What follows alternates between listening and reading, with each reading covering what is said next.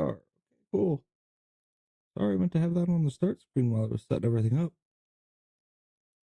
Oh well, that's what it is. Oh, hopefully everybody's having a great day. I am definitely worn out. Medicine's kicking my butt today again. My feet are 3 times the size they're normally supposed to be.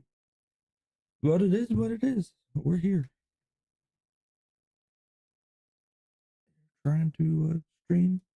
Maybe play some games. We got out to go vote this morning, so another good thing done. Voted no on retaining the Supreme Court in Pennsylvania, so that's a goodie. I did want to read the verse of the day when we got started. So let's see, just make sure we have everything going.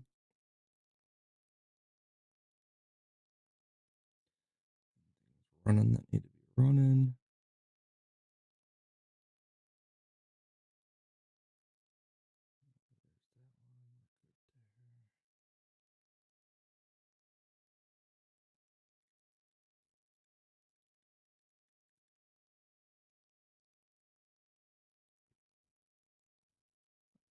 Followed.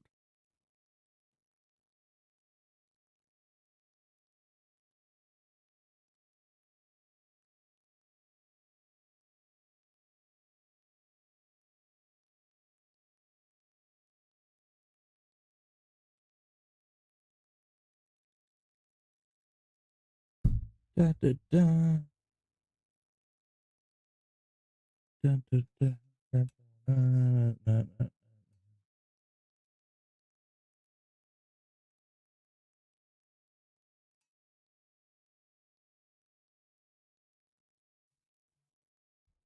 Some interesting X posts have been going on through the day. Obviously, it's election day, so Gavin Newsom at his worst as always. Have keep him open.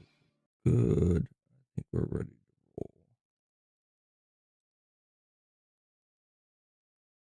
think we're ready to roll. I was debating on starting to stream back to Twitch again today, but I don't think I'm going to. I don't want to give them that platform viewership. But anyway, let's see if we can get through this chapter today. Actually, the verses that I have for the day are verses 24 through 31 of Romans 1. Therefore God gave them up in their lust of their hearts to impurity, to the dishonoring of their bodies among themselves, because they exchanged the truth about God for a lie and worshipped and served the creature rather than the Creator, who is blessed forever. Amen. For this reason God gave them up to dishonorable passions. For their women exchanged natural relations for those that are contrary to nature, and the men likewise gave up natural relations with women, and were consumed with passion for one another, men committing shameless acts with men, and receiving in themselves the due penalty for their error. And since they did not see fit to acknowledge God, God gave them up to a debased mind, to do what ought not to be done. They were filled with all manner of unrighteousness, evil, covetousness, malice. They are full of envy, murder, strife, deceit, maliciousness. They are gossips, slanderers, haters of God, insolent, haughty, boastful, inventors of evil, disobedient to parents, foolish, faithless, heartless, ruthless. Though they know God's righteous decree that those who practice such things deserve to die, they not only do them, but get approval to those who practice them. I think this is a big verse for how the church has been corrupted by the world and by this LGBTQ movement. And there's so much corruption within a lot of these churches. It's just sickening and sad how they disgrace the name of God. And attack those that are at their weakest point lie to those that are lost and trying to be found, and continue to lie to them. But anyway, let's see if there's any news. I do want to try to get into a lot of Rivals games today, just because I feel like playing some video games, but my body's been hurt in the past few days. Weather doesn't do me good right now. Trying to bear with it and come on here and stream and at least mentally vent with you guys, or get away from whatever is going on in my body.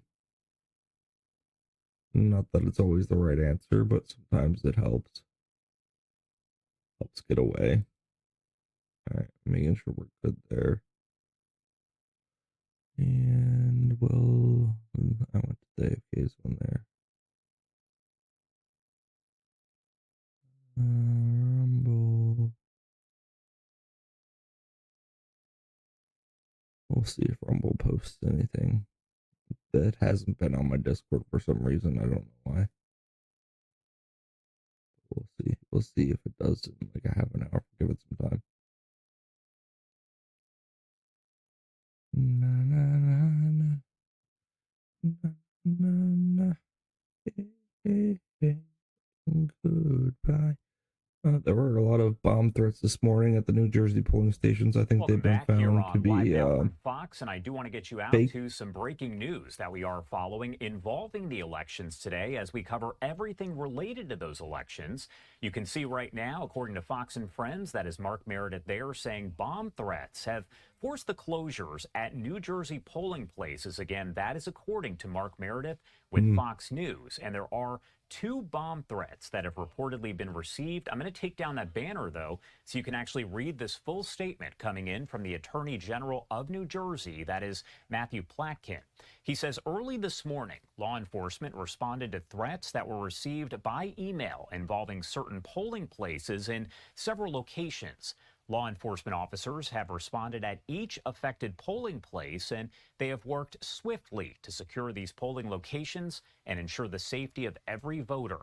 Some of these polling locations have already reopened to the public. At others, voters will be directed to a nearby polling location to cast their ballot.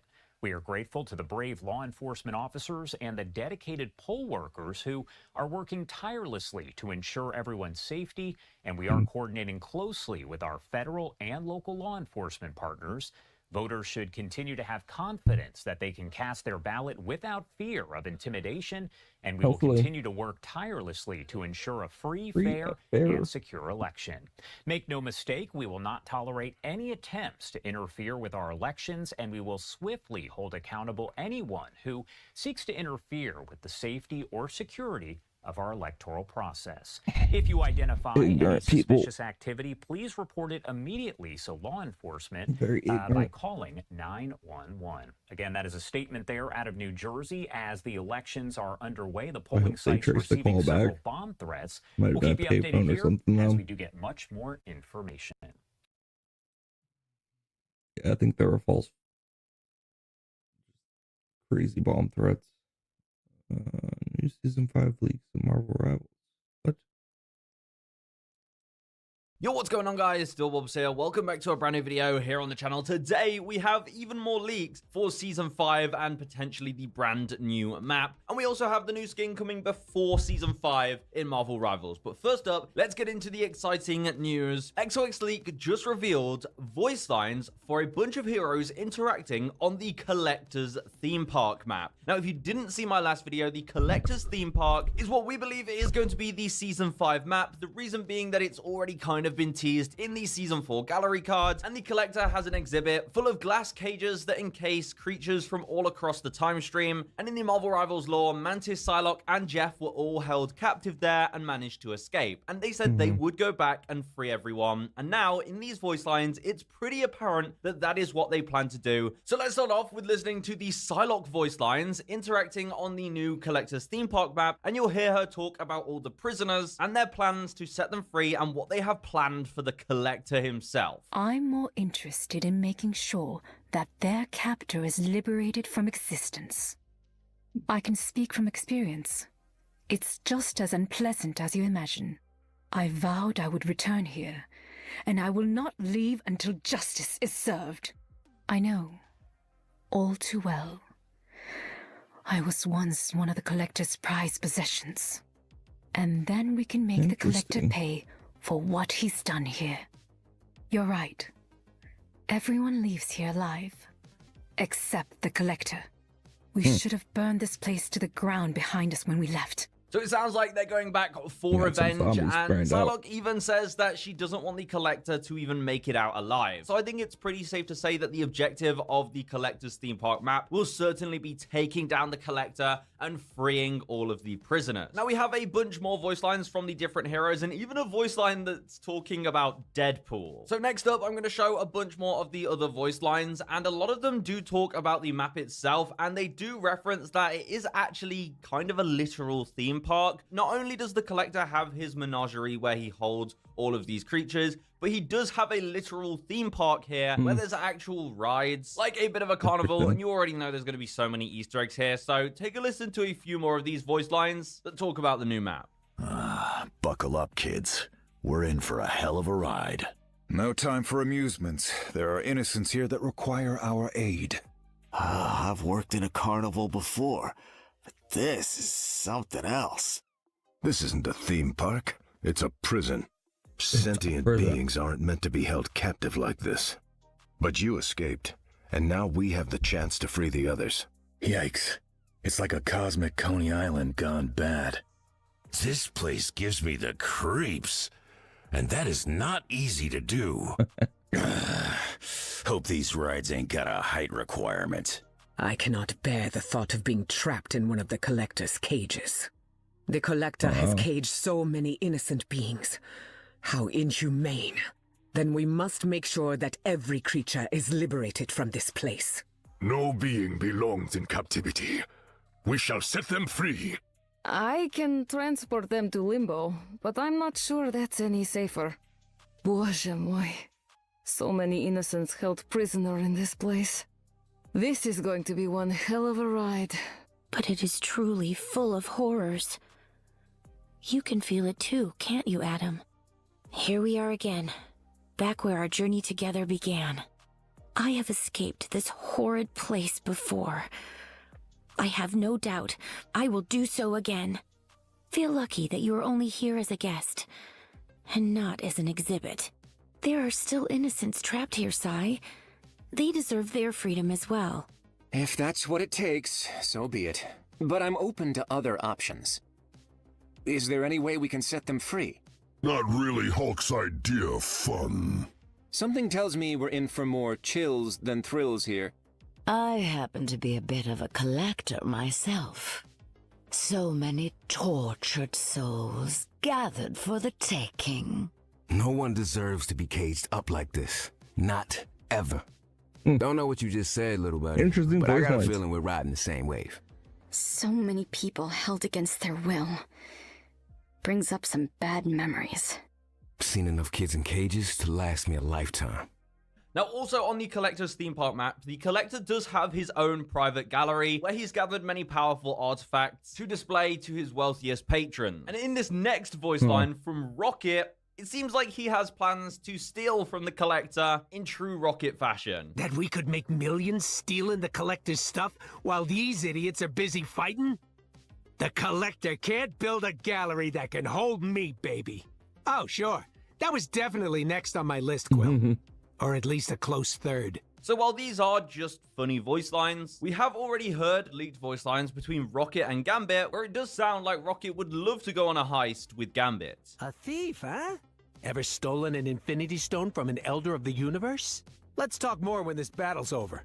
I might have the perfect job for you. So if there are artifacts up to be stolen, I don't think there's anyone better for the job than Rocket, Rogue, and Gambit. So I think we're going to have a lot of fun on this map. Now, also in these leaked voice lines, there is one voice line between Wolverine and Deadpool in the game files for the Collector's theme park map. And it's Wolverine saying this to Deadpool. I think I've finally stabbed you in the head one too many times.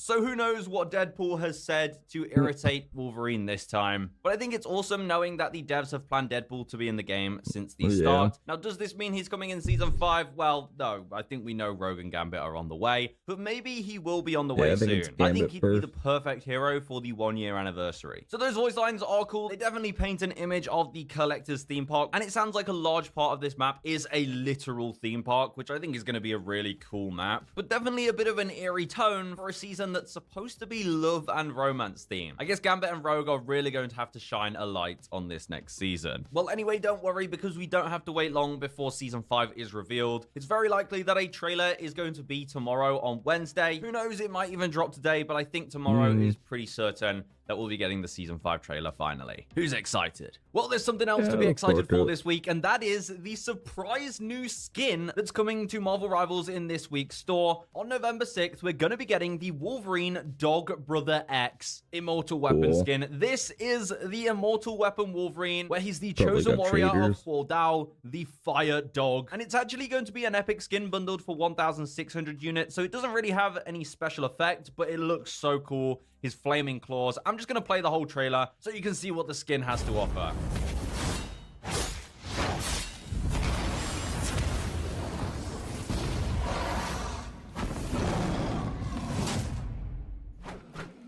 Cool.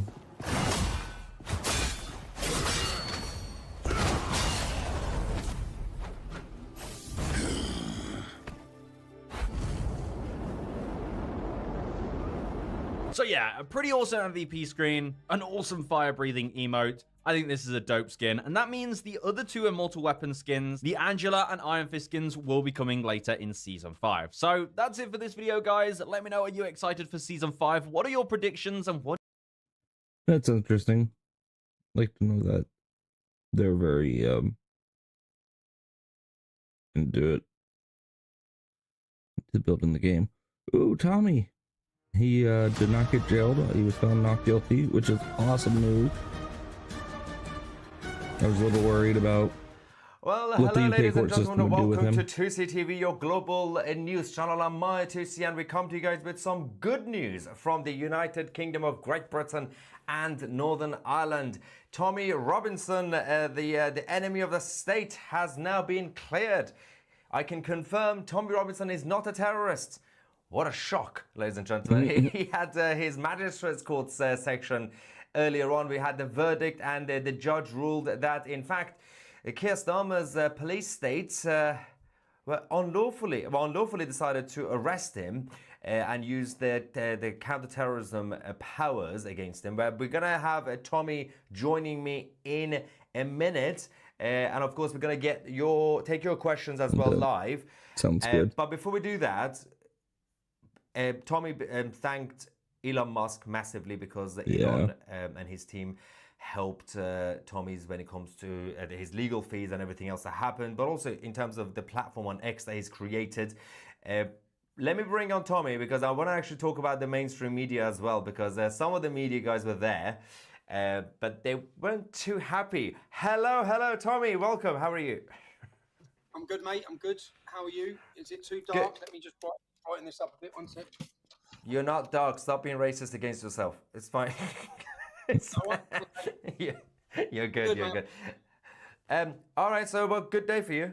But were you expecting this result, or were you thinking, well, they could go either way? I wasn't. Because this is I was thinking it could the go either judiciary way. in the UK. But you did have good lawyers. So, what were your thoughts? And explain to people what was the verdict exactly. So during my trial, my King's Counsel on one of the days said they have lost this case on 3 legalities today. Yeah? He said they've lost. But I said, I've been here before. I've been in this position before where we have proven the case unequivocally. We've proven it with evidence, and I've still lost. So I don't take the same confidence that you take. And if I'm honest, I never expected this today. Not the judgment that the judge handed down. He handed down an absolute hammer against the police, against their motivations for the case, against the legalities of the case. Do you know the frustrating thing? So anyone watching this who's watched this play out, Maya, just 18 months ago, I was detained at the anti-Semitism rally. I was handcuffed. I was pepper sprayed at point blank range. I was physically assaulted by the police. Then I was given bail conditions not to enter my capital city. I was unlawful. When we went to court, it cost £53,000. We won the case. The judge then handed down a blistering attack on the police, saying everything they done was unlawful. Nothing changes. I didn't get the £53,000 back. Yeah, so nothing changes. So fast forward to where we are now. We've just had another blistering judgment by a judge saying that the reason the police detained me, which his words, his judgment, is because of who I am and my political beliefs. Now, what that means is that I was targeted by counter-terrorism on behalf of the British state in order to stop me as a journalist to get access to this. Now, and you know, the whole time this happened, Mayor, not one single journalist in the UK spoke up for me. Not one single journalist in the UK, I mean mainstream, you did, Dan Wootton did, the new media did. That's why there's a new media. If the old media want to understand why there's a new media, this is why, you absolute imbeciles. You're not standing on the side of truth, ever. You don't, even when it's in everyone's face and it's such a wrongdoing that the whole country can see it's a wrongdoing, you still double down. You still don't side on the side of press freedom or journalist freedom. So whilst all this was going on, no one supported us from the mainstream. They were all quite happy for it to happen. Even Nigel Farage, I pointed it out today. Nigel was questioned about this because at the time, Reform supporters were saying they wanted him to say something. Instead of having the balls to say something, say this is wrong, they shouldn't be doing this, he just made up that I had a fake passport. Yeah, I'll put the video on for those who missed it in a second. But yeah, go on. And you know what? I'll be honest, like, probably I keep myself busy, and I kept myself busy recently in Israel. And for the last week, I have been stressed about this case because I've been expecting to go back to jail. I've been expecting to be in prison for the next 3 months. That's what I've been expecting. So, I was kind of very surprised to hear that he got the not guilty verdict. Not happy, mate. I'll be honest. I come out of court angry. Angry with the media portrayal. Remember, all the mainstream media, I'm going to dissect this tomorrow and do it in a video. All the mainstream media sat in my trial. So they saw exactly what the judge saw. And not one of their media reports anywhere in this case highlighted any of the unlawful wrongdoings by the police. They made all of this about a Bentley. Yeah, what they made it seem like there was some criminality about money. Yeah, the money was never under question. The evidence was given to the police where it come from. The car was not under question. They knew whose car it was. It was a friend's. It was getting transported because he was moving to Spain. There was no question about any of it. Yet the media portrayed this big, oh my God, he's at the border with this much money in this car. No, that wasn't the case. What they should have been concentrating on is the fact that Article 7 of the terrorism legislation was unlawfully and illegally used. And the police accepted that. So I'm still frustrated because the whole time while this played out in court, the media didn't report any of it. They just didn't report it. But that's okay. So speaking of the media, I'm going to show you guys at home. This was the BBC's reaction. Far-right activist Tommy Robinson found not guilty of terror offence after not giving the UK access to phones. So firstly, there's no context here. Secondly, obviously when they go around calling everybody, including Tommy, imagine calling Tommy far-right. If these people meet an actual ethno-nationalist, I don't know if they know the difference, by the way. But that's the BBC. You mentioned even, obviously, the mainstream politicians, including Nigel Farage, were going around saying... Why don't they say the fact? The fact is, the judge ruled that I was targeted and discriminated against because of my beliefs. He was. But this is the key point. Not just the media, but also the politicians. They've already decided the verdict before the trial. So this is what a leader of the political party said before the trial even finished. Let's go. No, Tommy Robinson's been right about many things. He's just not the company that I choose to keep. You know, and even after that, we got, oh, Robinson's been arrested using terrorism laws, isn't there? And then we discover, no, actually, he wasn't arrested in London. He was arrested at the port of Dover, and it's something to do with a passport issue. And you know, passport issue. Listen, anyway. He has had some things very. So yeah, what was that about? Yeah. Passport issue. I was detained under terrorism legislation, which we now know was unlawful and targeted because of my political beliefs. And rather than speak up, you sat there like the coward you are because you didn't want to challenge the establishment. It's the same old story for Nigel.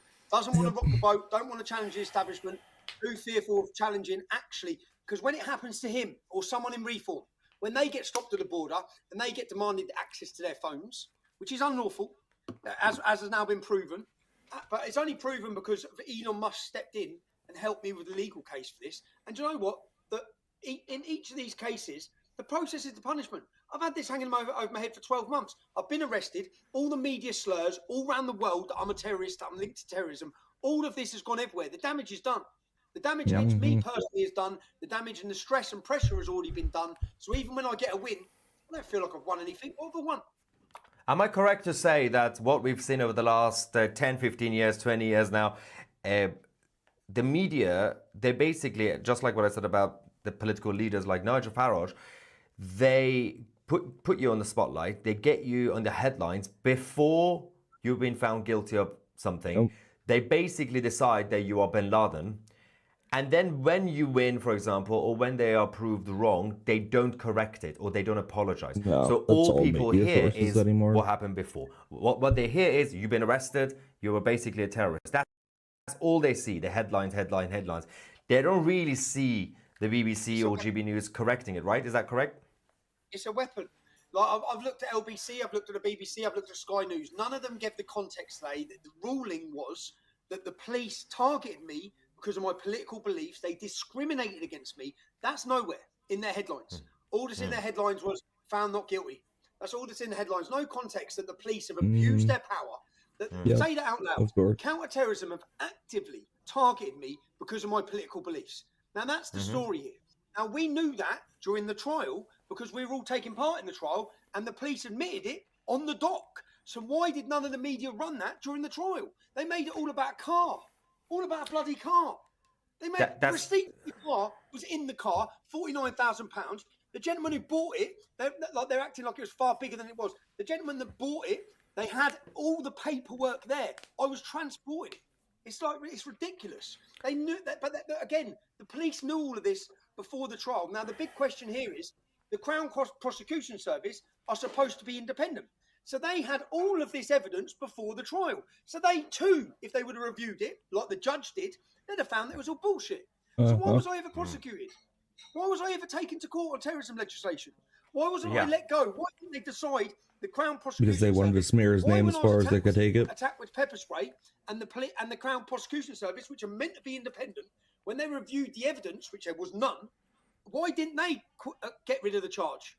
Why did they prosecute me? Because they prosecuted me so the media can pump it to the whole world to make me look like a criminal. Now, the public, what you've seen in the last 18 months, if we take the pepper spraying and the anti-Semitism, take my film Silenced, and take this case, those 3 criminal charges, imagine my last 10 charges, if you would have seen the evidence. Imagine if I'd have had the same backing back then of Elon Musk funding my lawyers back then, all of this, it frustrates me because I'm continually going through this lawfare. I now face, Mayor, my solicitor's saying today, we need to sit down and get ready for your next trial. My next trial's a year away. I need to prepare now for another trial. What for? This next trial's even worse than this one. Yeah, this is the insanity part of it. And I'll go back to why there are no consequences when they basically are found to have either made a mistake or actually basically stitch you up. So both when it comes to the pepper spray thing, that incident, but also this time, any consequences when the police basically lied. Before we do that, the media, you mentioned a very interesting thing about the fact that they don't really give you the context now. Now that basically you won and you've been cleared, GB News was there, and lovely Dan Wootton, outspoken, of course, had on the ground Lauren Farrow, who went and approached the GB News. Guys, let me just show this video. I'm going to get your reaction on this because you've dealt with the media all your life now, and this just proves everything we've been saying and the reason that my channel exists and what you do every day with your outlet and Dan Wootton. Let's just watch this. Hi, you're live on the #1 independent news channel, Dan Wootton Outspoken. Just wondered why you're here when you Oh my gosh, running Tommy. like cowards. Look. I just wondered, you won't feature Tommy, so why are you covering it?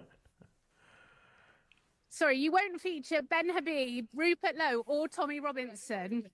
No, but I just want to ask you, why are you censoring people's news? Well, there you have it. More propaganda puppets, Dan. They won't say anything. And then she goes to the other one. ITV or GB News? Oh, GB News. Okay, and so you're reporting today. Why won't you feature Tommy Robinson on GB News? He's not here. Oh, no, I know, but you don't feature him, Ben Habib or Rupert Lowe? It's not a decision for me to make. I'm sorry. Okay, and so are you giving full narrative coverage today? It's interesting, man. Thank you. Thank you. Are you giving full narrative coverage today on Tommy Robinson? We're covering the court case. No, but are you giving full narrative, a full breakdown of exactly what was said inside the courtroom? We're giving the coverage of this. Okay, well, there we have it. I do love Lauren. There we have it, as expected. It's bad though. I mean, we laugh, but it could be like ridiculous at times, only because we don't know what else to do. It's just too depressing if you don't laugh. But it's dangerous because if they can do these things to someone like you with a huge platform and a backing of Elon Musk, what could happen and what does happen to all those little people with like smaller platforms or no platforms, ordinary Like people? young We saw what Bob. happened last summer. What's going to happen to this country? I've just watched footage of that young gentleman reporting for GB News, and I was stood behind him. He didn't try an interview. He didn't ask for an interview. He was saying you weren't there. He said you weren't there. I've just watched him standing reporting whilst I'm behind him. I've just watched it. So I've just watched it. My thing is, look, it's dangerous when the public believe GB News are the go-to channel for the truth. When even GB News have censorship levels of who's censored, why they're censored. Like Rupert Lowe, he used to be on there quite regularly. What was the reason why he was totally cut off? What's the reason? Give the public the reason. Why was he a commentator, then he's not? Why was Ben Habib a commentator, then he's not? I've never been allowed on there. Day one. Do you know I've sat down, Mayor, with a lot of their different presenters, a lot of whom I respect, and they've all asked to have me on the show to give my side of the story. Now, is it a fair journalist channel when you allow people continually to go on and lie about me, but I'm not allowed on to count and give my side of the story? Even like now, when I've been proven as unlawfully targeted by the counter-terrorism police, it's unlawful what they've done. The last two of my cases, it's been proven unlawful. Yet I'm continually labelled as a thug or a criminal, because of the weaponisation of the judiciary. And then the mainstream channel, like GB News, who's meant to be the alternative to the mainstream, they're meant to be different. They're meant to be different. But yet they're still, if we look at what happened to anyone who talks about vaccines, anyone who talks about, there's no difference. They still are governed, and there's still certain things you can't talk about, certain people you can't talk to. So it's frustrating. I think it's a great clip. Well done, Lauren. I think she's.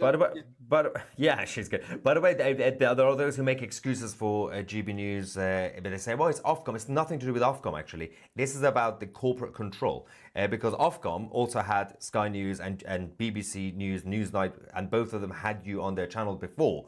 It's not Ofcom. It's the power of the corporate and the advertisers, and of course those who are on the board and the investors. Those guys are making the decision. That's why we call them corporate media, because they don't have the freedom. As you said, there might be one or two good presenters on these channels, and they might want to have you or me on there, but they're not allowed to. They're told not to. Tap on the shoulder. So I'm going to get some of your questions in the live chat, by the way. Let me know what you want to ask, Tommy. But what's next now? What do you have planned? What's next? Well, a meeting with the police about Unite the Kingdom. By the way, anyone who wants one of these, I'm just going to grift. You get them at nationwear.co.uk. It's in the description, guys. Unite the Kingdom wristbands, key rings, everything. Unite the Kingdom is Britain's MAGA. You see the last event on September 13th? Wait till the next one. But we just need to negotiate the right stuff with the police. I want to release the date. I know the date already. I know the date. It's going to have worldwide global attention. People can say what changes. The mood of the nation has changed. Other parties can ride that wave. I don't care. We are awakening the public, awakening the population, and uniting them together. And people are, I'd say this country now, we've given inspiration to many around the globe. People are watching Great Britain. Great Britain is going to be the battleground for free speech, the battleground for everything. I'm going over this week to meet with Dominic, Polish MP, for some interviews there to understand what Poland are doing, to meet some groups who are combating the open border immigration or the attempts at immigration into their country. So I've just come back from Israel, but I've got my first meeting tomorrow. Do you know how long I've been waiting for this meeting? With all of my team from Urban Scoop. And this is just a set to finish off episode 6. It's the most important work I need to do is episode 6. But we needed a lot of the groundwork done, a lot of the research done, and we need a lot of surveillance done. So we have our meeting tomorrow, which I'm excited about, because then we're going to have that date, just to hammer everything down so we can get our work done. But next for me is episode 6 of The Rape of Britain, a quick trip to Poland in between, seeing my kids a little bit, going to go to my mum's in a minute and get some salmon. Yeah. But as I said, I'll put the link in the description, guys. Go get the merch. If we're doing plugins, obviously, we speaking of Poland, we've just also released a new series on 2CTV Plus called Why Poland Works, and it's basically about why Poland is the best in the European Union. And later tonight we're going to cover the New York mayoral election. Hopefully Mamdani is not going to win, but for that we'll see about that. I know, well, it's going to be close. We got 25% discount annual memberships if you use the promo code NYC25. The election results let me get some reaction. We have some questions from lovely people in the live chat, but first one actually it's a request. Comes from our good friend, Mr. Banana Man, Niak Orbani. There's a campaign, apparently, and he wants you to get involved if you have as he says, if you have the balls. Basically, there's a campaign to burn Khamenei's posters and pictures after everything has happened in the Islamic Republic of Iran. Apparently, worldwide, there's a whole campaign now, and people are burning the photos. Are you gonna? Will it wait till I'm with you? You print me off the biggest picture, Nyack, when I'm with you this week. Yeah? We have the biggest picture, yes. Size picture of the scumbag. I'll happily burn it. Absolutely. All right, so let me just see what you lovely humans are saying. Tony says, our brother is free and so he should be. Oh, Tommy Robbins. Tommy, I wrote to you in prison. Never did that before. I marked the envelope political prisoner. Really pleased for you today. How many letters did you get? Thousands? I got 20,000 birthday cards in one day. 20,000. I'm not joking. 20,000 birthday. Wow. So do you know, like each one? Remember, each one of these things, each one of these attacks is meant to demoralise us. Yeah, we're winning. Okay, momentum is with us, not them. We're rising. Look at your channel. I'm looking now, 1.2 million. Like I remember that's gone quick because it was just under 1 million recently, wasn't it? So I've gone up 60,000 followers this week on YouTube. Now that I'm back on YouTube, using YouTube, mine still ain't monetized. Can't monetize it, but I'm back on YouTube.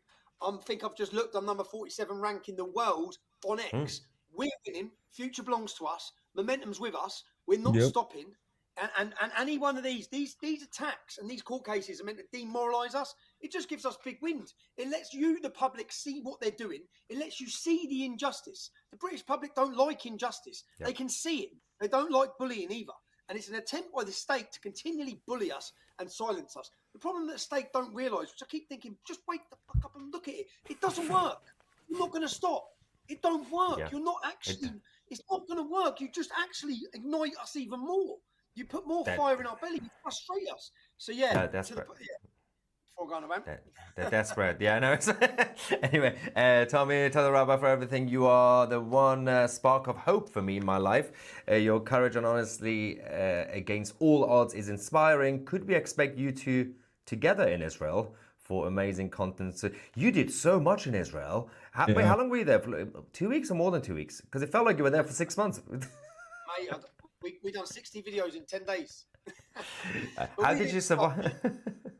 How did you survive? We got great content, and I think it was Israel's a beautiful country.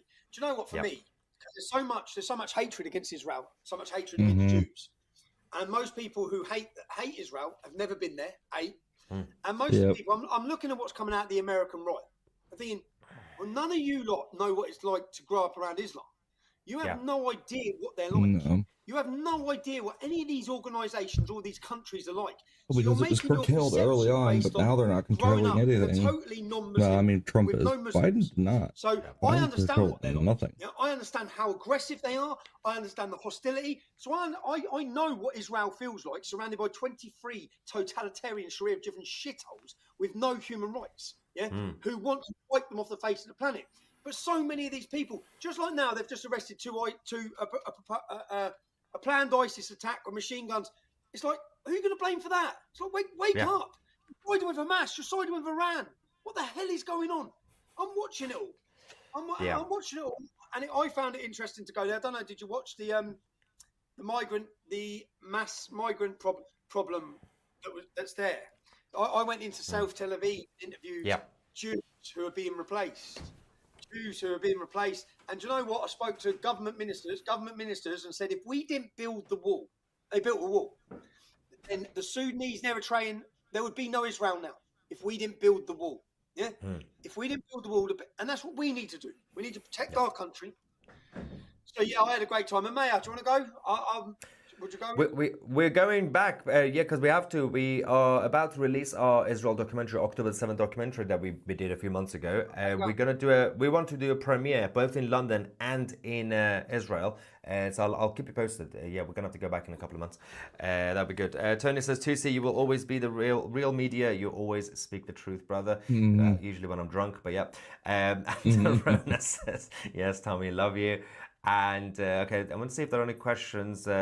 1.2 million. All right, so let's. Oh yeah, there we go. Sue says, "Do you think the judge decided so strongly because the eyes of the world and Elon Musk are watching? Will other people get this result?" I think certainly that the eyes of the world has helped. Certainly, Ezra Levant travelling and reporting so the public could read everything that happened in the trial, which means the public already knew that they'd acted unlawfully. If it wasn't for Ezra being there, then none of the mainstream media reported any of the facts from the case. So the judge could have handed down a verdict, and no one would have known any different. But I think that certainly the new media, the citizen journalists, all of them that attended court, make it difficult for them. And I have to recognise the judge as being totally upstanding. I have to recognise that, because I criticise the judiciary a lot. I criticise judges a lot. He has restored some. He could have even sat on the fence with some things, but in his verdict, he slammed them. He absolutely slammed them, because he's probably sitting thinking, "How dare this come to my court? How dare you totally unlawfully target someone just because of their political beliefs, and not just target them with? You're not talking about a criminal damage charge. You're talking about terrorism. Like, wait, what the hell? You're talking about trying to make me a convicted terrorist. That's what you tried to do. You tried to make me a convicted terrorist based on nothing, based on your unlawful prejudice of my political opinions. And the hanging point for them was they didn't even put into evidence our interview. So, they had to interview me for 3-4 hours.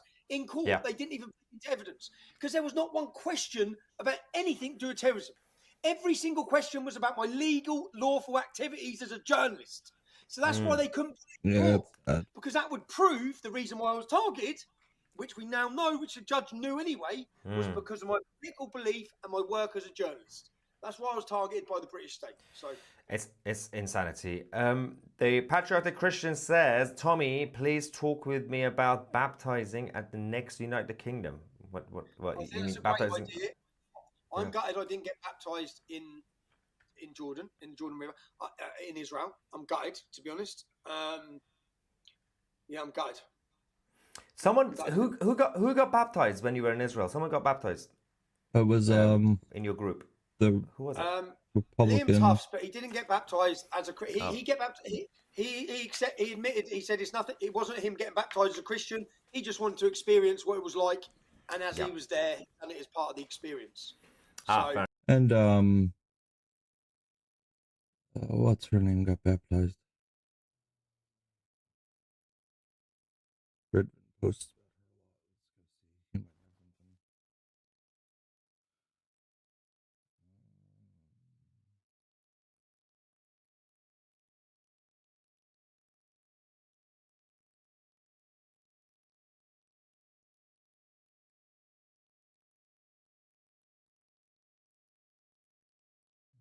Coming up.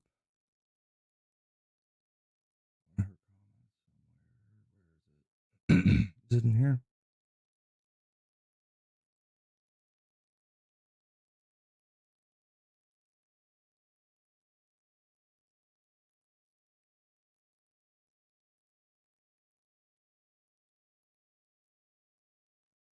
She's running for Senate, I believe.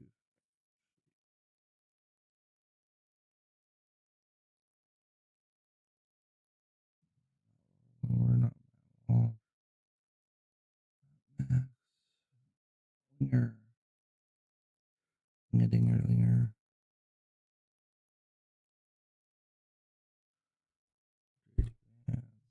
Where is the lady I want to show you? Why can't I think of her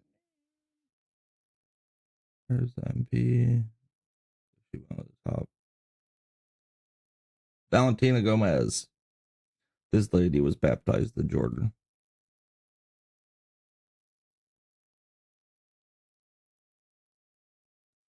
She posted on here. She went to Israel with them as a group.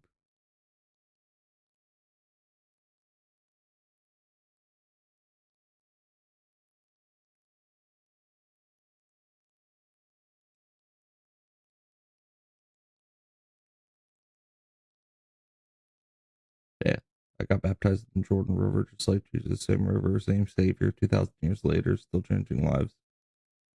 His name is Father, Son, Holy Spirit, in the mighty name of Jesus. Woo! Woo! That's awesome. I've come to Israel from the United States.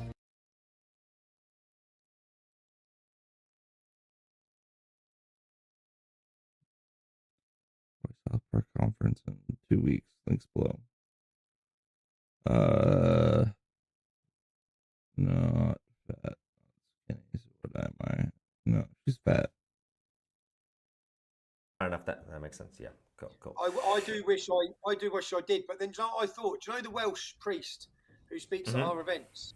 Yeah. I thought if I was getting baptized, I want him to baptize me. Yeah, he's lovely. He's great. Yeah. Jonathan says, thank you, Tommy, for what you do for this country. Peace, brother.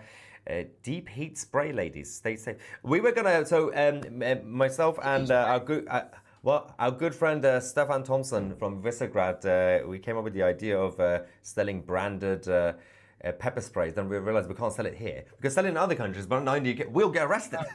No joke. It's like selling drugs. Self-defense is illegal in the UK. Yeah, it is. Sadly. Defend yourself. No, It's we so can't have any of those pesky rapists getting hurt. So embarrassing. Anyway, Sheila says, Tommy, I met you a few times in the Huntley Suite. Oh, that sounds sexy. I'm so glad you didn't take my advice. God bless you. Do you remember that? What is that? Let me make sense of that. Sheila? Must be a prison officer. Ah, well, you put your name. That's not safe. Probably to stop, I'm guessing. But I thought the Huntley Suite was a hotel. No, the Huntley Suite is a suite that was built in Huntley at Belmarsh Prison. Oh, that makes sense. Fair enough. Vanda says, I hope you enjoy your chocolate and Percy Pigs. What is the obsession with the Percy Pigs?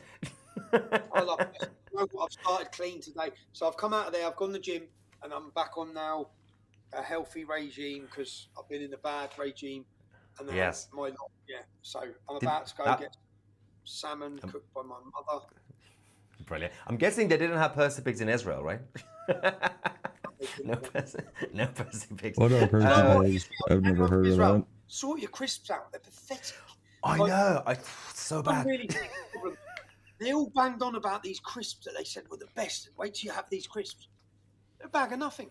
It was a bag of nothing. It's bad. It's a bag of nothing. Yeah. I appreciate British crisps. We're the best. That's true. Yeah, superior. Someone said you don't ship to Norway. It's not working. Can't ship to my address. Oh, this is their merch. Your merch.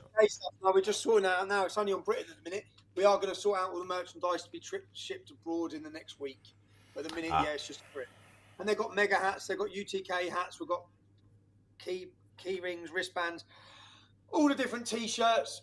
But we just need to get ready now for the next event, man. I'm excited about the next event because I know how big it's going to be. I also know the planning that went into the last one, which we need. So I want to have another event before the next event, which will be the screening of episode 6, which I just need to get finished. Yeah, I know you said that obviously you have a meeting with the police to sort out the date, so you can't tell us what date you have in mind. Can you tell us roughly what season are we talking about? Summertime, before summer. Yeah, it'll be, yeah. Because do you know Soonish. what they'll do? Yeah, we'll see. Oh, Give me a week. oh yeah, yes, yeah, you don't want to, we don't want them to cock block. Block everything before we get agreed. All right, no worries. That's fine. Perfect. Well, thank you so much, Tommy. As we said, we put the link in the description for you guys to check it out. And later tonight, and by later tonight, I mean 2 p.m. UK time, or I think 9 p.m. Eastern time, we will be live with the full coverage of the New York City elections, New York elections, mayoral elections. Hopefully, Mamdani somehow gets. Yeah, I hope Madani doesn't win, but if he does, dude, it's what New York City deserves. Watch 2 on head with Asmongold.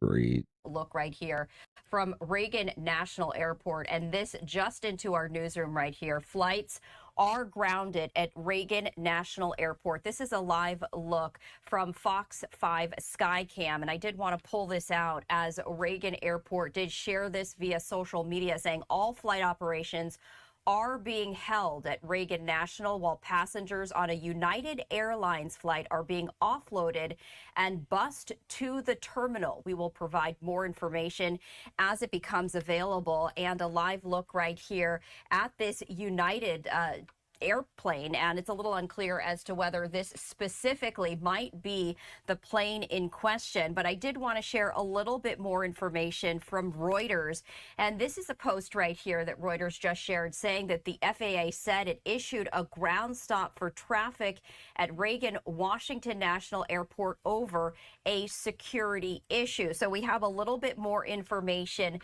from Reuters here saying that it issued a ground stop for traffic at the airport over a security issue. Flight Radar 24, which is a flight tracking site, said the issue was due to an unconfirmed threat against a United Airlines airplane that had been moved away from other aircraft at the airport. The FAA and United did not immediately respond to requests from comment. All of this coming from Reuters. So we do see a live look at this United Airlines airplane.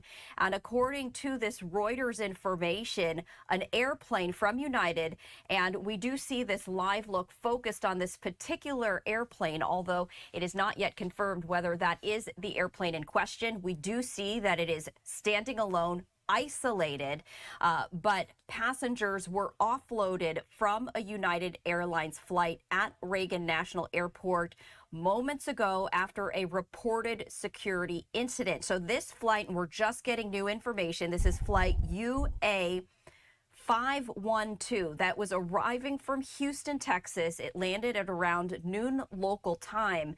This point, it's breaking news. The nature of this incident. I feel like there's going to be bomb threats all throughout the day.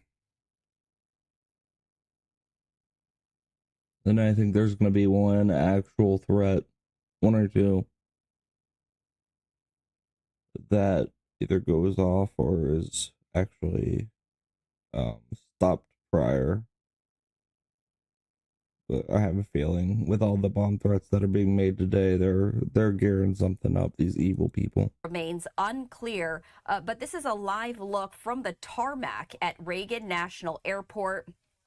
Earlier, there were emergency vehicles surrounding the aircraft, and it does look like there's at least one vehicle standing by right here, but it was surrounding the aircraft on the runway. So this is a live look from Reagan National Airport, as we do know that passengers from a United Airlines flight were offloaded at around noontime. The particular airplane was isolated from other aircraft at the airport because of, according to Reuters, an unconfirmed threat against this particular airplane.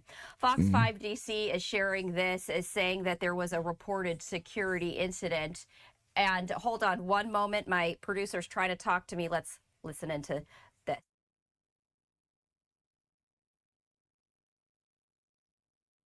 All right, so we are continuing to follow this breaking news, but this is a social media post by Fox 5 DC. As we continue to follow this breaking news right here, there was a reported security incident at Reagan National Airport. This is a live look at this United Airlines airplane. You can actually see, if you look at this, there's a bunch of people now walking towards this airplane. It's unclear as to who exactly these personnel are, but on the lower hand side of your screen, kind of near the tail of this airplane, you can see a group of people congregating right here. And we do see at least one vehicle there on the tarmac. This is the very latest information. The FAA saying that it issued a ground stop for traffic at Reagan Washington National Airport over a security issue.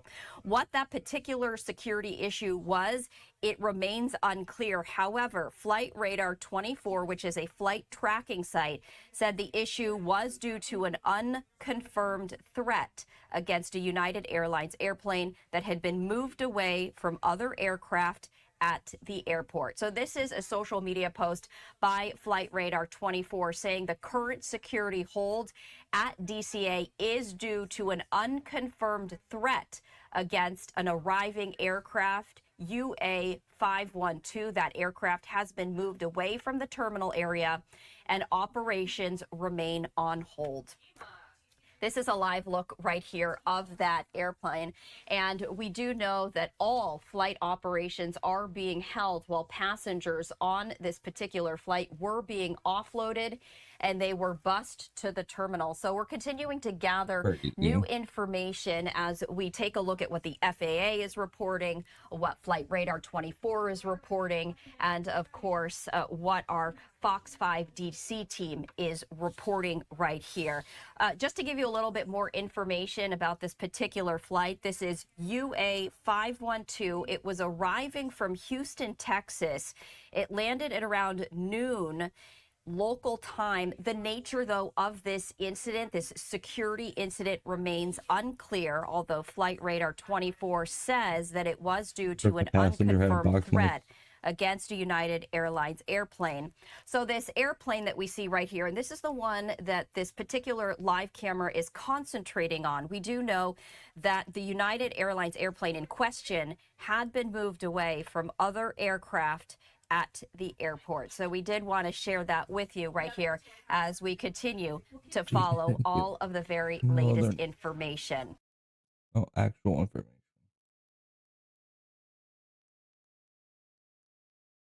Huge news.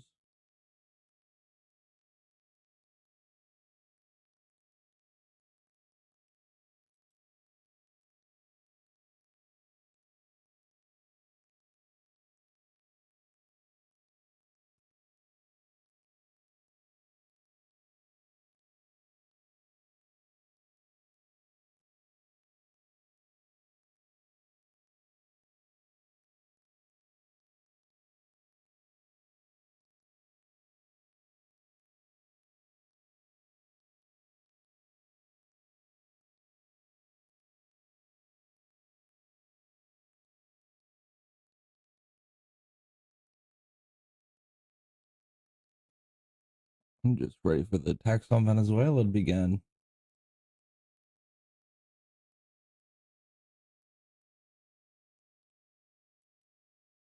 Chad, what do you think the chances I can beat Nightmare 4 solo before the Rivals Ignite tournament starts? Do you think it's doable? I probably should buy a bunch of onks if I'm going to do this solo, right? 65 is probably enough, right? No, I'm doing this solo. I need to be extra prepared. Bruh. So I think the strat is we go all in Red Blade, no lifesteal, no ult, nothing. And then we do only range / damage. That's it. Oh, wait, should I do health items though? Do you think health items are still worth it? Probably, right? All right, let me see. Health, damage, refresh. Attack speed, yes. Sword damage, damage. No life steal. Damage, health. Ooh, moon power, yep. Damage, range. Big damage, big money. Never stop gambling.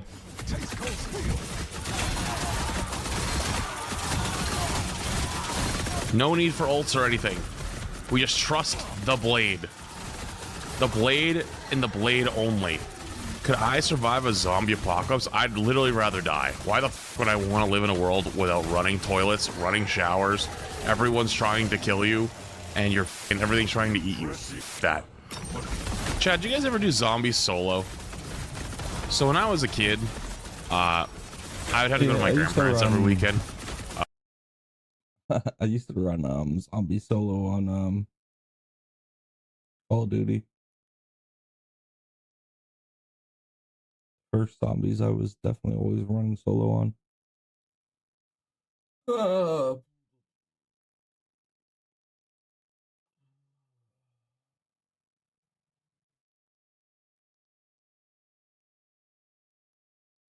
Our southern border, and to designate these cartels as foreign terrorist organizations, and additional actions as well. Just one more question. Sure. So at the Antifa roundtable that we were at just last month, myself and the other panelists made the recommendation to the president for, speaking of foreign terrorist organizations, to have Antifa not just be domestic terrorist organization, but be designated as a foreign terrorist organization since they have cells in other countries. He mentioned to Secretary Rubio, because he was in the room at the time, to look into that. So I just wanted to see if there's an update on that recommendation. That process is most definitely taking place. I don't have any announcements for you on that today, but I can certainly assure you the administration is working on it, and I'll check in on it and get back to you, Julio. It's a good question. Thank you very much. Jackie. Thank you, Caroline. Zoran Mamdani blamed the president for bomb threats and intimidation at polling locations. He said, quote, part of the general I highly doubt that. administration has taken to intimidate voters with baseless allegations of voter fraud as a means of trying to repress the voice of Americans across this country. I want to give you a chance to respond to that. Yeah, I saw those comments from Mamdani. I think they are completely irresponsible, and they are based on zero evidence. And I think this is just another example. Exactly what the Dems do. Zero evidence, make claims, no receipts. Nothing. All they stand against is President Donald Trump. Yep. I think it's quite sad to see that we have someone at the top of the ticket on an election day today saying such things about the president when he obviously had absolutely nothing to do with those threats. And on the shutdown, Democrats have been pretty quiet about the president's push for the nuclear option, terminating the filibuster. Is there any concern around here that Democrats might actually want Republicans to get rid of the filibuster so that one day, when they're in power again, the door's already open for them to pack the Supreme Court, give statehood to D.C. and Puerto Rico, make mail-in balloting permanent, those kinds of things? I think the president has been very realistic and strong in his position on the filibuster. He's been very vocal about it. I just spoke to him about it. He feels really strongly about this. Republicans need to play tough and they need to play smart. That's how the president feels. And we know that Democrats, if they are ever given a chance at power again in this city, they will absolutely take away the filibuster from the United States Senate. In fact, you had 49 Democrats who already voted to do this before. The only reason it did not move forward was because you had 2 Democrats who are no longer in office because they were run out of town by the far left radical base of their party. And so President Trump is quite clear on this. He wants to see Republicans move as many good pieces of legislation for our country forward in the next 3 years of his administration as they possibly can, and the filibuster is one means to doing that. Talk to Johnson and Thune about it. I know that they had both voiced some opposition. Have there been any conversations with them? He has. He's made his position to them very clear, both publicly and privately. Ouija. Can you help clear up some confusion about SNAP benefits? Because the president just posted that they will only be given out when the radical left Democrats open the government and not before. But just yesterday, the administration said it would comply with a court order to expend the full amount of SNAP contingency funds by end of business day yesterday. So did the administration distribute that money or defy that court order? No, the administration is fully complying with the court order. I just spoke to the president about it. The recipients of these SNAP benefits need to understand it's going to take some time to receive this money. because the Democrats have forced the administration into a very untenable position. We are digging into a contingency fund that is supposed to be for emergencies, catastrophes, for war. And the president does not want to have to tap into this fund in the future, and that's what he was referring to in his Truth Social post. So the Department of Agriculture, as for the latest SNAP payment in the judge's order, put out guidance to states today on how to get that money to the recipients of SNAP. But it's going to take some time. The best way to get the full amount of SNAP benefits to those beneficiaries is for Democrats to reopen the government. So to anyone who is a SNAP beneficiary at home who needs that assistance, and the president was just saying, this is for people who are truly needy, who need food, who need this assistance from the United States government. Democrats are holding it up and making it difficult for the administration to get those payments out the door. So if you are at home and you want your SNAP benefits, call the Democrats and tell them to reopen the government. Blocking that contingency fund for the future if this shutdown lingers on? Look, the president does not want to have to continue to dip into a contingency fund that doesn't even have enough money, by the way, to fund the full program. It takes $9 billion to get the full scale of the benefits out the door. This contingency fund only has about $5 billion in it. So again, Democrats need to reopen the government so we can get these benefits out the door for people who truly need them. Kate. Thanks. The president suggested that if Mamdani wins, that he would cut federal funding to New York. How much funding would be impacted? What would be impacted there? Well, look, we won't get ahead of the election results, nor will I speak to what the president may do in the future. We'll see how tonight goes, and then I'll let him speak on it further. And why did the administration exclude Democratic lawmakers last week? There was a briefing about U.S. strikes on alleged drug trafficking boats. Why were those Democrats excluded? The administration has briefed Congress on these matters 8 separate times, and Democrats have been included in those briefings. In fact, I know that Secretary Rubio will be on Capitol Hill tomorrow to brief the Gang of 12, which includes Democrats as well. So the president's made it very clear, if senators want to understand the administration's operations against narco drug traffickers, we are very happy to speak with them about that, and we will continue to do so. But we've been incredibly transparent. As I said, there's been 8 briefings on this topic, with the 9th coming tomorrow. Rachel. Thanks, Caroline.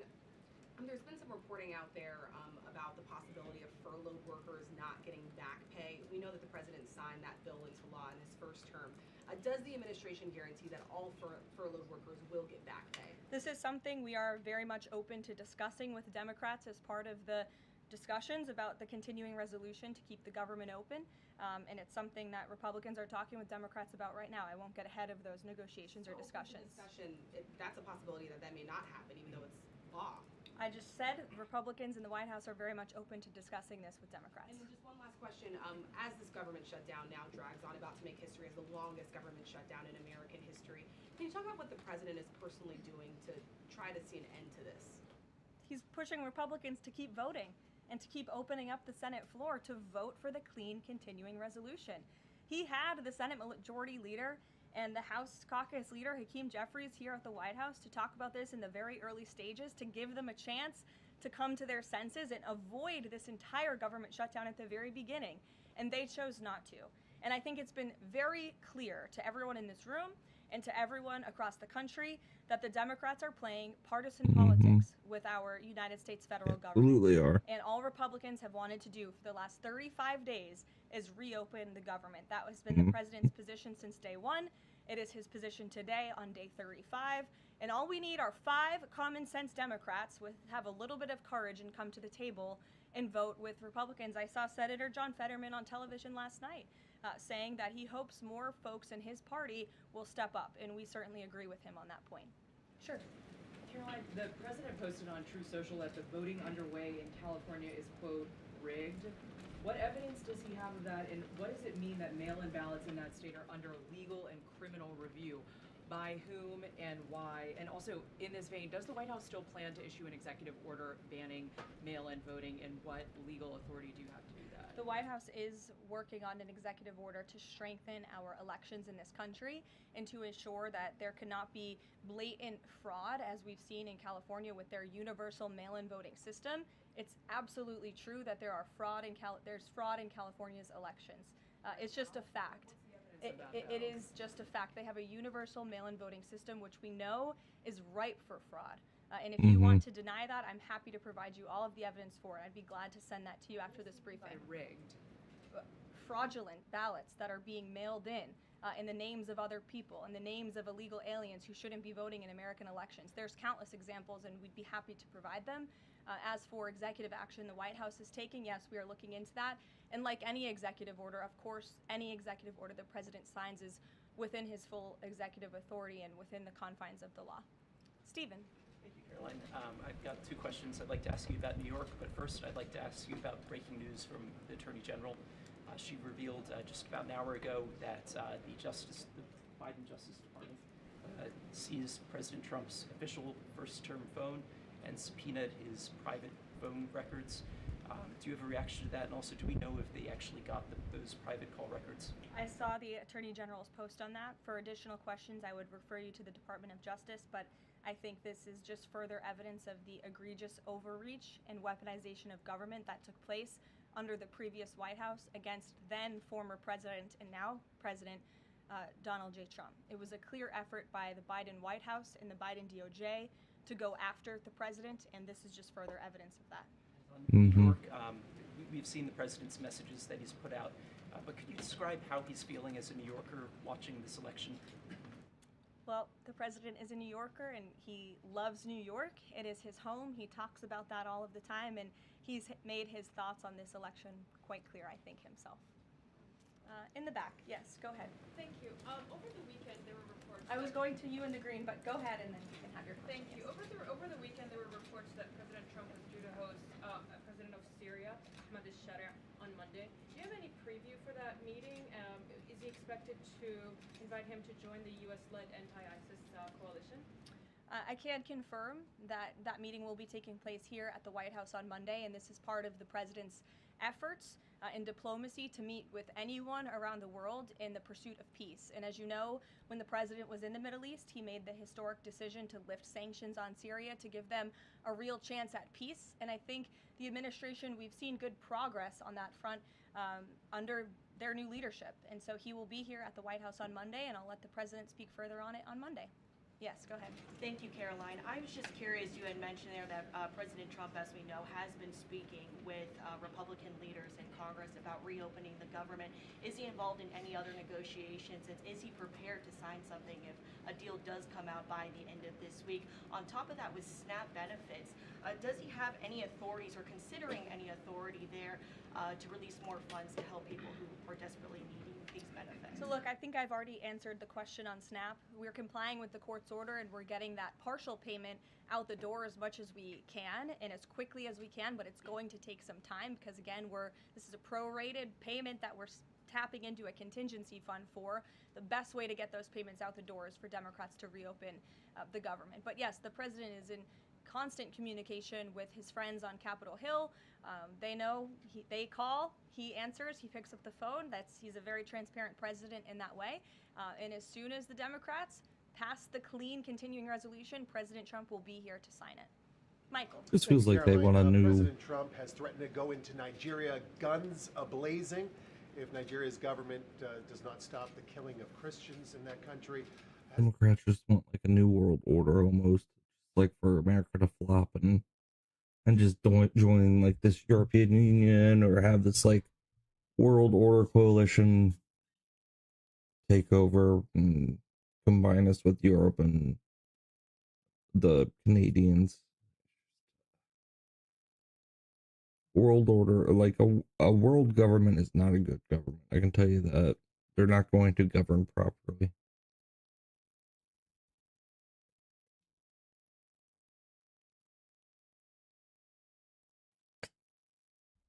Let's see. Is there like a Donnie poll tracker?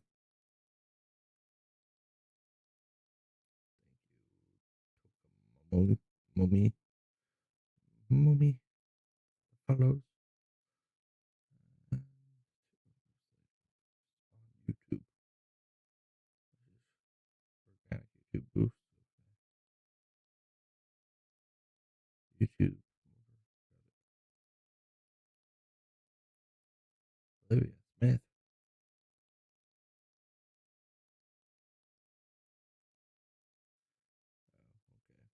That's not good. That is porn. I don't do porn. Time to make your voice heard, Pennsylvania. Join me at the polls. Yeah, I voted against everything you want. I want to know. Yeah. No. All three of them. Ballots.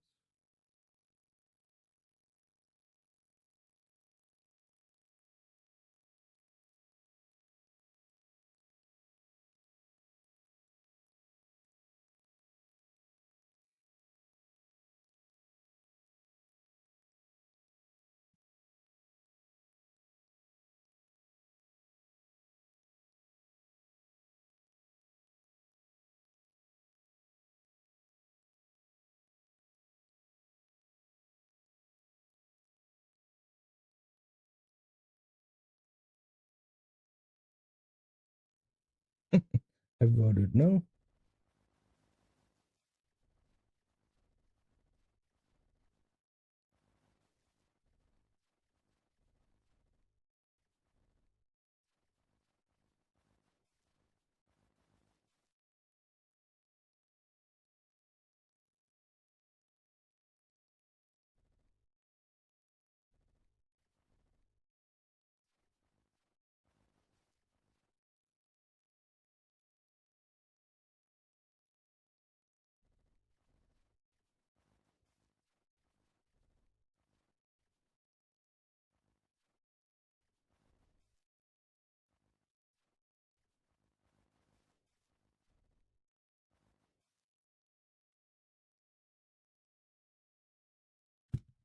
Oh, no to retention of Supreme Court judges.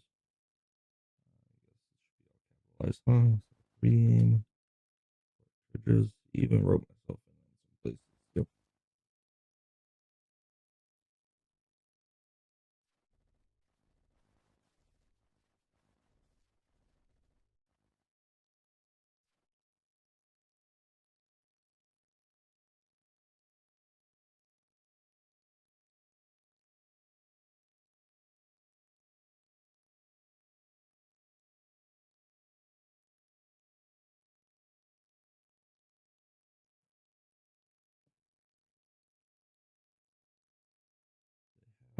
New York Quad.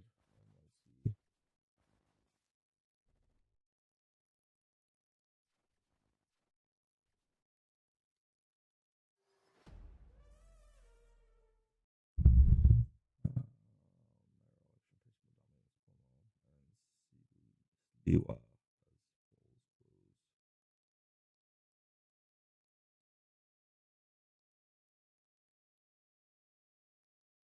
It almost flips red.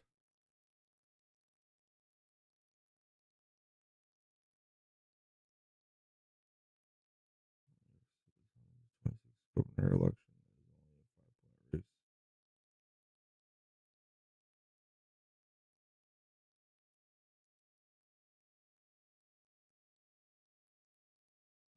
Yeah. Girl. Current governor.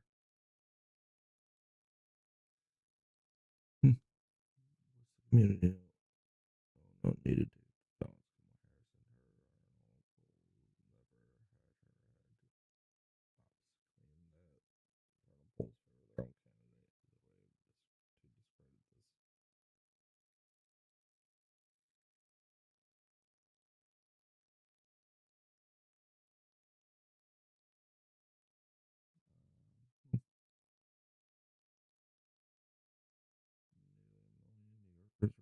Clean New York City.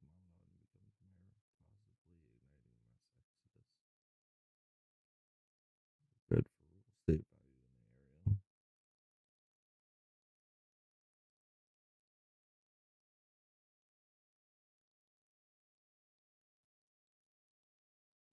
value in the area. Leave New York City, probably, right? Stay in New York.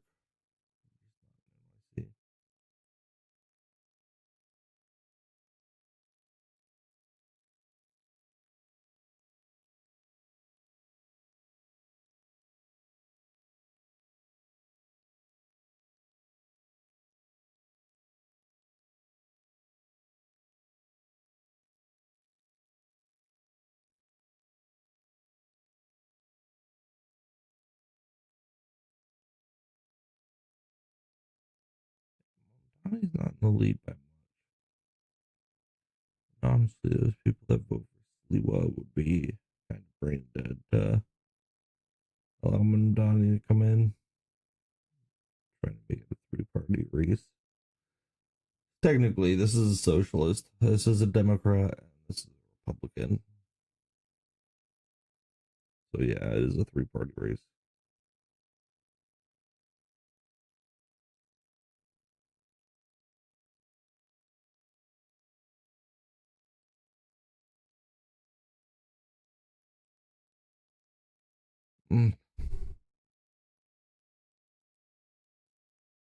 Oh, there's good old Chuck Schumer.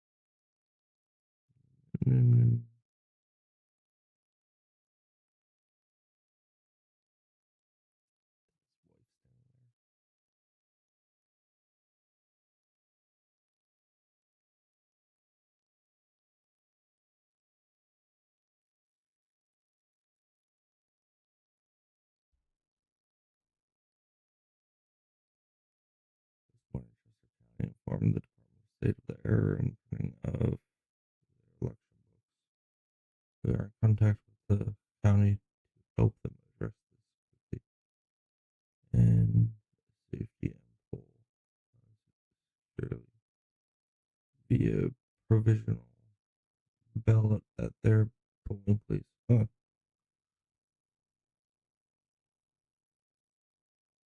Yeah, I gotta watch the rest of the Pennsylvania election. We got a little bit of time till the polls close, but I'm interested in what those results will be after dark.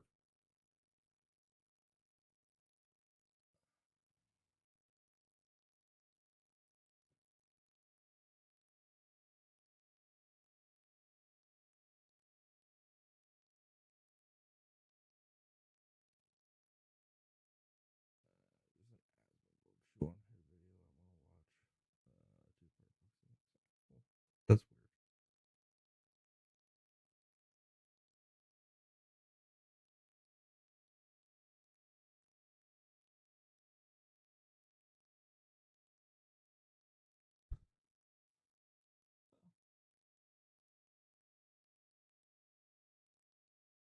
All right, everyone, ready to jump into this video?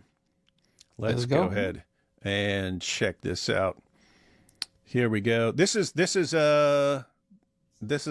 I clicked on it somewhere in the beginning after their music cut out. But let's see. Dr. Ron, so last stream we had, we were discussing this supposed Islamic Muslim dilemma. You know, I think it's a dead horse being flogged again. I think the Christians seem to be. Did he say doctor? Did he say doctor, Imran? Okay, that's good. Quite repetitive, really, in all picking the same topic and then thrashing it to kingdom come, basically.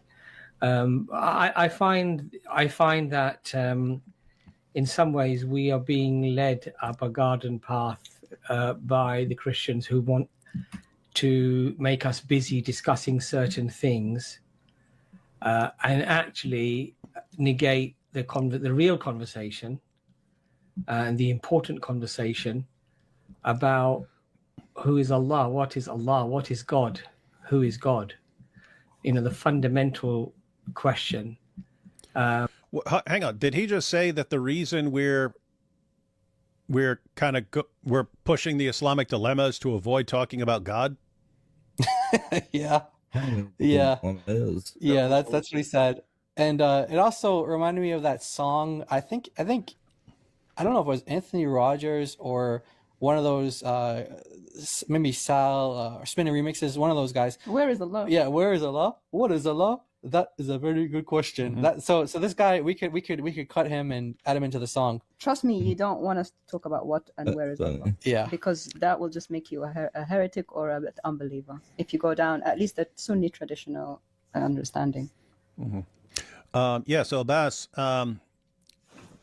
the Islamic dilemma is one issue that we're interested in, but we think it's a serious problem for you guys. So basically the gist would be this. This is connected to everything. So if we talk about what God is, if you're asking what God is according to the Quran, the question is whether we should take the Quran as actual revelation from God so that we would take it seriously as giving us revelation from God. If so, then we have to know whether we should take the Quran seriously as revelation from God, or we just, we use the Bible or we use natural theology or something like that, but we would not use the Quran as a source of revelation if we don't think it's revelation. And one of the things that we've noticed is you guys always attack our book, but your book doesn't say the things that you say. And so we've got this issue here where your scriptures are affirming our scriptures, and our scriptures seem to be saying different things about God. Some of the same things, but some different things. And so what do you say when our book says something different about God from your book? You say, well, our book's been corrupted. And we point out, well, there's a problem here because your book never says that our book's been corrupted. It always affirms the inspiration and the preservation and the authority of our book. And so we're pointing out that you're the ones who have an issue here that you are trying to address, and you're doing a pretty terrible job of it. And you're all giving us different answers on these things. But if we're going to take your scripture seriously when it talks about God, then you guys need to solve this mystery for us. And the mystery is your Quran is affirming our scriptures, but apparently contradicting our scriptures on some issues when it comes to God. So what are you guys going to do? And you just keep saying our book's been corrupted, and then you keep making things up. And that's not good enough. So that's the problem. That's why we're bringing it up. It's, hey, let's talk about God. Hey, look, Tawheed, you have to do it. And why should we take this seriously as revelation? Because it's revelation from God. And then we ask you some basic questions and you don't answer them. So that's kind of the reason we're bringing this up. But I have to say, yeah, we've all been using this argument, and you guys are giving terrible responses. But let's see. Maybe you've got something here. Well, I want to say one. What's up? If it's cool, if I just add one quick thing about that. I think the problem is it sounds like a deflection. The gentleman is basically saying, hey, I don't really want to address this issue, so let's talk about God. I'm like, brother, you have no idea what God is either. So like you trying to bring up God as your argument. You going to explain how God functions? Like, do you have some great analysis of that? I think that's strange. And usually what I feel is it's kind of like a manipulative tactic to go and say, look, we have one God, you have three gods. Look how terrible your religion is. You've got three gods. And I'm like, this is just, it's very like infantile. It's like an infantile tactic. Like it's some brilliant maneuver to attack Christianity, because Christianity has a complex notion of what God is. You're going to just say, well, it's false because my notion is true. Well, I mean, this is my problem. You can't throw stones from glass houses, because once you throw stones from glass houses, people can throw stones back at you and your house will crumble. So I'm just like, you should have some humility. That's I think my catchphrase, have some humility. Yeah, and basically give us a coherent response to the Islamic dilemma. Some sort of coherent response to the Islamic dilemma wouldn't make the Quran true, but we have a good reason to think that as you guys are reading it, you have a serious problem here, and that we're not going to be taking your book seriously until you deal with this problem. And you're not dealing with the problem. And when we bring it up, you're like, oh, they're just trying to deflect because of this. All right, we'll see. Sometimes those questions are not really being dealt with. I think the other thing is that to me it seems like a ploy in a way, where as long as we keep the Muslims busy discussing these things, then they're not going to talk about the Bible. They're not going to talk about Christianity. Yeah, we're not talking about the Bible or Christianity, guys. All we ever talk about is the Islamic dilemma, and we never talk about the Bible or Christianity because all we talk is about the Islamic dilemma. Isn't it amazing that after years of them running from this argument, we finally get them to pay attention to it? And it's, they're just trying to deflect from everything. That's all they've ever talked about. Come on. And so then we don't have to defend it. What's that? You know, but what's your thought? Oh, yeah. On this, Which is funny because they keep saying Islam is the truth. Come, let's talk about Islam. And then when we do, they're like, well, Why can't we talk about the We Bible? don't want to talk about that, though. Yeah. And I have to point out, I mean, the fact that this dude's grinning while he says this, all we've heard from Dawa guys for decades is your Bible's been corrupted, your Bible's been corrupted, your Bible's been corrupted, your Bible's been corrupted. Why weren't you just talking about God? Were you just saying the Bible's been corrupted to avoid talking about God? You guys are the ones who are bringing up Bible's been corrupted, Bible's been corrupted, Bible's been corrupted. Why? Because it contradicts what your book says. And then so it's kind of relevant to that discussion to say, if you're saying our book's been corrupted and your God says the opposite, you've got a problem here. And then we point out that you have a problem. And what do you do? Oh, they're just trying to keep us from talking about God and talking about Christianity. You brought it up. You brought the issue up. You brought up the textual corruption of the Bible because it contradicts your book. We're responding. We're pointing. I've said this before, Abbas, but imagine we're preaching Christianity, right? If we're preaching Christianity, we say, hey, you should believe in Jesus because Jesus rose from the dead.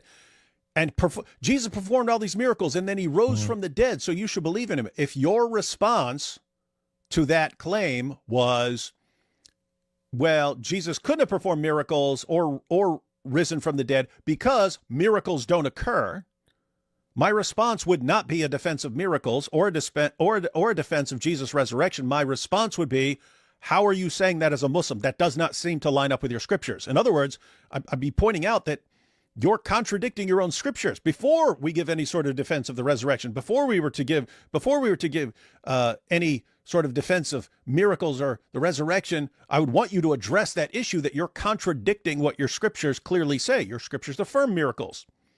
So that's kind of the issue here. You're saying, you're attacking our book and saying, haha, and we're pointing, it's the same thing. You shouldn't be using that objection if you're a Muslim. You shouldn't be saying Bible's been corrupted if it contradicts your book.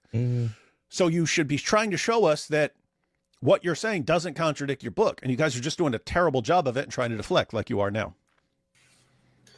Yeah, I agree with you. So it's he agrees with me. See, it's basically a straw man, and it was set up to really. Do you know what a straw man is, Doctor? Is that a doctor? Yeah, he's definitely not a doctor of philosophy. You're definitely yeah, not. Even educated people know what a straw. That's why I say, is he a doctor? It's very embarrassing. Well, he's got all those books behind him, so he's got a. But he's never read it. Also, Sheikh Othman Ibn Fibn has lots of books behind him. I'm just joking around. Yeah. It's not good. I think you're right. I think it's fascinating that people use these logical fallacies as it's like a shield to kind of to deflect from what's actually being there, and saying, if I just say straw man, it sounds like it's nice, it sounds like it's right. I can just use these fancy words, and if I don't really explore what they mean, I wanted to tell you something from before too.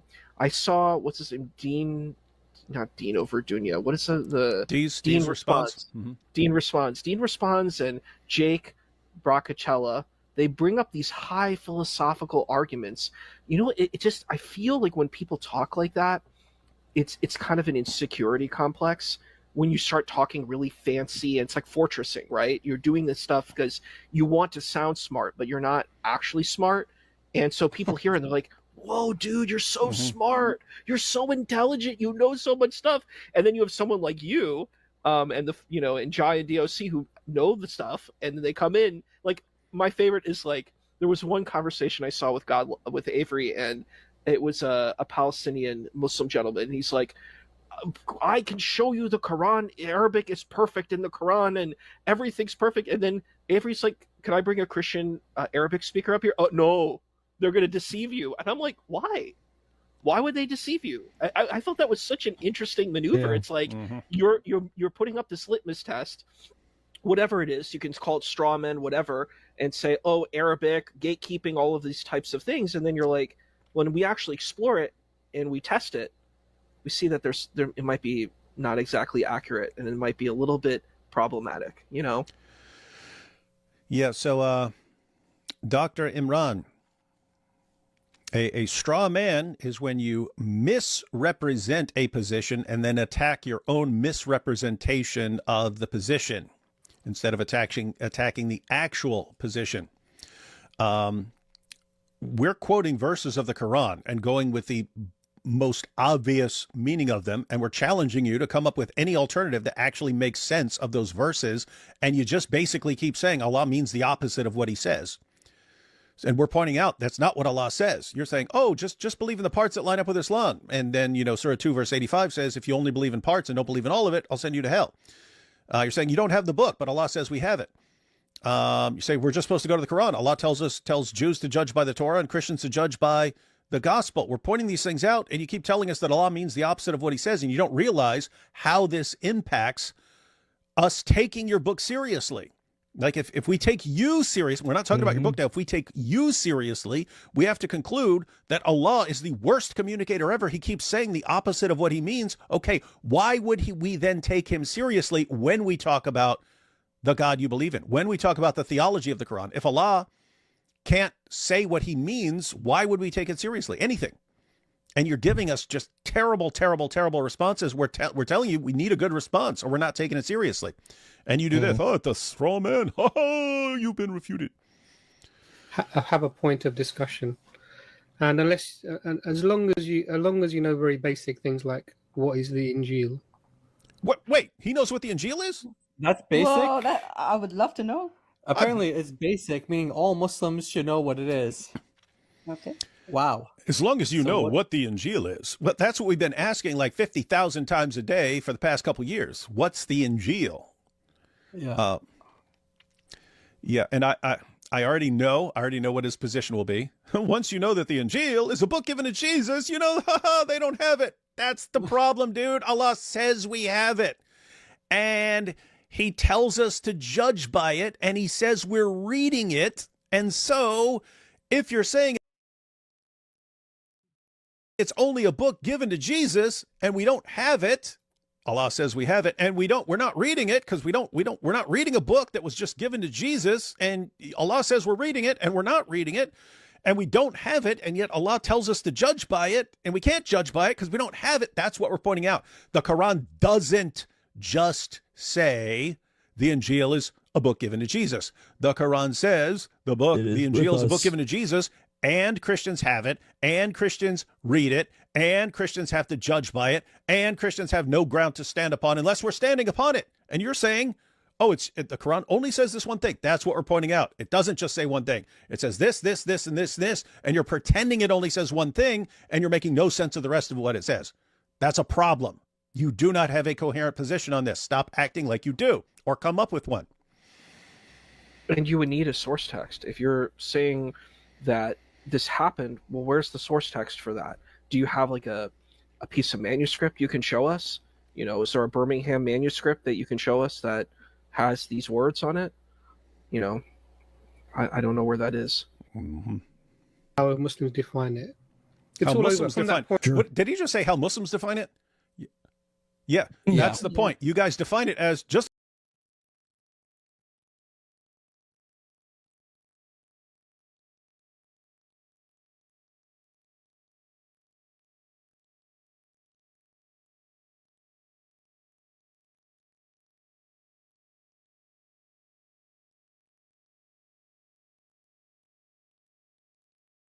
story concerning President Bola Tinubu replying President Donald Trump on Christian genocide in parts of Nigeria. The U.S. President Donald Trump had, prior to that, threatened to send U.S. forces into Nigeria with blazing guns if, according to him, Nigeria does not stem the killing of Christians by Islamic terrorists. Now, President Trump said on Truth Social, his social media platform, that if the Nigerian government continues to allow the killing of Christians, the U.S. will immediately stop all aid and assistance to Nigeria and may very well go into the country, in his words, guns a-blazing, to completely wipe out the terrorists who are committing these horrible atrocities. He went on to instruct the U.S. Department of War to prepare for possible action, warning that if the U.S. attacks, according to President Trump, it'll be fast, vicious, and sweet. This is coming a day after the American president declared Nigeria a country of particular concern over killings of Christians, describing the situation as a mass slaughter. All right, well, we're going to begin this morning with a Fox News alert. President Trump ordering the Pentagon to prepare for possible fast military action in Nigeria if the country fails to crack down on the mass killing of Christians. Rebecca Castor joins us live from Washington, D.C. with those details. Rebecca, good morning. Rachel, good morning. Yeah, President Trump is not mincing words here. This is what he said on Truth Social yesterday. If the Nigerian government continues to allow the killing of Christians, the USA will immediately stop all aid and assistance to Nigeria and may very well go into the now disgraced country guns a-blazing to completely wipe out the Islamic terrorists who are committing these horrible atrocities. I'm hereby instructing our Department of War to prepare for possible attack. If we attack, it will be fast, vicious, and sweet, just like the terrorist thugs attack our cherished Christians. Secretary of War Pete Hegseth got the message and says the Department of War is preparing for action. The response comes as the persecution of Christians in Nigeria has reached crisis levels. Islamist militants have burned down churches and Christian schools.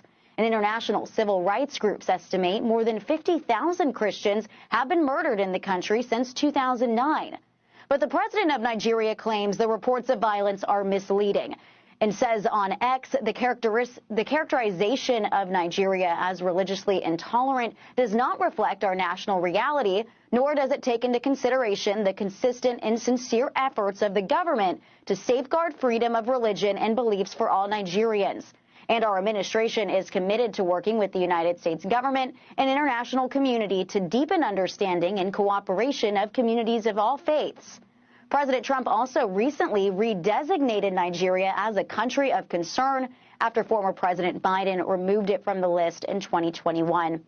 President Trump is taking action in response to the killing of thousands of Christians in Nigeria. President Trump vowing possible sanctions and saying on Truth Social, quote, radical Islamists are responsible for the mass slaughter. I am hereby making Nigeria a country of, quote, President Trump is taking action in response to the killing of thousands of Christians in Nigeria. President Trump vowing possible sanctions.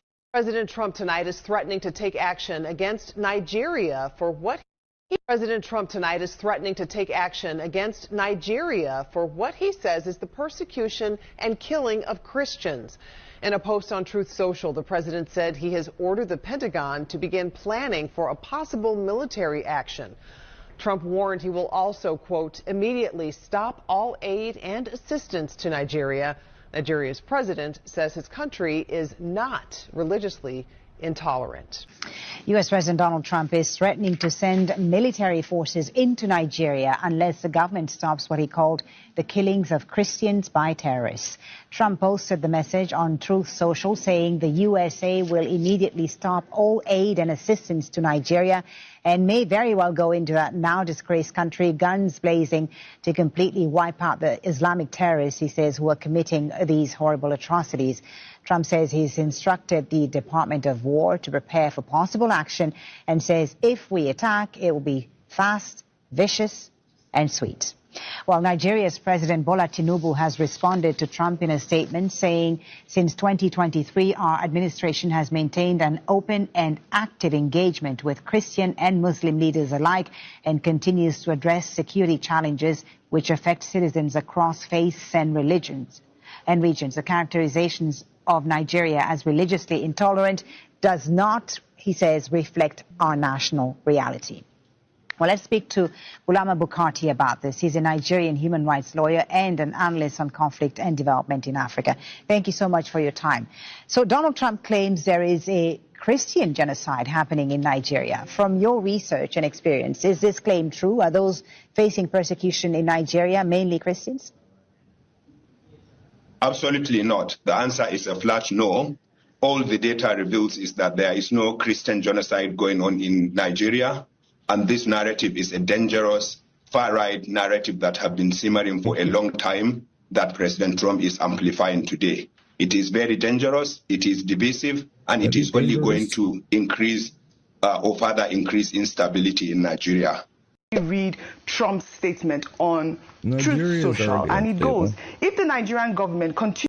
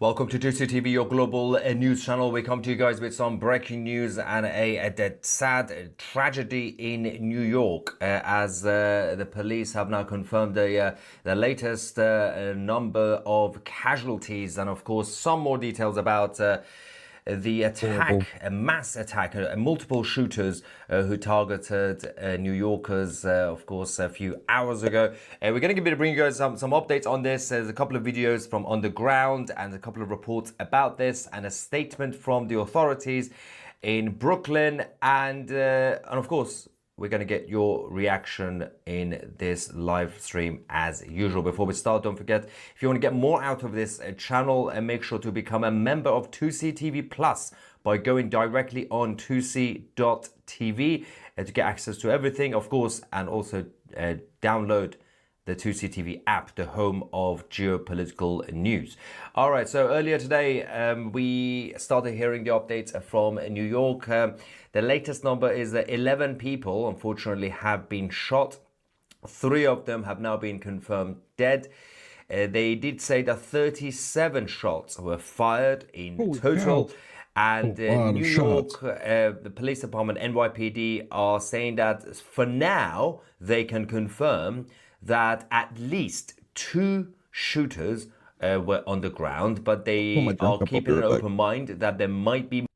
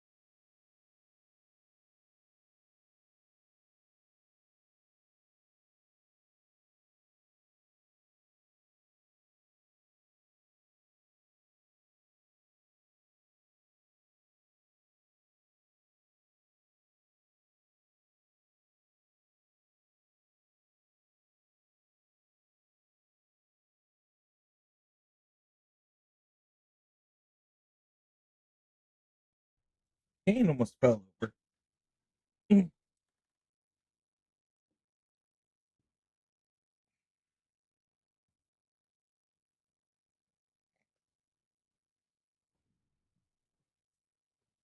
Oh, my body is absolutely worn out.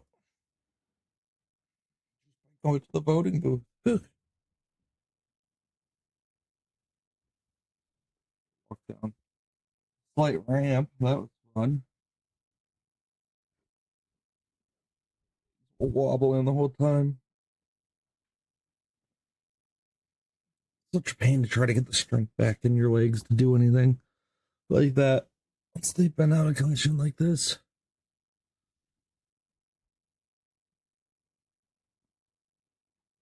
But I got my voting sticker. That's a plus.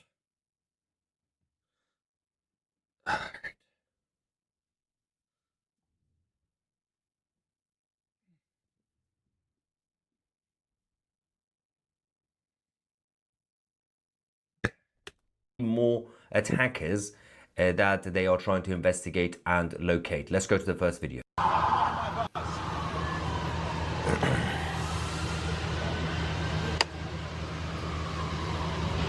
Another day in New York again. How should I do like this? We're gonna tell you guys about Zohran Mamdani as well, and his reaction or lack of reaction to this. Of course, there's a lack of reaction from him. It was initially reported by Viral News NYC that the police locked down 903 Franklin Avenue after the hail of gunfire that left several people initially wounded. Unfortunately, a few of them have now been killed. NYPD rushed in under a level 1 mobilization, flooding the area with police and emergency crews. The block is obviously taped off completely as the detectives are now going through the crime scene of what is now being classified as a mass shooting in Brooklyn. Now, let's quickly go to the next video we have from Brooklyn.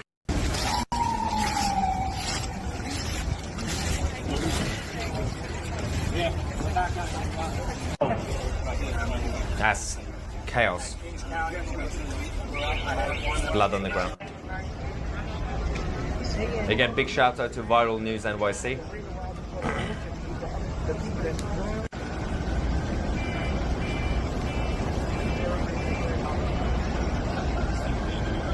And Tony was dancing the night away.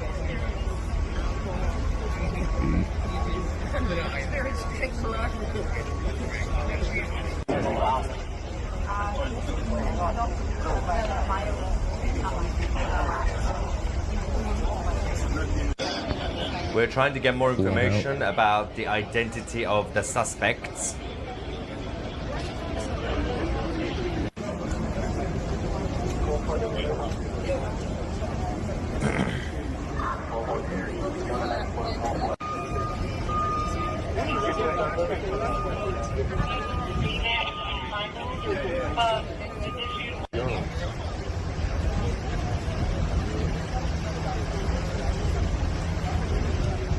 Now let's talk about the location exactly and other information that we have in terms of the timing of the shooting. There's still also some updates coming in about this. All right, so first things first, in terms of where it happened. The location is Crown Heights, New York, obviously the Brooklyn side. The situation remains under investigation as the authorities have fully secured the area. It's not too far from Prospect Park, and you know, a lot of times, obviously, so many of the recent situations have been in Manhattan, but let's not forget that Brooklyn, historically over the last few decades, has become again chaotic.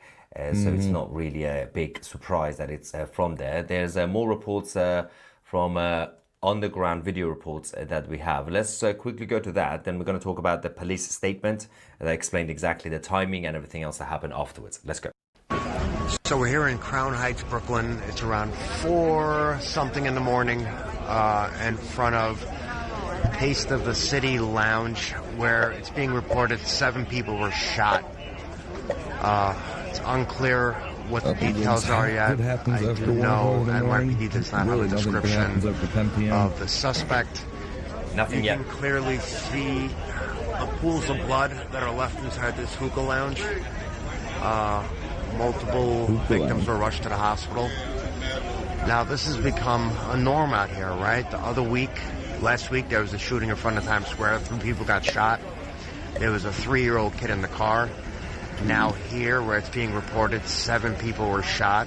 That's the number I got over the 11. scanners. 11 now. And look, this is the reality in New York.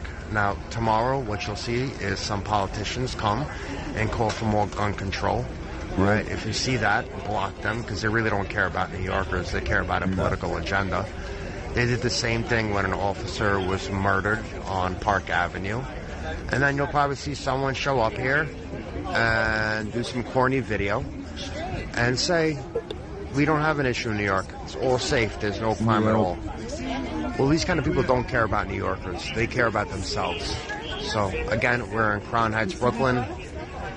I believe there was 7 people shot at this location. Now 11. And hopefully they'll be okay. But from the pools of blood that are in this place, I don't think they'll be all right, because that is a lot of blood. Yeah, there's the blood right there. It's horrible. And So, it's the reality. God bless you. Couple of important things to mention so far that it's been a few hours, but no description about the identity of the suspects, considering that they have already confirmed that there are multiple attackers involved, and the NYPD says that we can confirm at least 2, but there might be more than 2 that were involved. That's one issue. Second issue is the political side of it, and we are going to talk about one of the mayoral candidates, Mamdani, and the reason it's important to mention is this area is supposed to be a gun-free zone. It's a democratic hellhole. They thought, or they wanted people to think, that we have a solution. We're going to make areas and cities gun-free zones, guys will still get controlled the by guns. the US Democrats, and that means that You can see it nothing in will the UK, happen they still going get the guns forward. over there. No crime, no mass shooting. Well, that hasn't And if stopped. it ain't a In gun fact, tonight- in those areas, compared to the small towns, Republican conservative areas that all the good people have guns, you don't have this situation. Why is it? You are lying to people on a political level, and they are going to come out, as the viral news NYC said. Obviously, they're going to come out and take political advantage to start coming up with new policies that continues to make things worse. Now, in terms of the police statement, NYPD said that gunfire erupted around 3:30 a.m. local time at the Taste of the City in the Crown Heights neighborhood in Brooklyn after obviously the actual dispute started. The NYPD Police Commissioner, Jessica Tisch, said that during the news briefing, she said that officers responded within minutes to a multiple 911 calls and found that 11 gunshot victims ranging in age from 27 to 61. This is according to Jessica Tisch, the police commissioner.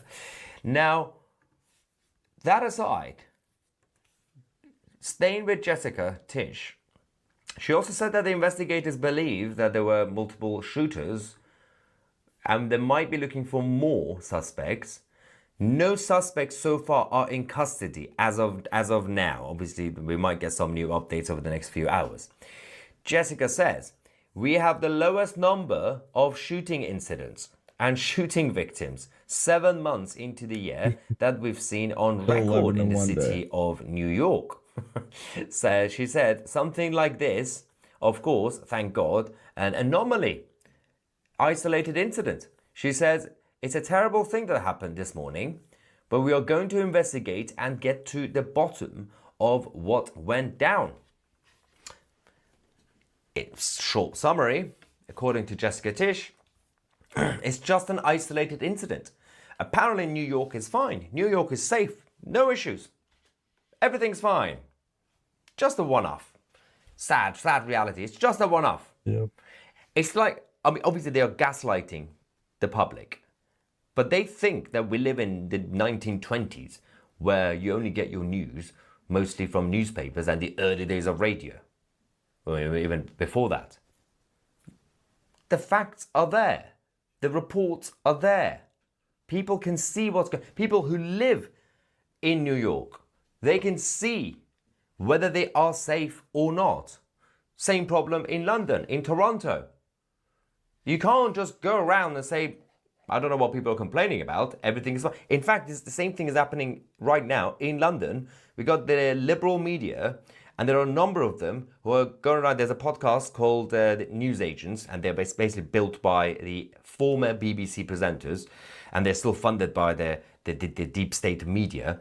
And they have been going around the last few days doing propaganda in defense of Sadiq Khan, the mayor of London, saying there are all these right-wing conspiracy theorists saying cities like New York and London are unsafe. It's not.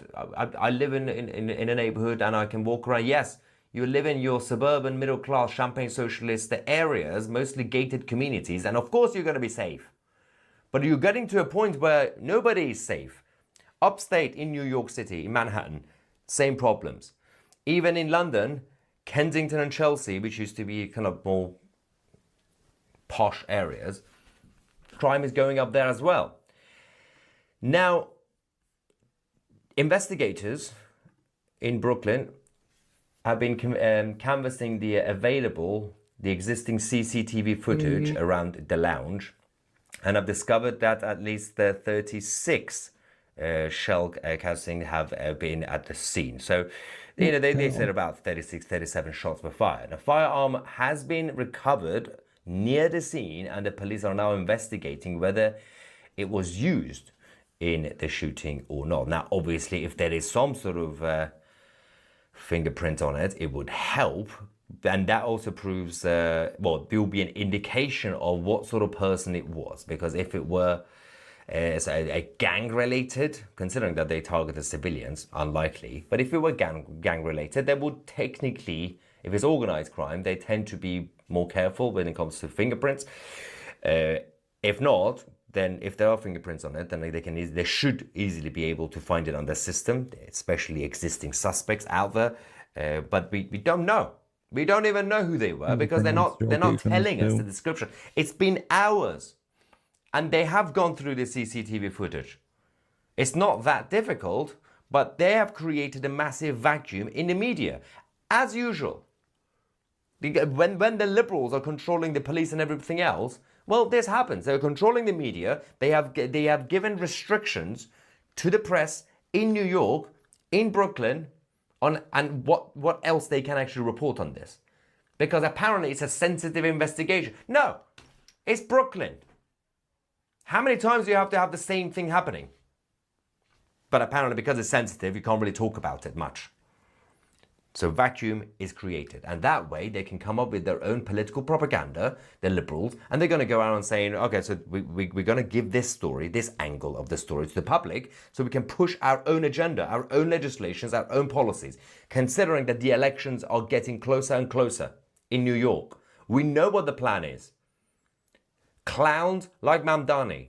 First things first, when it comes to Zohran Mamdani, who, by the way, is slowly going back down in the opinion polls because people are waking up in New York to the fact that he's not just this nice, smiley guy. He is a socialist. You can go around, call yourself a social democrat to make it sound better. Social democrats, they are socialists. Yep. Yes, they are socialists that still use democracy to get to power, but they are still socialists. Mamdani claims every single day that he is different to the mainstream politicians. He claims that he's got his ears to the ground. He claims to be a grassroots politician. He claims to be one of the people. He also said a few weeks ago during his media round interviews that because he's different, he's able to be flexible. He will be able to be on the ground. When something happens, he will be there. And when something happens, he will speak out quickly. Well, Mamdani, it's been a few hours. It's now mid-morning. in New York. It's not even that early. You are awake. We have not heard anything from this so-called grassroots mayoral candidate. He's not concerned about this because he is waiting for the propaganda coming from NYPD, the political side of the leadership of NYPD, not the good police officers, and the media, and the Democrats, to find out how he can spin this. He's waiting. He's a puppet. That's what they're all doing. Now, I love how the Jessica Tisch, the commissioner, is saying, well, I don't know, Brooklyn is fine these days. Nothing really bad happens. It's just an isolated incident. Everybody go back home. No. People are waking up. Super chat from Bananas saying, is this cultural enrichment ambassadors at it again? It's doctors and engineers.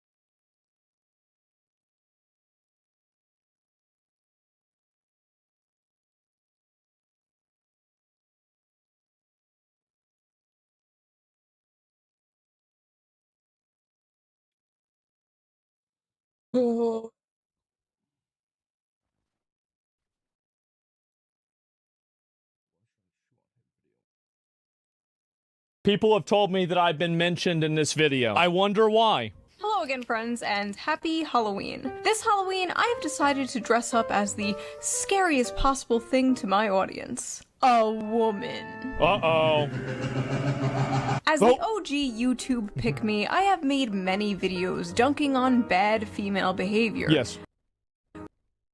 Ranging from terrible things like the creepy female teacher epidemic to more silly things like women posting their L's in my Are Women Okay video. The video where I read embarrassing stories women willingly put on the internet about themselves. And that video has sort of become a fan favorite. So I've gotten many requests from you guys to do a male version of that video. But the issue I found is the male version just doesn't exist. No, I'm not joking. I looked everywhere for the male equivalent, but it turns out, unlike women, men don't like to post embarrassing stories about themselves. Fuck no. Why would you? No, because you know everybody's gonna make fun of you. You learned that in elementary school. Out here openly talking about the time they got a yeast infection from the homeless man behind a Denny's, but a man won't even post about the time he said "you too" when a waitress said "enjoy your food." They take that to the grave. At least that's what I thought. Until I visited a dark, forbidden corner of the internet. Was it Reddit? I used a VPN, I changed my IP address, I went incognito mode, and I visited reddit.com. And I found one of the funniest and most depressing communities I have ever come across in all my years doing this. It's true, folks. I may have found the one place on the internet where men are posting their L's. Lord knows it's hard to be a man today, you know? Like, I couldn't imagine. You're told to be nice, but not too nice, confident, but not too confident, 6 foot, 6 pack, 6 figures, have a perfect beard or a perfectly clean-shaven face. True. Oh, yeah. That reminds me. Before we dive into this video... No, I honestly, I do think there are a lot of, like, there's a lot of guys on the internet. Like, if you go on 4chan, you have plenty of guys telling sob stories and feeling bad for themselves because it's anonymous. That's the difference. They'll tell these stories anonymously, no problem. Today's sponsor, Henson Shaving. Yeah. Most razors force people into these weird workarounds like apply cooling aftershave to help with the burn. I've never done that. No, That's all coping. I've never done not that, solving. ever. Like when I was having the worst sleep ever, and I thought maybe it's my routine. You know, I tried to change up my bed routine, I just cut my everything neck. like that. No, it was my mattress. I It is finally what it changed is. my mattress, and then I finally started sleeping better again. It's not your shaving routine. It's the mattress. Uh-oh. Well, the razor. Henson Shaving is on a mission to improve shaving. Not with gimmicky subscriptions or scrape your skin with a moisturizing knife? strips, I do. but with real innovation and a focus on Yes. your skin's health. Their razors are made with solid aluminum, making them not only durable, but also environmentally aluminum foil friendly. was, like, easy There's to no melt. plastic involved, not even in the packaging. What really sets Henson apart is the precision of their design, with their Henson AL13 safety razor being manufactured in the same aerospace machine shop that built parts for the International Space Station. This precision allows the blade to extend just 1/1000th of an inch What beyond the the shave fuck? plane, ensuring a stable and gentle shave. And since I switched to Henson, I have noticed my shaves have been silkier and smoother than ever before. No that work? tugging, no razor burn, just a close, perfect shave that feels great on my skin. So basically, no more leg beard. The best part is, Oh. once you invest in a Henson razor, it's a lifetime. That's like one of the old terms that people had for like women that were like incels, leg beards, that I think like that one kind of just died. I feel like people used that a lot in like 2012 to like respond to like women that were neckbeards, but it just kind of went away. The only thing you'll need to replace are the blades, which cost 10 cents each. Just 10 cents. So once you own the razor, you'll only be spending like $3 to $5 a year on blades. That is incredible. Henson's store offers a variety of colors, even a titanium version, so you can pick the razor that best fits your style. Just head on over to Henson Shaving. Somebody they said, do you think that whenever negotiating a price for a sponsorship, YouTubers mention that you and others might react to their videos that'll expand our ad viewership? I don't know, guys. I have no idea. Be a good idea. And add both a Henson razor and 100 blades to your cart, and then Smart. enter code SHOE at checkout to get the blades for free with your purchase. Your skin, your wallet, and your environment will thank you. Thank you, Henson, for sponsoring this video, and as always, thank you, the viewer, for not skipping the ad. Now, let's get back to the video. Uh-oh. Are men okay? No. Nope. No, they are not. We have gone over this many times Absolutely in more not. serious videos. Modern men are going through a lot, and for a long time there was nowhere for them to vent. Can't vent to your friends because that's gay. Can't vent to your girlfriend because that's gay. Yeah. Can't vent to a therapist because that's gay. Yeah. Everything is gay, except of course gay sex, which we all know is only gay if the balls touch. Yeah. So what is a man to do? Where is a man to go? Reddit. Of course. r/kitchen cells, The fuck is to be this? exact. Kitchen cells is a Reddit page where, quote, incels I keep falling in love with my best friend's chicken thighs and potatoes. go to vent their I was playing online chess with someone who had a girl username. Each time I would make a bad move, she would insult me in chat, which got me hard. She was actually a he. The egg not... show off the food they are consuming at the moment. This is just the last woman I went on dates with thought I was going to kill her. Breakfast beef with cucumber. Now, for those of you who don't know what an incel is, an incel is a involuntary celibate. Yeah. Somebody who, for whatever reason, cannot get laid or get a girlfriend. And for the people watching this, a girlfriend is a girl that is your friend, who you love. Like that little anime girl you watch in the corner of your screen, except she loves you back. So, let's dive that into me? this. Let's see what Reddit I'm in the is corner cooking. of the screen. Yeah. Failed my f***ing You're driver's right, test girl. today. I'm 26 years old, I can't hold a job, I can't get laid, I can't even drive. I don't deserve flavors. This is fucking bad. God damn. Holy shit, look at this. That's you? I don't eat this shit. I dropped my salad. I fail at everything I do. I'll never amount to anything. I'm a perverted incel freak with weirdly long toes. Classmates said I have school shooter vibes. I can see why. Full of sludge. What am I looking at? What is is this your this? classmate? Holy shit, maybe they were right. Yeah. Resident evil ass meal. Oh. I asked my high school biology teacher out on a date the day I turned 18 via her Steam account. Why would you do... What the fuck's wrong with you? She blocked me. This guy somehow managed to find the one female teacher that did not want to groom their male student. Incredible. Yeah. Chicken looks good though. 7 out of 10. Asked a girl out and she started laughing. Oh, that's just... Yeah. It's a learning experience, dude. Got super hard. Rice. Oh. Oh, God, rice. And that's it. It's just a fucking guy standing there cooking rice. 5'10", rice looks good. The only girlfriend I've had was on an online game when I was 11. Yeah, girlfriend, for sure. I'm gonna hold your hand when I tell you this. That wasn't a guy. That was a man. Yeah. That was a 45-year-old man. That's Made right. this cake to celebrate 6 months on heroin. No woman could love a creature like me, but this feels great anyways. He's on heroin and make... Oh, man. What is wrong with these people? I only haven't ended my life because I don't want to make any women happy. My obsession with an animal... This is really bad.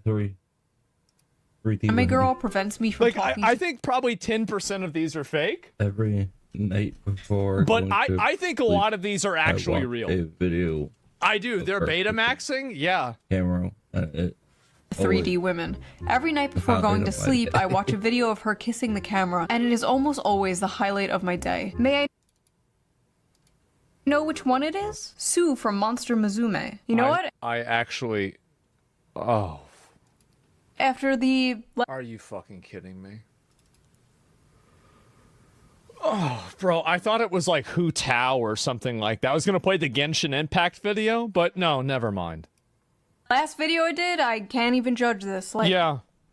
At least it's human looking. At least it kind of is a human, right? The bar is in hell. I have a huge crush on a coworker. I was talking at her about fishing, and I jokingly said I could buy her one of those toy Barbie fishing rods and teach her how to catch a fish. She said, I don't think I'd be interested in that, in the most disgusted tone of voice I've ever heard a human muster. I can believe that. Okay, that one's definitely real. I like how he said talking at her. Yeah. Not with her, not talking with her, talking at her. Women love when you talk at them. That's Just right. corner them and start yapping about World War I or like Warhammer lore. They f***ing love that shit. Yeah. Just get right up in their face and explain to them the entire plot of Lord of the Rings. That's how you get them. Explain to them the real history of World War II. Yeah, go ahead. See what happens.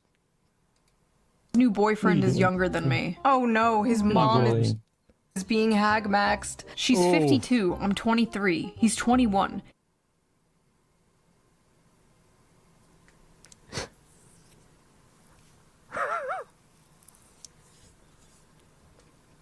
Does he post a photo of his mom? He could literally be my brother. What does she look like? What do they even talk about? Oh, don't worry about it, bro. They're not doing much talking. I wish a tomboy... Ah, shit. It's too bad. Boy could just casually kidnap me and drag me into a tomboy? room. Pasta cereal. Oh my I feel like God. tomboys are like an endangered species. Yeah. What the f is that? Forget Fucking disgusting. This is disgusting. Boys, you need to be kidnapped by the feds. Yeah. You need to be exiled away from society for what you did to that pasta. My ancestors are weeping. The last time I met anyone was when I went to the psych ward a few years ago, where I got a crush on the first girl who ever showed me any interest. She ghosted me. Just my stupid Chungus life. Okay, honestly, I'm gonna be real. I think this one's... I saying Chungus, being in a psych ward... I think this is a real one, guys. I do. It might have happened.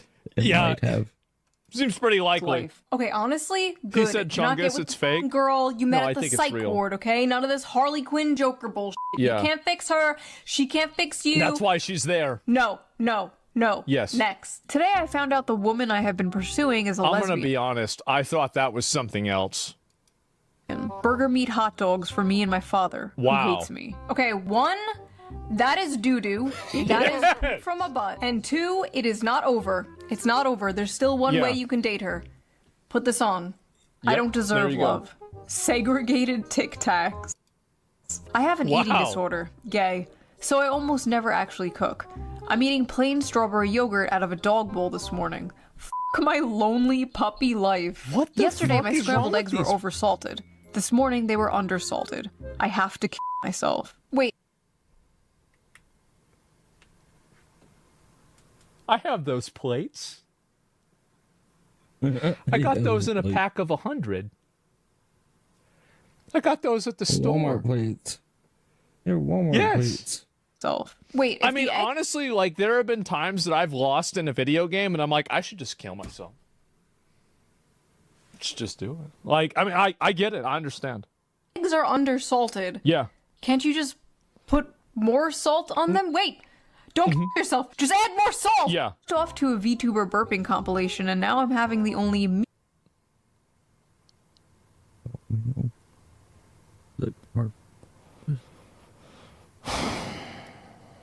I know how to make. Where the f did it all go wrong? That is disgusting, bro. Which VTuber? Which one? Which one so I know to avoid that channel? A female coworker complimented me on my shirt, and I began to stutter trying to say thanks. This guy will remember that for the rest of his f***ing life. Men will be 85 years old on their deathbed, surrounded by their family, remembering the time some random woman complimented his Metallica shirt 45 years ago. Ladies, you want to make a random man's life? Compliment his shirt. Just make sure it's not one of those like Ahiago animations. Oh, I've actually never heard that word said in my life. I did not know it was pronounced that way. Shirts though? That was a weird era. I'm gonna be real, like, anybody that's going around wearing something like this does not need to be near a school. I licked this canned tuna to imagine what it feels like to eat Okay, that's It doesn't good. taste like that or have that texture though. Put 5 pennies in your mouth, cut a hot dog down the middle, and then lick that. Probably closer. And here I am thinking the guy who licks a can of tuna pretending it was a puppy was rock bottom. What the f am I reading? Why can't you just buy a fleshlight or something like a normal person? Yeah, really. The smell and the flavor are important factors here. Stop. If it smells and tastes like tuna, something is wrong. She has an infection. Suppose a girl has blocked you on every platform, but you know her address. What is this, Mrs. Alt account? That's funny.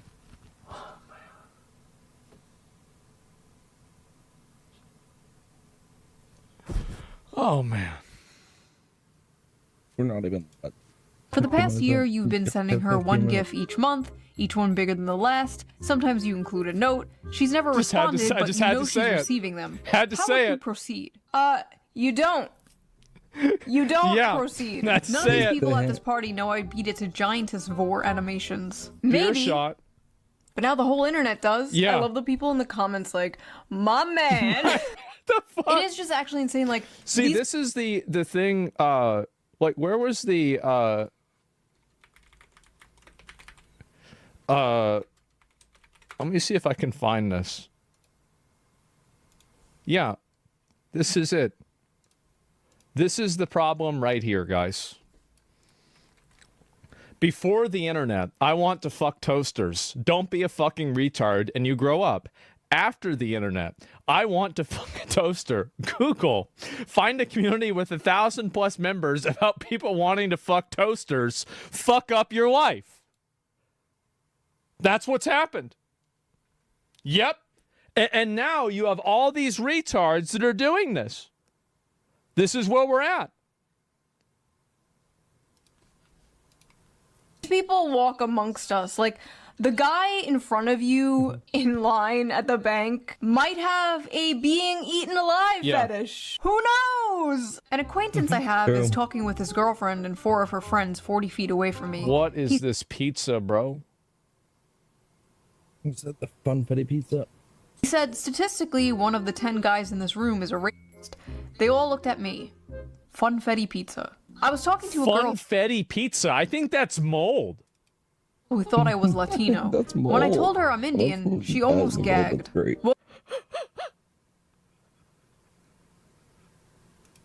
Woke up this Sunday morning.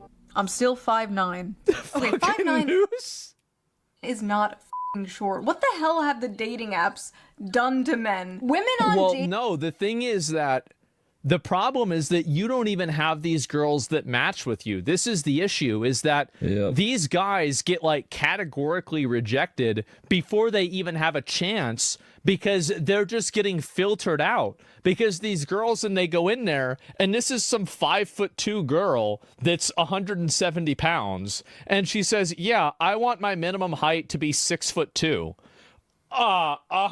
Yeah, sure.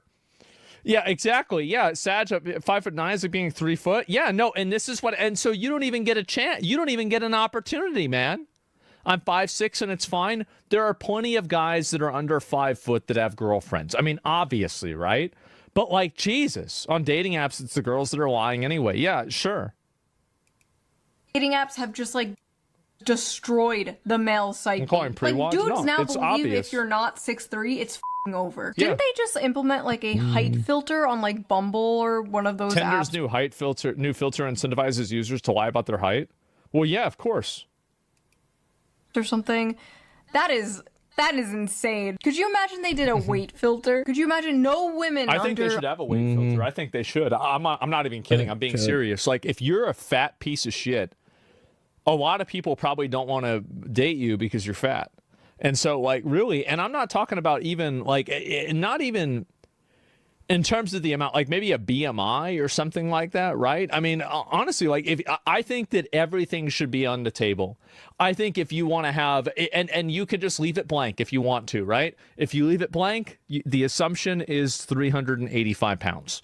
But, you know, you could have a boob filter, a dick filter, a height filter, a weight filter. I think all of it is okay. I do. I think it's all totally fine because, again, people like what they like. That's it. No filters. Yeah, let people choose. Why is it such a bad idea to let people choose? Make it? I should make it. Uh-oh. 170 pounds. Could you fucking imagine? They would never. Paid for nudes for the first time. They weren't great nudes, but I kept paying because she talked to me. This is the OnlyFans simp POV. Here's what he doesn't know. She is actually a man that lives in India that's been subcontracted out by her OnlyFans management company. She never talked to you, man. That was some guy that's in Pakistan. Spinning Glizzy. She talked to you, huh? Are you sure about that? Are you sure you were talking to Cutie Pie Kitten 69 and not f***ing Kamal from Pakistan? Because wow. Apparently, that's the thing. Apparently, OnlyFans girls hire agencies in like India and Pakistan to like talk to their simps for them. So she might not know this. I know this. This is extremely fucking common.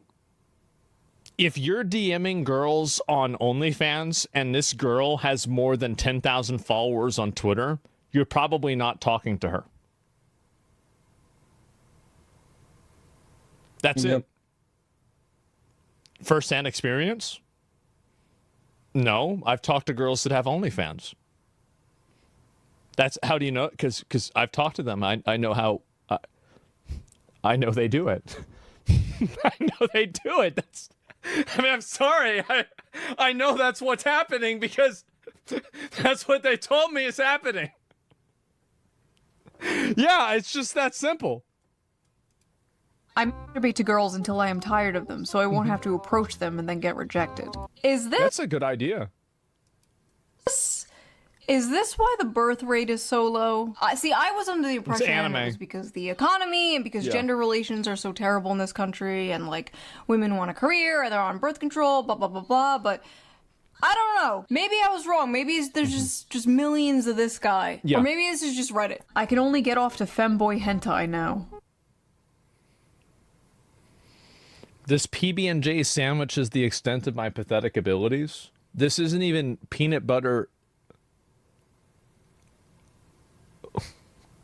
This isn't even peanut butter or jelly. Corn on the cob, no salt, no butter, no nothing. This is the closest I can get to the feeling of eating out a girl's. Oh, that's not You know what? Maybe it is. I don't know. My cat was sitting on my lap and I had to make him move because I started to get hard. What is he dating the crones from fucking Witcher 3? When I saw a gif of Ken. I probably shouldn't have said that. That's really gross. I'm just thinking about that. Oh god. Sorry, I shouldn't have said that. That's... Make him move because it get hard when I saw a gift Candace Owens. Candace Owens. I was watching a not safe for work video with that one French girl and coomed just when the camera randomly zoomed in 4K HD on a guy's face, so I did a load to a guy. Okay. A little bit cucked and gay and cried a little bit. You could have looked away. But you didn't. Nope. Did you? My body is permanently deformed and crippled by decades of compulsive, joyless these tacos look pretty good. I would eat these tacos. Like, this is the first one that I've seen that actually looks good. Everyone who sees me can tell instantly. Saw a female's body in the cheese and had to jerk off before finishing the plate. I can see it. Microwaved cheese lasagna. So he likes fat chicks. That's fine. Yeah. Okay, so I'm just gonna pretend I didn't read the first part. Yeah. What the f is that? That is not lasagna. That is an abomination. Yeah. Jerked off to a VTuber crying compilation and the hardest I've ever in my life. I used to be a track star in high school and both So this is where all the fans of VTubers come from. Yeah. Huh. I'm not surprised. Parents always loved me. How did I fall so far? It's actually so crazy how, like, you can do everything right as a parent. You can just be, like, a great, responsible parent and raise your kid right. And then one day on your son's, like, 13th birthday, you gift him his own computer. And then in a few years, he's masturbating to anime girls crying and posting about it on Reddit. Tofu. Yeah. Yeah. Except for it wouldn't be 2 years. It would be, like, 2 weeks. I remember, like, whenever I was a teenager, I used to not have a door in my room.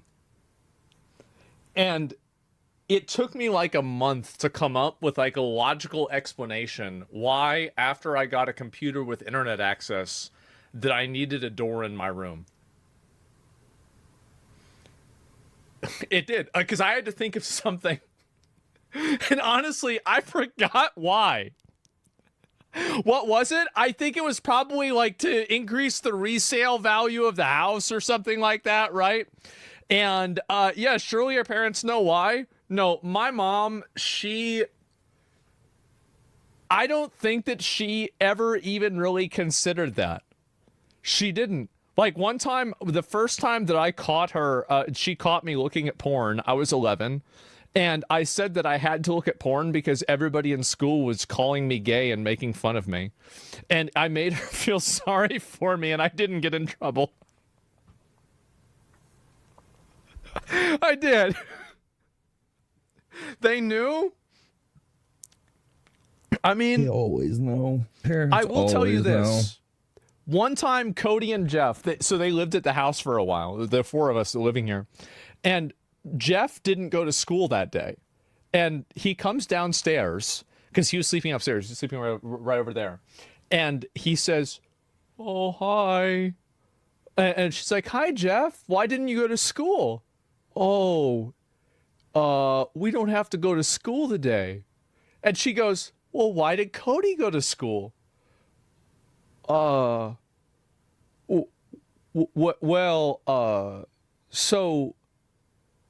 Well, Cody's not very smart.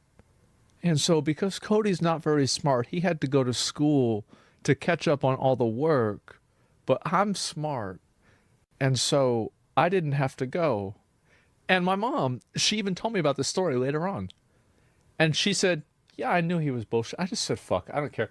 And she was like, oh, really? Really, Jeff? Is that right? Well, do you want me to make you any bacon? Oh, yeah. Yeah, can you make me bacon? Oh, can you make me, what about cinnamon rolls? And she just made him breakfast. She's like, yeah, okay. And she was like, it's not my kid. She's like, I'm not going to deal with this. Like, this is not, no, I'm not going to deal with this. It's not my fucking problem. This is his mom's problem. I've she already went through this with me. No, not again. Still fed him? Yeah. Why weren't you in school? Because I had graduated at that point. There were a couple years, grades below me, and so I had already graduated, and so I was still asleep at this point.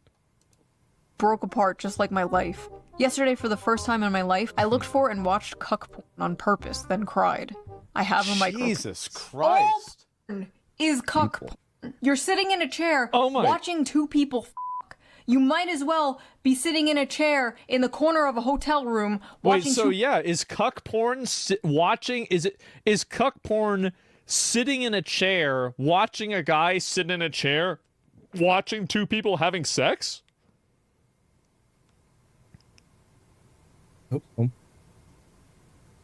What the fuck?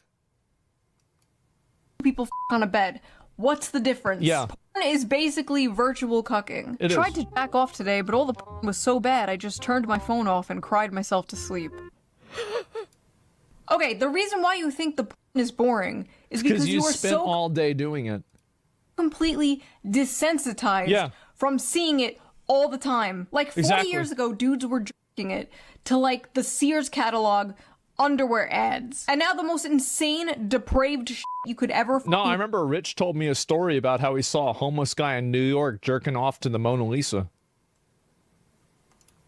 That's imagine true. is only like a few clicks away. Like I just don't think humans were meant to live that way. Like I don't think humans were meant to see sissy hypno inflation compilations every second of the day, you know? Mass Whenever I culture, masturbate, I leave my cum sitting in my underwear. We can smell it, by the way. Oh. We can smell the cum. Women especially can tell if you have recently masturbated. You ladies know what I'm talking about. Can't. This is a lie that women say to intimidate men. Listen. They can't figure any of this shit out.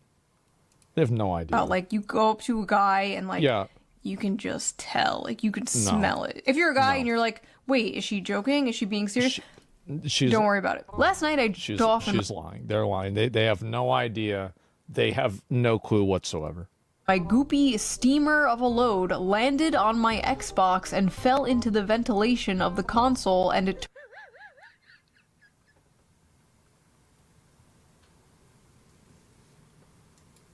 turned me on so much I sprayed the console with 9 sprays of my mom's perfume and masturbated to the stench, and now it won't start. Breakfast to start the day. Why? Why did you buy a PlayStation? Why did you buy an Xbox and not a PlayStation? Yeah, you deserve this. Why? I've had this crush for 3 years and I want to screenshot and print some of her photos on Instagram to pee on them, but I can't even afford a printer, so I just wrote her name on a piece of paper and drowned it in my piss. I'm just a stupid pee cell. Why? I hate how the one time she wants to pop a tea for the gram is when she's breastfeeding. God. Got me using AI just to remove her baby from the pic.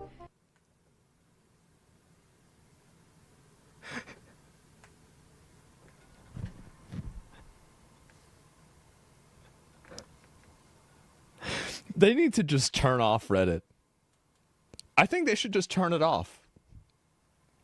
Really, just turn this shit off. Like, I feel like we've had, like, I mean, it's been an interesting experiment, but now at this point, it's time for it to end. Just turn the whole thing off. Save the earth and post them titties uncensored.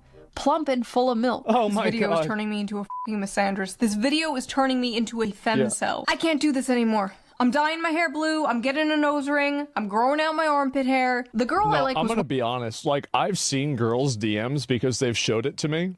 I can understand why women hate men. I really can. Because if I read their DMs and the kind of stuff that these guys say, it is so fucking bad. Like, think about the worst Nigerian prince, Indian call center, fucking random South American scammer that you can think of. And that's actually Fred that they work with. It's their coworker. And he's worse than that. He doesn't even try to hide it.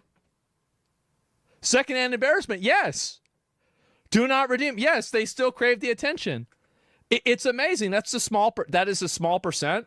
here's the problem with it being a small percent, is that the guys that say hi and then they post a photo of their dick, they do this to like 150 girls a day.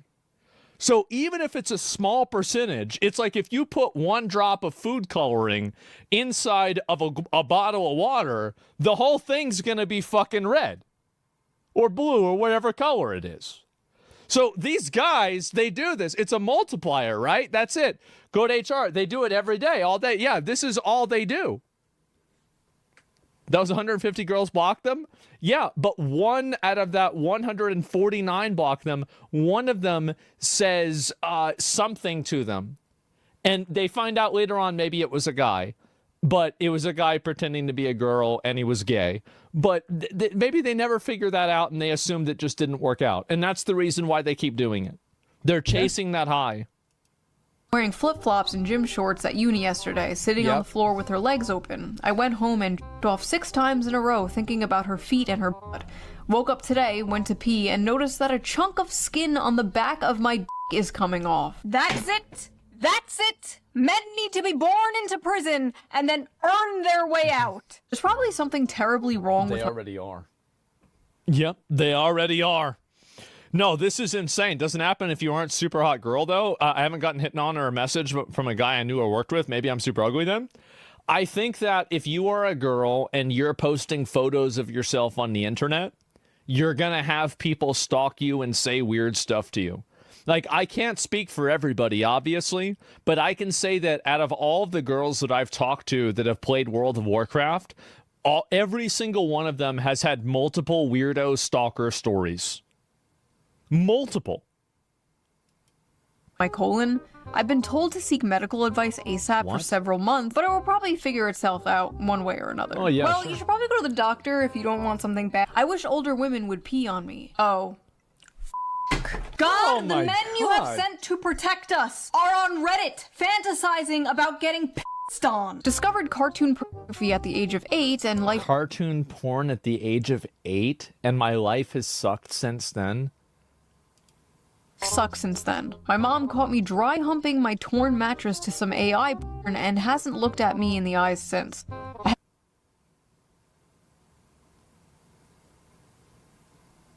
This guy could be the next vice president. I haven't even touched a girl intimately yet, and I've lived half my life. I'm 39. Okay, first of all, bro People say it is fake. Everybody says this shit's fake. I don't think you understand how degenerate a lot of people are. I really don't. And honestly, this food, like if you made me eat this, I'd probably fucking die. I would probably just fucking die. Second of all, men, you really gotta stop the porn. Yeah. You gotta stop it, or like just way less of it. It's not good for you. Listen, I used to be super pro porn a few years ago. Not anymore. It's gotten so bad, especially after COVID. I feel like it got so much worse. I feel like porn addiction just kind of exploded in the past few years. In women too, as we have previously discussed. Like, sure, everything is fine in moderation, blah, blah, blah, but I feel like there's just like no moderation anymore. I feel like... Well, nobody wants to be moderation. Yeah, they don't want to moderate themselves. They want to get addicted to jerking off to like anime girls. And that's like what they do for like 9 hours a day. Like they don't have a job and they're not going to school. And so they're just living at their house, jerking off to anime girls. And it's like, if you do that, the thing is that like, that sounds like a good thing, right? But imagine like, that's all you do for 2.5 years. And at the end of that 2.5 years, the way that you see the world is going to be different. It is. It's going to be a lot different.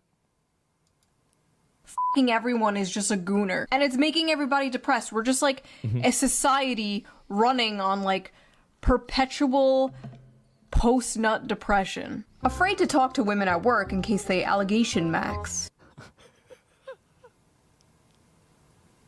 That's a new one. I haven't heard that before.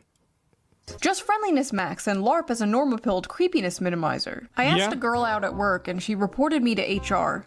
I think I'm gonna lose my job. See, this is sad. Like, back in the day, It was totally acceptable to flirt with your coworker. It's normal. Like, it's nothing wrong with asking a girl out at work. The problem is doing it 17 times in a month. That's the issue. Like, if you ask a girl out at work, the odds are you're probably not going to get fired for it unless it's like your first fucking day. But the issue is that if you're doing it like multiple times, that's the issue. Ask her on a date, whatever. Like, so many people's parents. You sure? I think so, yeah. Because they work together, because they were coworkers, and they flirted, and they hung out and stuff. And now it's, like, not socially acceptable at all to do that. HR culture has ruined the relationship between men and women in the workplace. Well, so is social media. I think so, too. And I think also the problem is that it's an overcorrection because, like, from what I've heard, this is, you know, my dad would tell me about this from, like, back in the day before these were the policies. Oh, man, like, things were just totally fucking crazy. And so now there's, like, a massive overcorrection for it where, like, any degree of this behavior is instantly problematic, instantly. Yeah, slapping asses and stuff like that, too, right? I used to work at Arby's when I was 17. One time a 30-year-old guy gave me a letter talking about how I look and I should call him. After that, he kept coming every day I worked and tried to talk to me and stay in the parking lot and stalk me until I got off of work. Yeah, it's about right. Yep, I believe that for sure. HR, go talk to your crush. I got called into HR because apparently it's not okay to jokingly ask my coworker if I can gargle her period. Okay, what that's probably I hope that's a joke. Okay, never mind. I hope that's Never mind. Don't do that. Don't do that. No more talking to women at work. No more talking to women at work. No more talking to women in general. Total ban on talking to women until we figure out what the hell is going on. I've been doing this. Downloaded Tinder and got 2 matches in 5 days. F my stupid, ugly life. That's pretty good. What do you mean? That's good. What are you talking about? What the fuck? From what I know from, like, men who use the apps that I've talked to, that's actually really good. Oh my god. Yeah. How to spot a fix. Oh god. All so f***ing mad at him in the replies. You get a f***ing match in less than a week and you complain? Stop humble bragging. I've gotten zero matches. Oh god. Asiu Yuki-chan, I believe you. Matches in 3 months. 2 matches in 5 days? Why are you even here? My culture is not your costume. Oh, Fake God. cell. Go outside and get your life together. A true cell gets 0 matches. That's true. 2 people. How many do you need to be satisfied? Mods? Yeah, exactly. Take his balls away. 2 matches. Head on over to Kitchen Chads. Oh god, what is Kitchen Chads? God. Hold on. Kitchen Chads. It's real. Oh my god. Yeah. I love cooking for my girlfriend with the money I make from my job. Yeah. Made some ratatouille because I like the movie. Might go for a run later. I have had sex What the before. fuck This is like that? the Krusty Krab across the street from the chum bucket. Yeah. This is evil. This is diabolical. Okay, let's go back to kitchen cells. We're done here. Somebody said the 2 people that he matched with were just OnlyFans bots. Yeah, he matched with Bonnie, Blue, and Amarath. All these guys are losing their mind over it. Haven't felt the touch of a woman in months. Yeah. Months? Fake cell. Try 25 years. Boo, fake cell. Fake cell spotted. Went to the Wow. drugstore and the girl cashier was nice to me. Started stuttering, so she kind of giggled at me, so I left immediately. Felt so humiliated. People I are couldn't going to probably be mad at him for this post. stop myself to get home and masturbate to the idea of her suffering. Masturbating to the idea of her suffering. Incredible. Amazing. This is some classic Yes. incel. I like how there's just like a bunch of people in the comments like, dude, what the fuck? Bro, get some It's help. fucked up. Fake cells when Yep. a real incel pulls up. A girl I know has recently added me to her close friend stories. Well, today she posted a poll. Is that the thing on Instagram where, like, the thing is green?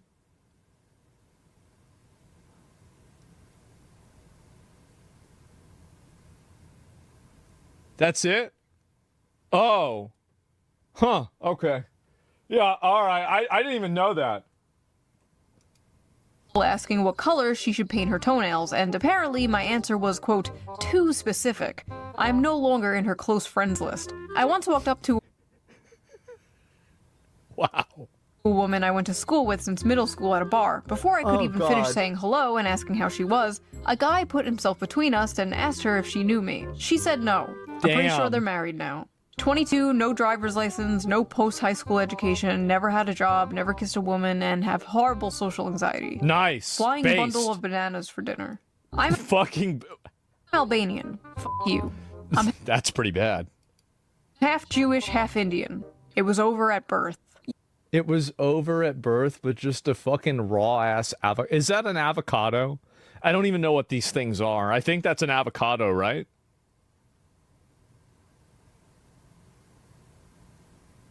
It is? Wait, really? I got it. Okay.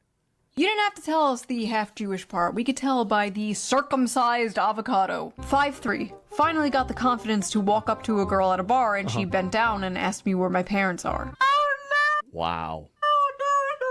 Judging by what we have seen around this subreddit, some guys would be totally into that. Exactly, yeah. Men are drowning, while others die of thirst. I should clean my bathroom, but without the drain flies, I have nobody left to keep me company. Asmund? Gold, is that you? That's how I remembered this clip, because it was about me. Right. I was like, hey, I remember seeing this photo. That's how I remember seeing it. Drain flies, I have nobody left to keep me company. Asmongold, is that you? You don't just have your drain flies. Look. I don't have any drain flies. Actually,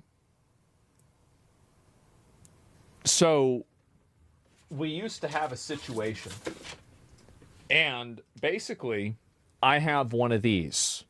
And so if there is anything that that shows up, I just zap the fuck out of them. And I have had situations, and you can tell, right? You see that light come on? That means it's time for things to fucking die.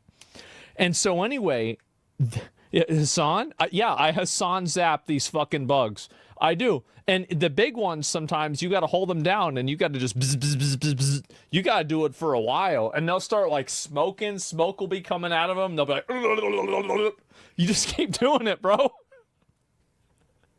You just keep doing them. You have a dog? No, I don't. Should I get one? And dribble them? Yeah, exactly. Like, and that's it. It's kind of like pressing a what do you call it? Like a pancake or something like that, right? Or a waffle. Like it's a waffle press, and you just press them down, and you just zap them. Like I remember, it was so bad that it actually, my room started to smell like dead animals because I killed so many of these flies. There was that many of them. Look, you have a little ant friend, too.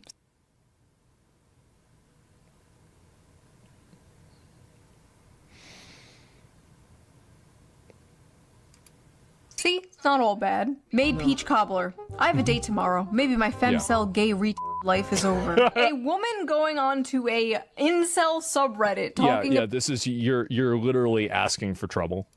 About how she has a date tomorrow. This is just evil. This is just like eating a 5-course meal in front of a starving African child. That's right. What are you doing, bitch? I'm a femcel loser who can't talk to people and spends all her time playing games. Guy I had a crush on from high school told me he wasn't interested in a relationship, but I think he's lying and didn't want to tell me he's not interested because I'm fat, chopped, and broke. F my fucking loser virgin life. I'm a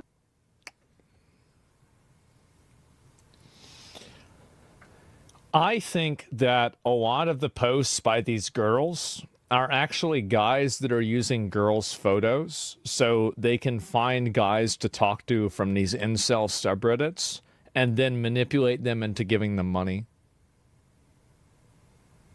Because if I didn't have any money, what I would do is I would scam guys out of money. It's so easy. I've seen so many girls do it. It's like, why can't I pretend to be a girl and do it myself? I mean, I know what guys like. I'm a guy. I'm an expert here, right? I mean, so like I'm basically I'm the imposter. Yeah, sure. But like it would work. And you have AI. Yeah. Aren't you doing that now? I should. Maybe I should make a VTuber avatar. See how it goes. Can you scam me? And then what's scary is the subreddit might be a breeding ground for school shooters. Oh, I think that's just Reddit, right? But like, Why is being a virgin a bad thing? I think that, well, I mean, what do you mean, why is it a bad thing? Were you just fucking born yesterday? Like, do we really have to go through fucking 50 years of social fucking context for you? Like, do you really want to pretend like you're gonna go out like it's like fucking you're getting ready to go to the Crusades? Just I don't think it's a big deal. I don't care about this. Like, I mean, whenever you're a young guy, I think that it matters a lot, and then as you get older, you just don't even think about it anymore, right? And I think that, like, especially, it's weird because, like, if you've been with a girl before, I feel like you just stop even thinking about it being a problem. Like, you don't even look at guys that are like that haven't been with a girl. You don't even, like, for me at least, right? Like, I don't even think about it at all. You stop caring? Yeah. So it's weird because, like, whenever you stop, it's not like, oh, okay, well, now I get to look down on people. Yeah. No, I just stopped giving a shit. Am I the only person that's felt that way? It doesn't even register anymore? Yeah, it doesn't even matter. Yeah, you care until you do it. Who cares? For real? Other people that have the problem. That's it. No, I agree. Yeah. Serious question. Did Jesus die a virgin? I don't know. That's a really good question. About to turn 25 and I'm still a virgin. I feel like it's too late now. Everyone knows more about intimacy than I ever could, and no one will ever want an unattractive, inexperienced femcel. Absolutely a guy pretending to be a girl to farm incel guys to give her money and then create photos or, yeah, bro, these are no, because there are no more girls on the internet. Any girl that's looking for genuine interaction on the internet is a man that lives in Pakistan. Okay? And if she's attractive, then it's definitely a guy. I'm just a lonely virgin femcel gamer. Lying. It's a guy. Bro, it's why a guy. Aren't there women in this incel Because community? they're not women. They're guys farming the other guys because they know how easy it is to get money out of them. They're like fucking locusts. That's the reason. They come heterosexual, female incel. Dating and finding a relationship, different. But any man would you. It doesn't matter how fat, how socially awkward, how ugly. Men couches. Men rotisserie chickens. You can find a man who... Never mind. Who will you. All female incels are volcels. Yeah. That is my hot take. I know I'm a fake cell. You guys might not know. Volcels is voluntarily celibate. This means people that can have a relationship and have sex, but they choose not to. This is like, you know, like intermediary loser internet lingo that a lot of people might not be aware of. But I truly wish I was a true cell. The only woman who truly loved me for who I am is gone from this world, and I'm the only one to blame. I wish I was a true cell so I didn't know what true love felt like. Oh my god. Sometimes when I cook, I like to imagine I'm cooking for a loving partner who's excited for me to join them at the table. Pretty good. But then I turn around and nobody's there, and a little part of me dies inside. Every night I go to sleep thinking about kissing a girl just once. Another man's child has the eyes of the woman I love. She's better off without me. And soon enough, she'll forget the color of my eyes and the way we laughed together. While I'll be trapped in those memories forever. Bro, like, what are you doing? Like, just cook your steak. You didn't even cook the meat. What is wrong with you? Forever. I like how in the women posting Elle's video, it was like, I got drunk and peed on my date, teehee, and the men posting Elle's video, it's like, I want to kill myself. Yeah. Like, this shit isn't even funny. I don't even know what to say to this. This is just depressing. Black bean chili. Mom would hit me until I stopped crying as a kid, and now I'm an emotional wreck to any girl I talk to. Oh god, I'm so sorry. I need a girl to beat me like my mom did. Oh. A Freud cell. I've given up on getting women. My goal now is to get as fat as possible.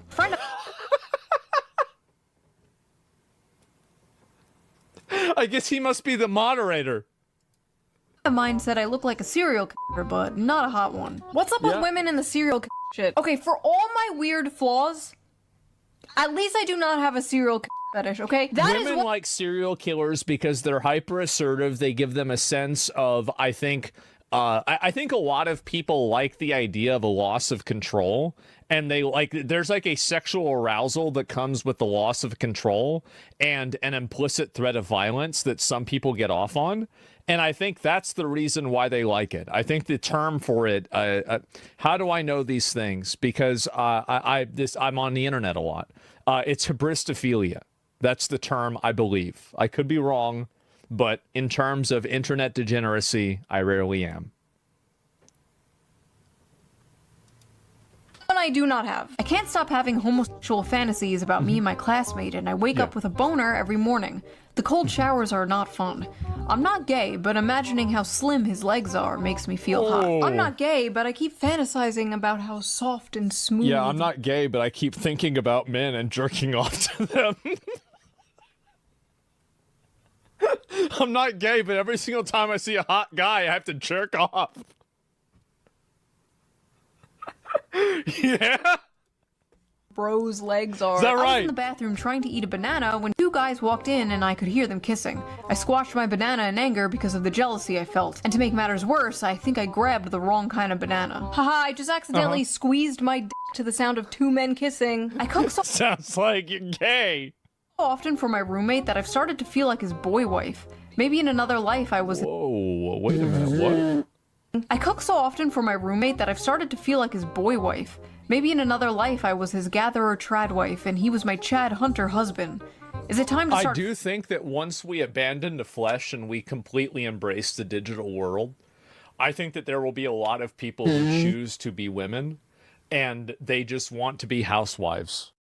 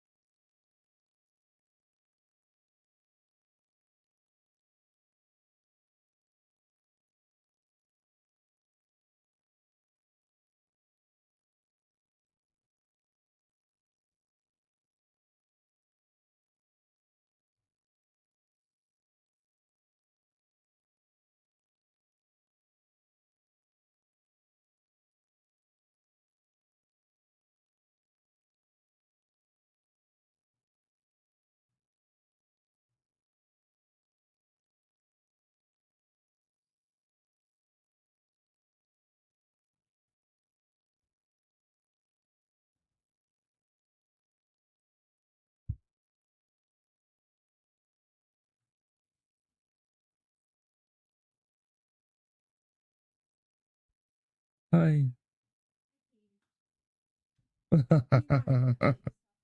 Oh, thank you. Yeah, I'll try to.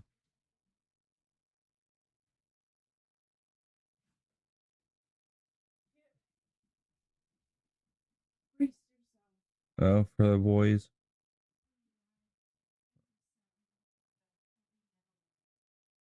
Metal milk.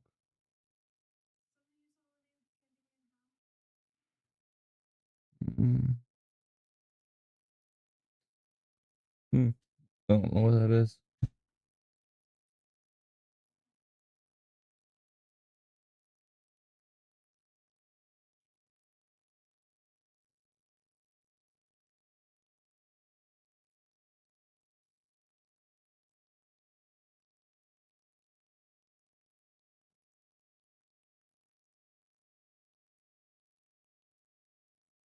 Bum, bum, bum, bum, bum, bum, bum, bum.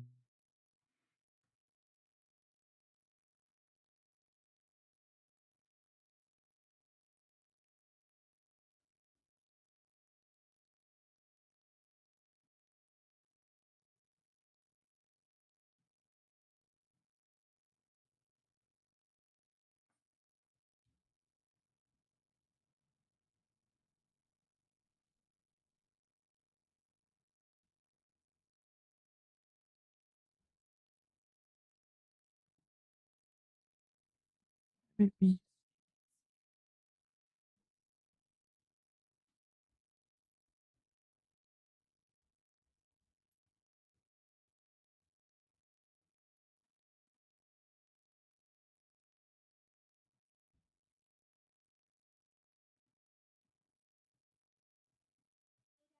Hey, Bubby, how was Nerf? Good.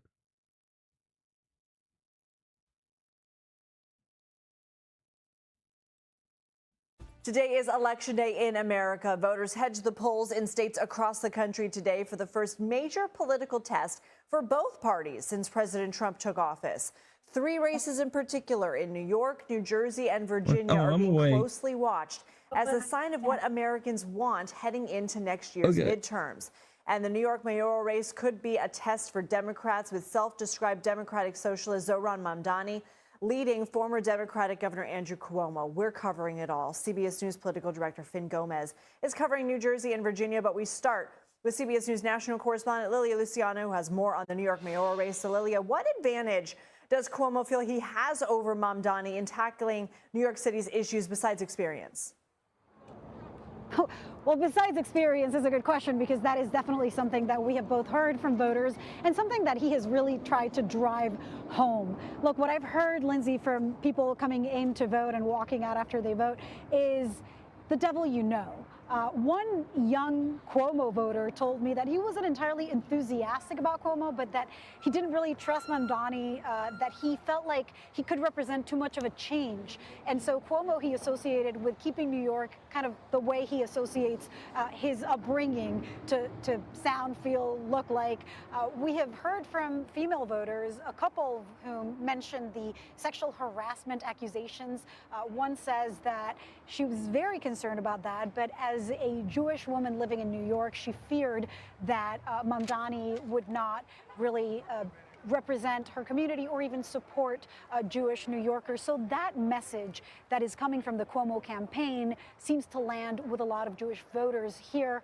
Another voter talked to me about President Trump and the impact that President Trump endorsing Cuomo had in her decision to vote. I want to play a little bit of what she told me. And I would never vote for Cuomo now. Trump endorsed him. That was, to my mind, a kiss of death. And it's his cronyism. I've always worried about the fact that he'd get into bed with Trump. So it's interesting, because when I first started hearing from this woman, I asked her, what are the issues that weigh on your mind and your decision? And she started talking about how Mamdani scares her in a way, or she said something like she didn't trust Mamdani.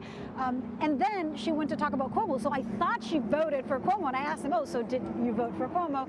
And she said, no. What makes you think that? She said, which is something that I found very interesting because it kind of parallels what we've been hearing because of that generational divide. So many young people have come out to vote for Mamdani. And what she told me is the cronyism.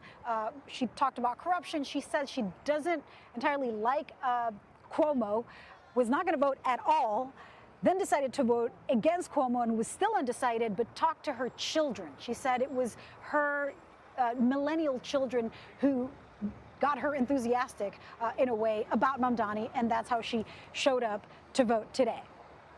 And whether Democratic Socialist Zohran Mamdani wins or not, does his rapid political rise change the face of the party going forward? Look, this is what New Yorkers have been talking about for weeks. Part of the energy of this campaign, whether it is what President Trump is saying and depicting him as the new face of the Democratic Party, or the Democratic Socialists and young people, or the people who were extremely concerned about the situation that Palestinians were facing in Gaza, there are big groups that are saying either they fear or they hope that Mamdani represents the future of the Democratic Party. There's a lot of people in the center there that Cuomo is fiercely trying to cater to. Lily Luciano, thank you.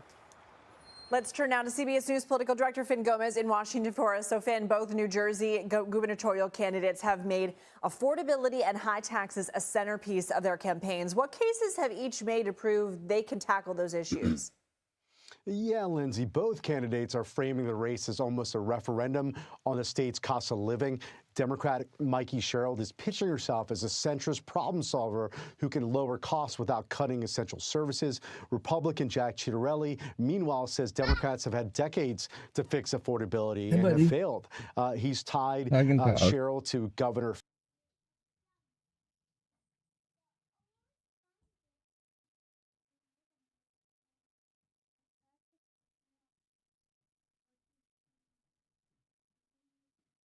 You just want some milk?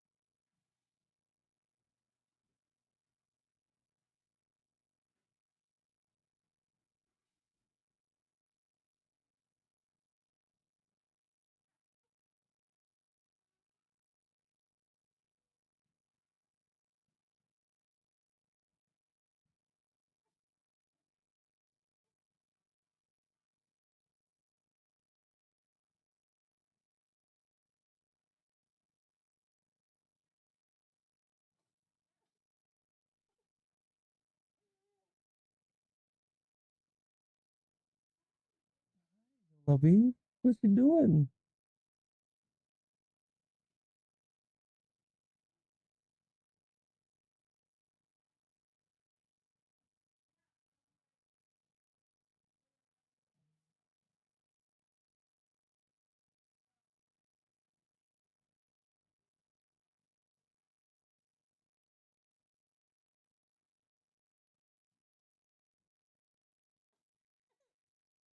I'm sorry. I'm sorry. I stopped for a second.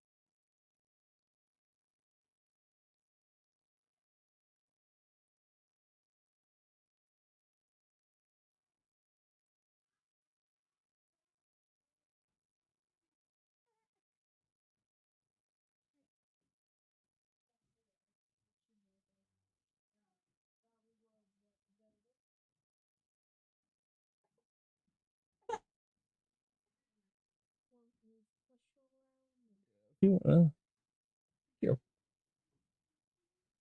Phil Murphy, the Democratic governor, he lost to by just 3 points 4 years ago, but he's promising tax cuts on on property and property reform, cuts of state spending, and a rollback to regulations he says are driving businesses out of New Jersey. But both are focused in on this crucial issue that are affecting middle-class families who feel squeezed by rising housing, energy, and grocery costs. But what I'm watching in particular here, Lindsay, is how the Latino electorate, about a fifth of the state's population, break on this issue in particular. Latino voters that I spoke to in New Jersey are deeply concerned with this issue. If you recall, Lindsay, last year President Trump made strong inroads with the Hispanic community there.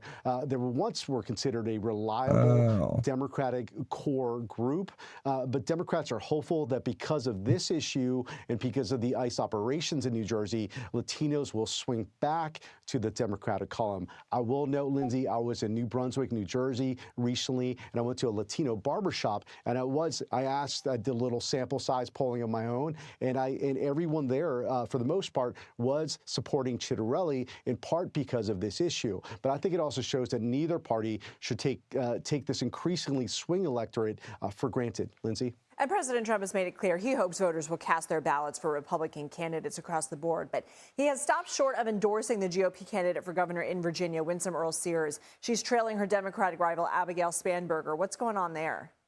Yeah, even last night during a tele-rally, he did not mention her when he was talking about the Republican ticket in Virginia. But this all stems back largely because the relationship has soured since his loss in 2020. Earl-Sears was one of the first prominent Virginia Republicans to publicly acknowledge President Biden's victory and said at the time that Trump should, quote, accept the results and move on. And that break, it matters, particularly because she is trying to get past her Republican base there in Virginia.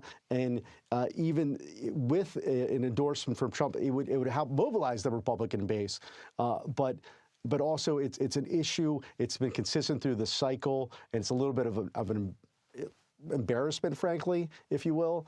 But it's something that we do not expect to change. We do not expect an endorsement in this late stage from the president to the Virginia Republican gubernatorial nominee. Vin Gomez, thank you. California voters will decide if the state's voting district should be redrawn to help Democrats flip as many as 5 House seats in the 2026 midterms. Prop 50 seeks to counter Republicans in red states like Texas, who were redrawing maps at the request of President Trump. The measure, backed by Governor Gavin Newsom, asks voters if California should suspend its independent process and adopt new congressional districts starting next year. Stay with CBS News 24/7 all day for updates on races around the country, and make sure to stream our special coverage beginning on the Takeout at 5 p.m. Eastern. We'll continue to follow the results after the polls close beginning at 9 Eastern.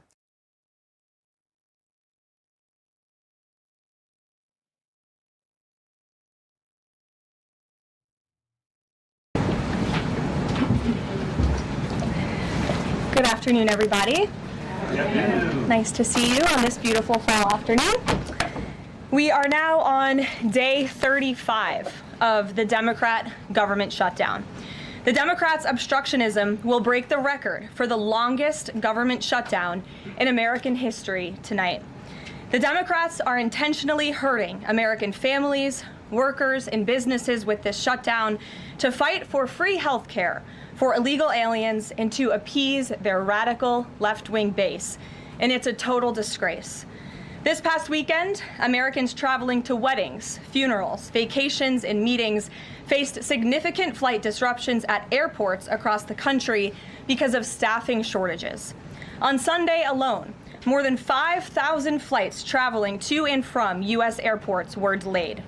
Since the Democrat shutdown began, 4 times as many staffing shortages have been reported at air traffic control facilities compared to last year.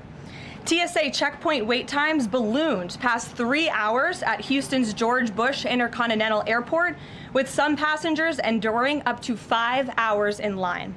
At nearby William P. Hobby Airport in Texas, security wait times are routinely exceeding 1 hour. More than 13,000 air traffic controllers are continuing to work without pay. Because of the Democrats, these men and women who keep our airspace safe and moving will miss a second paycheck in a row this Friday if Democrats refuse to open the government. Let me be clear to our incredible air traffic controllers across the country. President Trump and Republicans want you to get your paychecks. They want you to be paid.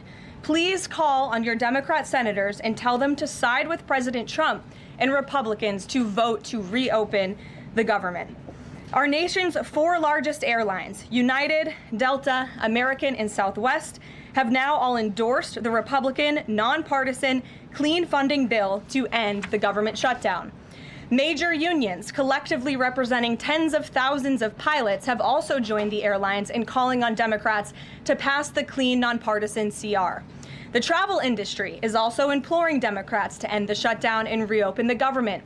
Nearly 500 companies and groups in the travel business, including casinos, hotels, and convention bureaus, signed a public letter warning that America's travel economy has already lost $4 billion due to this Democrat shutdown, and they have called for the Republican CR to be passed, saying Americans expect and deserve a fully functioning federal government during the peak holiday travel season.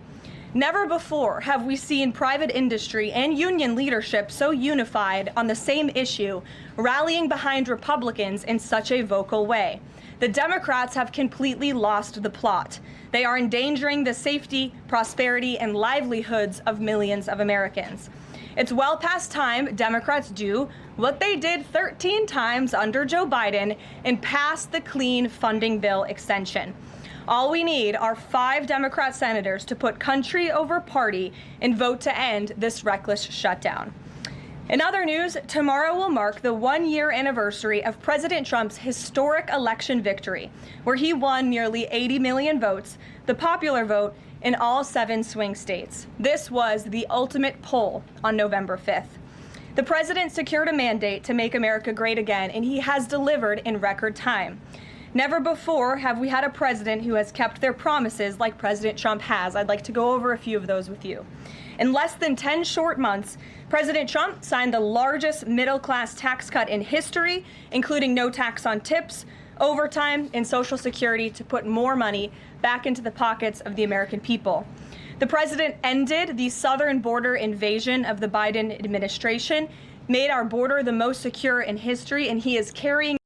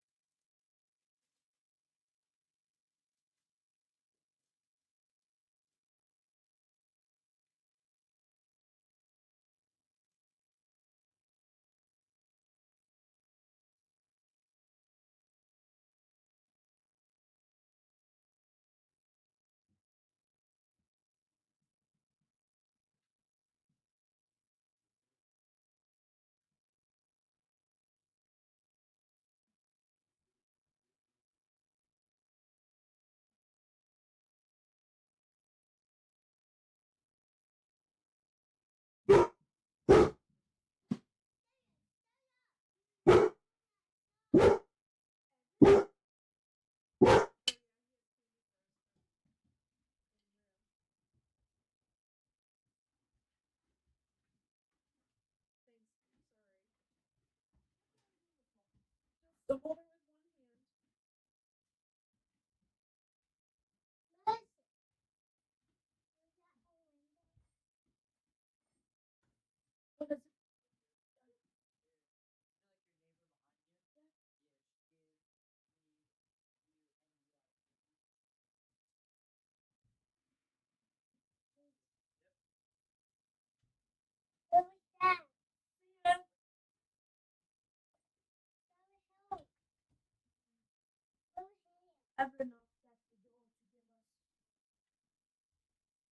a bagel.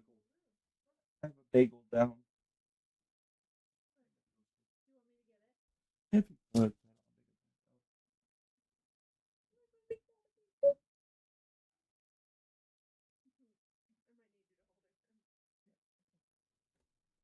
Ah.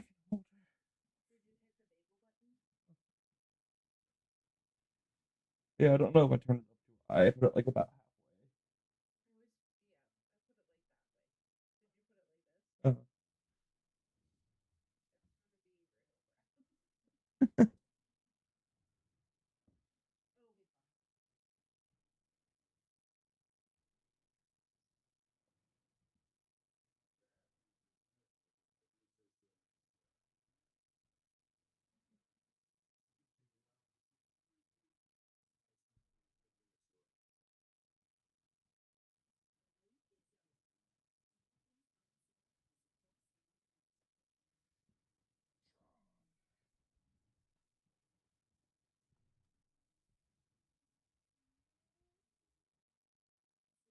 Out the largest mass deportation campaign of illegal aliens in our nation's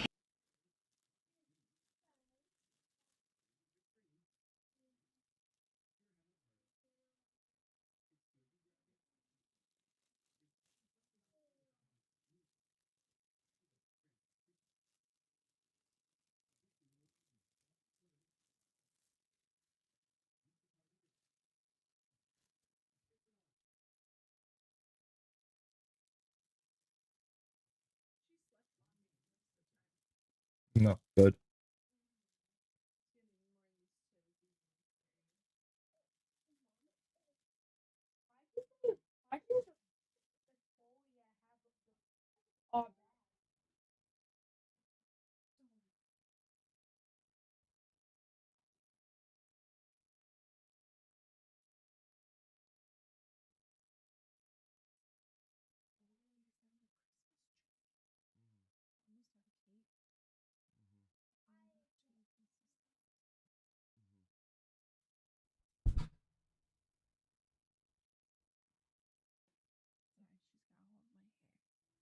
Let go of mama's hair.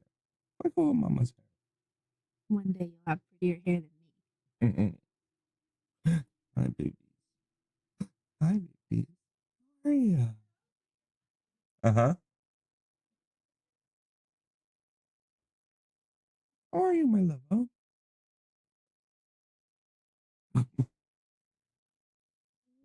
Mm-hmm. Mm-hmm.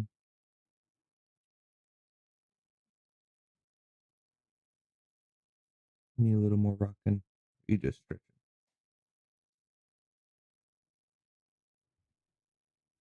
You can stretch.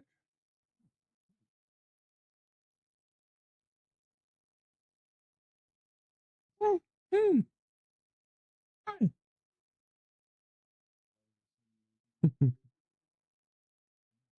What are you doing, baby? Hi. Mm-hmm.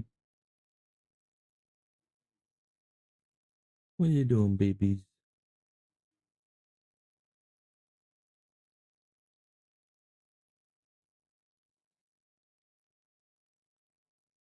Hello everyone, I am the Enforcer, and welcome to the breaking news. Please make sure to like, comment, and subscribe, and support us on Patreon, link in description below. Today we have breaking news coming from around the world, as we have now heard that the Russian Federation is openly arming and supplying the Republic of Venezuela with arms and equipment to resist the United States of America and a potential armed invasion that may be coming within the next several weeks. We have been able to hear from official Russian governmental statements that several flights of Ilyushin 76 aircraft have provided Pantsir S-1 and Buk M-2 surface-to-air missile defense systems to the Republic of Venezuela at this time, with multiple Russian officials also stating that other weapons, including the Rarest intercontinental ballistic missile, could be provided as well to the Republic of Venezuela if the Russian Federation ever so chose. At the same time, the United States of America's Gerald R. Ford Carrier Strike Group is currently making steam at all possible speed in the Western Mediterranean and passing through the Strait of Gibraltar, most likely to make it into the Eastern Caribbean within the next several days. In the meantime, the Russian Federation has dealt another deadly blow from the state of Ukraine inside of its own territory, as another major refinery in Nizhny Novgorod was hit and heavily damaged overnight,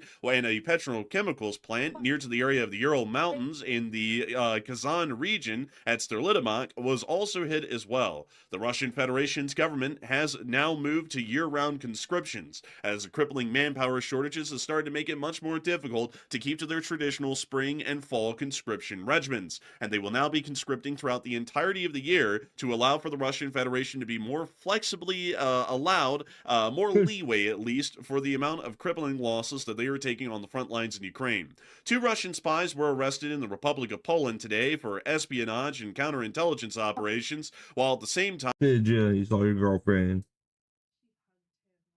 Oh, man.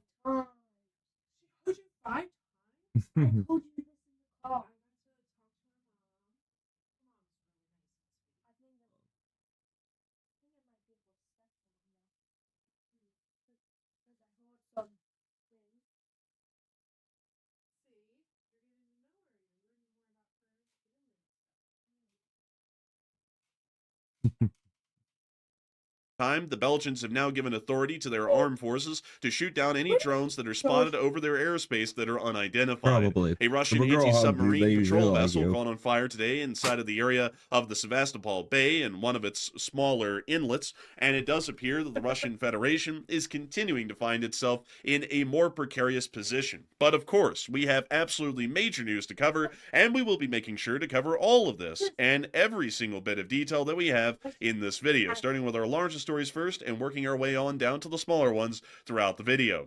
Moving us on directly into the Eastern Caribbean, we have been able to hear that the Republic of Venezuela's government, through its dictator Maduro, has openly started to praise the Russian Federation today. In the words of Nicolas Maduro, he stated that Russia has set an example of respecting international law and stands as a global power capable of building partnerships based on equality, mutual respect, and cooperation.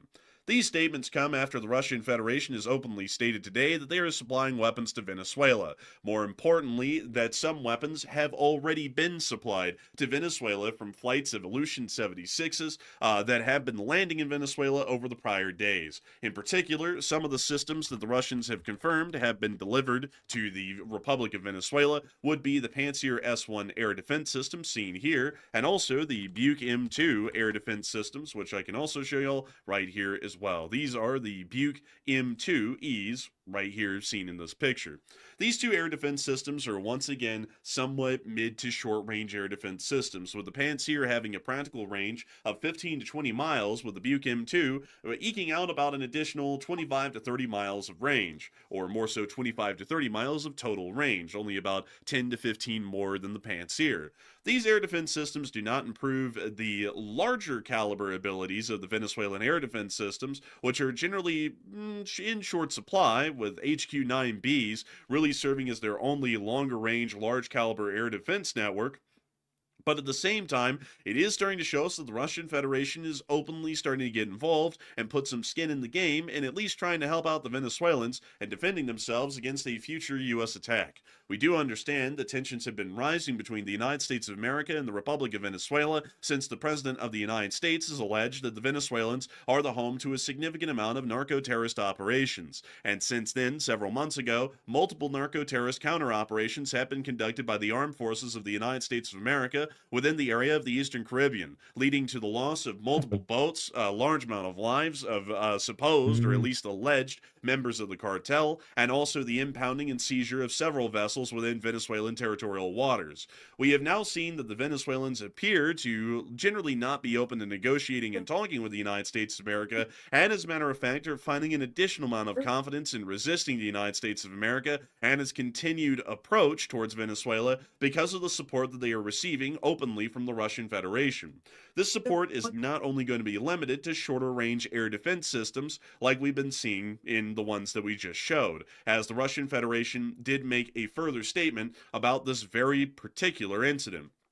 Russia is already supplying weapons to Venezuela and sees no obstacles to transferring the new Rarest ICBM. According to the statements from Russian officials, including Alexei Zurlov, if I can pronounce that correctly, who's the first deputy chairman of the State Duma Defense Committee, he has stated that Russia is actually one of Venezuela's key military technical partners. We supply the country with nearly the entire range of weapons, from small arms to aviation. The details and volumes of deliveries are classified, so the Americans might be in for a surprise. I see no obstacles to providing our friendly nation with new systems such as the Rarest or the well-proven Caliber missiles. No international commitment restricts Russia in this regard. He added that an IL-76 had recently delivered Pantsir S-1 and Buchem-2 systems to Venezuela. 2 days ago, reports emerged that a Russian IL-76 military transport aircraft had arrived in Venezuela. The plane belongs to Aviacon Zitotrans, a company linked to the Wagner Group. It does appear that at the moment, the Russian Federation is going through all available measures not only to supply the Venezuelans, but to leave the door open that other weapons that could be crucially used in Ukraine by the Russian Federation may in fact actually be provided to the Venezuelans instead, to give the United States a harder time in possibly dealing with the Venezuelans. We do understand, however, that even with these weapons being provided, the United States of America's Gerald R. Ford Carrier Strike Group, which has weighed anchor from Split, Croatia, and is currently sailing or making steam, all available steam, towards the area of the Eastern Caribbean, is currently passing through the Strait of Gibraltar at this moment. With this picture here showing the Gerald R. Ford just several miles away from the mouth of the Strait of Gibraltar itself. This is a fairly significant movement. The USS Gerald R. Ford is the most advanced of its class and type of carrier in the U.S. Navy currently. And, of course, once it arrives within the area, it'll also be bringing along with it several Arleigh Burke-class destroyers that are a part of the strike group, and greatly increasing the amount of firepower and air power projection that the United States Armed Forces will have within the region. The situation with the Russian Federation not only providing weapons to the Republic of Venezuela, but now also opening the door for possible further weapons to be provided, including an Rarest intercontinental ballistic missile or Caliber cruise missiles, is starting to change this from the generally stated narco-terrorist counter operations that the President of the United States has been talking about, and more into a geopolitical struggle at this moment, with Venezuela almost looking like it might turn into a Cuban Missile Crisis 2.0, which is something that we've generally been straying away from even talking about here on the channel, as that would be somewhat odd for it to happen, and did not seem that it was possible to happen yet, but it now does appear that the Russian Federation is starting to openly state that they may try and force the situation into a Cuban Missile Crisis 2.0. If that is the case, we could see that this could be used as leverage against the United States of America and other foreign policy matters, including those inside of Ukraine, where a sort of a ceasefire or a compromise will have to be made between the United States and Russia on the two matters, instead of the United States being able to press home the advantages and the cards that we hold on the situation in Eastern Europe and against the Russian Federation directly. This now means that the United States of America must act rapidly to be able to deal with the Venezuelans and to be able to put them down. Now it's not really a matter of whether or not people support this operation, or whether or not people support the idea of a narco-terrorist counter-operation, or whether or not that would be successful. This is now a matter of the United States versus Russia, largely in a proxy conflict with Venezuela. And of course, we cannot allow the Russian Federation to start building a significant fortress and armed bastion of their sphere of influence or power projection directly inside of the Eastern Caribbean. Not only would that be incredibly dangerous for American commercial shipping lanes that travel through the Panama Canal, which make up nearly 5 to 6% of global shipping traffic, but it also would be a very deadly situation for the United States Armed Forces that find themselves within the United States southeastern regions, which also could find themselves under the attack of Russian-caliber cruise missiles and also other forms of missilery that the Russian Federation may provide to the Republic of Venezuela at any given moment in time if the Republic of Venezuela is still allowed to exist. We do understand that the United States has built up a significant force within the area, including the 22nd MEU, the Iwo Jima Amphibious Ready Group, several Arleigh Burke-class destroyers, the USS Lake Erie, a Ticonderoga guided missile-class destroyer, also a Freedom-class littoral combat ship, and also a couple of fleet auxiliaries, including the MV Ocean Trader, which generally carries the Special Forces, or is generally considered to be the Special Forces yacht. We also understand that the 160th Special Operations Aviation Regiment is also within the area as well, along with several other units that have not been disclosed to the public. This is a significant force buildup and would be enough to generally deal a deadly blow to the Republic of Venezuela if the moment ever needed to arise. And considering that the Russian Federation is now starting to openly provide weaponry and maybe even possibly personnel to assist the Venezuelans in the situation, it is now imperative that the United States of America must act in the situation, whether or not we thought that the timing with a war with Venezuela was good or not. Moving on out of that situation, however, the Ukrainians are making the situation for Russia on the home front incredibly difficult, as we have been able to see that overnight the Ukrainian drone attacks were able to land a very successful hit within the area of the Nizhny Novgorod refinery in Kostovo. This refinery has been hit several times before, but this was a very significant hit. More than 50 domestically produced Bulber and FP-1 drones were used in the strike on this refinery, according to the Kyiv Post, which occurred during repair works and equipment previously damaged in earlier attacks. The refinery is a key supplier of fuel to the Moscow region and is also used to support Russia's military operations. We did get to see another little clip from earlier in the day before the attack, actually showing the damage more so and the repairs that were already being conducted. And if this video will operate properly, hopefully, there we go. You can actually see right here, I'll have to mute the clip, but you can actually see here them driving into the refinery at Kosovo, just south of the city of Nizhny Novgorod, and showing off a little bit of the damage and repairs that were already underway and being affected at that point. This is, by the way, a glimpse of the refinery before the attack that y'all just saw in the last picture. So this was the condition of the refinery before the attack from last night. And we see them driving through. Very barren looking oil refinery. And of course, we're waiting to see the additional damage that was caused in the prior attacks leading up to this one. Just to give you a little bit of an idea of the base level that this refinery was at before the damage that was inflicted from last night's attack. We see them continuing to drive through and talking about the attacks that came from days prior. We can also see a little bit of damage on that building to the right and some sort of gas venting off at the top. The workers are talking about the noise that was caused from the attacks from days prior and also the damage. We can see here that repairs are being affected to some sort of a condensator or fractionation unit.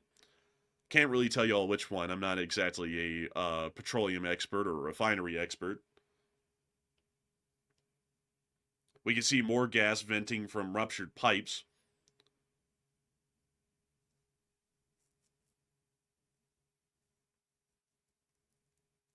And we see additional damage and repairs that were being affected before the damage that was inflicted from just last night.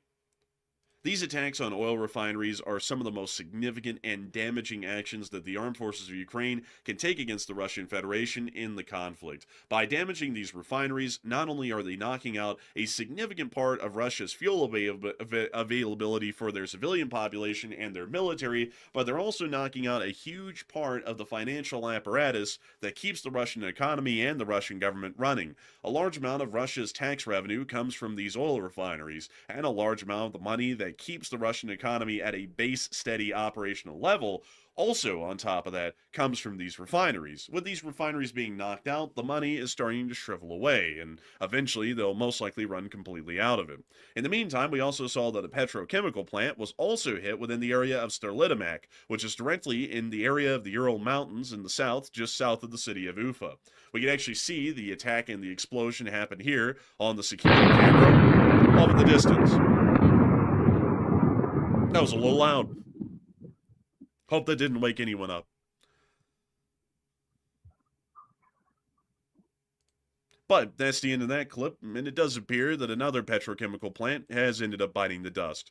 In the meantime, in Moscow, we did get an additional statement that apparently 5,000 North Korean workers or construction troops have been sent to Russia since September to help with infrastructure reconstruction, a South Korean lawmaker said Tuesday after a briefing by the country's National Intelligence Service.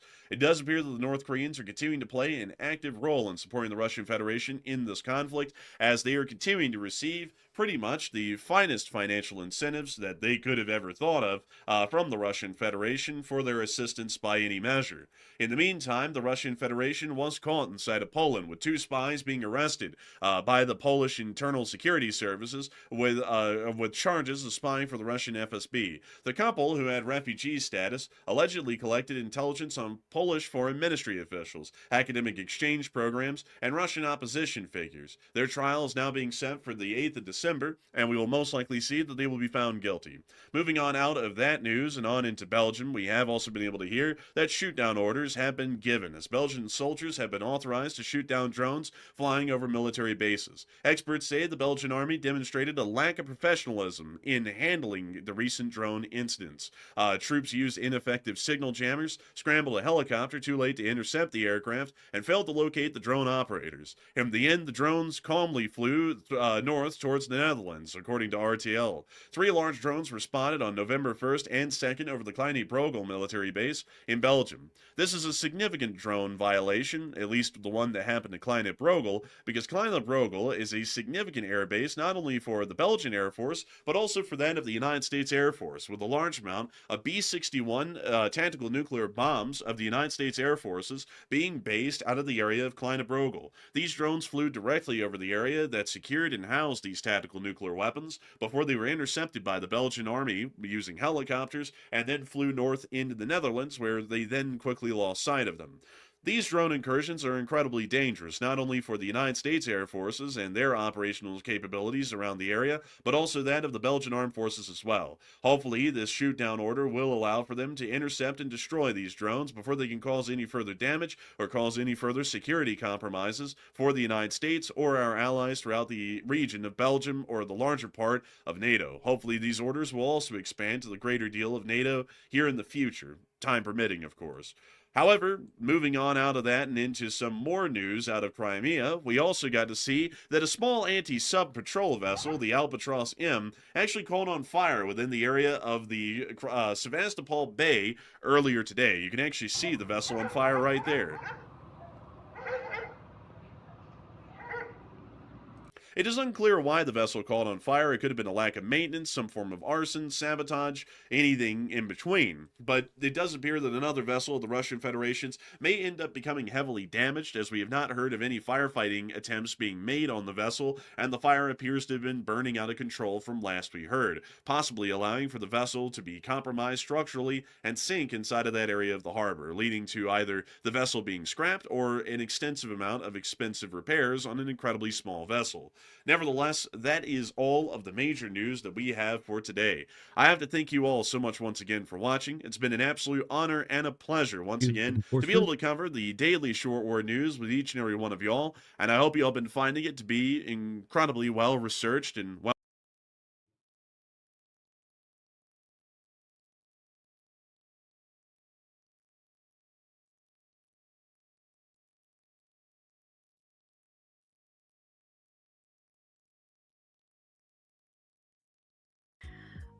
I'm really despondent about the tolerance and acceptance for political violence on the left. It's not a both sides issue. That's a canard. Mamdani himself, it's so amazing, Tim, because he was so disciplined throughout the campaign, focused on, affordability or whatever. But then right in that last week, he just couldn't help taking a hit off that grievance bong and came out with that whole Islamophobia thing. Yeah. Several bomb threats were made in New Jersey today as the election continues over who's going to win the governor's race, who's going to win the mayor race in New York. Plus, we have Virginia, Pennsylvania. It's getting pretty interesting. But Mamdani is blaming Trump for the threats and the intimidation, despite the fact that we have videos showing leftists assaulting ICE agents once again, ramming vehicles, kicking these feds when they attempt to arrest these people. In one video the other day, we saw somebody run up to a DHS vehicle and pop the door open to help an illegal alien escape custody. What's happening in this country is getting pretty crazy. And if Zohran Mamdani wins in New York, around 1 million people are expected to flee the city. I wonder if that'll actually happen. Well, we're going to bring in Batya Ungar-Sargon to discuss these issues. Let's see if we've got looks like everything is working well. Let's kick it up. And here we go. Batya, how's it going? Can you hear me? Apparently she can't. Batya, can you hear me? Nope. I believe she may be, she may have her system muted. Can you hear me? Yes. Hi, Tim. Okay. There you go. How's it going? It's going well. Thanks for joining. Thanks for having me. I'm always so happy to see you. Absolutely. So I've got some questions about what's going on in general politics across this country, but New York's the big story right now. Not just New York, but New Jersey. We saw these bomb threats. Mamdani is blaming Trump, saying it's this intimidation, and they're trying to stop Democrats from winning. The first is the easy question, and it's a question that won't last much longer than today, but do you think Mamdani's going to win? He's probably going to win. Despite, Cuomo got much closer towards the end. There was a huge mobilization effort in the Jewish community, in the Orthodox community, to get people to show up. Really, thousands of people turned out who don't ordinarily vote. But I just don't know that it's enough. What Mamdani did, and this is a bitter pill to swallow, but we have to be honest. If we want to prevent something like this in the future, he ran a very good campaign. And it is extremely important to understand how he did it, because it's not rocket science. He identified 3 constituencies and brilliantly crafted messaging that would sort of find the overlap between them. So his constituencies were Muslims, South Asians, and then these 20 to 30 something overeducated, over-credentialed, downwardly mobile hipsters in Bushwick and Brooklyn who think they're the working class because they failed to get amazing jobs and have student loan from getting, degree upon degree upon degree. They have enormous contempt for labor. And as a result, they want things from the government despite him being the most privileged people on planet Earth. And Mamdani is their avatar. This is a guy who's a total Nepo baby, never worked a day in his life, lives off his parents, but makes it seem cool, right? It's cool to live off your parents, be a total failure if you can make great content for social. Okay, so that's how he got those people.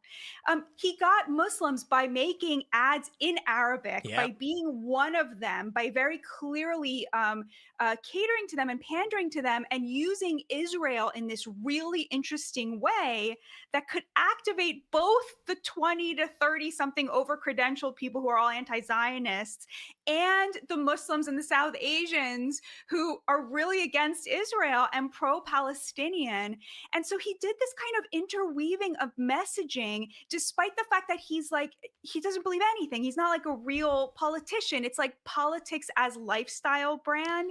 And it's just really, I think, important that we acknowledge how smart this was so that we can defeat it next time around instead of sitting here being butthurt about it, I got to give it to him. What I will say is, I think you've nailed it, especially with these overeducated young people.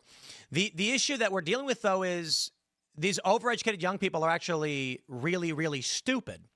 Zoran Mamdani is offering things that make literally no sense. He said, I'm going to make the buses free and go faster. And not a single person asks, what does that mean? If the buses could be free, they'd be free. So, like, you pay for them because there are workers, there's maintenance, there's storage, there's fuel, there's energy that got used for these buses. The money sustains that. So here's my pitch. I know how we beat Mamdanis in the future. I mean, more people like him. My proposal is, I will run for office, and I'm not just going to make the buses free. That's offensive. When you board my bus, a machine will spit out a $5 bill just for you. And faster? You're going to make them go faster? No. I'm going to make them fly. I don't need to explain how it's possible as long as enough retards vote for me because they want free stuff. So you've got a guy who literally is offering up things that make no sense. And it's funny because when I talk to my friends and my family, you know, my wife is like, has Mamdani explained how you pay for these things? No, of course not, because you can't. A really great example of where we're going is AOC. When Amazon wanted to bring jobs to New York, they offered a tax break over 10 years. I think so. They said, you will save $3 billion in taxes spent. AOC then claimed that was a grant of $3 billion cash for them to spend because she doesn't understand math. I don't know how you're not going to educate these young people. They're stupid. They've not held jobs in a management position. They think communism works because they've never actually run a business. They've never actually organized anything. This is why people like Mamdani win. And you know what the worst part is? We're going to operate on the assumption right now Mamdani won. Although to be honest, I wagered for Cuomo.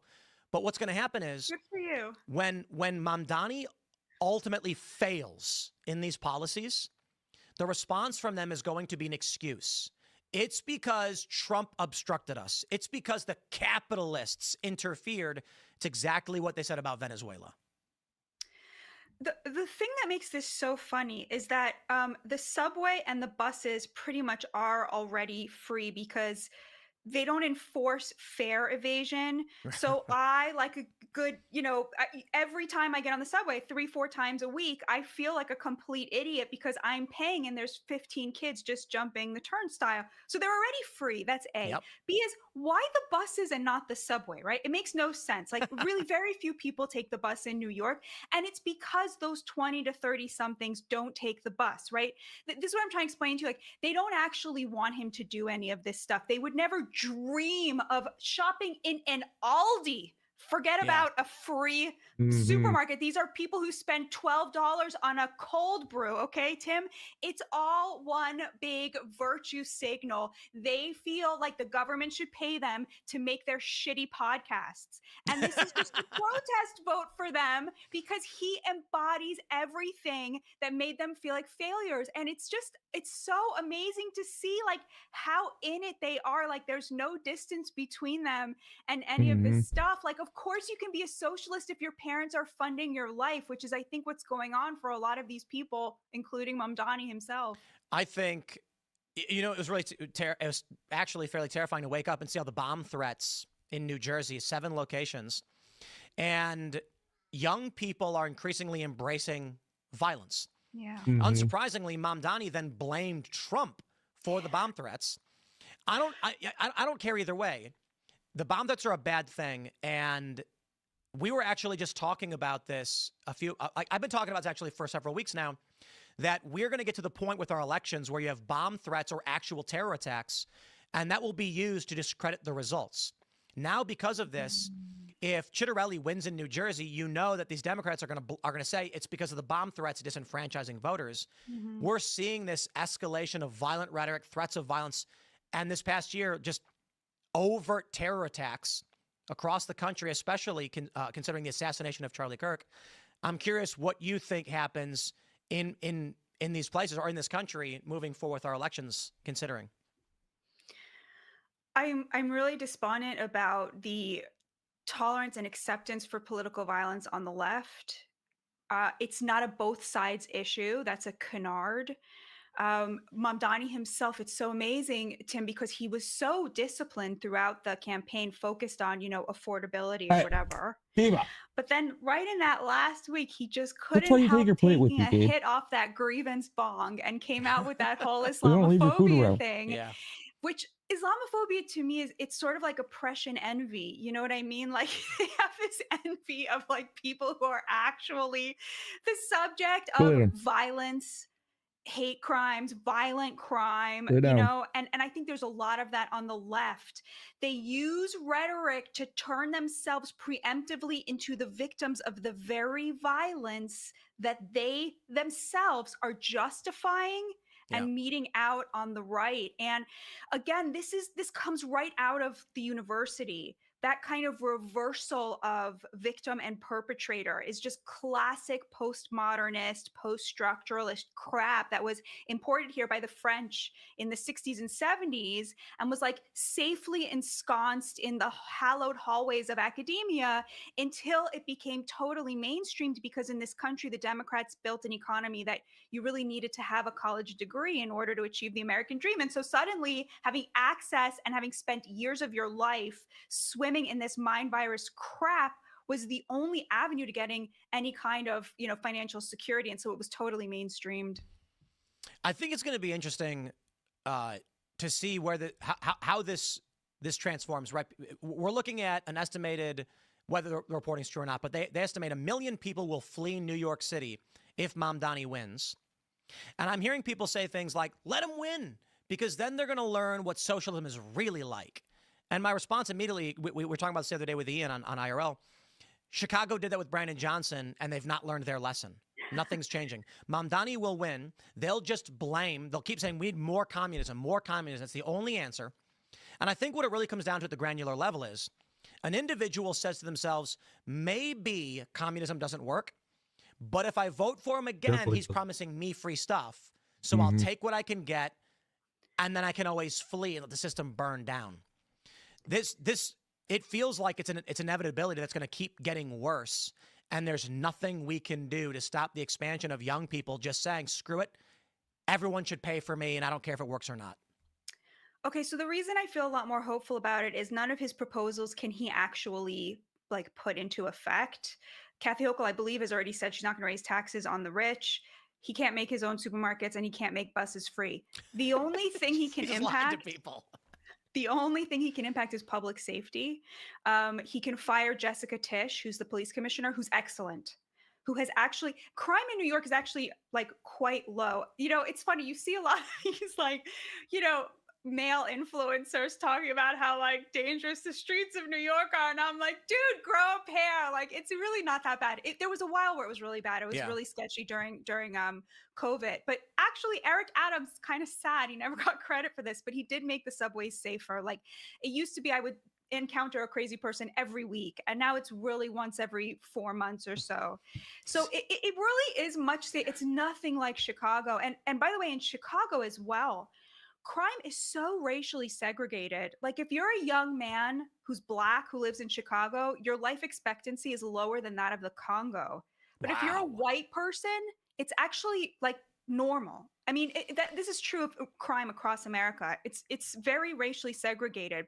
It's a lot, and obviously liberals won't talk about it. They've made it a taboo to actually admit this, because the majority of violent crime is done by Blacks. They erase the fact that it is done to Blacks, literally just making it impossible to protect the most vulnerable. But anyway, because of that, I think rich people don't really actually suffer from the stupid, horrible, vile policy that they enact. It's always the poor who can't afford to actually move. Yeah, defunding the police. Who's it going to exactly. affect? So he promised he was going to defund the police before. Throughout the campaign, he said he's learned his lesson. He promised to keep Jessica Tisch. If he keeps that promise, everything will be okay. He hates the Jews. It's fine. I really don't care what he thinks about that. It's fine. As long as he protects my synagogue, as long as he doesn't tell the cop that has to stand there on Shabbos to protect us from being shot up. So as long as that to me is the only thing that really, really matters. And he's promised to keep her. If he breaks that campaign promise, just one more thing very briefly. Mamdani is very popular 40% in New York. He never cracked 50%, and he's very unpopular nationally. So there's a very high chance that the Democrats will learn the exact wrong lesson from this, and it'll hurt them. I think Cuomo could actually win. So I was looking at, there's an interesting post from Colosus where they said externally, like nationwide, the people trading on the New York race give Mamdani 90% chance to win, and 11% to Cuomo, which is weird. It's greater than 100%, whatever that means. However, inside of New York, Cuomo has a 9% edge on Mamdani. So he's at 49 to 40. The people who live in New York who are betting on this race are betting Cuomo is going to win. And just recently, data came out suggesting major whales are dropping tens of thousands of dollars this morning on Cuomo to win. I actually think the perception of Mamdani may be influenced by the national level political machine, claiming that he's this very popular character when he might not actually be. So the other day I saw this and I said, okay, it's a value bet. I put $400 down on Cuomo to win. And if he does, I get paid out $5,217 or something. How cool. Now I do believe that Mamdani has the edge to win, but the odds don't make sense. Cuomo has a much better chance of winning than 10%. That's a weird number to give, but I guess people are so convinced. But when you, again, look at the data inside New York, Cuomo's actually leading. So I wonder, you know, they do this strategy, the Democrats, the progressives, where they go for the primary because they know most people don't vote in the primary, and they can easily convince Democrat activists to vote for their Democrat activist candidate. But when it comes to the actual city itself, do they want someone as radical as Mamdani making these pie-in-the-sky promises he can't ever fulfill? I think Cuomo's got a chance to win. I think he's being underestimated. I love that you're saying that. I've been saying that for the last 2 weeks, especially since I've been seeing the early voting, and that's been very much weighted in Cuomo's favor. I'll just say two things. The first, which supports what you're saying, I have 4 screens up in my office. Every person of color who has been interviewed in New York over the last week is voting for Cuomo. Wow. And every white kid or white person is voting for Mamdani. So it's really going to come down to voter turnout.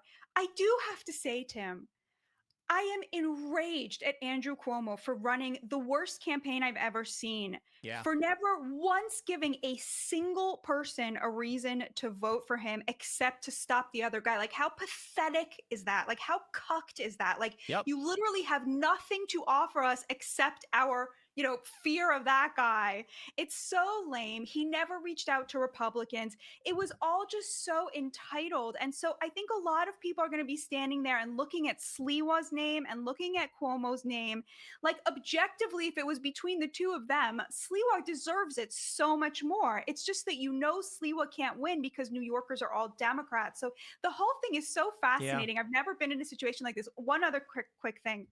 I have to say, I didn't quite realize, something that really hit me today was we're never going to get to vote for Donald Trump again. Like, that feeling you had going in and being like, this person is going to break everything that sucks and spit at every person who had contempt for me and rewrite the whole story to make, life better for working class Americans. And then to see him do it for the last year, the euphoria I got from that and continue to get from that. I was like, Batya, you're not getting that again. That's not what it's supposed to feel like every time. It's never going to feel like that again, probably. Just slow your roll here. So I made this point on Twitter a while ago, half jokingly. I said, Israel is the new left-right divide. And I don't think people understood the point I was making. It's a generality, but there are moderate Democrats very pro-Israel, moderate Republicans very pro-Israel, and then the emergent left and the emergent right are both very anti-Israel. And I'm half joking saying, I see a possibility in the future where moderate Republicans and liberals actually come together, and then it kind of rotates to a new left and right where Israel becomes this central focus, because you've got young right-leaning individuals, I don't even know if right-leaning is the right word, that just hate Israel. The left, of course, just hates Israel. And I feel like that could be a potentiality in the future. But the question I want to ask you is, What did Zoran Mamdani mean when he said the boots of the NYPD are laced by the IDF? What I wanted to know is when he apologized to the NYPD, did that include the people lacing their boots, right? I mean, it was like this blanket apology. What does this mean? What? There's this meme on the left that because the IDF has developed certain methods of, control of I don't remember exactly what it was. So they used to do these. No, actually, it was anti-terrorism training. The IDF is very good at identifying suspicious objects, obviously, because people are always trying to blow up Israelis. And so they would do specifically like identification of, I can't remember when this was, like 10 years ago. They would have NYPD counterterrorism units train with them. And this, of course, was blown out of proportion by the left into the IDF is importing all of its anti-Palestinianism and whatever. And the NYPD now, because the NYPD obviously hates people of color, therefore they got this from Israel. I mean, it's like the typical elevation of Israel to this level of Israel is the source of all your problems. The Jews are the source of all your problems. I want to say something about what you said about the left, right. I think the real thing is it's going to continue to be immigration, which means it's the divide. It's just going to, which is about the class divide. If you're working class, you can love immigrants. They're coming for your job. They're bringing down the wages in your industry. It's just a fact. It's pure economics. And if you are an elite or a person with a college degree working in the knowledge industry, immigrants are labor. They're cheap labor. That, I think, is going to continue to be the dividing line. It's interesting. Only 13% of Democrats overall, not young Democrats, but Democrats overall now support Israel, but still 71% of Republicans. And Charlie Kirk at the last Student Action Summit did a poll. So this is young conservatives. 75% of them still called themselves pro-Israel. They're against funding Israel. And honestly, I'm probably against that too. I think it really reduces Israel's sovereignty and ours, but they still would call themselves pro-Israel. And so I think the war in Gaza was very unpopular, but we're really I don't see to me, what you're seeing now, we could talk about this or not, but the reaction on the right from the Christian right, including people of all ages, to Nick Fuentes to be he's not in, that's something you would never see on the left. So when big influencers on the left say anti-Semitic things or platform anti-Semites, they close ranks around the anti-Semitic element. But right now, what you're seeing against Fuentes and even against Tucker and against Heritage is the right, the mainstream of the right saying, actually, there's no room here for Holocaust denial. So, and that seems to me to be really widespread. And I don't think that's necessarily about Israel, but obviously it's sort of tangentially related. Well, Tucker Carlson used to be the top voice in this movement or whatever. And now he's interviewing Nick Fuentes. He is attacking Christian Zionists. He seems to have very much shifted. Candace Owens, of course, has now very much runs this rhetoric. And whether or not it's Nick Fuentes or not, it does feel like there's a divide on the right. What I will say is I don't completely agree. Here's what I predict. I predicted that on the right, you have anti-interventionists as a dominant faction. Mm-hmm. So they don't like funding foreign countries. It could be Ukraine, it could be Afghanistan, it could be Israel. Right. We shouldn't be funding it. On the left, they just hate Israel. It's a core part of their identity. And to be honest, I think it's not just Israel, it's the Jews. You had with the Women's March, that story from Tablet Magazine, where they were accusing Jews of all sorts of weird conspiracies. The right certainly has their anti-Semitic faction. It's much smaller. But the anti-Israel sentiment, largely, I think the right has anti-intervention. So in 10 years, when young right-wing individuals are in office and in power, they're not going to want to fund Israel. The left certainly doesn't want to, and Israel's likely going to get cut off. But what I will say to your point about... By the way, I agree with all of that, and I don't think that's necessarily a bad thing. That's not... I don't think that's anti-Semitic at all. I do think that Fuentes is on a completely different level. Yeah, I agree. He's a segregationist. This is the kind of I feel the book, The Lorax, the kids' book. Yeah. I speak for the trees. I speak to you as a swing voter who loves Trump and really found a home in the MAGA movement.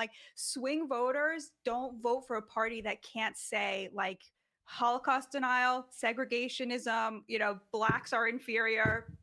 I can't F with that. But I feel like you do it right. I mean, the way you're even approaching it right now is more upbeat, more critical. the problem that I've seen consistently over the past several months is that the response to Tucker and Heritage has been a massive detriment to the mainstream conservative and has massively emboldened Tucker Carlson. So I'm a fan of Tucker. I don't know if I don't watch him consistently. I'm not. He's allowed to have his opinions. And what I see are holding up signs saying Tucker is not MAGA. Yeah, that's pathetic. That's pathetic. I will just say, like, okay, I just want to give a quick analogy, okay? I was against us funding the war in Ukraine, okay? I don't think Putin's a good guy. I think Russia could be a very good ally for the United States. I don't see that this is something working class Americans, young people who will never be able to afford a home should be asked to pay for, okay? That's my position. It's extremely unpopular, as you may imagine, in the mainstream media. I'm a mainstream pundit. I go on TV a lot. People really hate when you say this. Some of the people who really hate it are Ukrainians who will send you extremely horrible things about you and your family in your DMs. Some of the people who hate it are mainstream massive figures with millions of followers who have attacked me relentlessly. None of that attack has pushed me to embrace Vladimir Putin as a hero and shit on Ukrainians and Ukraine and their noble effort to protect their sovereignty, okay?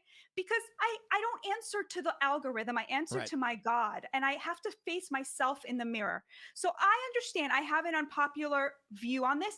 It is the Ukraine lobby's job to call me a fascist. It is their job not to send me death threats. I really wish they wouldn't do that to my private home. But like, it is their job to try to silence me in any way they can. Mainstream pundits, I think, should have a little more dignity, but I understand that people feel very strong about that. My view is not going to be shaped in opposition to the worst element on the other side because I answer to my God. And I think that there's so much on the right that is following the clicks and following the algorithm and allowing the worst element on the other side to determine. Not you, Tim. You are always above this. And I just do not know how you do that because you're a content creator, but you are never like enthralled or enslaved to your audience. You tell them what you think. And I just so admire that about you. Scruples, I guess. Remember all those conservatives who got caught taking money to promote sugary drinks for welfare from SNAP or promoting India in this trade dispute with Trump because they got paid to do it? That is completely disgusting to me. I see mostly on the left, my view of the left, the liberal faction, they want money, and it's a means to an end. We invited Don Lemon on the show, and he responded with, or his people responded with $50,000. Stop! Yeah. Ooh. So when we invite liberals all the time, even Bill Maher was pointing this out, they won't do it. I know. And I have the same thing on my show. They won't come on my show. Or they'll just say, I want an exorbitant amount of money. We invited Naima Trout to a Culture War live show, and she first responds with her people, not her personally, $500. And so, I think they asked how much we could pay, and we said we don't normally pay for people to come on shows, but the Culture War is a live stage event, so we'll cover travel accommodation and $500 for you to attend. They agreed, then came back later saying, you know what, actually we want $5,000. And I was like, absolutely not. In fact, I told my team, go offer the $5,000 to some other random leftist instead, just because, like, they also turned it down, by the way. So I was like, hey, I respect them for turning down the $5,000 in that regard. It was someone else. I was like, you asked for it, you don't get it, we'll throw it to somebody else. But that's what the left does. The right does have these people. But I do think, I described this phenomenon earlier in the year, how to mind break somebody. And I believe the right is wholly susceptible to it, but the left is guaranteed to be susceptible to it. What you'll do is, we've actually seen this happen. There's a fitness influencer. I'm not going to say who they are. And most of their content was fitness. Then October 7th happened.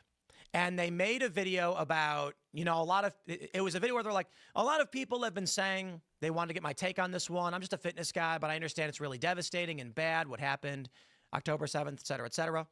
That video gets 5 times as many views as the normal videos they make.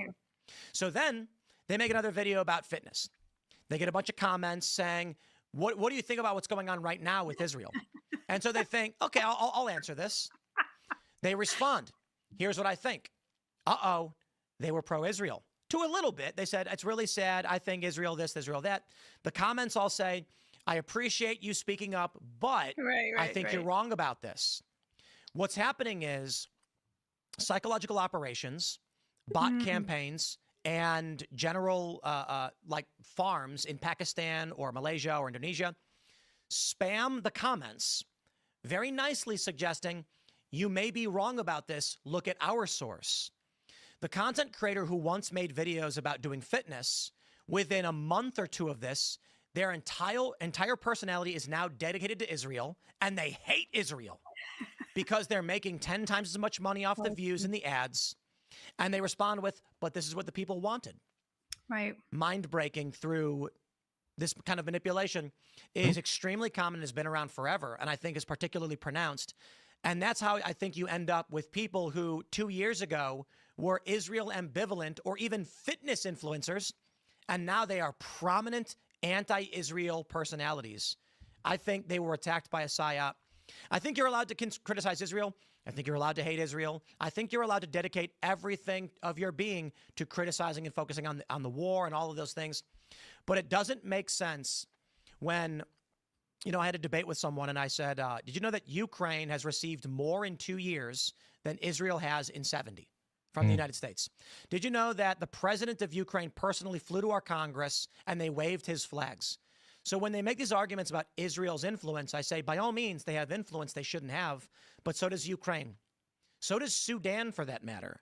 The weird thing that I see is when, like, by all means, again, criticize Israel or whatever you think you're allowed to, but it's strange when you notice someone who's like a chef on YouTube now only talks about Israel. Totally. And you see it on both sides, honestly. Yep. I think because the left is more likely to be grifters, they're very easily susceptible to this. And I think the right has their grifters, so they adopt some of this as well. But I suppose we'll see where we go. Mamdani certainly has weaponized it. But Batya, are there any final thoughts you want to say before we wrap up? I'm just so grateful for you, Tim. Like, when I agree with you, when I don't agree with you, I love what you're doing. I think you're such a force for good and a patriot. And yeah, I just love you. Thanks so much for having me. Thanks for coming on. It's always great to have you. I appreciate it. Where can people find you? I have a new show on News Nation. It's called Batya ! It airs. I'm not going to tell you where it airs because you have a very young audience, but they post the whole show to YouTube, so you can find it there on Sundays. And it's a weekly show. We're having a good time. Well, right on. Thanks for hanging out. We'll see you next time. Thanks, Tim. God bless. Take care. Always great to have Batya on. It's going to be interesting. I think there's a lot of people. I will push back a little bit more on the. She says the mainstream right's pushing back against Tucker and Nick and all of that. I think it's bifurcated.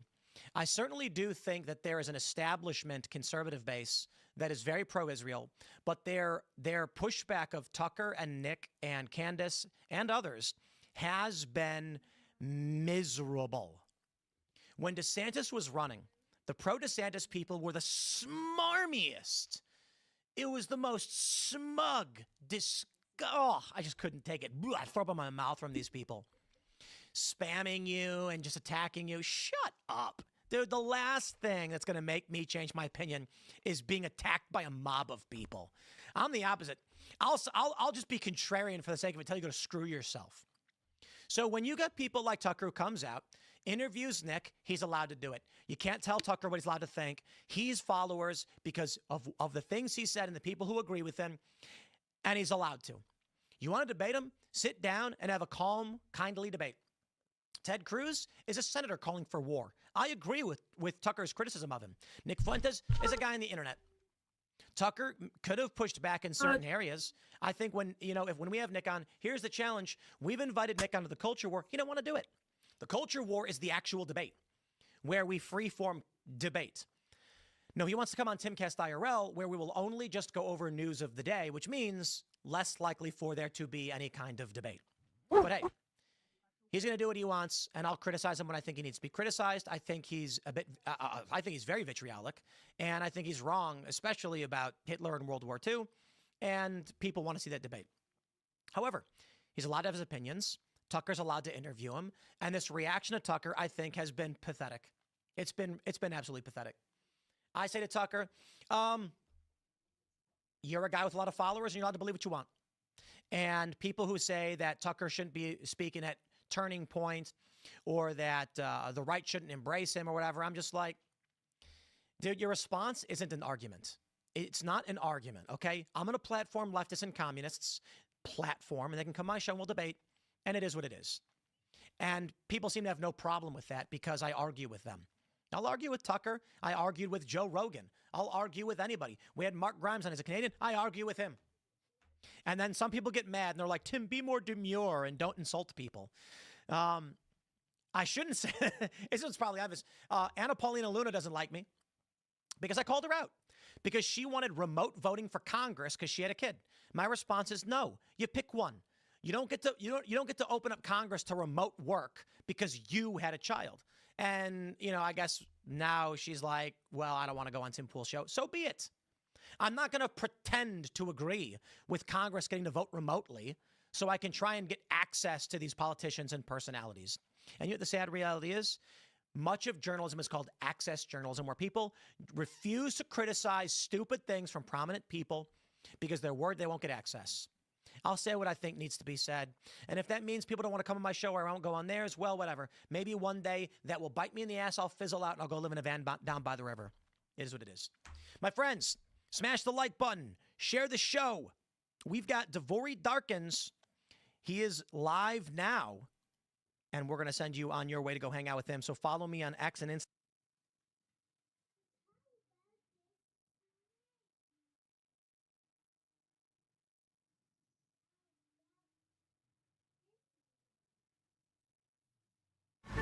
It's so nice to be here. She's so flawless. Look at that skin. It's like airbrushed. And she smells good, too. I caught a whiff of vanilla. Maybe clouds? She's like a dessert I can't order. Stop, you're making me hungry. Pearl straight, pearl straight. Okay. What's up, guys? Spenny. The weird thing about trying to please everyone is that you often end up pleasing no one. In fact, you just make a bunch more people dislike you. Is that what happened today with Marjorie Taylor Greene going on The View? Marjorie, in full disclosure, is somebody who's been on my show quite a bit. She often comes on with a straight-up flamethrower, is about as barn burner, rock-ribbed of a conservative as you can possibly book. Or at least that's the way it used to be. Marjorie Taylor Greene has done a bit of a heel turn and is now invited on corporate media, CNN, Bill Maher, and The View in order to talk about Republicans and weak social media influencers who are Republican men. Their unique little tact and talking point.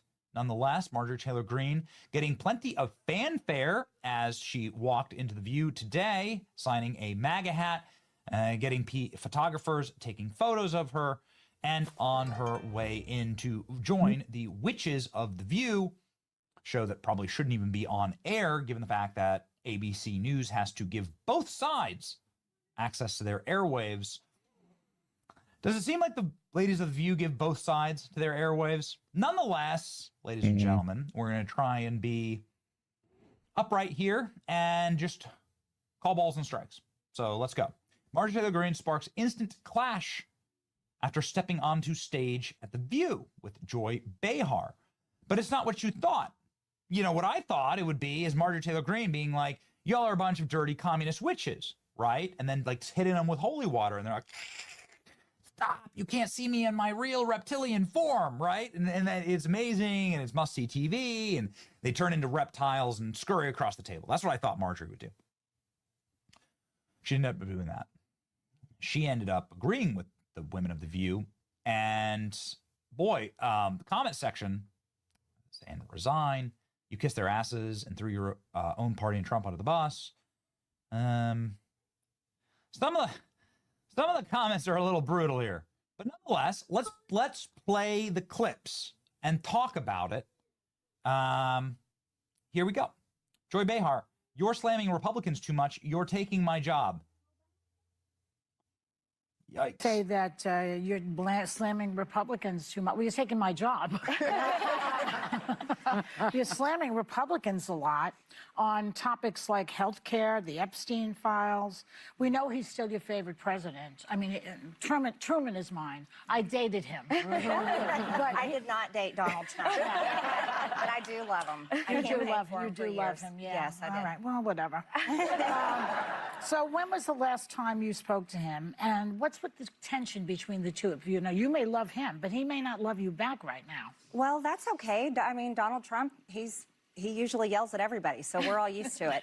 But he's the president of the United States, and here's something you all may not know about me. I think a lot of people on the left are learning that when I ran for Congress in 2020, I ran criticizing Republicans and Democrats equally, because I come from a working class family, ran a construction company for over 20 years, and I feel like the government has failed all of us. So, ladies and gentlemen, interesting little start there to Marjorie Taylor Greene and her interview with The View. It sort of spiraled after that as the women of The View began to constantly attack Republicans and attack the Republican Party, and were blaming weak Republican men for criticizing Marjorie Taylor Greene. Here we go. Marjorie, conservatives were criticizing you for coming on this show. I think you mentioned it already, that there were a few, and you called them, quote unquote, I believe this is you, mostly weak Republican men. So would you like to name names? Full disclosure, I didn't criticize her for going on The View. I think there's a lot of paid social media influencers. And I found it very interesting that they were the MAGA accounts, but they're all paid, and they all attacked me when I announced I was coming to join you ladies on The View. And I think that's very weak and pathetic. But when I talk about weak Republican men, I'm pretty much talking oftentimes about the leadership in the House and the Senate, and they're not getting our agenda done. And I've got so many bills. I have a bill you guys in New York would love. It would end capital gains taxes on the sale of your primary home. So if you've owned a house for a long time, we used to have that. well, we need it back. Yeah. But I can't even get it to the floor for a vote without Mike Johnson approving it to come to the floor. So then Marjorie Taylor Greene goes in, it's bold strategy, Cotton, on Mike Johnson, saying that she got into a screaming match with Mike Johnson just this week. Yikes.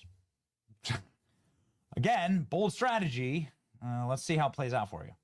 Practically, I yelled at Mike Johnson last week on our GOP conference call. By the way, I'm missing the call today. It's going on right now. And I hope that Mike Johnson is finally giving a single health care policy, because the country deserves it, and it shouldn't be a secret. And I shouldn't have to go into a skiff to go find our Republican health insurance plan. Maybe there is Honestly, no plan. You know what? You want to know something? That, I believe, is the truth. There's a lot of ideas, there's a lot of bills, but there's no consensus. Yeah. And I think that's a failure. I do. Well, Then Marjorie Taylor Greene went and was critical of President Trump, his decision to strike Venezuelan boats, drug trafficking. I kind of like that. I don't want fentanyl in my country. I'm not sure if it has to be even more, like any more principled than that. If a boat's carrying drugs in my country, I want them smoked. I don't know. Maybe that's just me.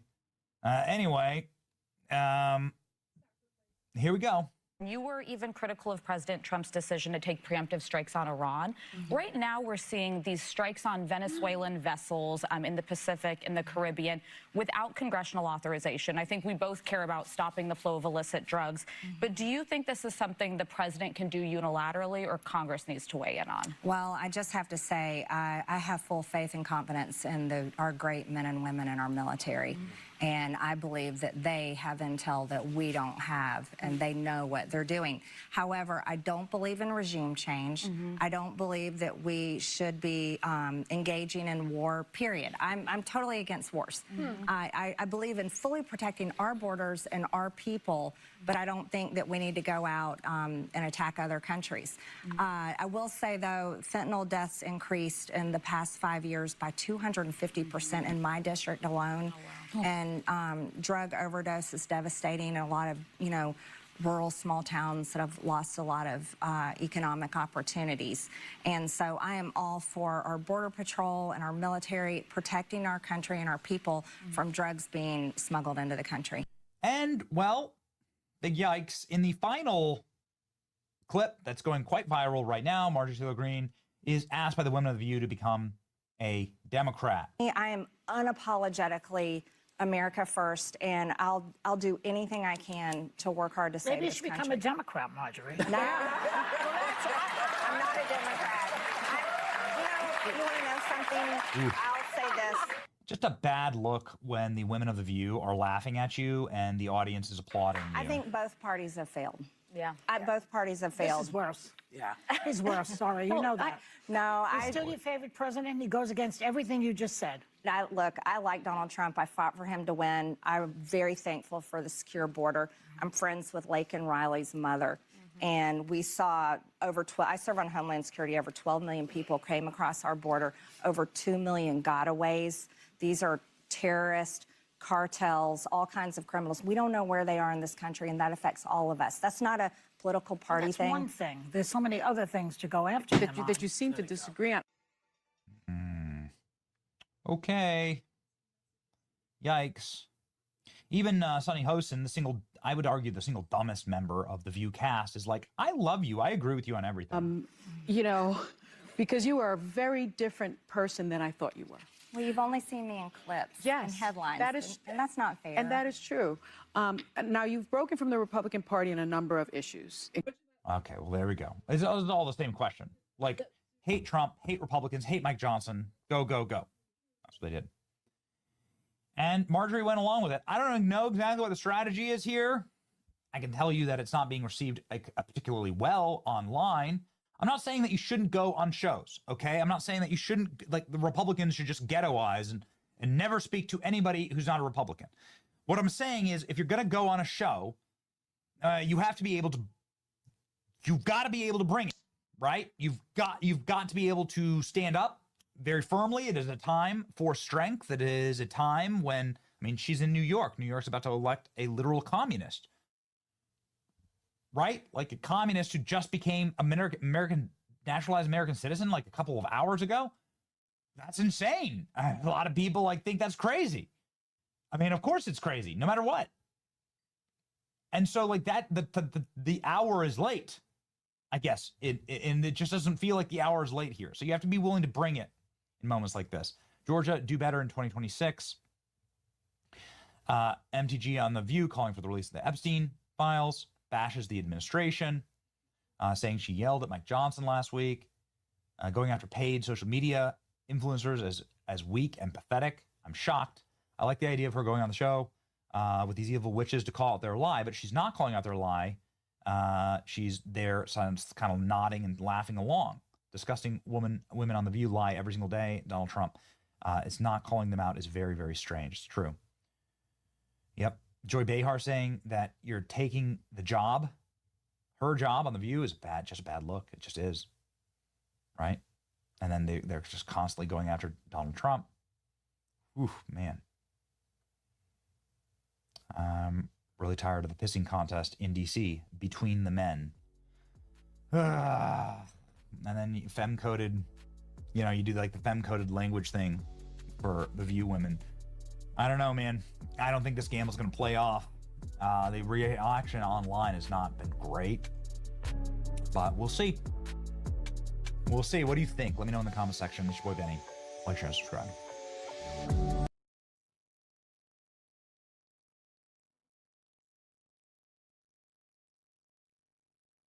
I just finished up a big 8-hour-ish session playing the new hit game that everyone is talking about this week, Arc Raiders. If you don't know what Arc Raiders is, it is a new addition to the extraction shooter genre, which has typically only had one big titan that everyone knows / most people have played, which is Escape from Tarkov. Most people that like to keep their sanity, though, don't hop into Tarkov unless they've already played it at this point, or you just are probably in for a very sweaty, maybe a bad time. And I say that as someone who has hundreds and hundreds and hundreds of hours of Tarkov. I think I have somewhere probably around 600 hours or something like that. Most of it off stream. It was one of my favorite off stream games for a very long time. That said, though, I've been looking for a competitor, and I think the industry has been looking for a competitor to the game for a long time. And here, coming with Arc Raiders, I think is probably the first shot the genre has gotten in a long time. And now I'm only about 10 hours in, as I was saying, but I just finished playing for about 8 hours straight and had a blast doing so. But I wanted to give you guys some of my goods and bads and a review of the game so far, starting off with the bads because I think there's less of them and the goods will be easier to talk about. If you hadn't seen, a lot of people are marketing arc raiders as kind of the extraction shooter genre for the employed. What that means is basically that it doesn't require as much knowledge, sweaty looking stuff up, meta building, as Tarkov does. However, though, I've already actually bumped into one mission where I had to, well, I didn't have to. I was playing with SK.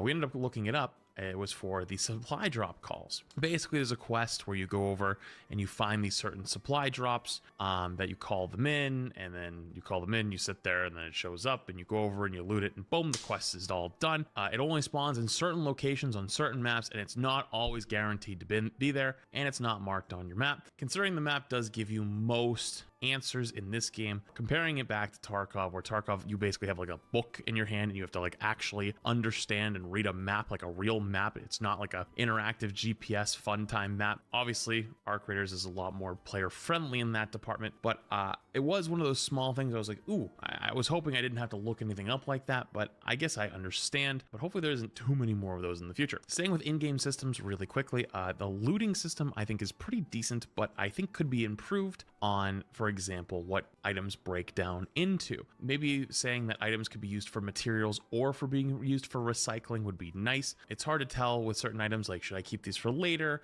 And then also what really was like the annoyance factor was to check what something breaks down into, you got to hit the recycle button, and then it will pop up saying what it recycles into, what smaller materials it recycles into, and you have to do that for every single item. You can't just like hover over it and see what it breaks down into. Granted, skill issue. If you play the game more often, I'm sure you'll start to memorize those, but as a new player, first starting out, having to go through every single item that I'm trying to pick up and to loot and to scavenge, seeing that I have to click on them each individually and go down and click on those buttons to see what it breaks down into was a bit of annoyance. Where I think that could be built on is also a good thing later, which I want to get into, with the controllers. Now that this game is actually on console, Tarkov, for example, is not on console. I'm assuming for controller gamers, that's even probably more of an annoyance. Those two, however, absolutely pale in comparison to what my actual criticism, or what I think is actually so far pretty bad in the experience of playing Arc Raiders, which is queuing as a duo. Queuing as a duo is a instant 80% chance that you are losing if you get caught in a fight. Is there anything in the probe? No. Player in front of us. You just spin it into this bush. I knocked him. I docked him. I knocked him. Yes. Oh, I got down from the window. The window. Fell into the bush. Going around the back. Oh, he hit me. An asshole.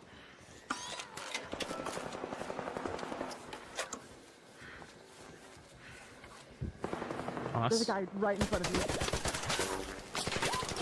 Oh, I'm stuck vaulting. I'll try to pin him.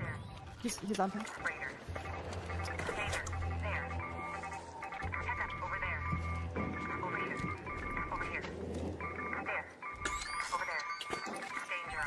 Grenade. Pushing left now. I think it's two. It's two. Damn. Oh. It's putting us against trios always, huh? Yeah. Pretty brutal. Duos versus trios is actually really hard. Basically, if you don't know how the game works, which also, by the way, this is going to end up being a good thing for the solos, but solo queue typically gets put in lobbies with other solos, so you're only playing against, on average, one-man teams. When you play as a duo...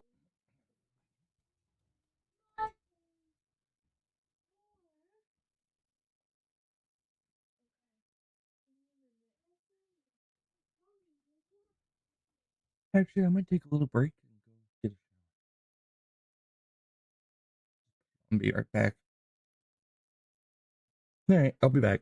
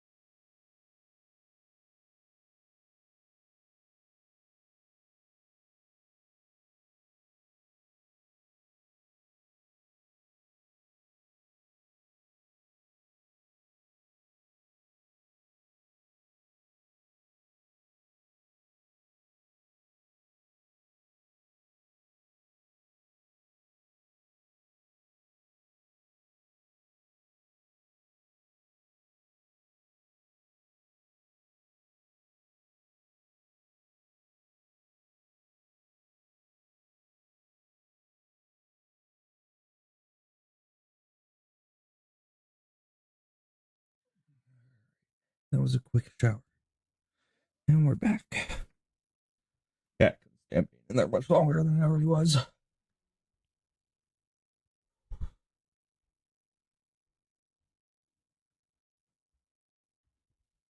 We'll continue with what Flats is talking about with the Spark Raiders.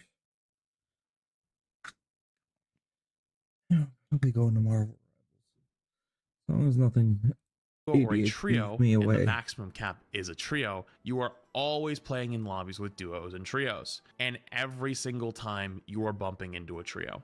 And if you are a duo, the best case scenario you can get is you happen to get one guy who's way ahead or way behind, and you get the free knock on that guy, and then you take the 2v2. But even then, they know where you are now, and you've lost the positioning, or you at least lost your surprise factor that you once had. And what's basically ended up happening is if teams know that you're a two-man team, they just come running at you in a straight line, because you only have about 10 bullets per gun, depending on what guns you get. I know there's going to be more upgraded ones later. I found some, like the Archimedes gun. I think it's called Archimedes off the top of my head, where you're going to have a few more bullets, but good lord, it is kind of annoying to play as a duo queue, so much so that I would rather just play as a solo. And as the game that is kind of marketing itself as the extraction shooter for the employed, I don't think it's probably a good thing for you and your buddy to want to not play together unless there's the third, where you just end up playing by yourselves. That's typically not as fun. How do you fix this? Maybe potentially having duos face more duos. That might be more difficult as the game goes on and has less players after its initial hype. Granted, we'll see.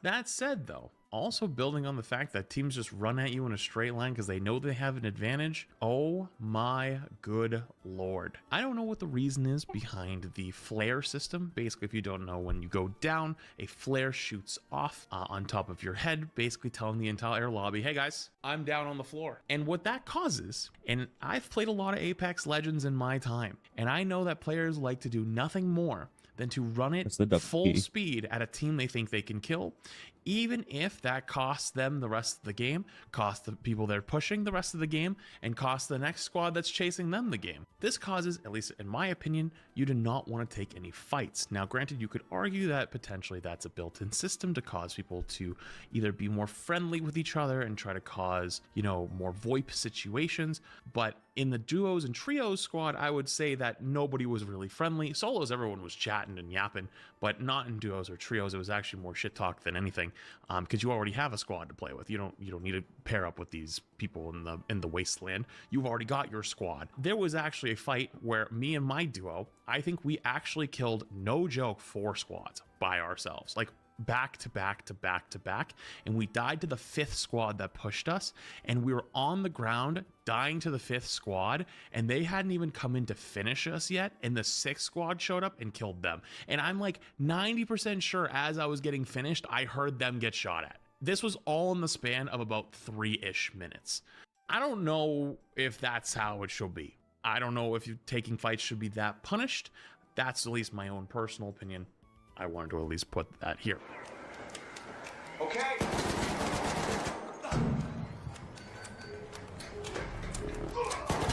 There's a nade on you.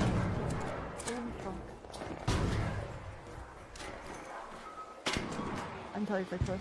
They smoked it out. Should play for max HP. I need you up. Okay. I need to loot ammo. I have 0. You opened it?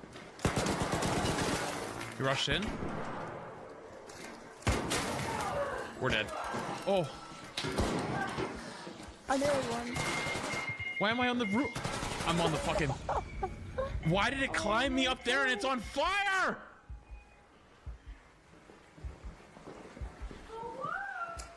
This is crazy, guys. This is crazy. We know we lost to a guy named Toe Sucker. Yo, watch out outside. Is he part of you? Oh.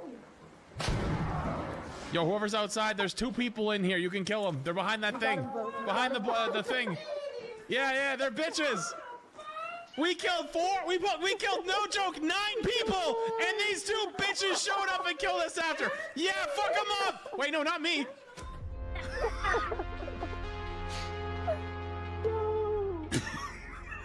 They stuck a grenade to me, and I walked into the 2 guys. That's so funny. And the last but not least things of the bads, the fucking tumbleweeds.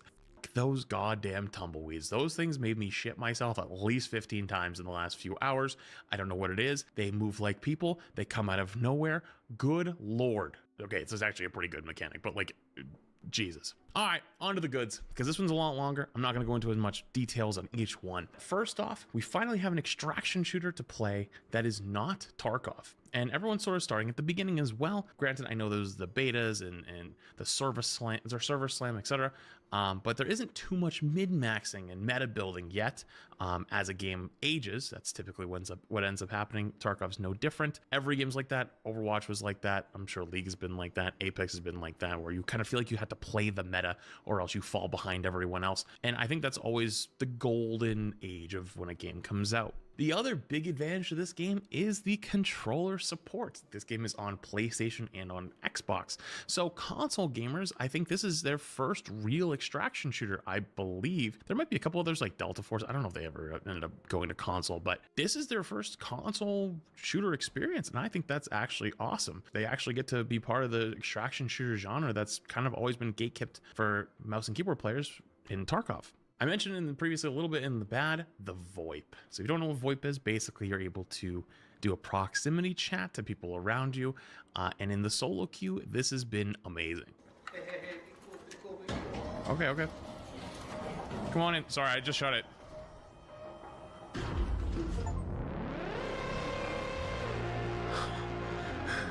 He said, "We cool," like there was two of them, and then shot with one of them in it. I fucking split them. Sorry, my bad. There's also an emote system where you can hit the emote to say, "Oh, let's group up," or whatever it might be. And basically you make a really loud scream that says like, "Hey, let's team up. Hey, let's team up." And people will come over and like actually be friendly. And also I've bumped into moments where people just having a good time. My first raid of the day, I bumped into two people just chatting and walking around, but there was bodies everywhere, so I did not trust them. There was like 9 bodies. I was like, nah, either these guys are death squad or they just ran out of ammo and decided to become friends after. But from what I've seen from other streams and from other people, the VoIP has been really funny. And also in a lot of these games it ends up being a nice addition. Pesley seemed like he was the having crafting feels a very fun good. time. It's intricate but so fair. those with You VoIP. can make different workbenches and upgrade them. I haven't got to upgrade them because I couldn't find all the materials just yet. I think you're also going to get some of those by doing quests, which the quests seem pretty simple. Not simple, I guess is not the right word, but they seem pretty straightforward. They don't seem too difficult to do, and you get pretty decent rewards for doing them. And if anything is the best way to level up, which then you can use in the skill tree, where the skill tree you can do stamina upgrades or being able to craft in the field. I've just mostly done those. There's a third skill tree, which I haven't actually looked into very much, but I've been doing a lot of stamina because I'm running around half the time, and having extra stamina feels awesome. Which also feels awesome, the gunplay. The gunplay feels really, really good. Most of the guns, though, in the beginning, obviously you don't have much ammo or ammo capacity, so a lot of the standouts have been like the single shot rifle feels really good, or like I forget what it was. It's the one that you start with 10 bullets in the beginning, the medium ammo one. I forget off the top of my head the name. Yeah, all the guns have felt pretty damn good so far. I haven't actually had any that I'm like, ew, this is really, really bad. Even the SMGs, which weren't my favorite, weren't like a terrible experience. The only problem obviously is you have very little ammo, so you need to be very careful with your shots, and a lot of times it takes 2 guns to win a 1v1 with someone, because the reload time takes a while, and so it's, you know, always faster to swap to your secondary, or swapping to your secondary is always faster than reloading. That one's still drilled into my head 15 years later. The FPS felt really good. It feels like it's well optimized. I was playing on high settings while streaming on 3 different platforms at the same time. Never experienced any FPS drops. Graphics seemed pretty good.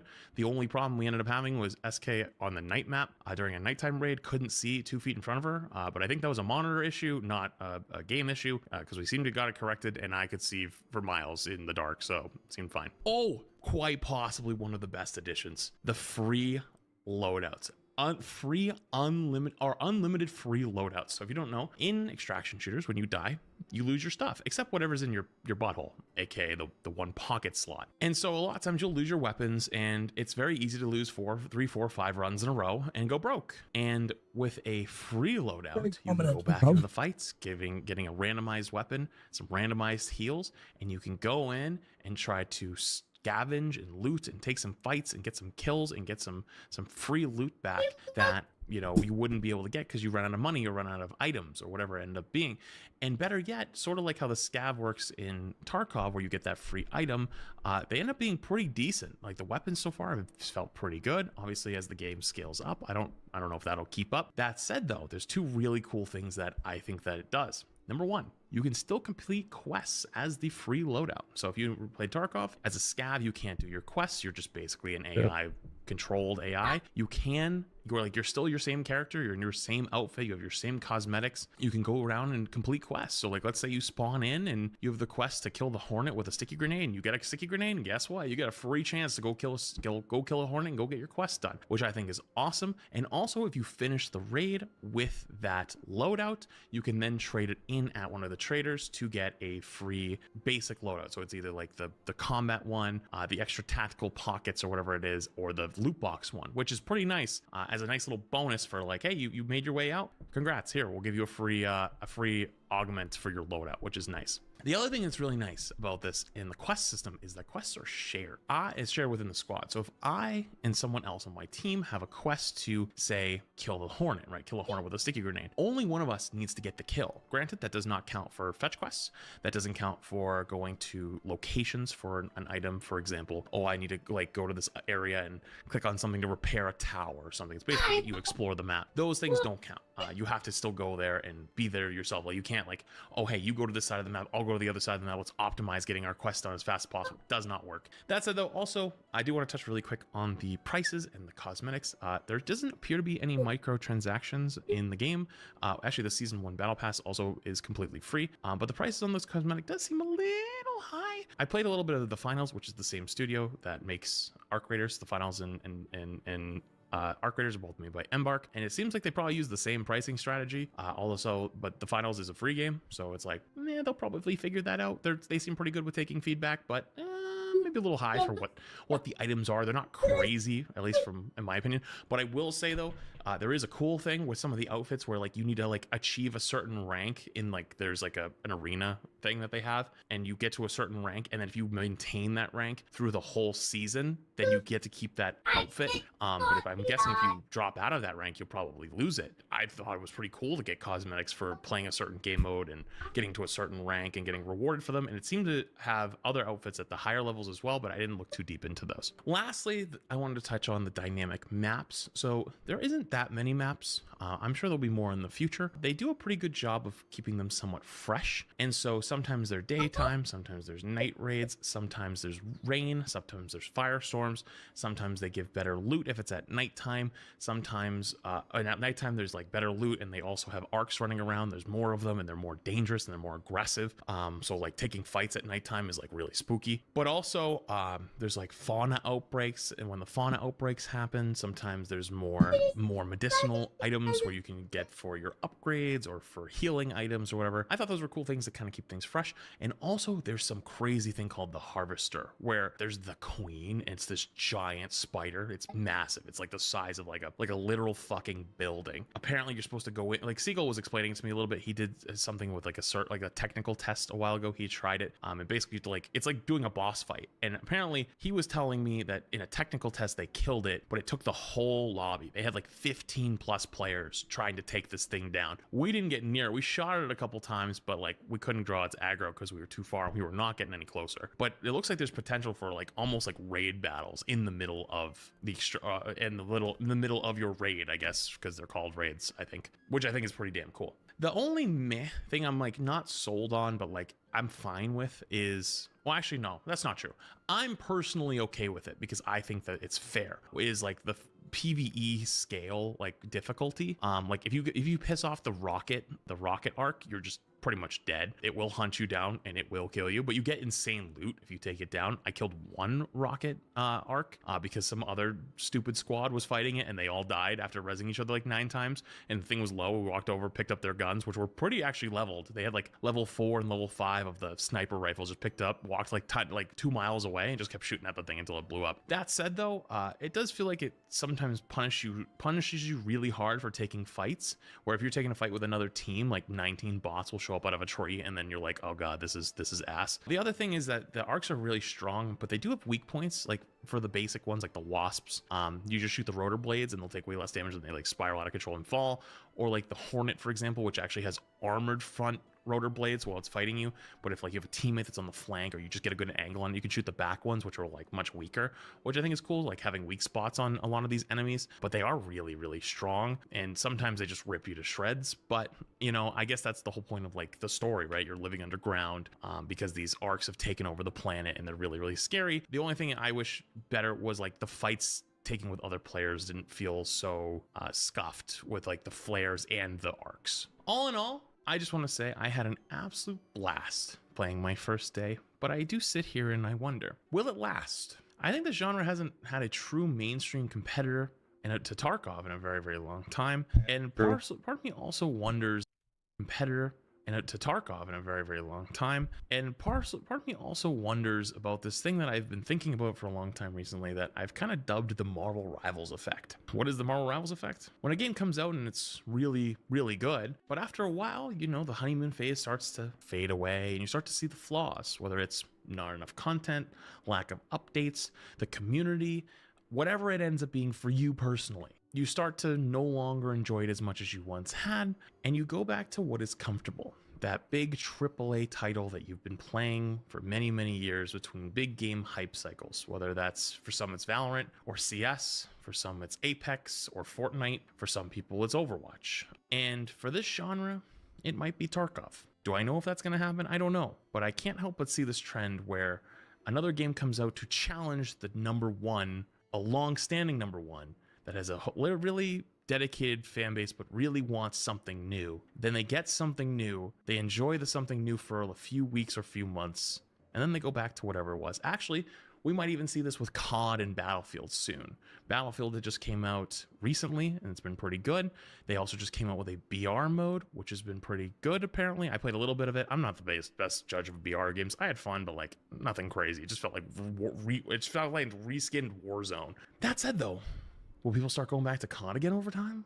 I don't know. We'll find out when COD launches in like, what, isn't it soon? Like in like a couple weeks or something like that? So we'll see. I really do hope this game gets a community behind it that loves it. And if it's anything like the finals community, I would be very shocked if this game doesn't do well long term and it isn't supported well, because gamers that have been under that Embark umbrella of the finals now ended ARC Raiders seem to genuinely love their game and to live that company, and they do seem to be listened to through their feedback. So I think there's a lot of hope there, but where I do worry a little is with the more casual focus of the game, and where I worry is I think it might still be too daunting for casuals to want to play, even with all the quality of life improvements from other extraction shooter genres like Tarkov. And where I think they could struggle is with the idea of losing your stuff being something people struggle to deal with.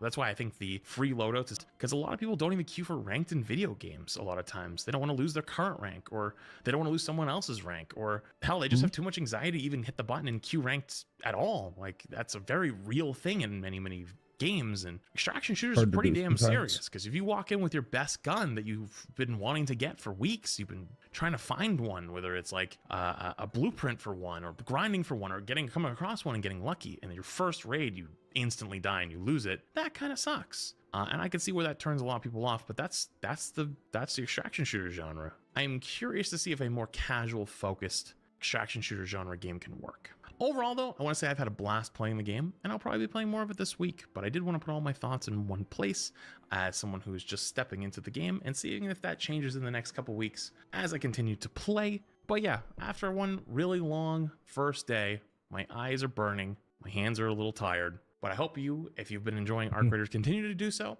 and hope they'll see you this week as I'm playing. Oh.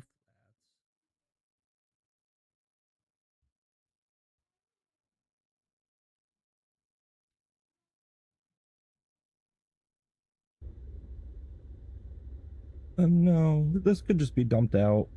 It has a little bit of water in the bottom I can't get to. Oh no. Plane crash, massive explosion outside airport, fuel spill.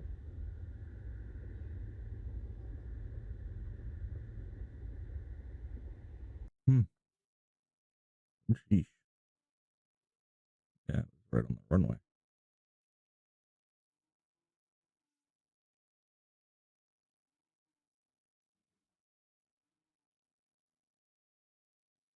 So it looks like there's debris all over the place. 1, 2, 3, 4. That's on fire too.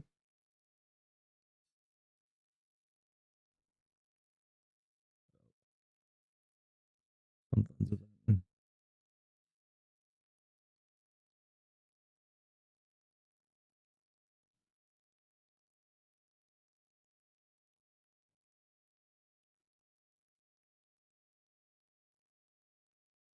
I hear her already.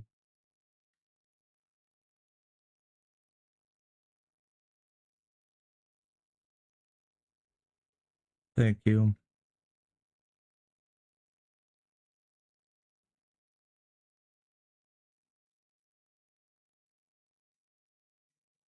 Is that on fire? I can't tell. The quality's so low. Thank you. Looks like it's on fire, right? Maybe it's just the lights from the. Thank you, Leva. Lights from the emergency vehicles, maybe.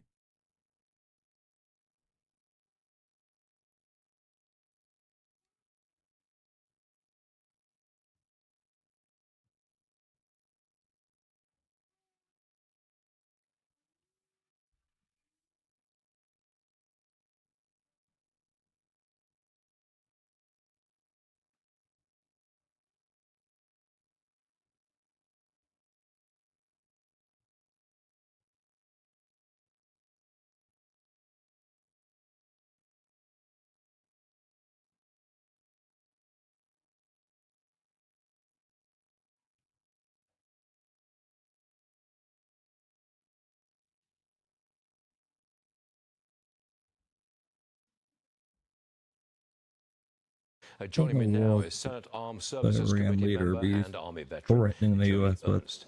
Senator, our president doesn't react very well to ultimatums from Iran's mullahs, does he? No, he sure doesn't, Stuart. And that's one thing that I admire about him is that we can take Iran off of the table. We don't need to listen to their threats. We do need to keep a constant eye on them, though, and let that be a warning as well. We bombed them once. If the need exists to do it again, to make sure that they are no longer a threat to the United States and to our allied partners around the region, so be it. So be it, Stuart. I like to hear that. Now, and another one I like to hear. You're introducing a bill that would allow the administration to sell, I think it's 6 vacant federal buildings. Are you trying to make money for taxpayers? Is that what you're trying to do?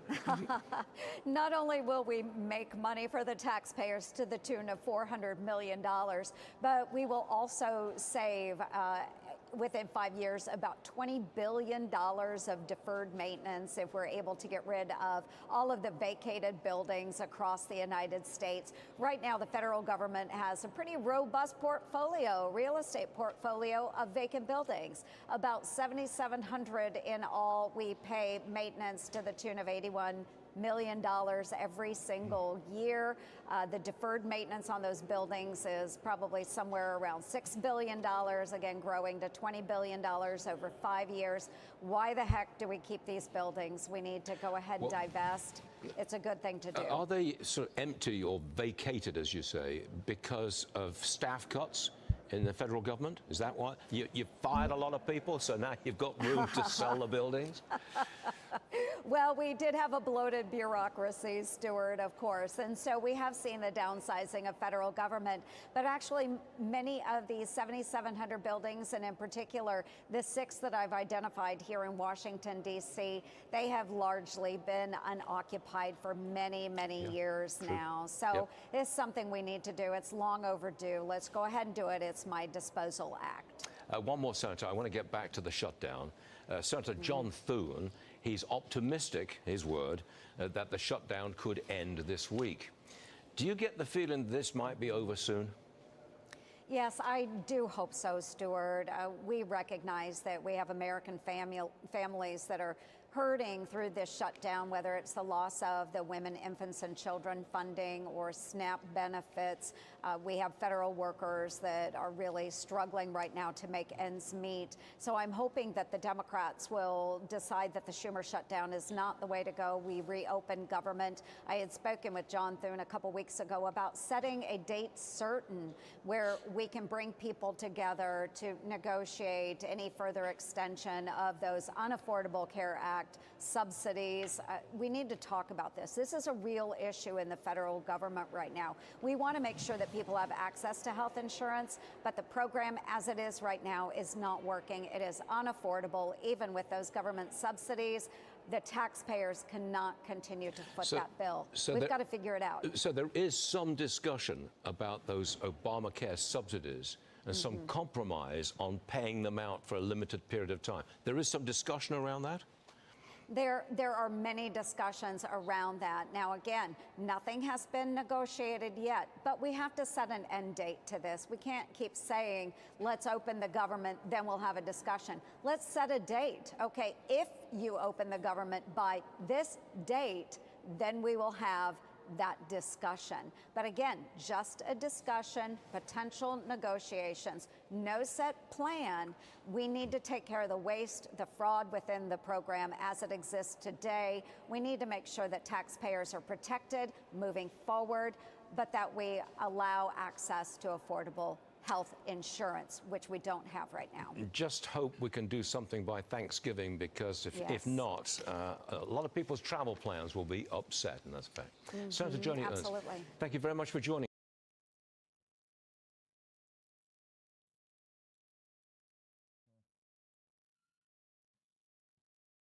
That plane crash must just happened.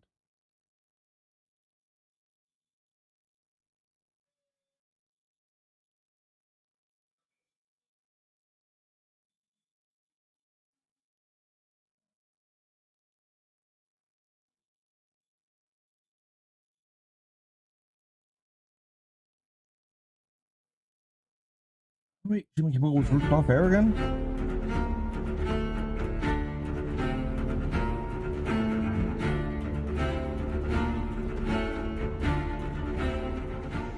What's up, guys? Spenny. We don't often apologize on this program because we're often not wrong. In fact, we're right months or years ahead of time. Ladies and gentlemen, we just need everybody else to catch up. And that's been proven time and time again. It's also been proven that it's not good to apologize if you're not sorry. And that's what's happening here in Jimmy Kimmel's forced groveling, sobbing, whining, whinging apology that was straight out of the actor's studio. But I do want to make something clear, because it's important to me as a human, and that is, you understand that it was never my intention to make light of the murder of a young man. I don't think there's anything funny about it. I posted a message on Instagram on the day he was killed, sending love to his family and asking for compassion, and I meant it, and I still do. Nor was it my intention to blame any specific group for the actions of what it was obviously a deeply disturbed individual. That was really the opposite of the point I was trying to make, but I understand that to some that felt either ill-timed or unclear. Jimmy Kimmel literally blamed MAGA for Charlie's death. I mean, it's there on the tape. This is what he said, and it's how he said it. Jimmy Kimmel goes and says MAGA is looking for a way to blame anyone other than themselves for the death of Charlie Kirk. Two lows over the weekend, with the MAGA gang desperately trying to characterize this kid who murdered Charlie Kirk as anything other than one of them, and doing anything other than one of them. What does that say in the English language? Anyway, the point is that you can see a major difference in the way that Jimmy Kimmel's handling things before and after he was kicked off air. So again, I will never apologize for assisting in helping Jimmy Kimmel get a little ban, a little timeout that he was given by ABC. Obviously, I would have preferred that it be permanent. I think these kind of jokes are disgusting. Jimmy Kimmel's clearly not apologetic about any of this because he wasn't crying here. He never shed a tear for Charlie. He never shed a tear for Erica. He never shed a tear for any of the family. He just shed a tear for himself and his own career. That's what Jimmy Kimmel did. And so now Erica Kirk is making some major headlines saying, you know what? I was offered an apology from Jimmy Kimmel, and I don't really care. Like, I don't really care.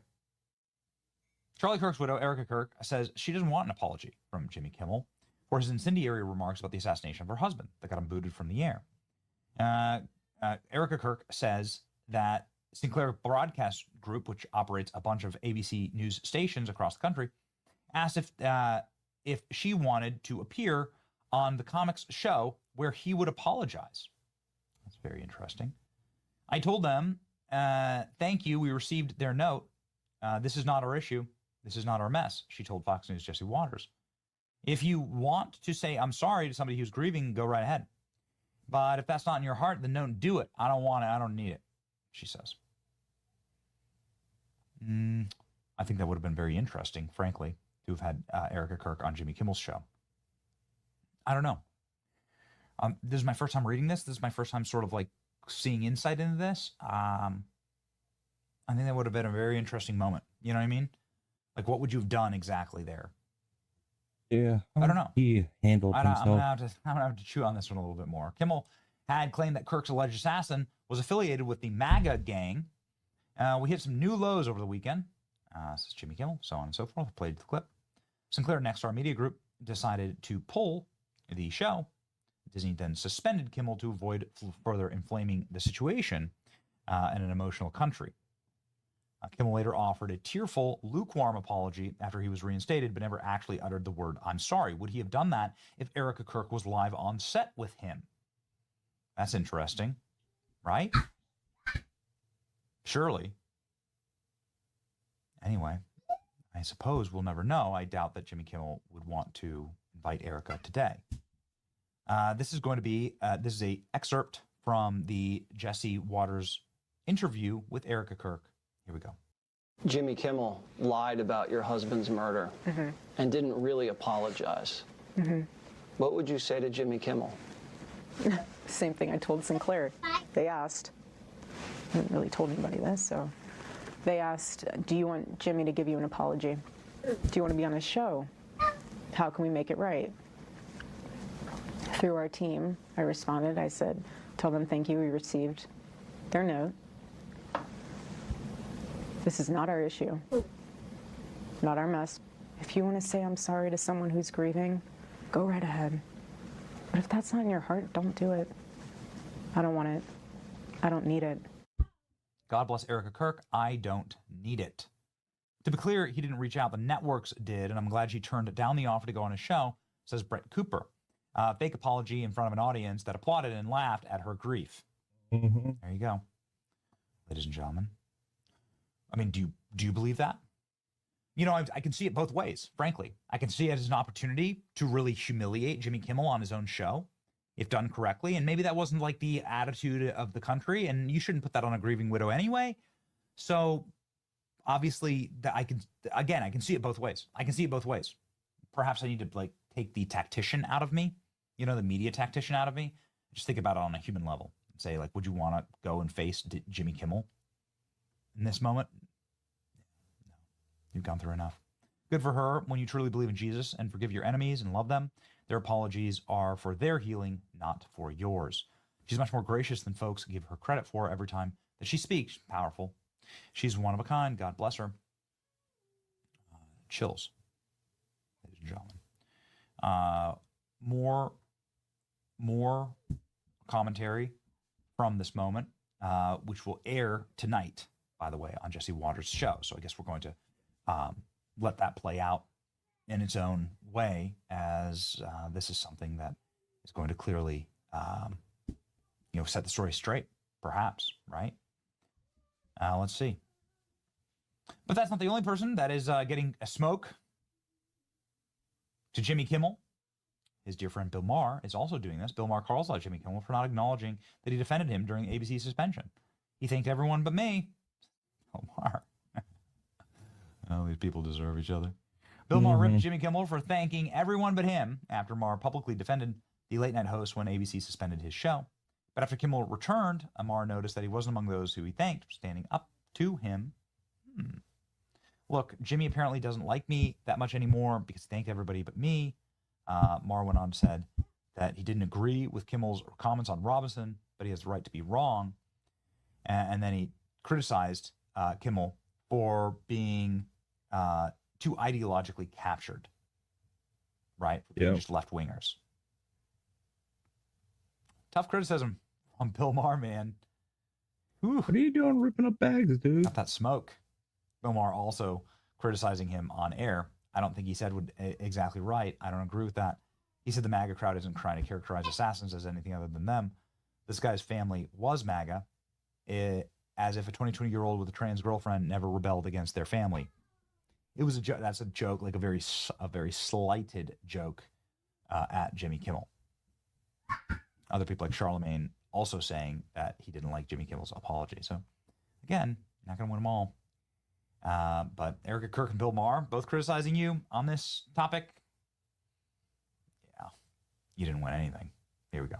My problem with him and hosts like that, quite frankly, they're all quite similar in this regard, is that they're ideologically captured by one side. It's just not what I do or what I'm doing. And there's a reason why half the country feels insulted by them and has turned off to them, because it's just one very predictable point of view. And this proves that it's often not completely accurate, because that was not really a smart thing to say, that this guy who shot Charlie Kirk was on the MAGA team, because that's just something that the blue sky crowd told themselves. And if you're that far in the bubble where you don't really see both sides and you don't really see the completely, you're going to believe that. You're going to believe that blue sky point of view. Oh, a bad thing happened. It must be coming from the other team. And for me, like, it was 4 days afterwards, and as a public person of any level, to make light, point fingers, it's a sick person. Right. Sick person, sick person, sick person. That's it. Because all of us, especially in this day and age, should be humbled by that. Because that could be anybody. That could be anybody in this day and age. Because you don't know how you're provoking people and all that stuff. And to even make light of it 4 days after, point fingers, joke, not a joke, MAGA. No, it shouldn't be discussed. It was 4 days after.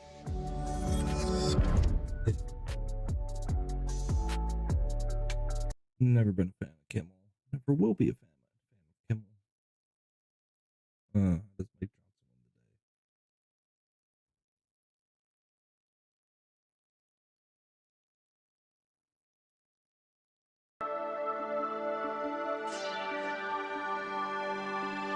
Hey guys, welcome to the Liberal Hive Mind, a channel solely focused on exposing the abundant hypocrisy of the left. Here's your meme of the day, brought to you by FiveMind.com. Well, again, the question is, are Democrats benefiting? Obviously that's the entire intent. Government shutdown, no kings, the whole strategy. Is it working? Have they cast themselves as the heroes? Have they convinced the people that their party is righteous and standing up against evil MAGA extremism and authoritarianism? Well, doesn't seem like that's the case. Again, the numbers just continue to disappoint, at least if you're a blue-haired leftoid. There's obviously an attempt to gaslight the public here, and it's just, well, it's falling frickin' flat. Week after week, it's like I'm making the same video over and over again. The numbers drop, and they are just abysmal. And don't just take my word for it. No, once again, CNN's number guy, Harry Enton, is hitting the Democrats with the unfortunate facts in their case that their brand is in the basement and it continues getting worse. It's an absolute dumpster fire, and the shutdown strategy isn't making it better. Now, in fact, you could argue it's making it worse, and I think it's quite obvious why. Let me show you the numbers, and then let's discuss, well, exactly why. We got some stuff to get into, so let's roll the tape. All right, folks, so just take a look at this. To this particular point, the Democratic brand is in the basement. It is total and complete garbage in the mind of the American public.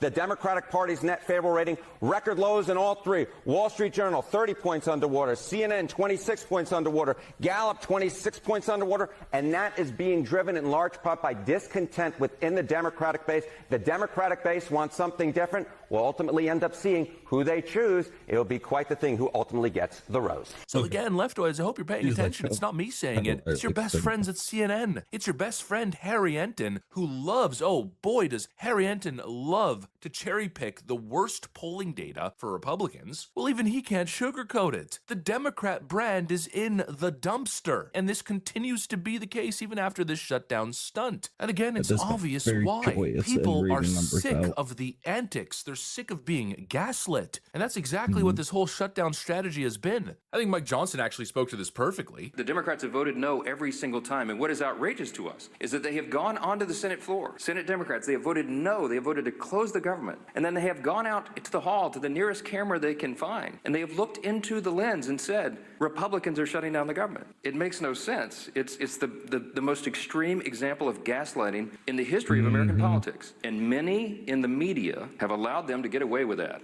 It's shameful. Exactly. You know, that's where it gets really insulting for people. I think that's where Democrats are losing. It's the most extreme gaslighting we have ever seen in modern politics. Yeah, like we And just saw Elizabeth Warren on X.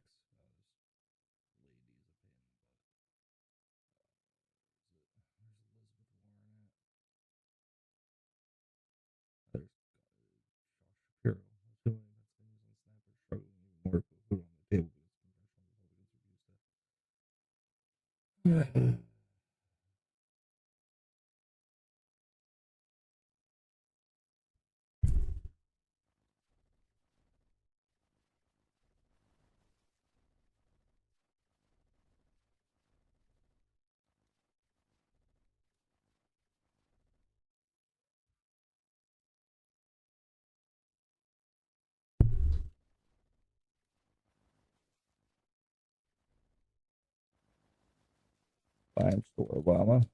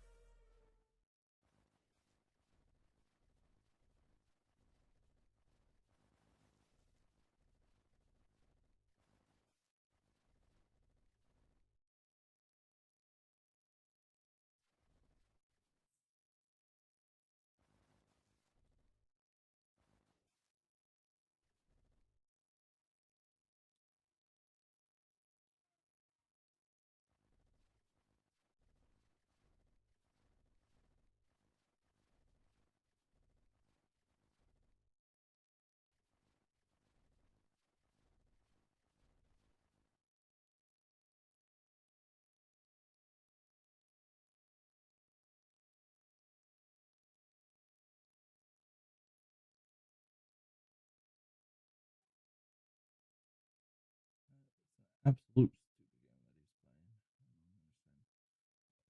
forward.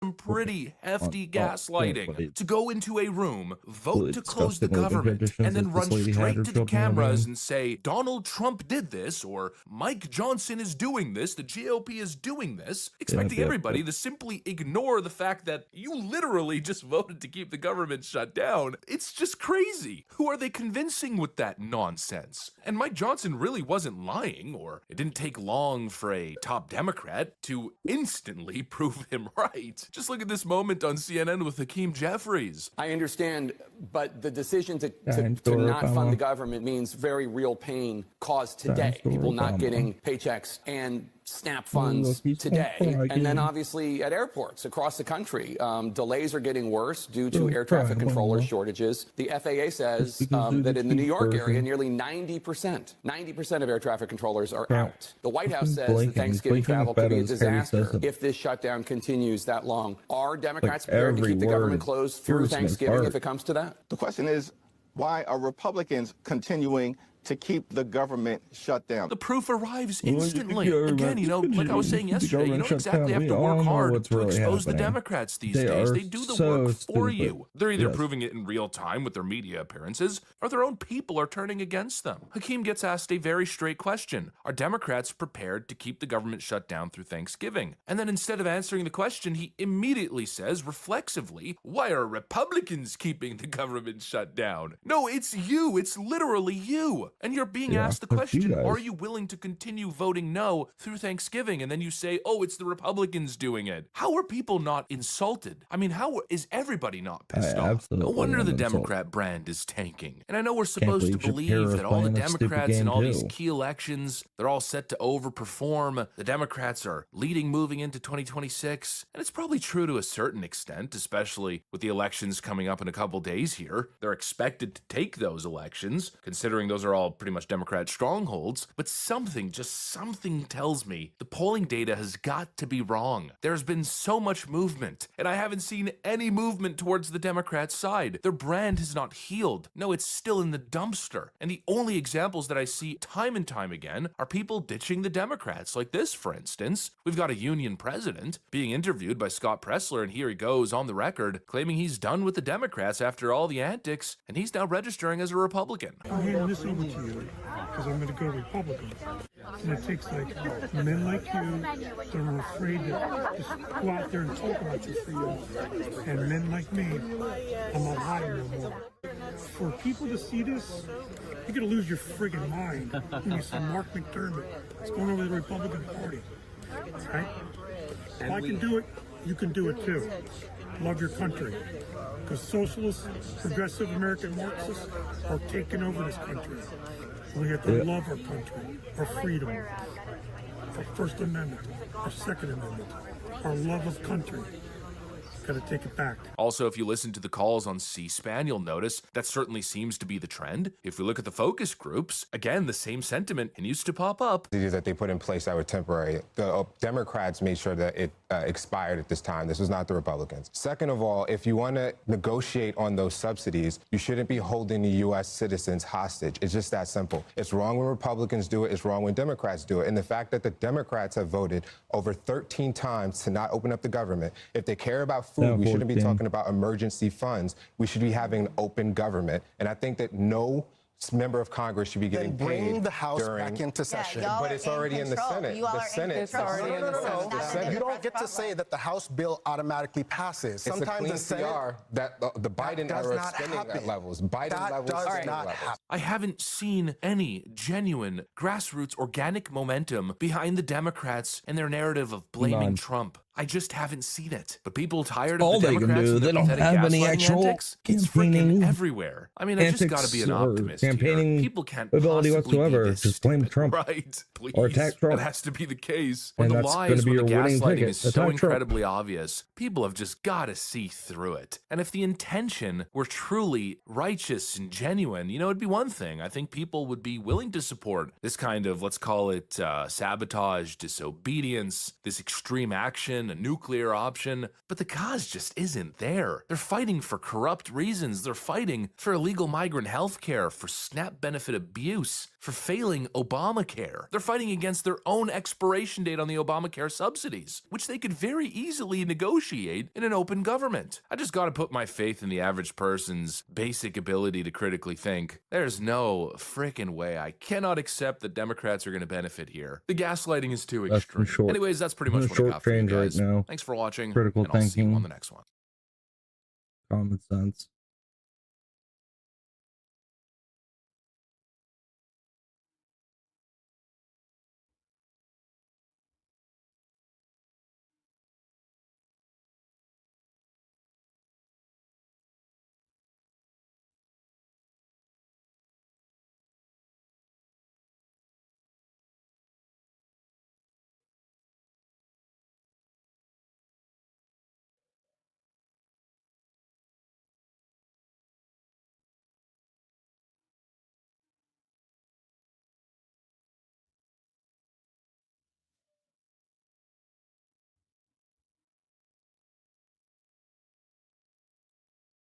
Amount of voting check-ins. Again, big turnout happening right now in Manhattan, Bronx, Brooklyn, Queens, and Staten Island. You could see the numbers there. Manhattan at 444,000, Bronx 187,000, Brooklyn 571,000, and we'll definitely be keeping an eye on all of those numbers as they continue to roll in right here on Live Now from Fox. So we will be bringing you these updates not only from New York City, but Virginia as I was well. about to say polls close at 9, races, so including races for governor as well in those different states. So again, stay right here with Live Now from Fox. We will be with you all evening long as the polling will be ending and the results will be coming in. But now we want to go back out to well, people don't really care about Prop 50, huh? continuing to follow for you out in I think Louisville as governorship would be second place.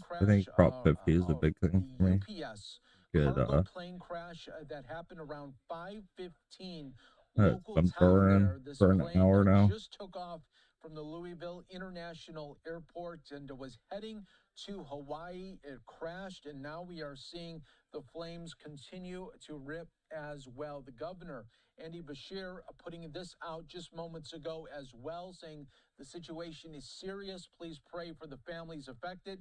I'm heading to Louisville right now. Another live look that we can bring to you of this cargo crash, UPS flight that just took off from Louisville.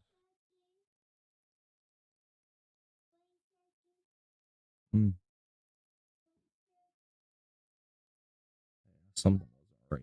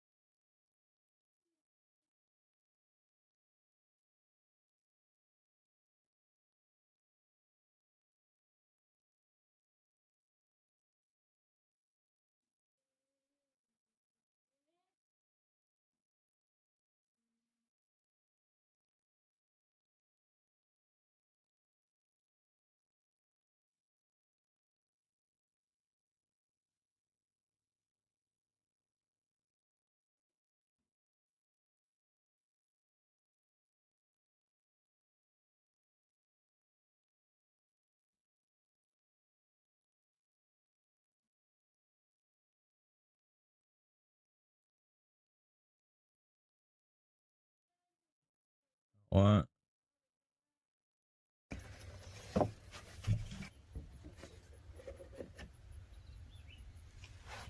Got packed.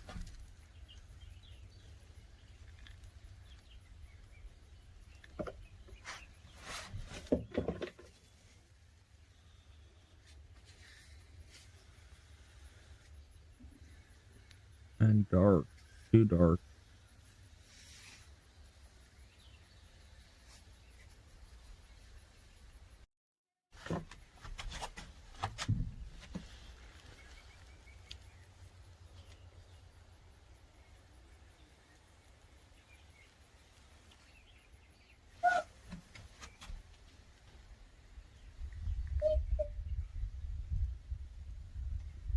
Start around, let's soak in. Wood dry. Oh, Hey, why are you throwing this table away here? It's old.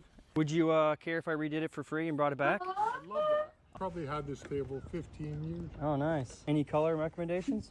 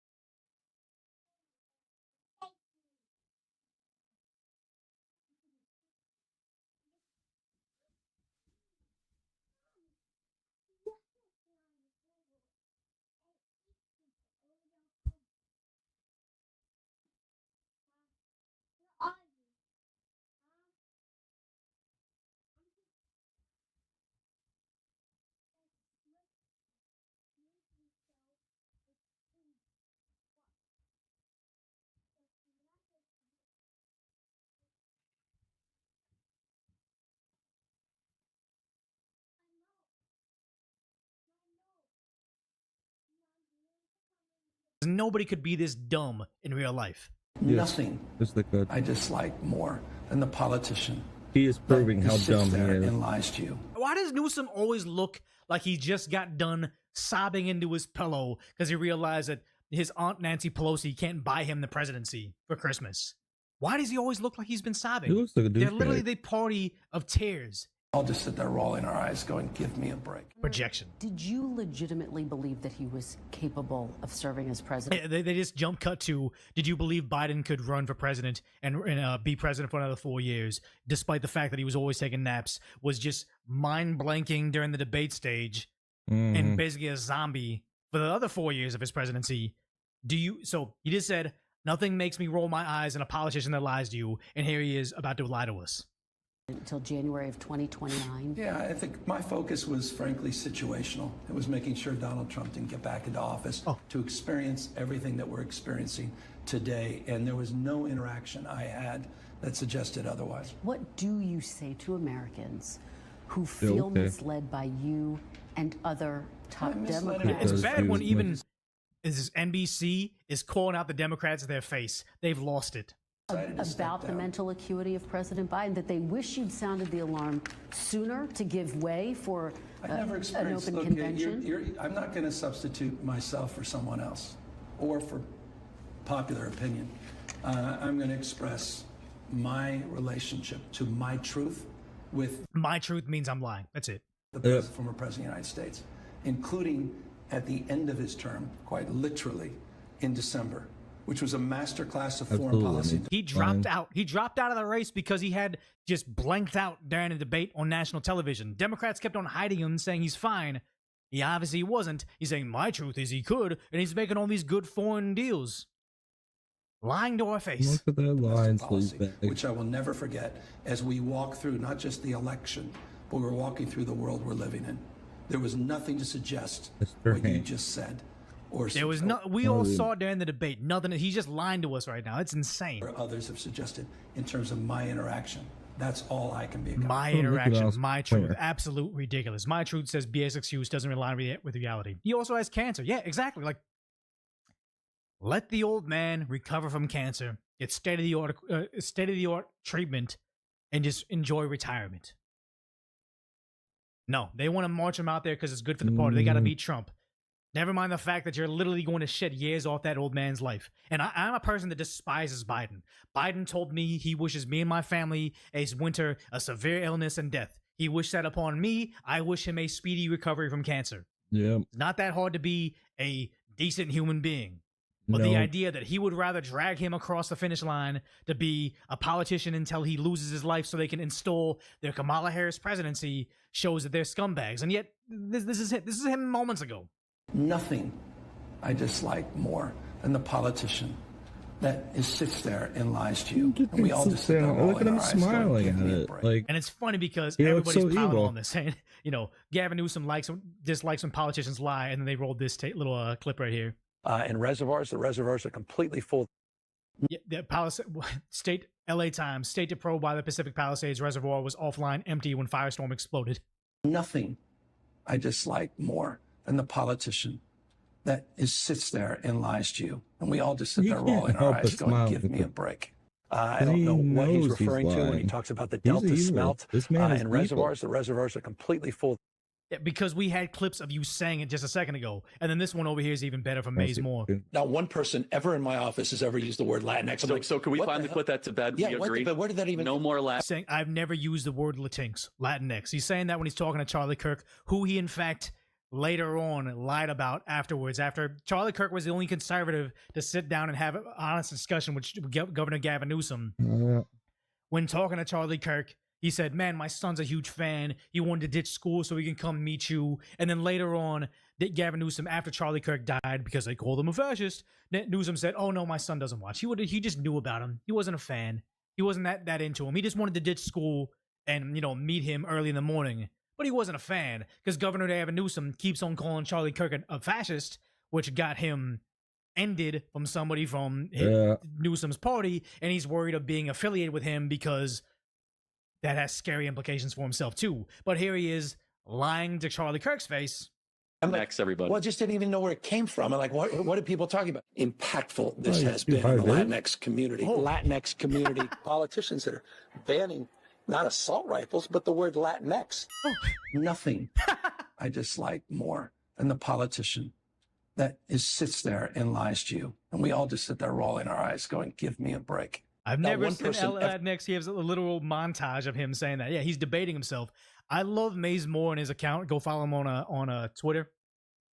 Maze Moore has openly said he has a bunch of more damning clips on Gavin Newsom, but he's going to save them closer to the presidential election when he's trying to run for the Democrat primary. And I'm certain he has content that will sink his presidential ambitions, and it's going to be glorious because this is him. Like Gavin Newsom is such a scumbag, but also he just doesn't have the chops to be a president beyond some place that has insane amounts of ballot harvesting. You have been one of the most outspoken Democratic voices against President Trump. And part of your tactic is to imitate some of what we see on... Yeah, that's all he does. He writes all his tweets in all caps. He tries to curse now. He's even seemingly getting a spray tan. Like, he doesn't understand what makes Trump charismatic. He's getting it all wrong and essentially ending his own career for it. Line from President Trump. So you mimic his all-cap posts, you send out similar memes. Do you run the risk of normalizing because when Trump started doing AI pictures, Newsom started doing AI pictures too, and it honestly got him in trouble because Trump made AI pictures, his base ate it up, they thought it was funny. Then Newsom makes an AI picture of Trump in a dress, I believe. What was it, J.D. Vance? He put one of them in a dress. And then all of a sudden, he's making fun of Trump in a dress. But then all of a sudden, the trans community comes out and says, why is a man dressing up as a woman funny to you? And it's like, he doesn't understand how it's going to make him fall flat on his face every time. Quite the contrary. The whole expression was to not allow it to be normalized. I'm not allowing it to be normalized by normally doing it in my day-to-day activities. It was becoming normalized. All this, the normalization of deviancy across the spectrum of issues, but his communication, he's dressing up as the Pope, as Superman. Hold on, he's putting his face on Mount Rushmore. He's saying, thank you, it's madness. Oh no, he's making memes. That's ridiculous. And so I put a mirror up to that madness. It doesn't work. One of the most outspoken. This always looks like he's been crying. It is sad. That's where he's at. But what is it? Ian Yeager says one image defines Gavin Newsom's entire political career. Yeah, I remember seeing this. I screen grabbed it too. It's him walking through, I believe, LA saying like, this is what we're gonna do to clean it up. You got this black homeless guy reaching out to Newsom as he walks by with his coffee in his suit, just ignoring him. It's like, yep, this is Newsom's legacy in a nutshell. Because all they're really trying to do right now is rig the elections in Congress by redistricting everything. So now Nancy Pelosi, who's I believe his aunt-in-law, is out there trying to essentially campaign for him as president. He's gonna run. He has a vision for the country. If his vision for the country is anything like his vision for California, there's no way this man can become president.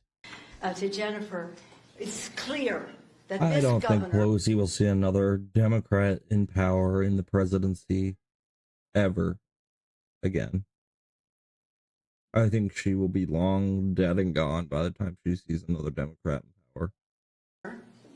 Has a vision for our country. He has knowledge of our country and our state. The state of California, the fourth largest economy in the world. I like how Joe Rogan talked about. He says, "I have the fourth largest economy in the world. I have the best tech sector in the country. I have all these jobs and everything." It's like, yeah, it's all the things that were there before he got here. It's all the things you get by default by being next to the ocean and having Hollywood here. But I believe it's the tech sector jobs is now at the same level of like the 90s. Like he's totally decimated Silicon Valley. Yep. He's decimated people from filming in Hollywood. He's gotten rid of everything, and yet he tries to campaign on his successes, which is just the things he got by default. Gavin manages that way, with great dignity.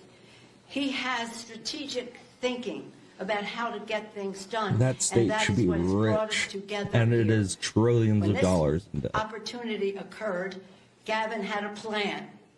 He's a man with a plan. And yet they can't illustrate that plan to us other No, than the they just idea say that they're that he going to has a plan. redistrict California to smithereens. But like, this is her trying to promote this.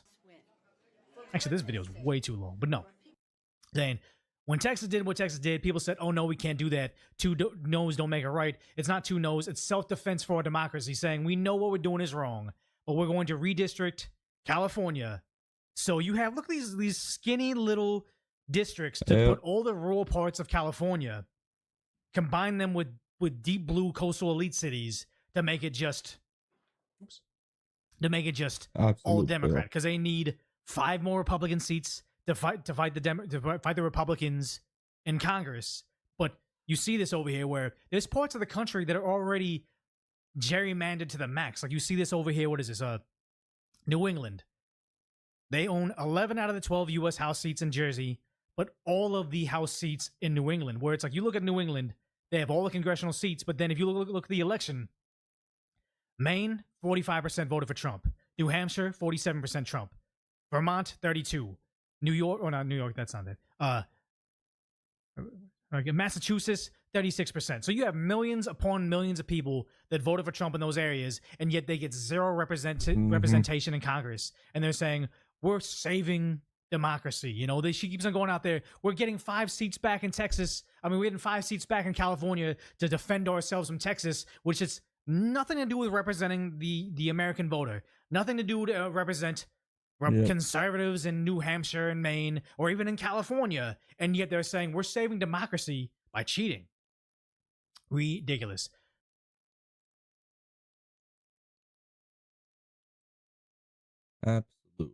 Absolutely ridiculous.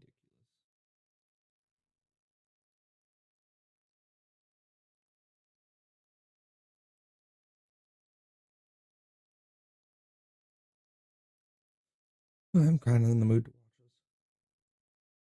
this. Mass Exodus nominee wins, millions consider fleeing. I'm pretty sure I saw this.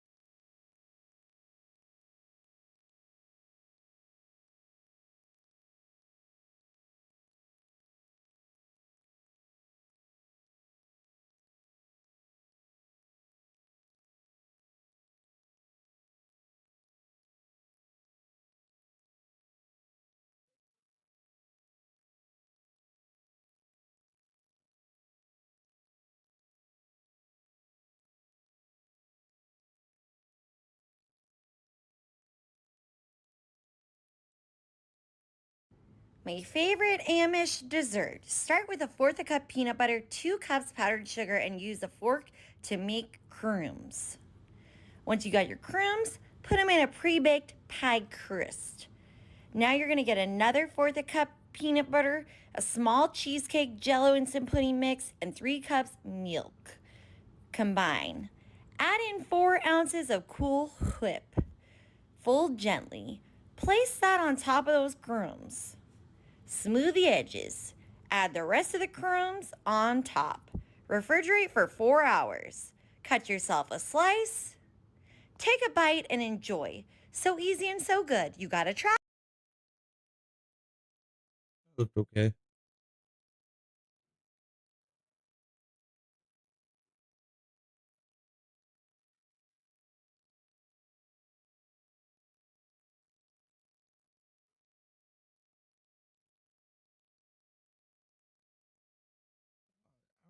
Two minutes? I want to watch that. You heard Diva, buddy? Thank you.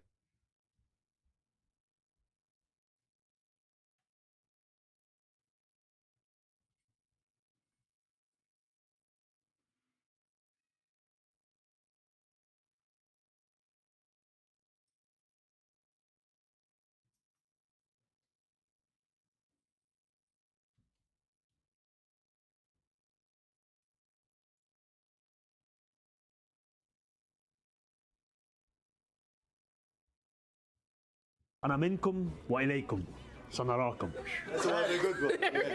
That was a good one. Yes. But apparently he's, for you, from you is one of the things that he said. And he's going to make, buses free childcare, freeze rent, all the communist stuff.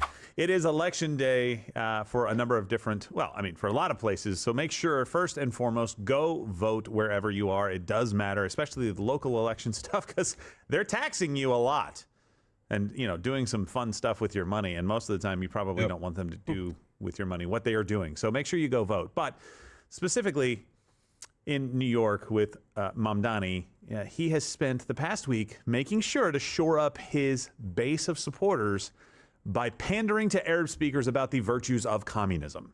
كعمدة رح جمد الإيجارات لأكثر من 2,000,000 شخص وخلي الباصات سريعة ومجانية. The language of romance. رعاية الأطفال شاملة لكل العائلات. أنا منكم وإليكم الله أكبر. سنراكم.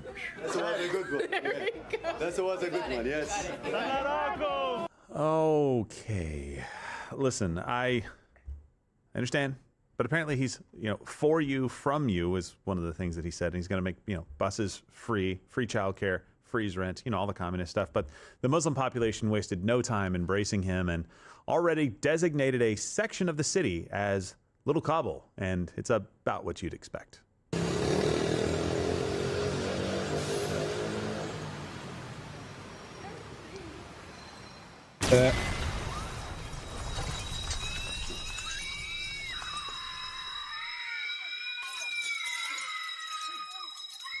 Gonna want to hang on to that arm. Yeah, you never know when someone's gonna ask for a hand. What are you gonna do? Leave it there? Jeez. I mean, it is your arm. Yeah. So, take it with you. Yeah, you gotta pick up your personal property. It's leave an arm, take an arm, otherwise that kind of thing. Littering. Yeah, they say an arm for an arm. Well, I already have one. You know what? There's no good way to go on to the next part of this. And somebody loses. Handouts. There are. Oh, jeez. Hey, that's a good one. She stole that. That's a 5-finger discount. Well, well, bus fares are they should an arm just and a link leg. arms so. And no, okay. We're just gonna keep on going with this. But listen, I really do think that they should probably just be men about it and duke it out with a winner-take-all biryani eating contest. I think that's a better way. Well, clearly the spoon guy's gonna win. Well, I mean, by win, what do you mean? Looks like he had more fun, much like my 1-year-old. Yeah, eating. sure. So yeah. By the way, follow us. Best way to follow us is to download the Rumble app. Make sure you follow Steven Crowder. Only get notifications when we go live. Notifications on a lot of other platforms don't necessarily work, so make sure you download the app right now. There was a little bit of a counter. I said I'm going to make a counter response to your video, and this is from the GOP rep, and take it for what you will. This is Andy Ogles. He encouraged New Yorkers to vote on X by writing, "Wake up, New York," and then this clip. Oh my God. Oh, geez. Did that just happen? That's what he posted. It's the same ideology, right?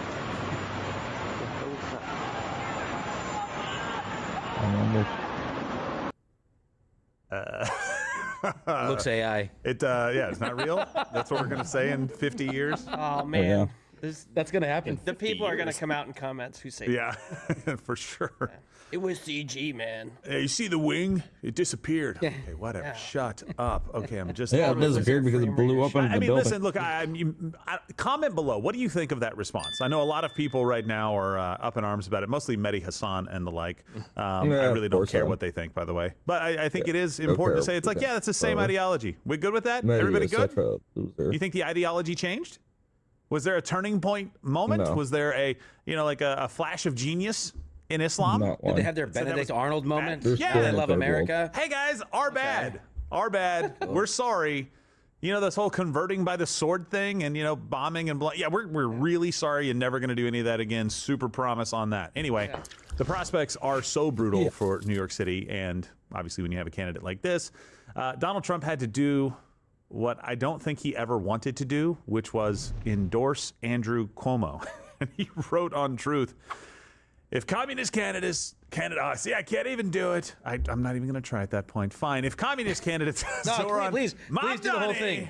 wins the election for mayor of New York City, it is highly unlikely that I will be contributing federal funds other than the very minimum as required to my beloved first home, because of the fact that as a communist, this once great city has zero chance of success or even survival. His principles have been tested for over 1,000 years.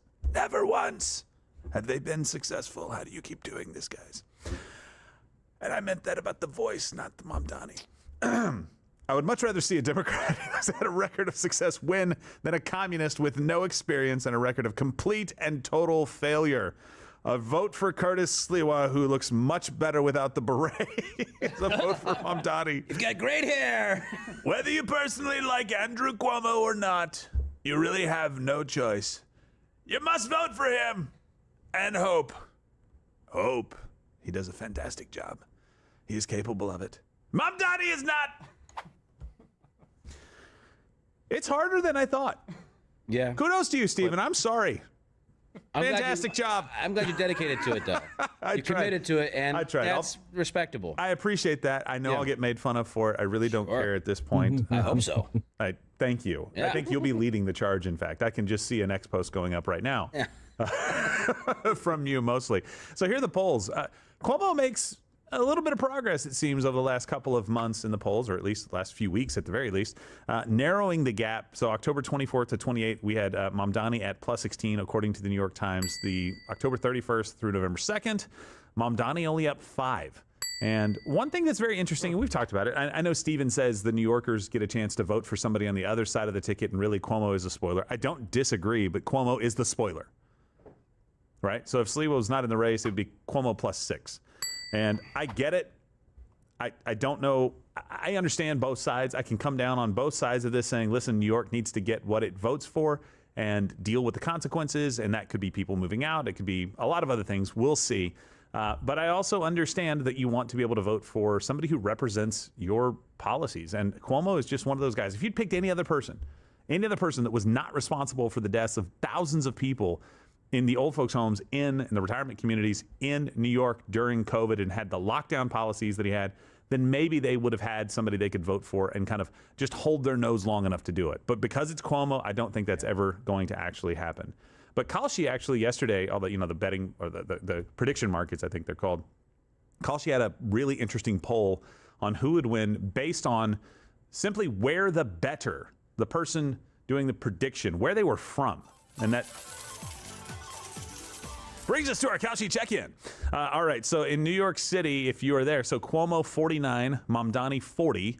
If you are in the rest of New York State, Cuomo 47, Mamdani 36, so he gets less popular when you get outside of New York. But if you're betting essentially on who's going to win outside of New York, if you're making that prediction, 58% Mamdani, 33% Cuomo. That's a really interesting Kalshi check-in poll. That's a very interesting poll. I mean, we got a lot of people in the city are actually, you've got people putting money on this. So, and so people outside, what we're saying is people outside the state are outside the state on it heavily towards Mamdani instead of Cuomo. They are, and I don't know if they know something that we don't know. I'm not really sure, but it's in where New York money City goes. Yeah, well, no, I'm saying in general, in New York State, in New York City, do they know something that we don't know about the sentiment on the ground that maybe the polling is not picking up? They are them. That's what I would think, probably. Well, but people betting, or I shouldn't say betting, these are prediction markets. So the people that are kind of buying the prediction contract, essentially, do they know something we don't know, or are they just seeing maybe a good deal? Maybe they do. They're out. I mean, New York's one of those places where you can't live your life and not talk to so many people a day. I don't know, 50 people a day. So people are talking, and they probably know a lot more than we do. Well, we'll see. There's a mass exodus potential with this, and that was one of the recourse kind of moments or recourses we thought of. People could actually just leave the city, right? If you start taxing billionaires, because he's like, how are you going to pay for all the buses to be free and freeze rent and make sure that childcare, universal childcare is free, and have these city-run grocery stores that we've talked about that have never worked anywhere that they've ever been tried. And they're like, we're just going to tax billionaires. Okay, what if they leave? You know what billionaires are? Mobile. They don't have to wait to sell their house. They're more mobile than anyone. They can just leave. Yeah. In Some fact, of them have helicopters. They actually have other houses in other places most of the time to go to. It would not be hard to leave. I mean, a lot of them have houses out in the Hamptons or out somewhere on Long Island. Not even that far away. Which is it's basically the city, but not. Yeah. So if Mamdani wins, a poll shows 765,000 New Yorkers would definitely leave the city, and an additional 2.1 million would consider leaving. Goodbye. That's about 3 million people, and I'm betting that it's not people that would take advantage of the free buses, or maybe want the free groceries or free childcare. I'm betting it's the people that you're counting on paying for all of that. Well, maybe that's part of the whole plan. Maybe Mamdani's whole plan is like, well, if I put all these policies in place, so many people will leave, and then of course the buses will be faster. There's less people taking them. They won't They're be free, though. There's less people on the roads. That'd be great. Yeah, I've seen that promoted as a win on X, because they're like, oh yeah, if these people leave, then the property values will go down. Oh, I didn't think about that. Yeah, there's that too. It's like I think they would just keep the property and move their primary residence. And just. But they think this is a win. I don't think it's. I don't think it's a win. I think it's a really stupid idea. My problem is I think there's not enough time in a 4-year period for this to fail enough for people to want to change. Maybe there is, maybe there's not. We'll see. But there are other elections that we are keeping an eye on right now across the country, and I'll just, you know what? I'll keep the theme for you of Islam essentially taking over a major American cities. And I hear you. People out there like, oh, they're just pivoting to Islam as the next thing to distract us. No, we're not. This has been a thing for a very long time. That's how I started working with Stephen, was when Islam was responsible for something exploding every, it seemed, other week. And I came on the radio show to talk about it, to talk about the ideology, to talk about what Islam as a religion believes. Doesn't mean that your next door neighbor that is a Muslim, that maybe not quite a practicing Muslim or basically just nominally Muslim, is a bad person. It just means the ideology and what it teaches matters. Because it's not a new thing. We're just kind of getting back to it because it's rearing its ugly head again, especially in places like Minneapolis, where incumbent mayor Jacob Fry is facing a challenge from I am the captain now, Omar Fatah. And both are going after their target audience. Maaga Egawa Jacob Fry. Doke Magalada, Minneapolis. Damaan, Shaabka, Somalia. What a pansy. Hayamid, Mogadishu. Getaway, Hargeisa, Bosaso. Bedabo, Kismayo. They've done nothing. Rabah, in an a big floppy mouth, doesn't he? Assalamu alaikum. Somalia. Hiran State. Mawisle. Early voting hadda illa November 4. You needed English for November and 4, didn't you? Listen, I know that polls are showing Fry leading, but I don't think this should be anywhere close. And listen, I want to say this in a way that doesn't come off poorly. Very tolerant of a lot of people and a lot of things. I'm a very glass half full kind of guy that we can work things out and make this country a better place. I don't have anything to say thank you for to Somalia. Yeah.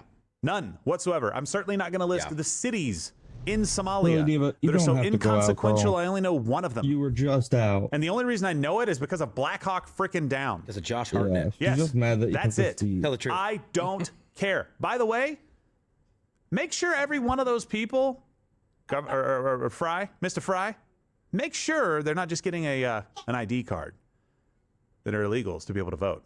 Yeah, I care a lot about that. That's what I was thinking. This guy, he's going on here and he's. What's your motive?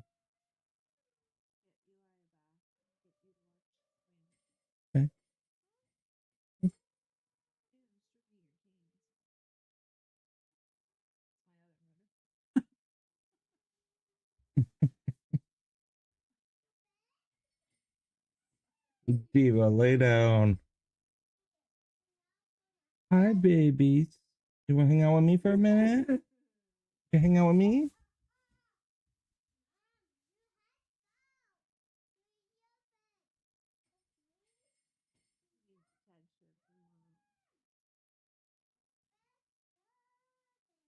Hi, babies. What you doing? You ready to come to Dada?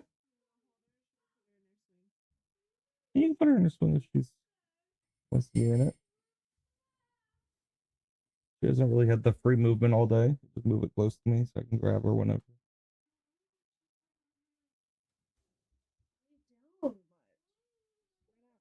Her belly a little.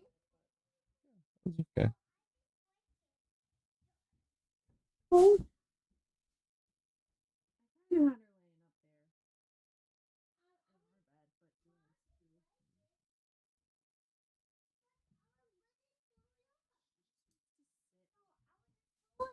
Yep. Go pull up. You can set that up higher. Then so here's... The one we had could, but this one can't. Really? Oh, okay. I mean, we could switch out the baskets. Yeah. If they...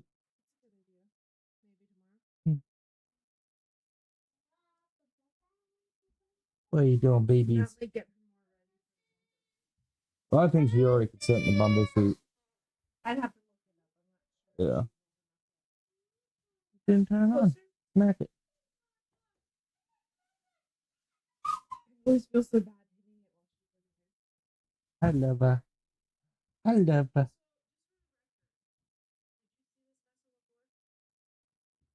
And now I do.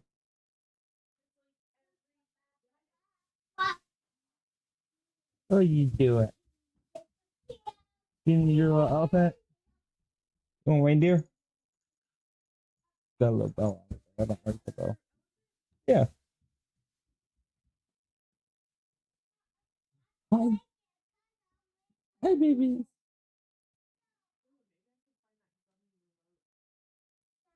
That was upstairs. Pandering to the Somalians who don't speak English. Legitimately, how many Somalians in Minneapolis who don't speak English are actual citizens and can vote? Yeah, I don't think a lot. He went out of his way to do that because they know. This is an exposure right here. Exposed as straight up pandering to non-citizens to vote, and they will. Yeah. It absolutely is, and it should piss every single one of you guys off. As much as it pisses me off. Not about brown skin, about ideology. We'll get to that here in just a little bit in our India segment coming up. Hey, Somalis kept pirating alive. Too pissed. Okay. What did you say? Pirating The alive. Somalis, they kept pirating going. Hey, they go. did. That's Hey. good, right? All right. I You can't wait did for Pirates of the contribute. Caribbean 14. You know what? I'm sorry. You're right. I am? You gave us Captain, what's his, Captain, oh, well, what's the captain's name? No, don't help him. Oh, somebody, somebody help me. Captain Wilson, that's what it is. It's not, I know. It's Phillips. Captain Phillips, yes. You could have been much nicer to me and helped me earlier. Yeah, You're but not this a is nice volleyball person. having fun here. I know it's from the other movie. I was just joking. All right, so let's go to Virginia. Voters there will be electing a governor, a lieutenant governor, and an attorney general.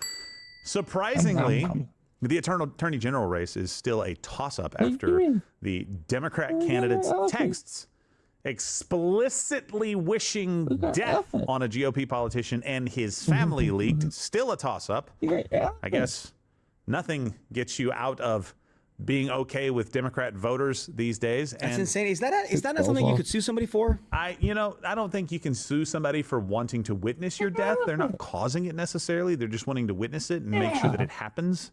But suing somebody as like you're running for the top legal position of the state, you shouldn't be allowed to say that? Some would say that would be disqualifying, especially when you're the top law dog. I would absolutely say it's disqualifying. Yeah, some would say. Apparently not the Democrats in Virginia. Great So state of Virginia. We'll see if they agree with you or not. But their off-year elections in Virginia are actually usually seen as a sample of how the electorate will behave going into the midterms, and terrible debauchery is what I see coming from people Nice job, like that. Virginia. So New Jersey, a place that rarely gets it right, but maybe they will this time. We'll see. Democrat Mikey Sherrill is running against GOPer Jack Ciattarelli for governor. And the latest polls show Ciattarelli 3.3 points behind Sherrill. And just one thing, I wanted to make sure everybody understood this. There's a lot of early voting going on in New York right now. I think I saw some posts. Do you remember the guy who said to Mehdi Hassan, like, you don't have a pager, right? Yeah, Remember the pager joke? Yeah. I forget his name. I celebrate that annually, by the way. So the 1 year anniversary just came up recently for those who celebrate. That was one of the best mic drop moments ever. Just don't ever walk it back, lean right into it. I don't care if CNN ever has you back on. That was an absolute baller moment. And he was actually saying that he is seeing a lot bigger numbers of voting right now. I'm not sure where he's getting information from, but they think they're going to break a lot of records in voting. I hope it's not mostly people just wrong way. Speaking Arabic. We'll see how it goes there. But that's New York. In New Jersey, the counts that they do, do you remember this? It's a lot. For absentee ballots, postmarked on Election Day, they count them up to 6 days after the election. So do you remember the problems that we've had before? Is any of this starting to sound familiar? We don't want elections to be run by anybody. This is New Jersey. We want to make sure that everything can be counted on the night of. Please stop with the whole thing. Like, if you don't have it in time, you just don't get to vote. I'm sorry. Can we just make I have to be on time for work. I have to be on time for you guys. We just don't get to do it otherwise. Can we just make it that way? I don't want us to start questioning the results of our elections again. So make sure that you go vote today. And these elections do definitely have consequences for the rest of the country. I certainly don't want Mamdani to win, because then there are going to be a lot of other people like him put forward as candidates across the country in these major Democrat-controlled cities. And I do not want to see our cities destroyed. But good news is you can get out of the cities. If you're stuck there, though, and you are seeing voting irregularities, anything that you think we need to see, make sure that you send that to us at lwctips@protonmail.com. lwctips@protonmail.com. We do not want anything ever to stay in darkness. Again, we want to make sure we bring all of this stuff. And if you are going out to vote, get out there and stay in that line.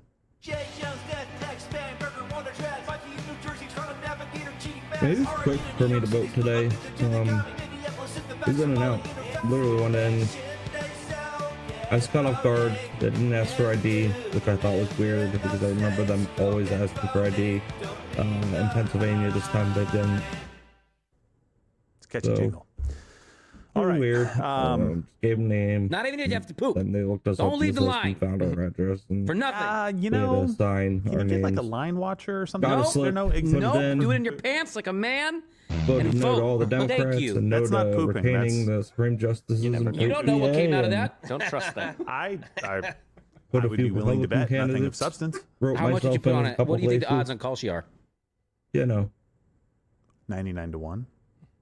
Okay. I'd take the one chance on that. Dude, I've been trying to vote. I've been trying to bet on Cuomo winning New York. But for some reason, my account, I don't know, I keep getting an error every time I try to load money on it. I think my wife has blocked it or something. I don't know what's going on, but I'm like, dude, I just want to put $100 on Cuomo because the payout's like $1,200 or something like that. Wow. Well, that was a couple days ago. I think it's probably less now, but yeah. I think my wife has blocked it. I think she is, dude. I think she found out about it. She's like, where is he losing money? You got your elephant. All kinds of places. It's okay. It's best not to ask these questions, especially to so many viewers. They're going to know everything about you, Josh. I make bad decisions about Padres baseball. They didn't win anything. You're still wearing the hat, though, so good on you for sticking with them. Even in downturn. Gotta make it up somewhere.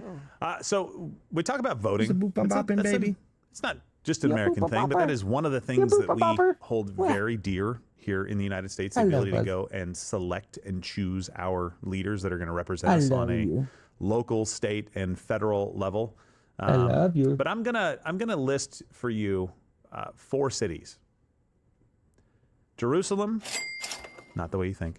Athens, Rome, and London. What do you think these 4 cities really mean?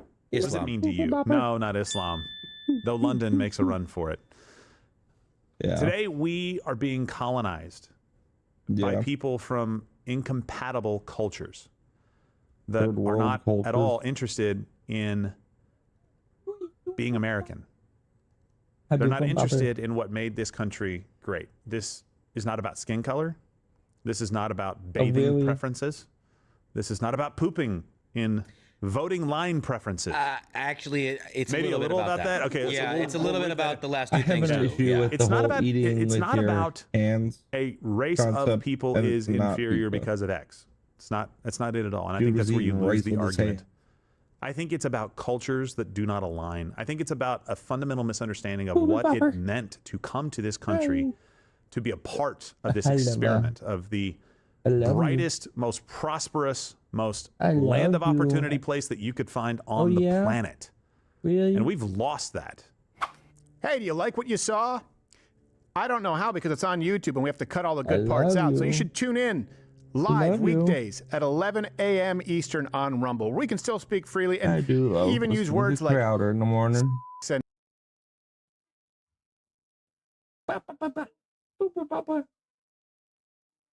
What are you doing, Booper Bopper?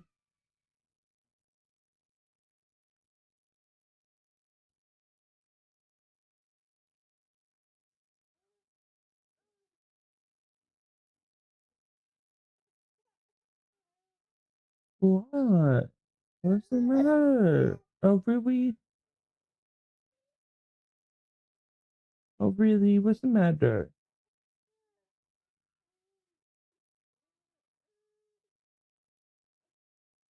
She wants me to hold her, I think. Do you want me to hold you? Do you want me to hold you? Should I hold you? Okay, we'll hold you. Show you off to the stream. That cute, precious one.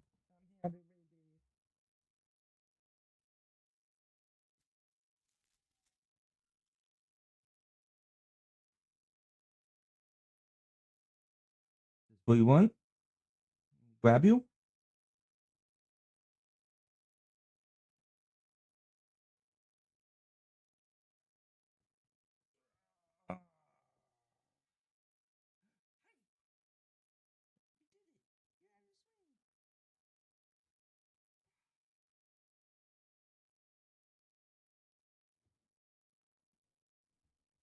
Scooch back in. Over all the cords. Okay. Stop spitting. You spitting everywhere. Just want to sit up. Is there everything?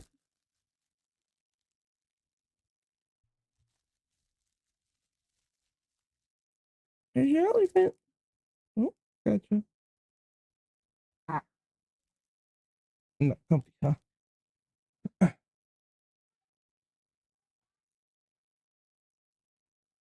Wait, oh, lay down. Look at the colors of the microphone. Over here. Boopum boppum elephant. Lay down.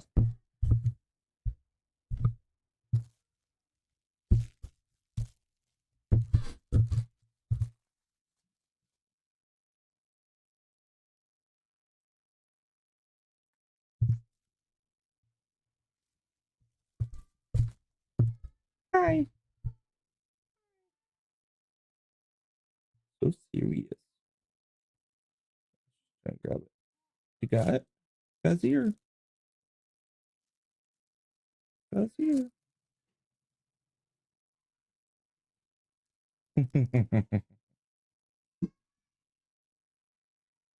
You can chew on him all you want.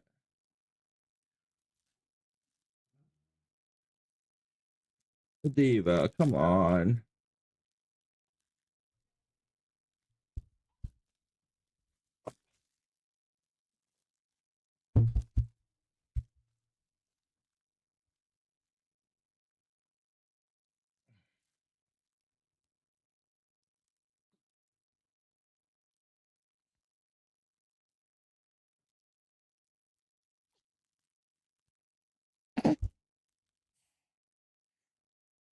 Yeah, Dick Cheney passed away today. That's kind of sad.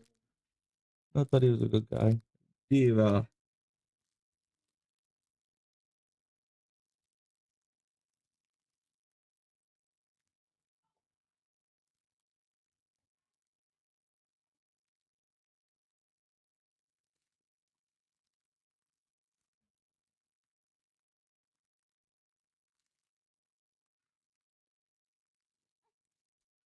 What? I'm right here. I'm right here. Could the Justice League survive 40K? Who knows?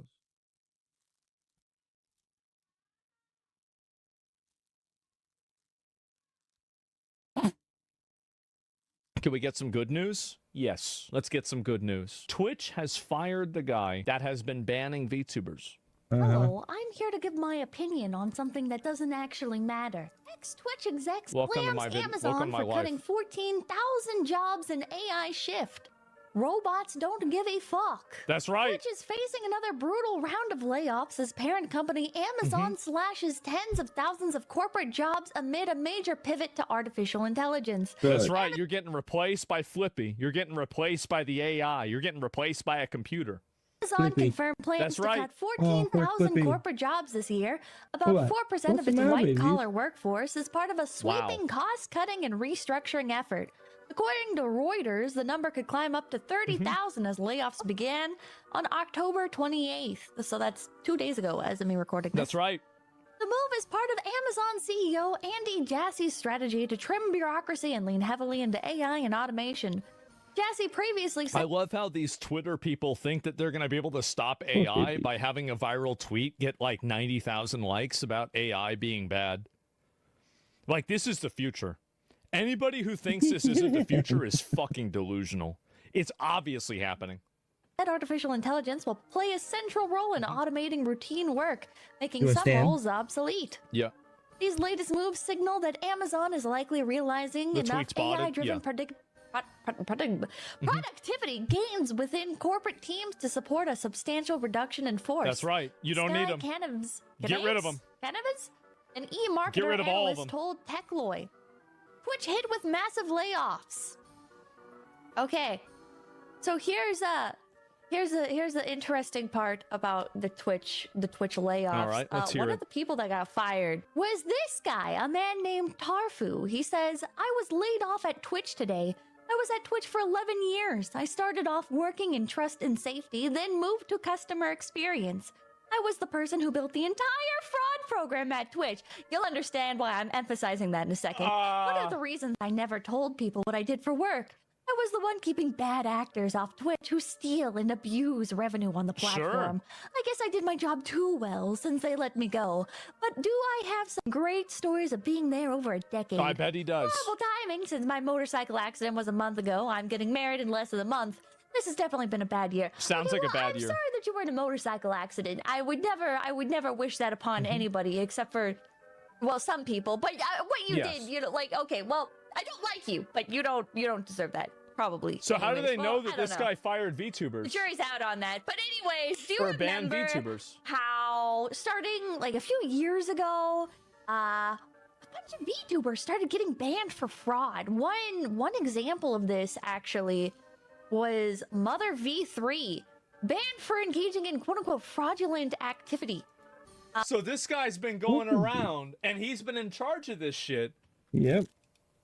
She's That's a the guy pretty that was in charge sizable of all the streamer. fraud. Okay. 114 average viewers. That's pretty good. 300. Peak. All right. Yep. So hard to imagine really engaging in fraud proper. Yeah. You know, I mean, it's not to say that bigger streamers don't engage in fraudulent activity. Yes.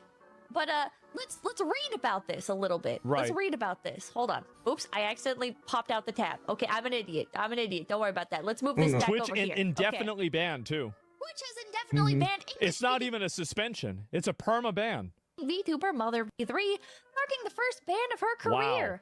The news was first shared on by the verified ban tracker account, Streamer Bans, on December 20th, 2024. Why do you continue to stream on Twitch if you hate it? He's not at Twitch anymore. Problem solved. The VTuber later took to her X account to reveal the reason behind the suspension. The streamer shared a screenshot of the message sent by Twitch, He's which gone. mentioned fraud as the reason behind the suspension. The message added, "Based on a review of your activity or content, we have issued a global suspension of your account. Due to the severe nature of this violation, or the fact that you have incurred multiple violations, your access to services are indefinitely restricted." Damn. Perma banned over this shit. They said the violation occurred in purchases, putting in an appeal.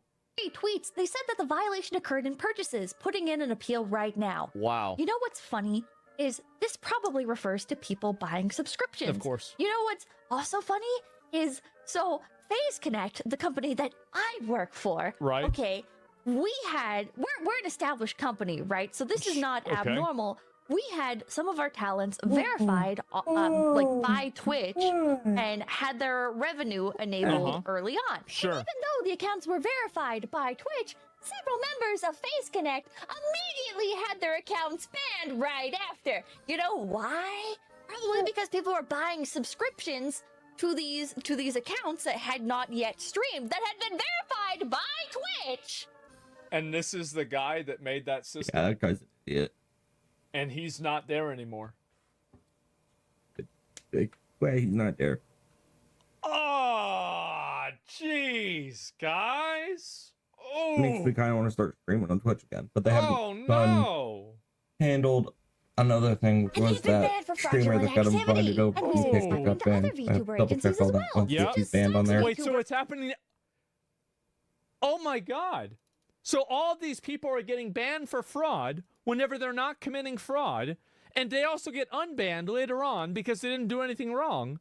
Yep. And this guy puts out a tweet looking for sympathy and then saying that he's the one that's behind the fraud program. Agency, their VTuber, Malfina, also getting banned for fraud before she even got to debut. Did you think I was done? Because I have more. Yeah, because like at the beginning, I was just like, okay, one girl got banned for this. Like, I don't know really if I believe this. Okay, but there's another one. Fraud again, and it's another VTuber, it seems. Aphrodite getting banned. Aphrodite is part of Mythos, another VTuber agency. Okay, it is a VTuber. Pippa, why are you getting so out of sorts about this? Why are you reacting so harshly? So what? This guy made a faulty system. Maybe he's like a little bit apologetic. Well, the thing is, if you make a bad system and you cause the company to lose money, you should expect to get fired. You run. That's what you should expect. Now, you might not like that. You might not think that's fair. You might be like, oh, well, no, but I did other stuff. If you were doing this and it's happened to that many people, go on, do it. Let's be honest. Or something that all these innocent people got banned for fraud. All these people potentially losing out on their livelihood. Okay, I had to cut that because I started schizo rambling for too long. Yeah, they're losing out on their livelihood. Meanwhile, you're typing out on Twitter trying to make people feel sorry for you. Yeah, I don't think so, man. No, thank you. No, I don't think so. But anyways, okay. You built the entire fraud program, and then a bunch of people get falsely banned for fraud, and now you're trying to sympathy bait on Twitter after you got fired. I don't say it very often, but I've got to say it today. This is a W for Twitch. Good job. You got him. The point is, look at this guy. Look at this guy. Good riddance. I was banned wrongfully in 2022 for fraud because I turned the ad slider to max settings. Oh, bro. Oh, uh-oh. Ho's mad. Ho's mad. It was never investigated, and it caused my main partner channel to be banned for evasion. 3 years have gone by and never investigated. Time to put fries in the bag. That's right. Hey, look at this. Look at this. I'll take things that didn't happen for 800 Alex. It didn't even happen. So he's going around saying that they're lying. All of this user's post. Man. Wait, bro, you might have built. What's this other one? What is this one? Bro, you might have built the worst fraud program for Twitch. I don't think you realize how many streamers got permanently falsely banned because of your terribly made program. Oh, I realized, and not all were innocent. We just can't. We just can't shame them and show the evidence. Data doesn't lie, but just like anything, there are false positives which we made good. Well, what about the guy that just got banned for 3 years and it never got investigated? Exactly. What about that? Exactly. What happened to him? Sure seems like you've got a lot of false positives. Really? Is that why it took several years for members of Phase Connect to get unbanned? So there's other VTubers too. He says it didn't happen. Yeah, he just says it didn't happen. So actually, you know what? I find this to be funny. Wait a second. Yeah, let's take a step back. So he called the other guy who said that he got banned unfairly. He said the other guy was a liar. But now Mr. Dog here is calling him out, and he's saying, well, of course we have false positives. So which one is it? Are they lying, or is your system bad? Sorry, you're getting hypnotized by my microphone. Hi. Oh, you're so strong. Though there was no fraud, like you guys are Yeah. just gonna have to take my word for this one. But I'm gonna lay my reputation out on the line here. I'm gonna say Face Connect has never committed fraud. Hopefully that doesn't age poorly. If we ever have committed fraud, it's outside my knowledge. Clip it. But I'm going to say with reasonable certainty that because so many VTubers got banned for fraud at around the same time, for around the same types of reasons, that Face Connect kinda just got cut. So forgive me for not being particularly sympathetic towards you, Tarfu, but you are a fucking asshole. And your system was fucking dog shit. I hate it when it happens when Damn, bro. Damn. Fucking cooked, sent back. Gentlemen, you love to see it. It's back again. There we go, guys. There we go. Pepe McDonald's. You should have never said what you did. Should have never gone around and said what you did, because this is a thing. Now everybody can be like, oh, you built the system that didn't work? Oh, shit. Oh, and then you got fired for it.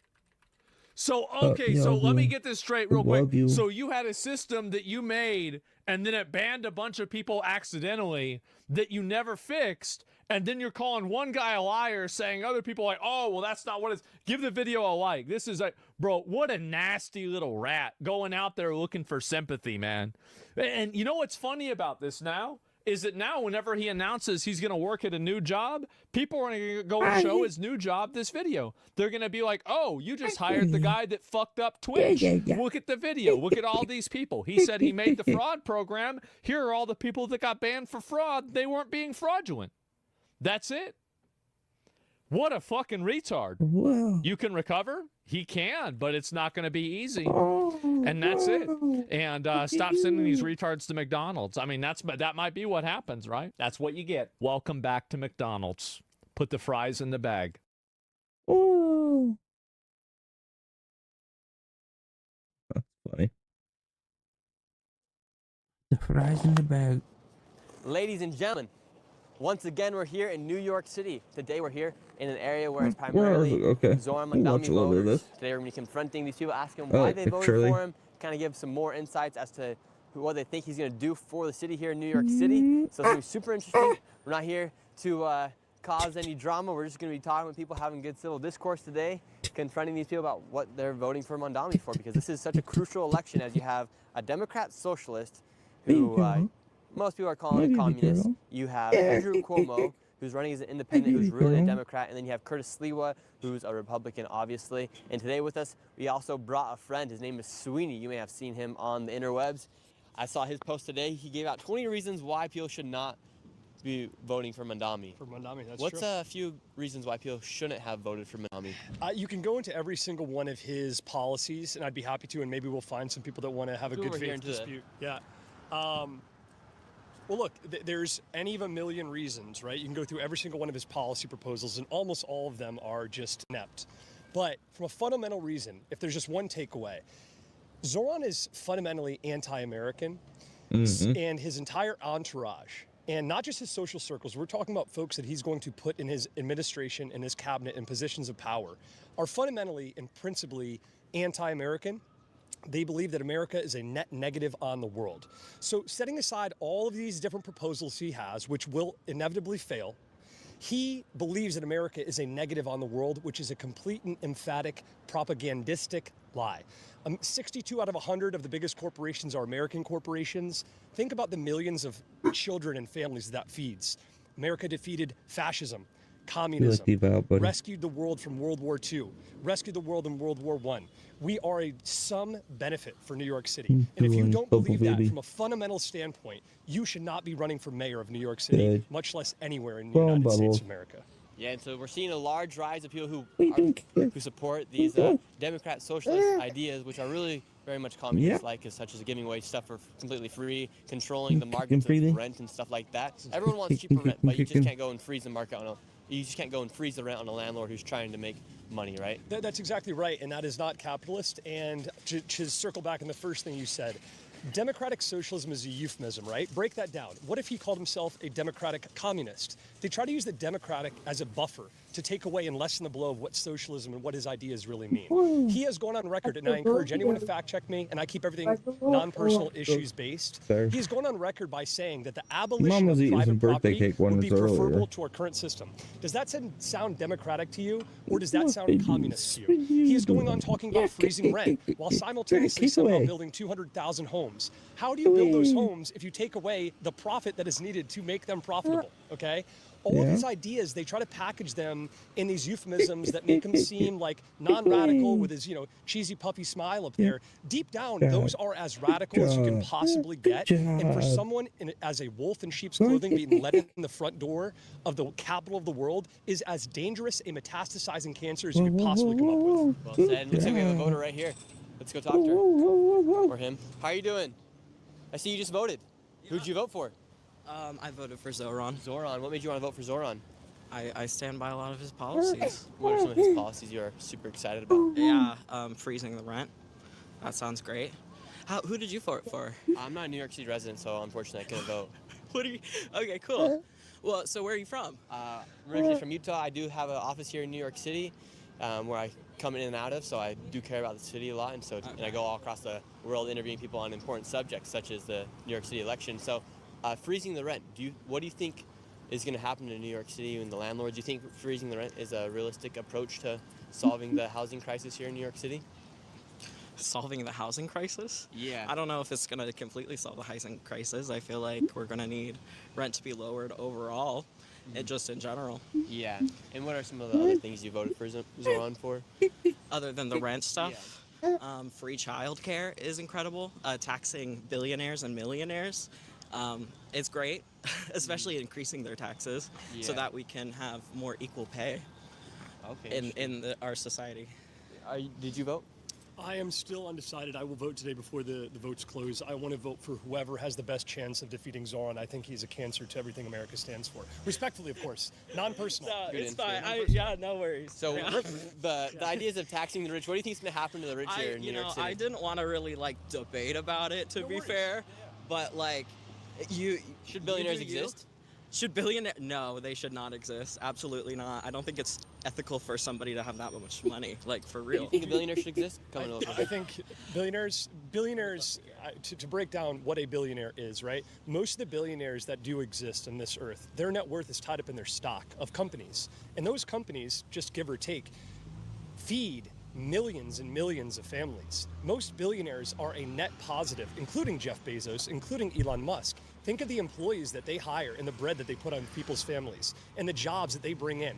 Whenever their headquarters or different of their businesses come to a certain city in a certain jurisdiction, that is an economic flourishment. So I will meet you at a certain point, which is to say huge wealth disparities are cancerous for a democracy, but to sum out there and say tax the rich without being more nuanced. Now, I'm not saying that you're being unnuanced. I'm saying Zoran is deliberately being unnuanced because he is blending billionaires and millionaires together.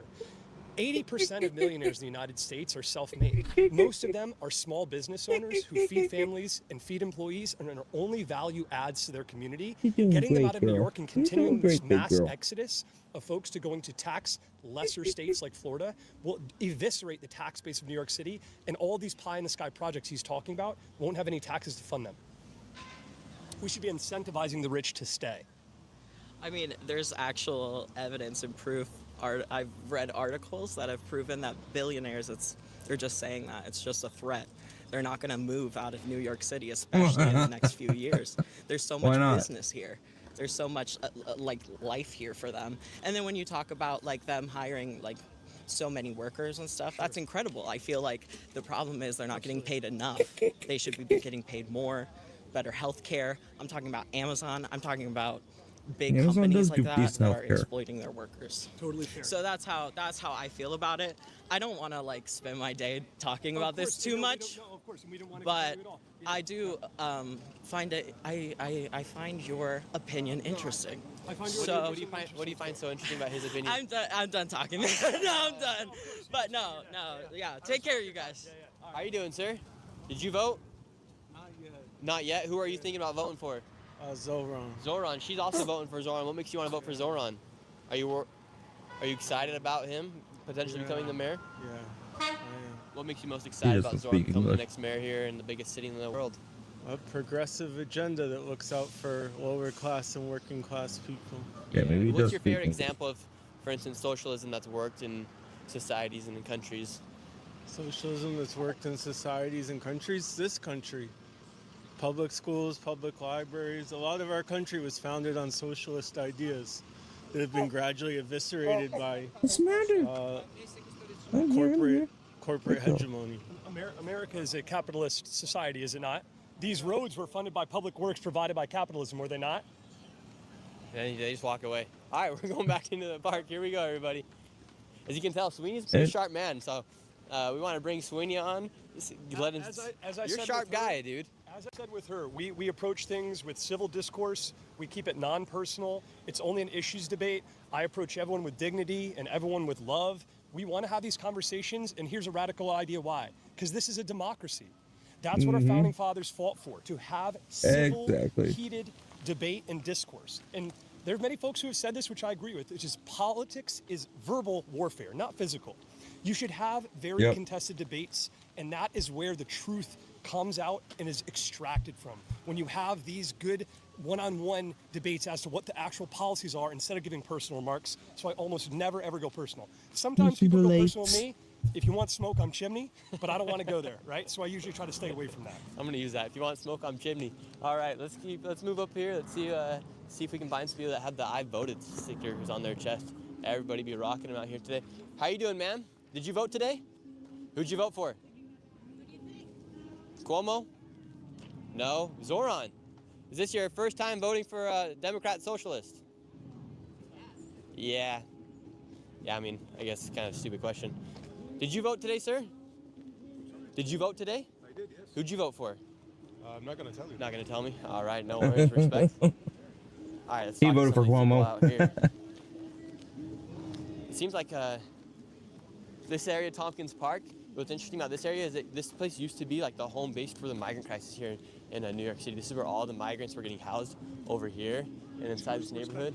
Respect. How you doing, sir? Respect, brother. Planting some trees. All right, we got some live music out here. Got a guy in a skirt. A guy in a skirt. All right, let's find one of these folks out here. Let's not interfere with that girl. Okay. Nah, yeah, Kicking, getting a little fussy. Everybody here in the chat, hope you guys are having a good day. We're excited. Tonight, we I gotta wanted to get go up to a and go Zora potty. rally, but it doesn't seem like they're going to have one. We might have one later this evening that we may or may not be going to. We got to find it. All right, I'm going to talk to this guy here. Okay. How you doing, sir? Excuse me, sir. How you doing? Do you have a quick second? I did. Awesome. Who'd you vote for? Only if you want to. Total respect for you. What the hell? Who'd you vote for today? And I love the Detroit Pistons. I voted for Mambami. Really? What made Wow. him win over your vote? What made him? Yeah, what made him win over your vote? Everybody else sucked more than he did. Yeah, Cuomo.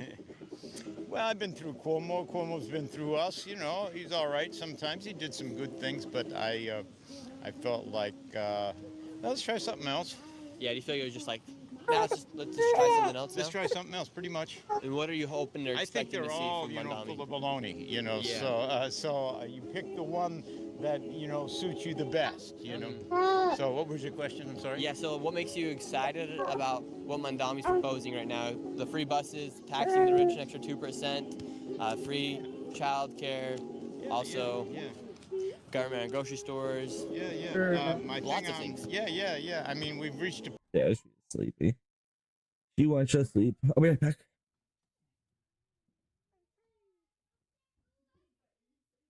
Yeah.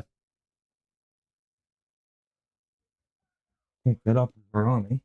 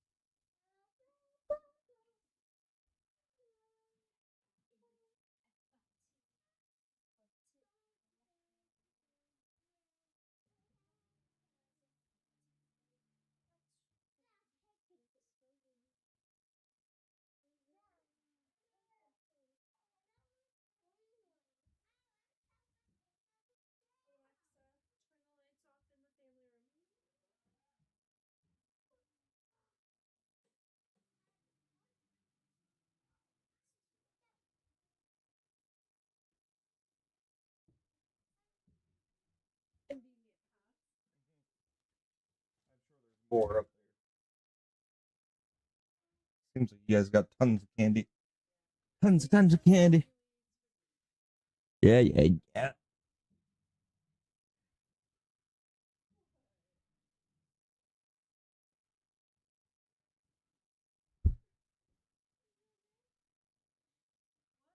I get a little for helping with costume, all right?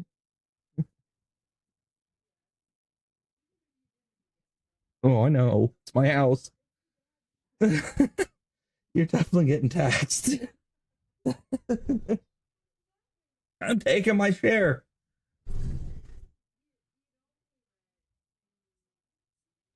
Taking my share of Halloween candy. That sounded great.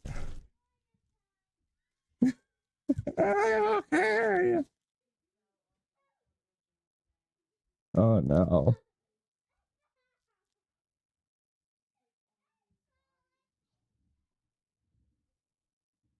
Do that then.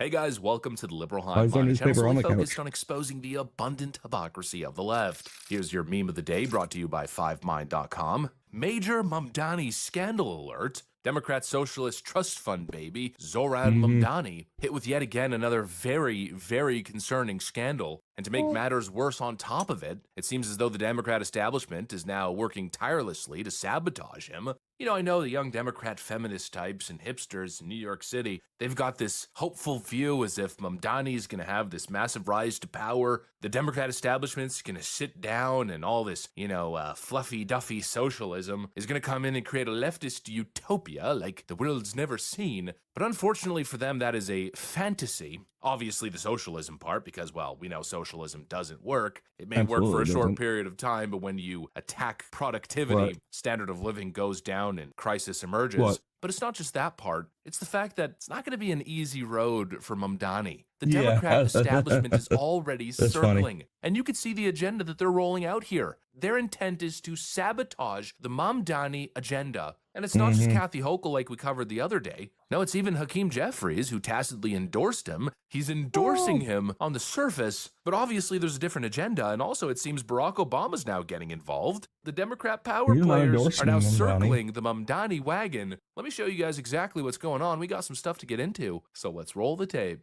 All right, folks, so let's first start off with the scandal here. We've got an undercover video from the O'Keefe Media Group that shows some of the potential corrupt actions happening in order to get Mamdani elected here. It appears we've got a non-profit executive coaching non-citizens, potentially illegal immigrants, on how to vote for Mamdani. So not Yep, only I helping saw people that. illegally vote, but also illegally steering That them to video vote was for a interesting. particular candidate. Yes, I'm an immigrant. They sent me here to vote. I was recommended to come here to find information to vote.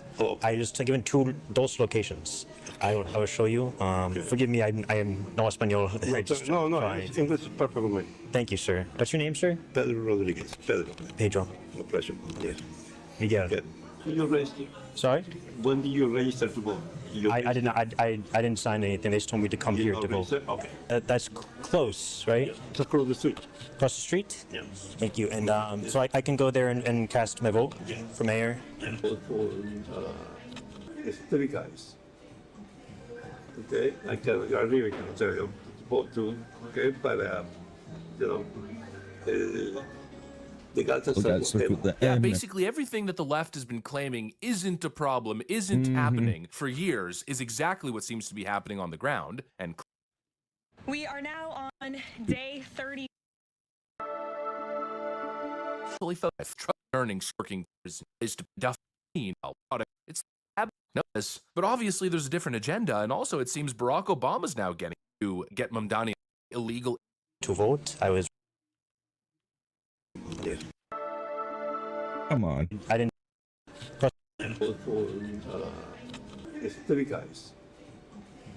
Okay, I really can tell you vote to. Okay, but you know.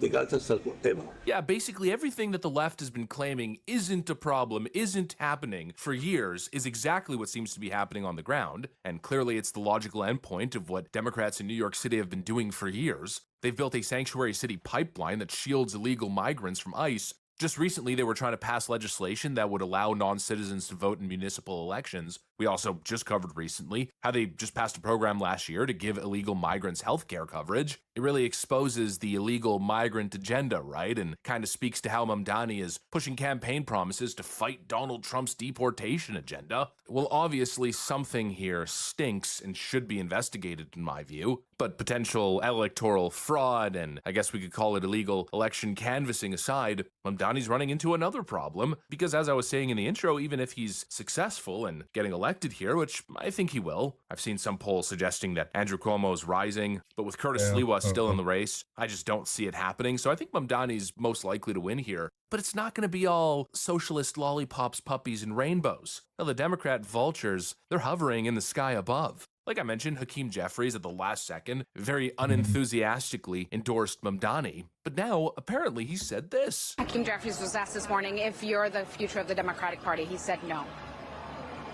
Good to know. He doesn't believe that Mamdani represents the future of the party. Not exactly a ringing endorsement for the most high-profile young Democrat. And you know, as much as I hate socialism, and as much as I think Mamdani is a complete fraud and clown, you have to admit that he's outdoing them all. And I think he's a very skilled politician. I mean, you have to admit that he's doing absolutely fantastic in terms of politicking. I hate his agenda, but he is in fact talented. I think he's one of the most talented young Democrats there is in terms of campaigning, mobilizing people, engaging on the grassroots level. And so you would think a guy like this would be propelled to the absolute top. This is who the Democrats would be rallying behind, especially in New York City. That's the biggest stage there is. But instead, Hakeem Jeffries is coming out saying that he doesn't represent the future of the party. Young talent that's displacing Democrat establishment figures is not representative of the future of the party. It just goes to show how much they hate him. And it's not just Hakeem Jeffries, we're also getting reporting that Obama at the last second here is refusing to endorse Mamdani for mayor in New York City. And that, of course, tells you all that you need to know, because Obama's the kingmaker. Obama's the guy who comes in at the last second with all of these Democrat races, and he puts his touch of approval on you at the last second. And he's done it in many of these high-profile races here. But now with Mamdani, he's not convinced. Yeah, well, it tells you all that you need to know. They know exactly what happens when you implement the kind of policies that Mamdani is suggesting. When you jack up taxes on the most productive people in your city, you create a tax base exodus. And that's what's being reported here. Supposedly, according to the New York Post, over 1 million people are considering leaving the state if Mamdani's elected into power. In other words, real estate in Palm Beach is about to get a whole lot more expensive.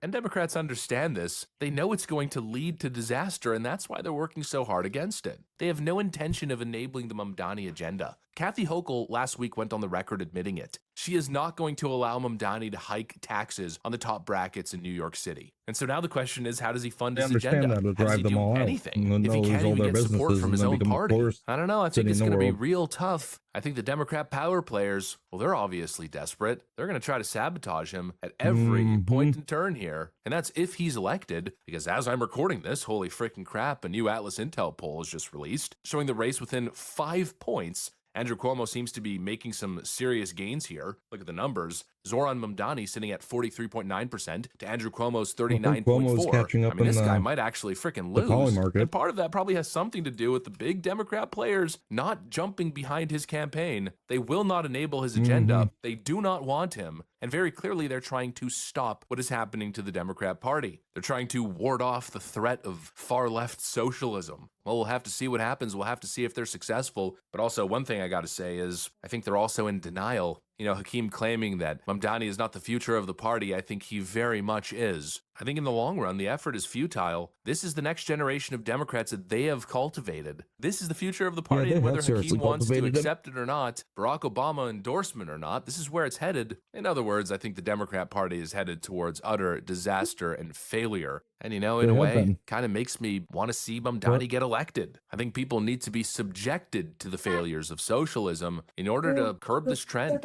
And what better stage for that to happen than New York City? I don't know, maybe call me a nihilist for holding that view, but I really, truly believe it's the only cure. Oh, okay. I probably need to do something, put more garlic powder on the dough. Garlic salt, garlic powder. Need to do that for flavoring.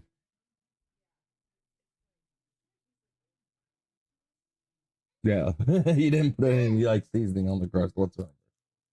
You need to butter it up and put garlic salt and powder on it before you put it in the oven.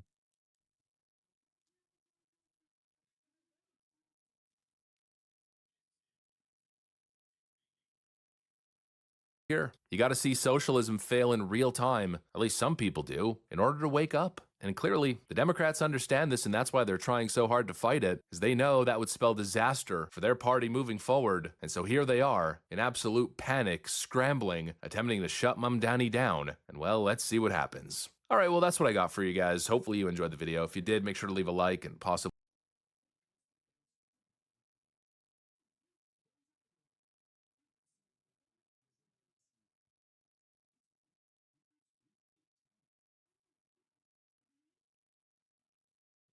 Believe about this plane crash. It's crazy. I'll keep an eye out for it. I wonder if there's anything. Illegals caught voting 7 times each.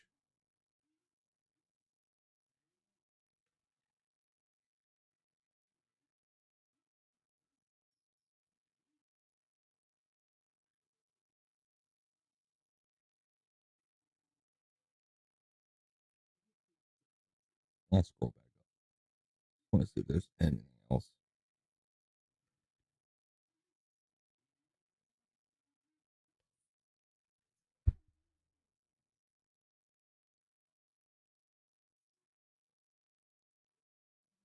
This is gonna be the best power I've ever seen. What's this?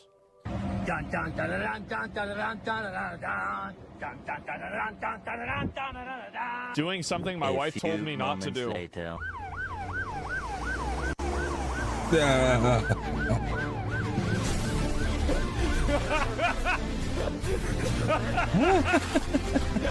Even with the run, man. This is gonna be the best power I've ever seen. What's this?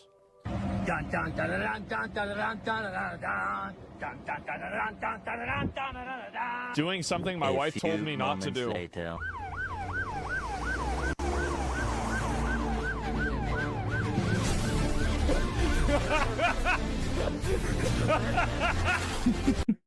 Okay, I have a pen. Okay, I have a stuffed animal. Can you tap your pen on the table? Yeah. Okay. Okay, it's good. Can you like take its paw and like pop it on the table?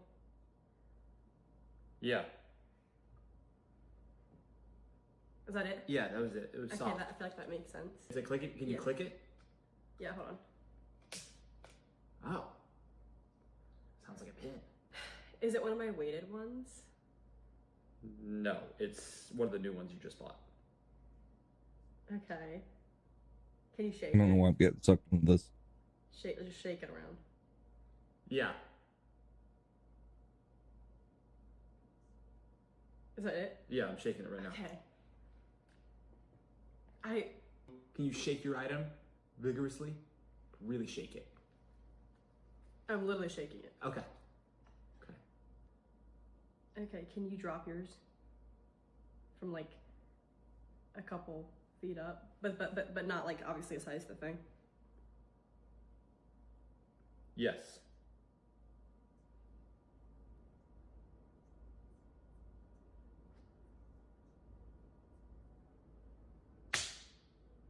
What the fuck? That's my stuffed animal. What was that? What was that sound? Can you drop yours on the table from like a foot high? Yeah. Sound like a pin at all. Okay. Okay, can you like rub it on the table? Like Yeah. take the stuffed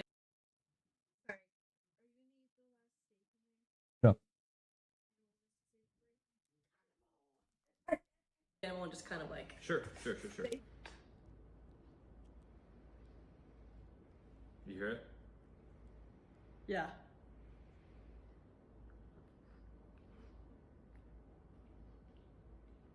Yeah. Okay. All right. I feel like it's a little too heavy. Okay. 3, 2, 1. You definitely do not have a stuffed animal. You do not have a pin. You have a remote controller. Okay. You want to make a guess? No, I don't know what it is. Okay. You want to reveal? Yeah. All right. 3, 2, 1. What's so funny is I heard him because he was making little like. I was like jackass and one is like. Alright, right here. Pink hair. Alright, Ranger, right okay? here. Go back in your thing.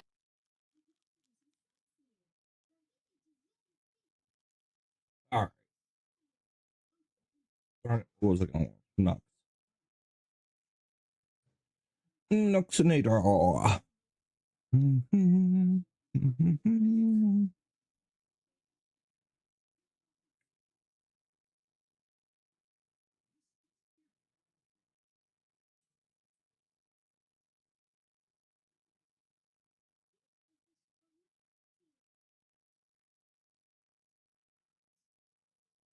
Yeah, that has me kind of frustrated too. Where did a Nuxinator go?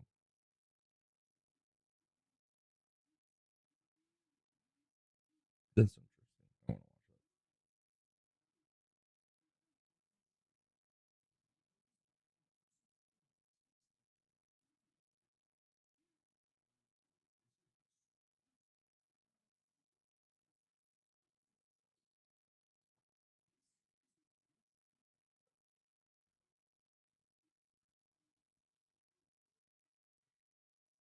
Walmart beefs up security.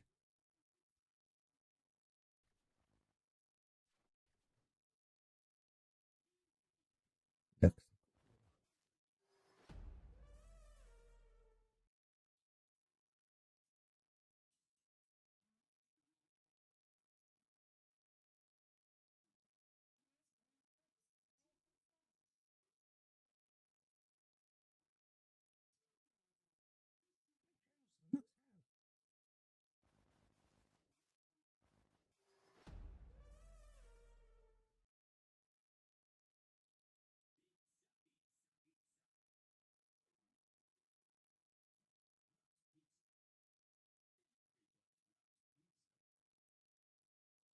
Zoran Mamdani.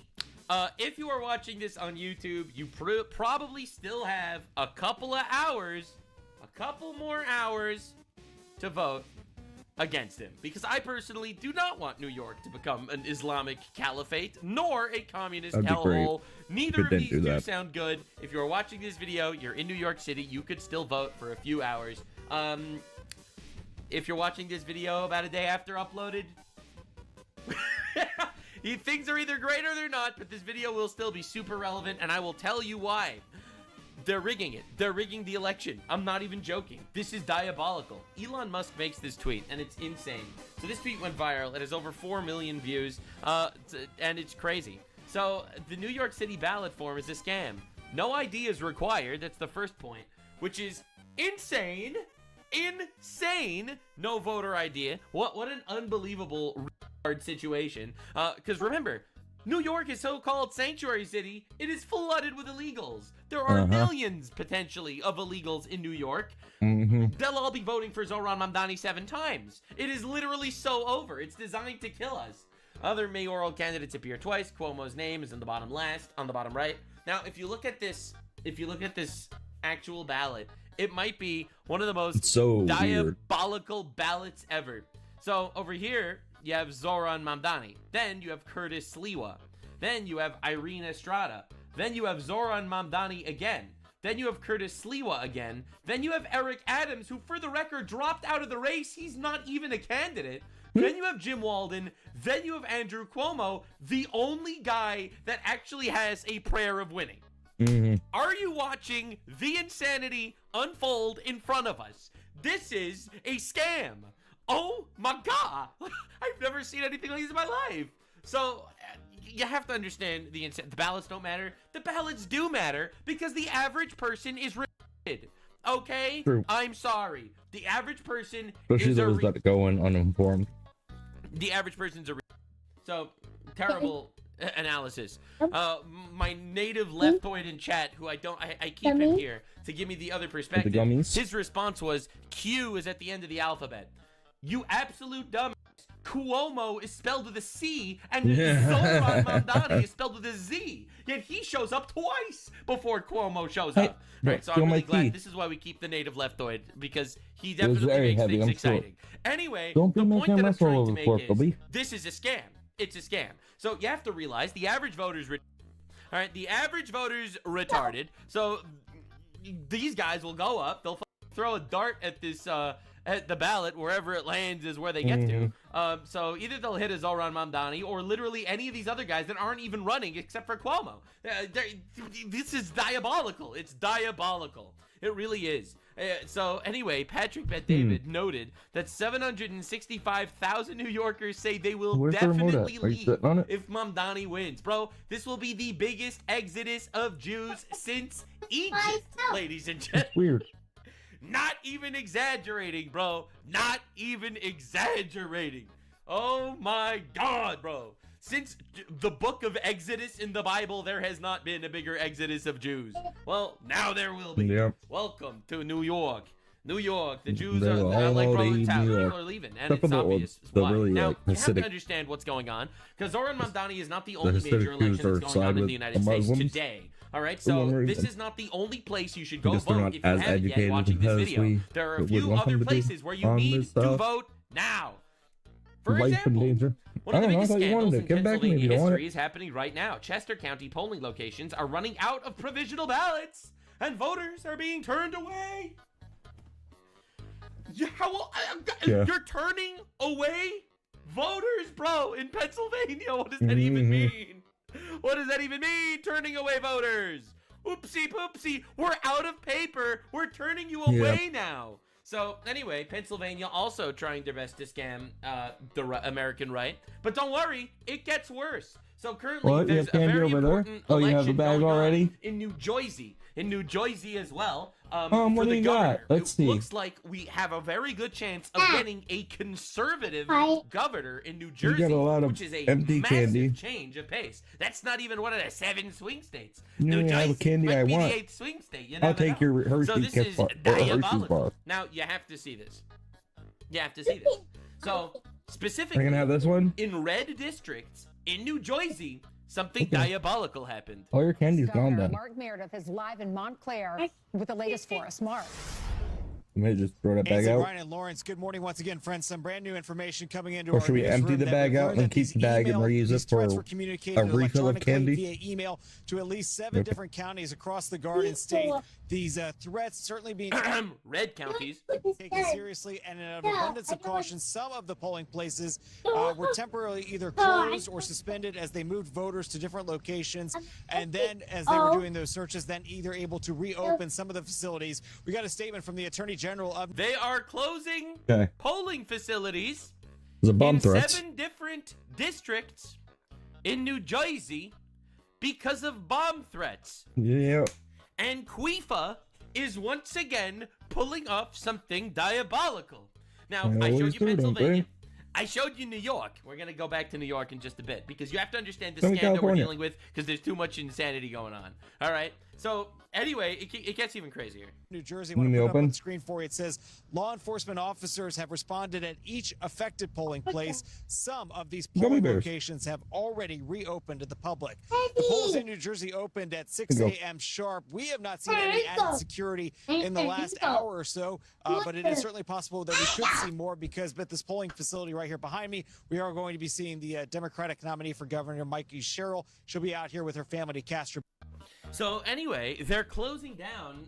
They closed down 7 different polling places, turning away voters in New Jersey for bomb threats. This is insane. This shouldn't be happening, man. Wake up, New Jersey. Trying to Oh my blame God. it on Republicans, on Trump, But they turned away specifically. voters. This, That for these bomb hours. threats This is happen. insanity. Now, that's not the only crazy situation regarding today's election. So if you're in New Jersey, go vote. Okay, do it. Go vote, man. Get ready for the next one. In Virginia, you probably remember Jay Jones. So Jay Jones is the guy running for the Attorney General in Virginia right now. Running for Virginia Attorney General, Virginia General. And as you might remember Jay Jones from the past, Jay Jones had these text messages leaked where he was literally wishing for the murder of Republicans and conservatives. So this is him saying 3 people, 2 bullets. Gilbert, Hitler, and Pol Pot. Gilbert is a Republican. Gilbert gets 2 bullets. Spoiler, put Gilbert in the crew with the 2 worst people, and he gets both bullets. He also says, I think Todd and Jennifer are evil, and they are breeding little fascists, and therefore they should get killed too. Now, you have to understand, this guy is running for Attorney General, one of the most powerful law enforcement positions in the country. He is running for Attorney General, the ultimate twist. Now, you probably think there's no way you could hate this guy more than seeing stuff like this. Because again, he wasn't condemned by any Democrat. Well, what if I told you this motherfucker Hassan Pikered this bitch and tried to kick a dog? Really? Make he rest. Make he rest. And may he wake up tonight when you get this sweet.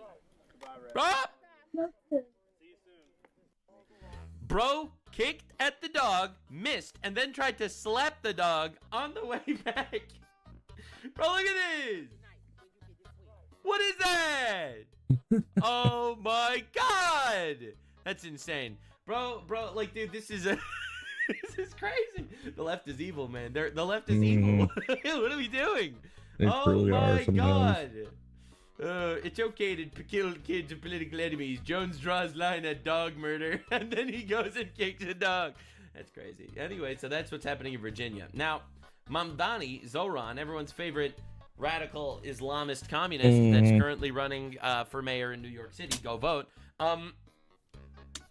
You have got to see this. It might be one of the most evil things. You probably remember, because if you've been following this election, I have been following it, so you probably have as well, because I made videos on it in the past. Yeah, slightly. Now, you very possibly remember that Zohran Mamdani I know who this literally loser is. ran his entire campaign on government-owned free grocery stores. This was one of his can't things. even It's a implement any of the communist things that strategy. he's It'll running. never work. It'll destroy the city. It just It'll destroy the sounds country. good It'll to destroy the people. competition. So all you have to However, do is one just of the make main things he promises was that you running can't on keep and you get was elected. free Like, government-run does nobody look into grocery this stuff? stores. Well, they asked him about it today on Election Day, and he changes his promise. Question affordability in this city. Living here is top of everyone's mind. It has gotten obscenely expensive to live here, to do anything here. So you're proposing free grocery stores, free buses, $30 minimum wage, all of which sounds incredible. Cheaper groceries, not free groceries. Excuse me, cheaper groceries. He is going back on the core promise of his campaign. But what people want to know is, great, I would love all those things. Yeah, how do you pay for it? Who's going to end up footing the bill for those programs? The millionaires and I'll answer that billionaires. question by first explaining some of the endorsements that Andrew Cuomo has received. Okay, yeah, but yeah, I'm going to deflecting. explain to you why, actually, no, I'm not. I'm going to talk about the other guy. Elon Musk's endorsement is one of the most expensive endorsements that Andrew Cuomo has ever gotten because it cost him and the state of New York $959 million in tax breaks that he gave Elon Musk. Like, dude, this guy's crazy. What an actual loser. It's insane. So, anyway, I wanted to see what the voters on the ground said, because maybe they have a perspective that I don't. All right, this is very possible. It's very possible that No, they have the same perspective. a They just different don't give a crap. perspective that I don't have. So, I wanted to see what people on the ground were saying. I voted for. So he's asking this lady, why did you vote for So Zoran Mamdani? little common I voted sense. for Mamdani. Do you feel like socialism would work in New York City? No, not necessarily. Literal Oh, goldfish. you're voting for a radical communist, man. And you don't think... This is liberal white women. Liberal white women, man. Liberal white women. What are we downfall of doing? These people mankind. are idiots. Idiots! Like, this is... By the way, for the record, this is literally how it always goes. This is how it always goes. They show up, and they be like, I am going to vote to import illegal immigrants. And then 5 years later... I just don't feel safe going out onto the streets anymore. It's crazy how that happens. So anyway, this is Cuomo, what he had to say. It's an important message because it's a three-way race. It's myself, the Democratic Socialist, Mamdani, and there's a Republican named Curtis Lewa. And Curtis Lee was a spoiler. There was no chance he can win, but he can make Mamdani a winner. So President Trump saying to the Republicans, don't vote for Sliwa, you're wasting your vote. That could be very helpful because if they don't vote for Sliwa, they would vote for me.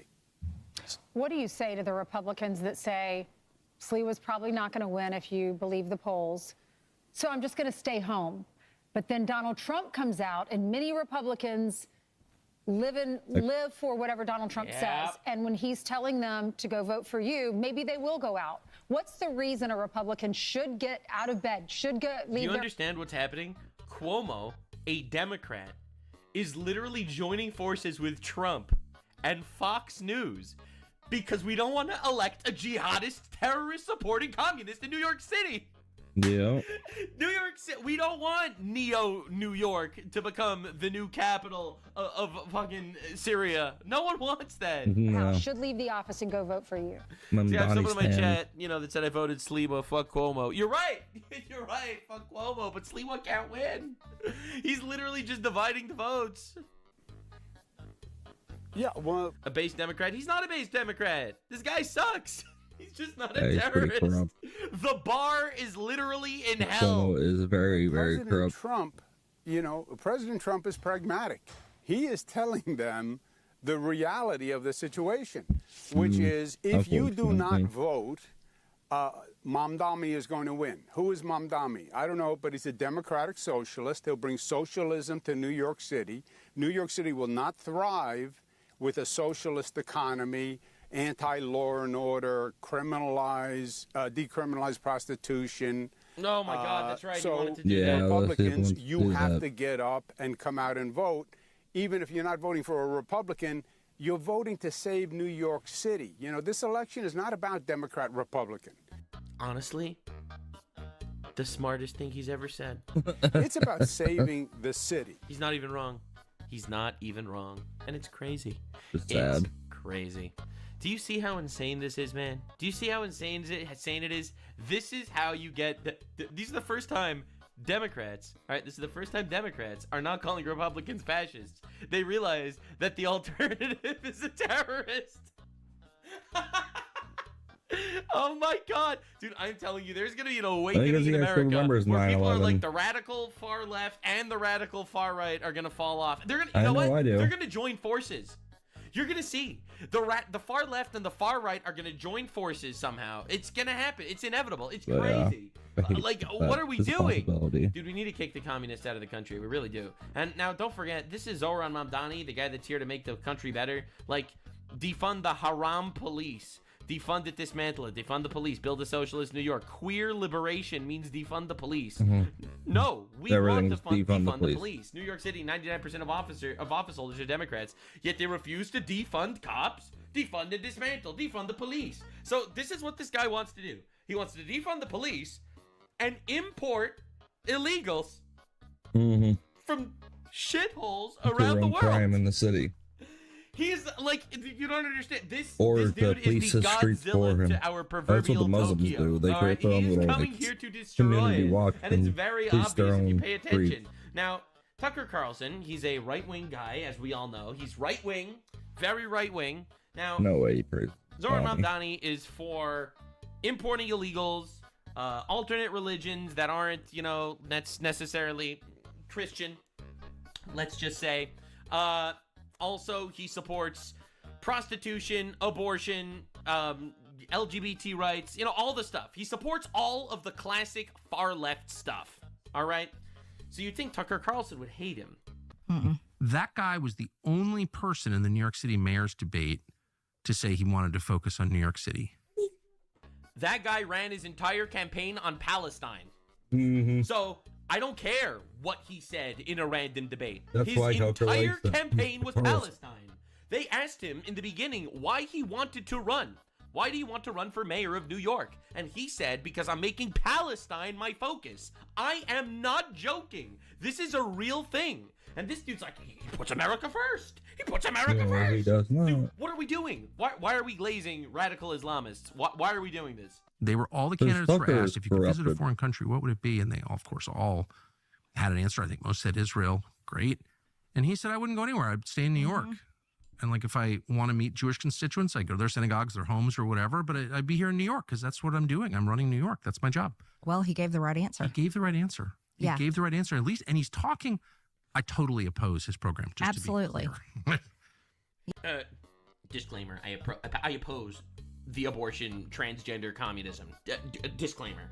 That guy's amazing. We should all vote for him. He's incredible. He knows what's up. He's America first.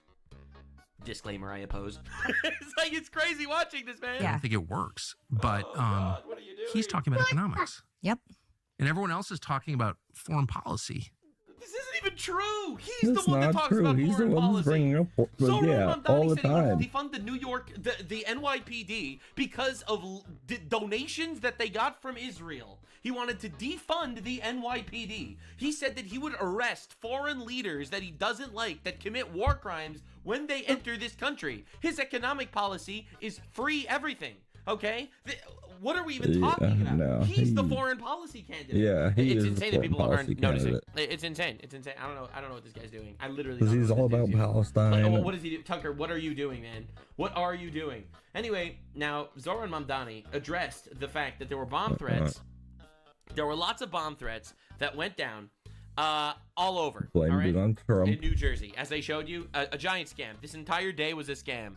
Broken election booths, bomb threats in New Jersey, polling places running out of ballots, whatever the hell that means. All right, you have no voter ID. You have Zoran on the ballot twice. It's insane. So lots of bomb threats, it's your classic shenanigans. So they asked Zoran Mamdani what he thinks about the bomb threats. You'll never guess what he's going to say. Incredibly concerning. And I think that it is an illustration of the attacks we're seeing on our democracy. Sometimes What? they're blatant and explicit in the manner of these bomb threats. Right. And we have to understand this as part of the general approach the Trump administration has taken. What? Trump is trying to flip New Jersey by getting a red governor, and he's blaming the bomb threats on Trump? What are you talking about? To trying to intimidate voters with baseless allegations of voter fraud as a means of trying to repress the voice of Americans across this country. Can I tell you a fact? And if this is wrong, you should sue me for defamation, okay? There is voter fraud. If there's no voter ID, there is voter fraud. No doubt. I saw tweets of people literally sitting there cheering that they voted 7 times for the same candidate, that they went to 7 different polling places and voted 7 separate times because there's no voter ID. All right? Is this not insane?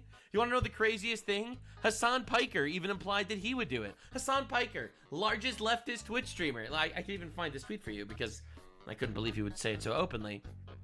It's diabolical. Absolutely diabolical. He's busy retweeting his love of 9/11 or whatever. But as you could see, it's okay. I canceled out his vote by illegally voting for Zoran 7 times. Like, it's a joke, haha.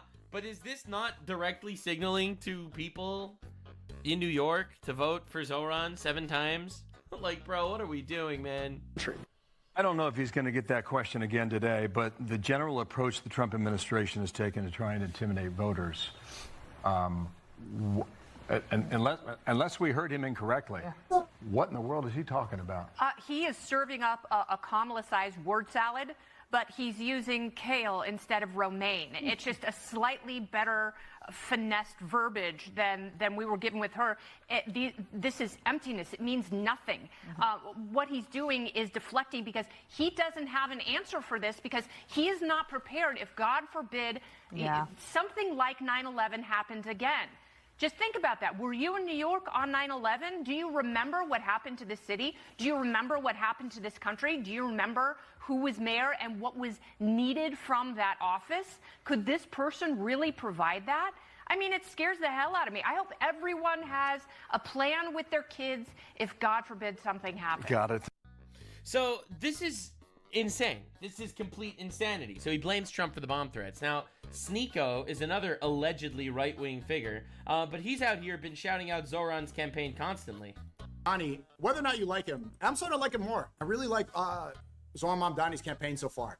So, again, Zoran Mamdani is a radical Islamist, communist, pro-immigration, pro-illegal immigration, anti-ICE, against the feds, anti-democracy, radical Islamist terrorist supporter. I just want to make this clear. Sneeko is a right-wing guy, and he supports Zoran Mamdani, pro-LGBT everything, pro-transing the kids. He's pro all that stuff. Mm-hmm. And he gets support from Sneeko, a allegedly right-wing guy who happens to be a Muslim. Are you noticing? Are you noticing what's happening in America? Anyway, Muslims just using the left. ISIS threatened New York They City can today. step on their heads later. And all praise due On to their way Allah, and may his peace be a blessing upon his messenger and his companions and family. We in the Islamic State would like to express our sincerest excitement and deepest commendation for today's jihad in New York City and its valiant and righteous martyrs each day. This is not, for the record, this is not parody. Each day a year comes when we are overwhelmed with joy, a day when those past joyful memories are remembered, memories of glory and victory, reviving and restoring hope, honor and pride to Muslims. 9/11, a date remembered by the entire world. Events are chronicled based on this date. They say such and such events took place pre or post 9/11. The country and people that by and large consider 9/11 to be a historic date is the American government and its citizens, respectively. Why are we not mentioning that 9/11 was actually done by you guys and a very bad thing? Yeah. What the fuck is happening? I mean, to be fair, I don't think anyone on 9/11 suffered as much as Zoran Mamdani's aunt, who got Islamophobic glances at her on the subway in Tanzania. The 11/4 operations have been the most carefully coordinated response to American aggression and imperialism launched by the Muslim world since 9/11. We learned from our mistakes and made during the operations in Paris and Brussels. We are able to introduce and deliver open source jihad instructions to 109 Muslim brothers living in America who express desire to commit or enable today's jihad.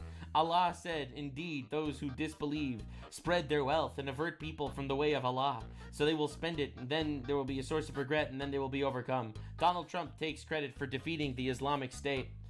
We would like very much for Donald Trump to know 11/4 was planned during your administration under the stupid and illegitimate authority of Kash Patel, Pamela Bondi, and John Radcliffe. Bro, ISIS is calling the election a jihad. Are we on the same page? ISIS is calling this a jihad in New York City. Could we please wake up, man? Could we please wake up, guys, for just a second? Anyway, this is a picture of Sydney Sweeney at New York's fashion. If Zohran Mamdani becomes mayor, you could recognize her by her great jeans. Also, just now, President Trump made a pretty diabolical tweet.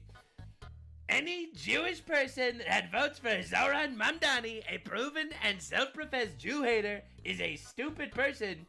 True! Based Trump. Based Trump. True! Trump is spitting. For the record, about 90% of the Jews are voting against Zohran Mamdani, but there are 10% of Jews that are voting for Zohran Mamdani, mostly in like the Williamsburg community. This is a real tweet, yes.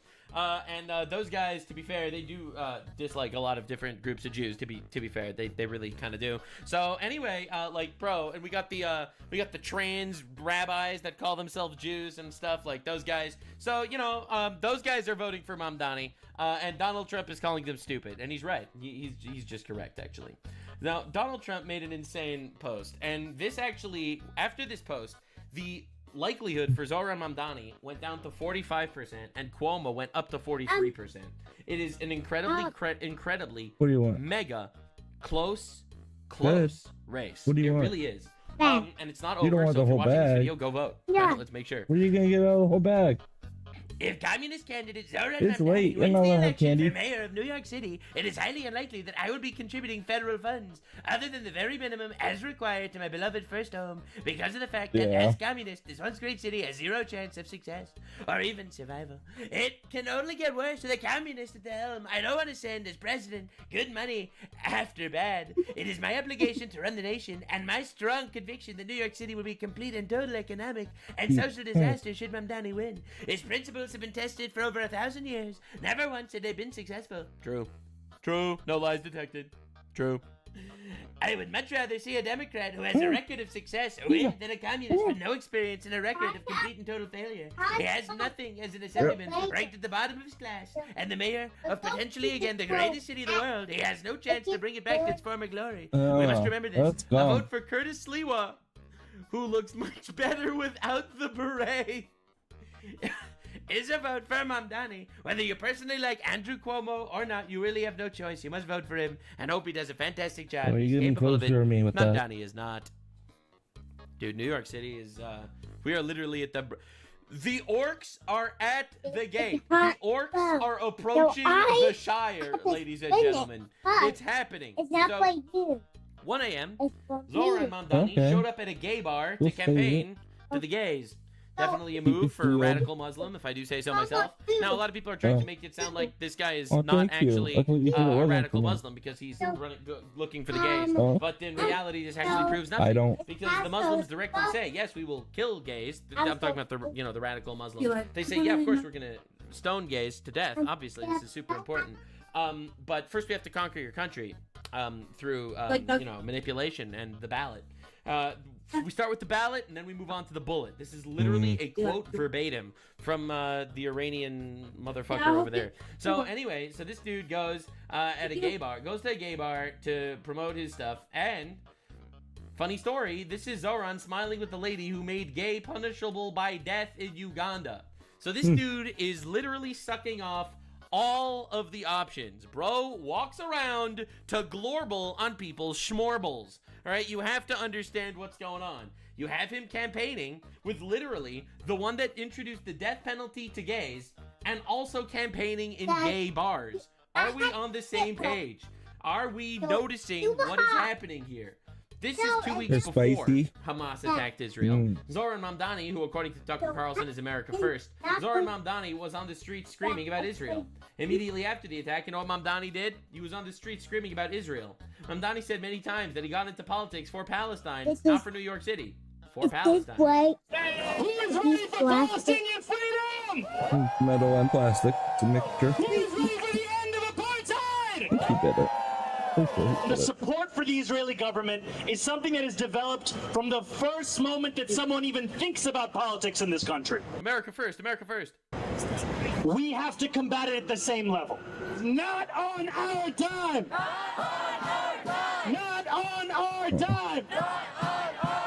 Not on our dime! Yeah, So to be fair, this is before the Gaza war. All right, but he still did this because it didn't matter. None Some of it people are mattered. weird. None of it mattered. So anyway, we are really bringing this shit back. It seems now. The actual Justice Warrior made, I think, what's supposedly a good video. I was told to specifically react to this one because apparently he shreds Mamdani, and also Very it seems true. like the Mamdani support is collapsing, and whether he wins or not, if you're watching this after it's already over, whether he won. Mm-hmm. It's super hot. Well, I'll have some in a little bit, but I'm not ready for super hot.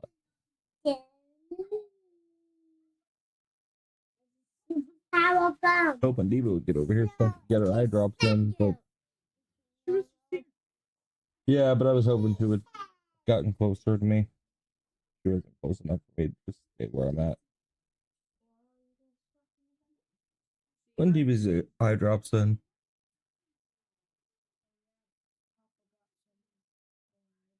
Mm-hmm. Yeah. I thought you were talking about drugs. Oh yeah, we were. Go ahead. Make sure you don't swallow it though when they're done. You spit it out.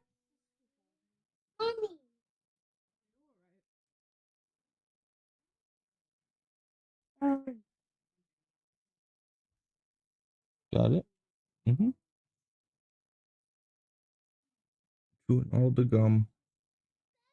Or whether he didn't, there's a lot going on. The sentiment I in don't the think country that'll is make it shifting in better, real buddy. time. Now, I find it super funny that when you look at politics, you have a lot of people talking about, Israel, whatever stuff is going on over there. But the reality is, in Europe, it's a very different ballgame. Because the orcs are already in the European shires, even though the orcs are not actually in the American shires yet. America doesn't realize what we're doing by getting these people that are literally sitting here trying their best to import the No, orcs. it didn't help. I'm sorry. The reality is, You just gotta Europe's chew it and already deal with been it, or ravaged. spit it out. That's why Europe has a totally different value system than America. America needs to start gonna take looking my at drink? Europe and being like, we don't want to turn into that shithole. All right, we don't want to turn into UK. But All then right, trash we don't want can to if you turn don't into want a PvP server. All right, they already have the orcs in the shires. There are child rape gangs running around. I don't want that in New York, to be honest. I don't want infinite, unfettered immigration and anti-law and order Yeah, they're all the policies same run by a flavor. communist. So pay attention, man. Pay attention.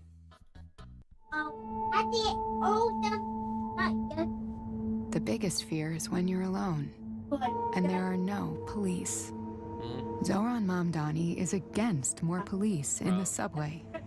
If you're in danger, his solution as mayor would be for you to call the Behavioral Health Emergency Assistance Response Division.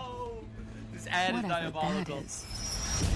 Nice isn't what we need in a mayor. Another smiling photo of Zoran Mamdani, taken just a few days ago. Oh my God. And who's he with this time? Who's that? Imam Siraj Wahaj. Oh my God, an Siraj unindicted Wahaj. co-conspirator in the 1993 World Trade Center bombing. True. Who called for a jihad on New York City. No one's surprised. And someone who condemned gay people as, quote, cursed with a disease. Listen, I don't support Imam Zahaj Miraj. But a broken clock. No, I'm kidding. That was a joke. It was a joke. This is who Zoran Mamdani embraces. He's not who you think he is. Paid for by 4 Hour City. That is one. So do you understand what's going on? The ads are taking such a different turn, man. Yeah, the it's ads spicy are taking gum. a diabolically Minty. different turn. Everything is changing, and people are actually starting to get really spooked. Whether he wins or whether he doesn't, this is a turning point for the country. He's not who you think he is. Paid for by 4 Hour City. That is one of the many ads that is currently being run across New York City airwaves in the lead up to the election, which, by the way, That doesn't really matter. No one listens to the radio. this video is hopefully timed correctly to release on Tuesday morning. Oh, in case you're curious about what's actually happening, according to the polls, it seems like 60% of native-born Americans are voting for Cuomo. What did you do for school today? No. What did you do today?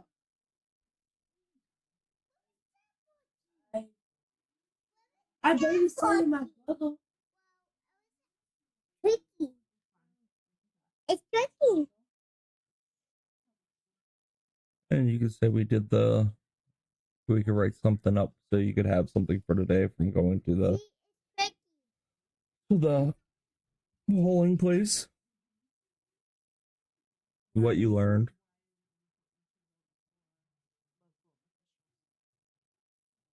So I heard one of the judge people that are running. Winning? I was like, we know that, but I compared it to like. Yo. Yes.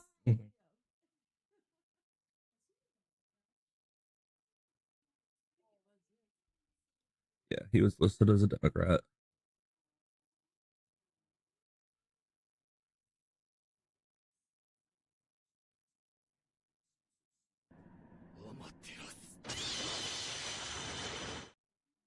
Polls close in half an hour.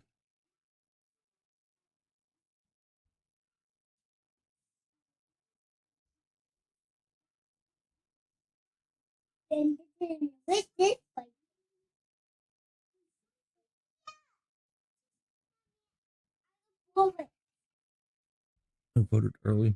Wow. 1.7 million.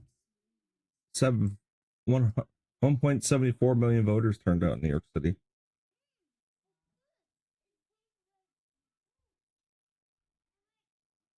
Oh, we'll find out if that guy won. Yeah, probably not at 9 o'clock, but around then. Mind you of apples. What reminds you of apples?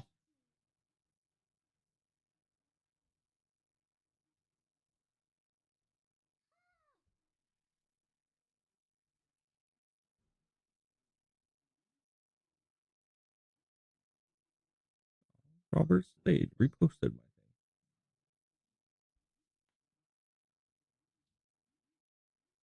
Yeah, Pennsylvania governor has been just posting absolutely stupid things. I don't know when we vote next for him. I think next month. Was the 2 million Pennsylvanians on SNAP are struggling even more to put food on the table because congressional Republicans refuse to get their act together. I'm like, we all. Hey, here's what I said.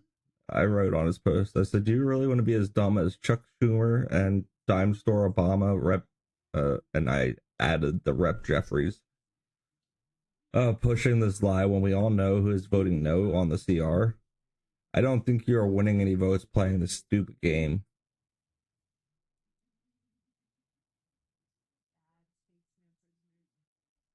Not on mine. Not life either, I guess. Our governor. Yeah, that was the governor that posted that, and I replied. Governor Shapiro. Josh Shapiro. Yeah, Joe.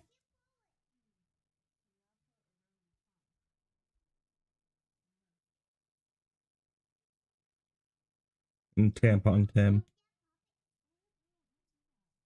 Tim Waltz. That's what Trump calls him.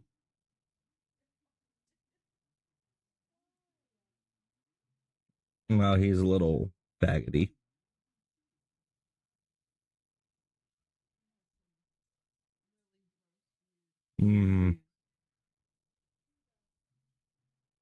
The governor of Minnesota.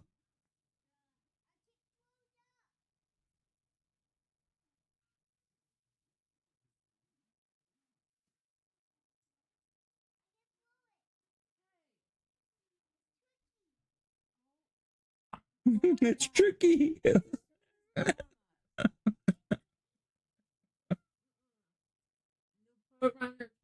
you gotta blow it.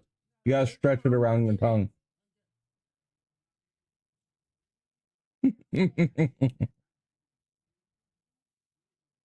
Like that. Here, watch. Eli, hold it with your teeth. Put it all in your mouth. Hold it with your teeth. And then what you do is you push your tongue through your teeth with the gum in between, like on your teeth.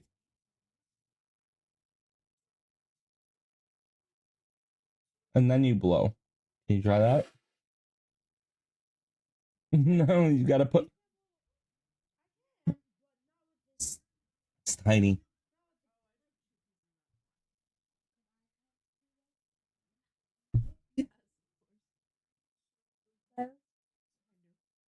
Number 59. If you are willing to defy court orders to star 42. Oh, shut up, Tammy Duckworth.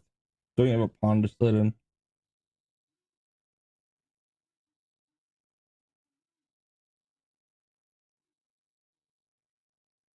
That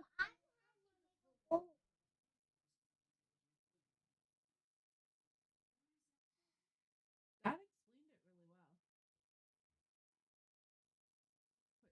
Put your gum in your teeth. Behind your teeth. Mm-hmm.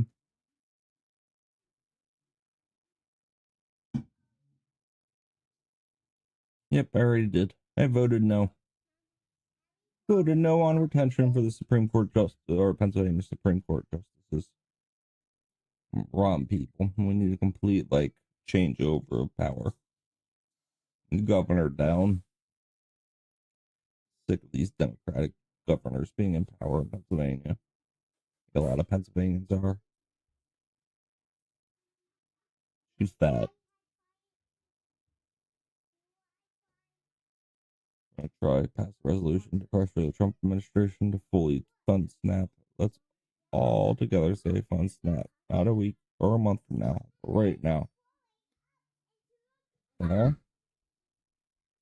Because it's funded in the CR. That's why.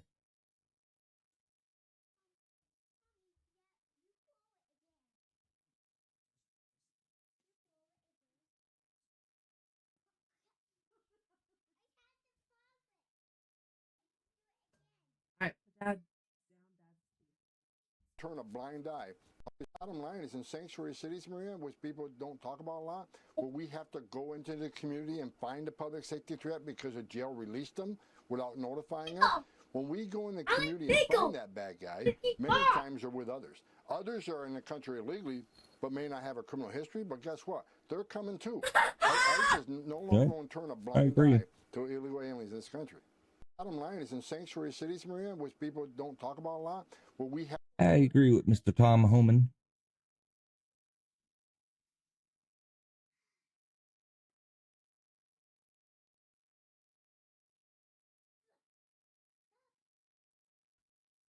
I ain't saying anything wrong. This is what I voted for.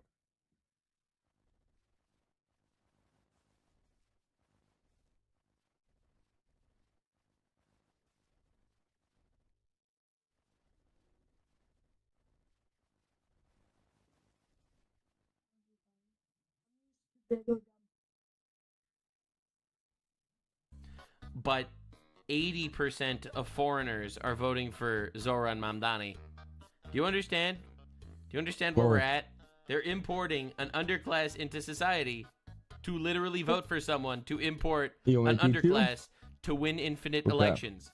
I don't think you understand how close we are to never having another election again. Like this? Of Election Day in the city of New York, and by the way, important elections in Virginia, in the state of New Jersey, and of course there's Prop 50 on the ballot in the state of California that you guys all need to vote in if you actually live in those respective states. But as we can see, we finally are getting attacks on Mamdani. These attacks appear to finally be somewhat effective. But the thing is, the question that everybody has is whether or not it just happens to be too late for these attacks to be effective. Oh my God, I'm literally, we'll know in 12 hours. We'll know in 12 hours, guys. And of course, will Cuomo and Sliwa split the non-Mamdani vote to the point where Mamdani is handed the mayorship of the city of New York? And this is what we're going to talk about today, because it is election day. You should definitely 100% go out and vote. And the polling seems to indicate that the race is tightening. We also have a very much increased turnout in the city of New York.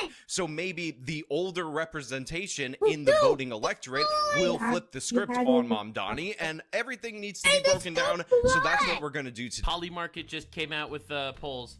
Uh-oh. Polly Market just came out with the polls. The front of your teeth. Polly These teeth. Market. Right in the front. Polls. That's the back. All right. What do we got? You want it right in your front. Right here. What do we got? See? Oh, See where I'm holding mine at? diabolical. Polly Market billboards. Look where I'm holding mine at. See? There's where my thumbs are at. Crazy. I have it behind my teeth. 94% chance Mamdani wins, man. Push it through. 94% chance. Oh my god. We're so cooked. Are you okay? We're so cooked. All right. Well, anyway, enjoy the caliphate, guys. I left New York years ago. Well, that was a good decision. Zoran Mamdani has only managed to stand for 5 and skipped half of all votes. He spends his time tweeting radically dangerous ideas, defund the police, dismantle SWAT teams, free buses, been tried, overrun by the homeless and crime. Sit this one out at your own peril. Experience matters. Cuomo. Paid for by Fix the City. So one of the things that I've noticed as of late, and again, this is not just on twitter.com, but it's actually on the television stations, is that the ads against Mamdani are finally actually good. They finally highlight his defund the police agenda, all the different They finally highlight the fact that we are literally hiring someone to end New York democracy as we know it. And all the worst people are like, dude, you have to understand what we're dealing with. All right, just for the record, you have to understand what we're dealing with. You should follow me on Twitter if you don't. I am a monster on Twitter. So Cenk Uygur, radical leftist Muslim fellow, decided to say a vote for Zoran Mamdani is a vote you're probably going to think for the economy. But that's not what he says. It is a vote to drive the Israeli lobby crazy. A vote for Zoran is a vote to make Mark Levin and Ben Shapiro cry. A vote for Zoran is a vote for New York, not a foreign government. A vote for Zoran is a vote for change. Dog, I'm telling you, man, there is something diabolical getting cooked up in America. Diabolical. Absolutely diabolical. What are we doing? Vote for Zoran Mamdani to piss off Ben Shapiro? Is that really the strategy? You want to destroy New York to own the Jews? These are the Israel first guys. These are the Israel first guys. I'm telling you, man, the radical pro-Israel team and the radical anti-Israel team are both diabolical. They're both literally enemies of this movement. What are we doing? Oh my God. You have every right to be pro-Israel. You have every right to be anti-Israel. But if that becomes your entire worldview, either pro or anti, what are you doing? This is wild. Look at this. This is awesome. Both Trump and Elon Musk have endorsed Cuomo in New York City. That itself is a good reason to vote for him. Vote for him. This is the political equivalent of pregnant women overdosing on Tylenol to own Trump. Bro, this is literally what we're seeing right now. Vote for Zoran Mamdani to own Trump, bro? Oh my Lord. Horrible things that he said and done. The fact that he's lazy, doesn't even show up to vote in his current position at the Mamdani to own literally what we're seeing right now. Oh. Vote for Zoran Mamdani to own Trump, bro? Yep. Oh my Lord. Horrible things that he said and done. The fact that he's lazy, doesn't even show up to vote in his current position at the state assembly, and of course that he's accomplished nothing in his career. Now, of course, my favorite part of that ad was when they threw in the extreme weather right in the middle of it, as if, you know, Mamdani is going to make the heavens seek vengeance on the city of New York if he's elected. I mean, to be fair, but in reality, this is the kind of stuff that Governor Cuomo... To be fair, God brought the flood. All right, literally in Exodus chapter 6, all right? God brought the flood because those guys were violent shitbags. And God was like, Noah, build a boat. Noah, build a boat. We're bringing down the heavens. Most team should have been doing to Mamdani since the primary. But the thing is, the guy has basically not campaigned against Mamdani until after early voting started, which is actually a legitimate embarrassment. Remember, Andrew Cuomo and his father, Mario Cuomo, the Cuomo family, have been an institution in New York statewide politics for decades. See, the issue is, Cuomo sucks too. I'm not trying to be rude here, not trying to dissuade voters. All right, you still have a couple of hours at the time of this video getting posted. Cuomo sucks too, man. Cuomo's terrible. He just at least he literally just doesn't want to import people to rape our children. All right, this is the bar. This is the bar. The bar is in hell, but that's the bar.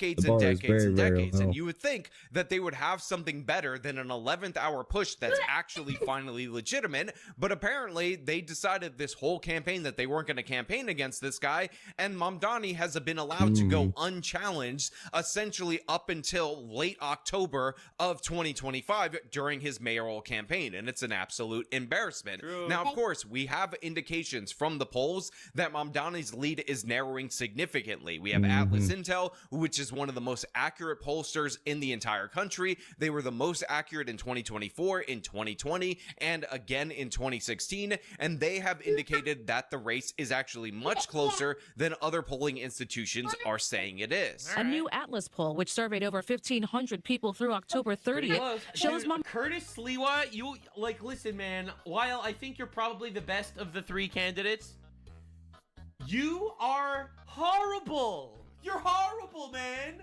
Why are you splitting the vote? Oh my god.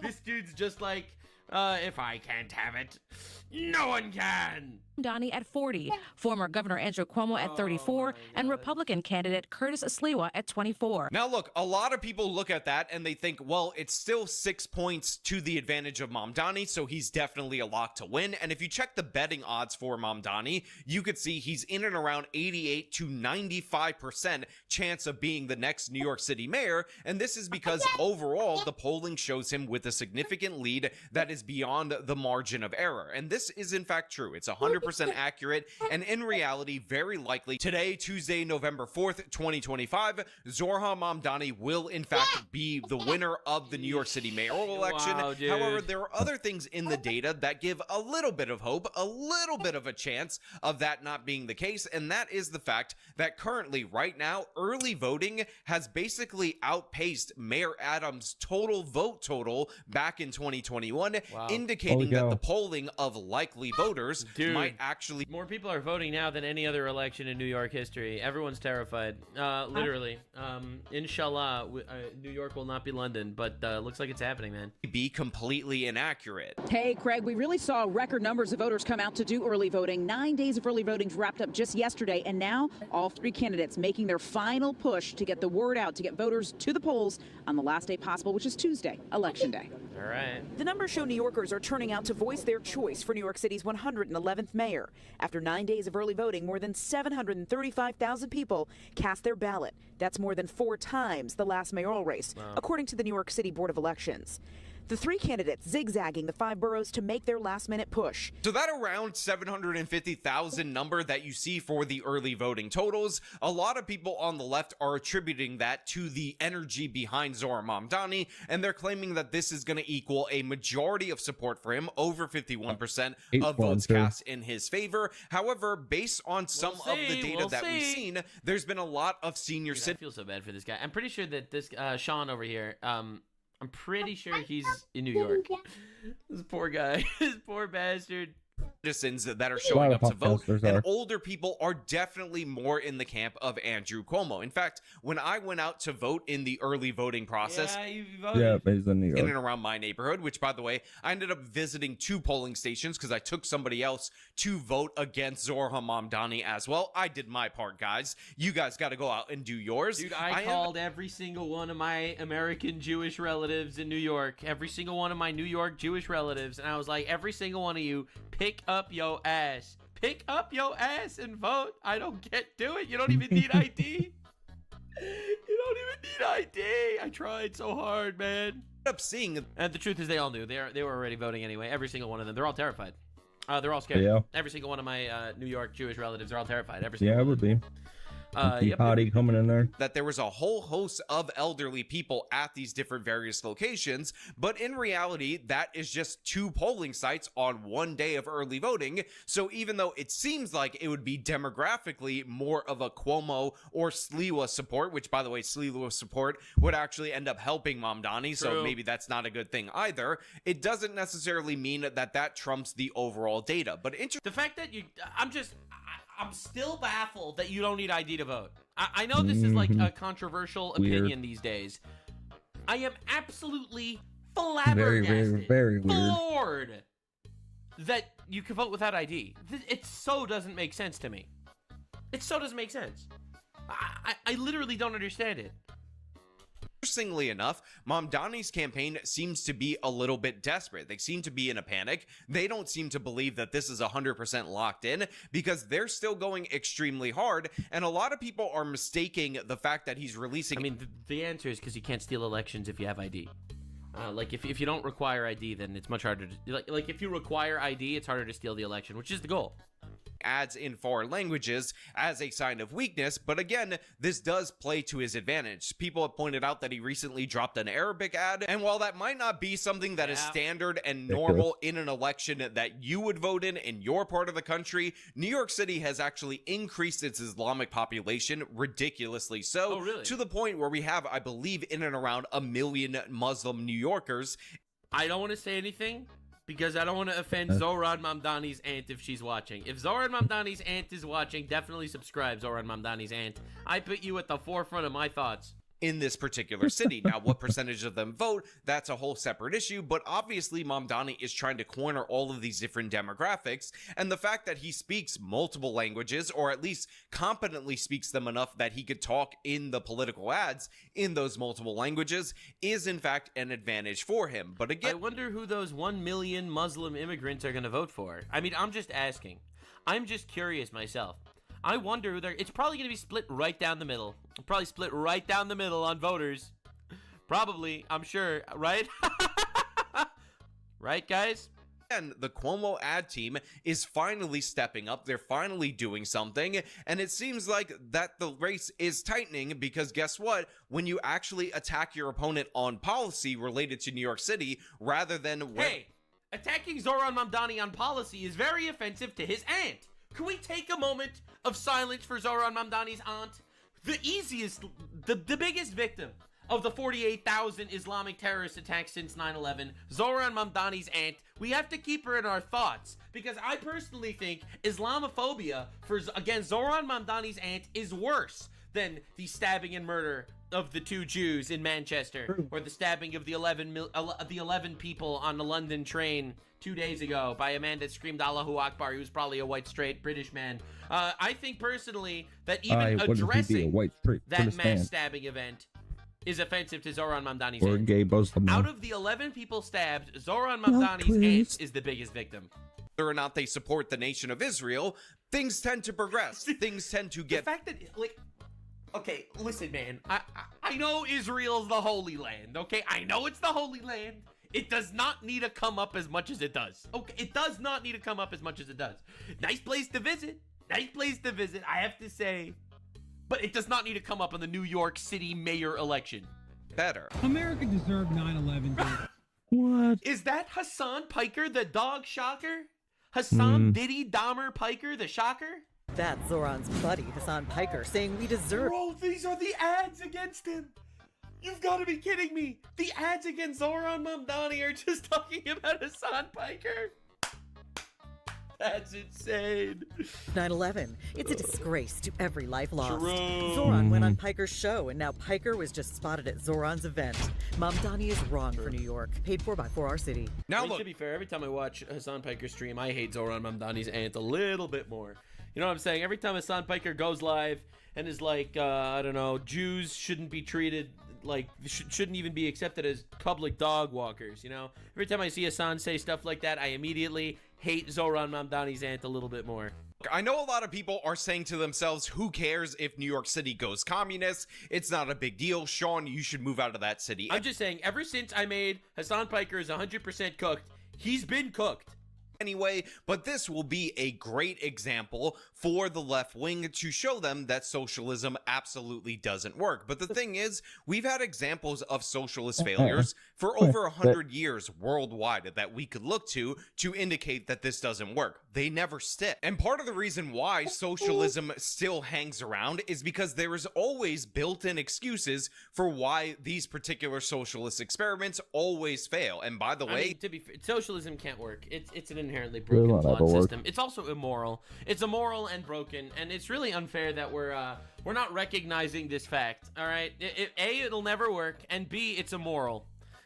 Because A, it just steals your money, all right? It will steal your money. It steals money from the people that actually earn it to basically incentivize people not to work. So it's A, immoral, and B, useless. And people aren't willing to recognize that.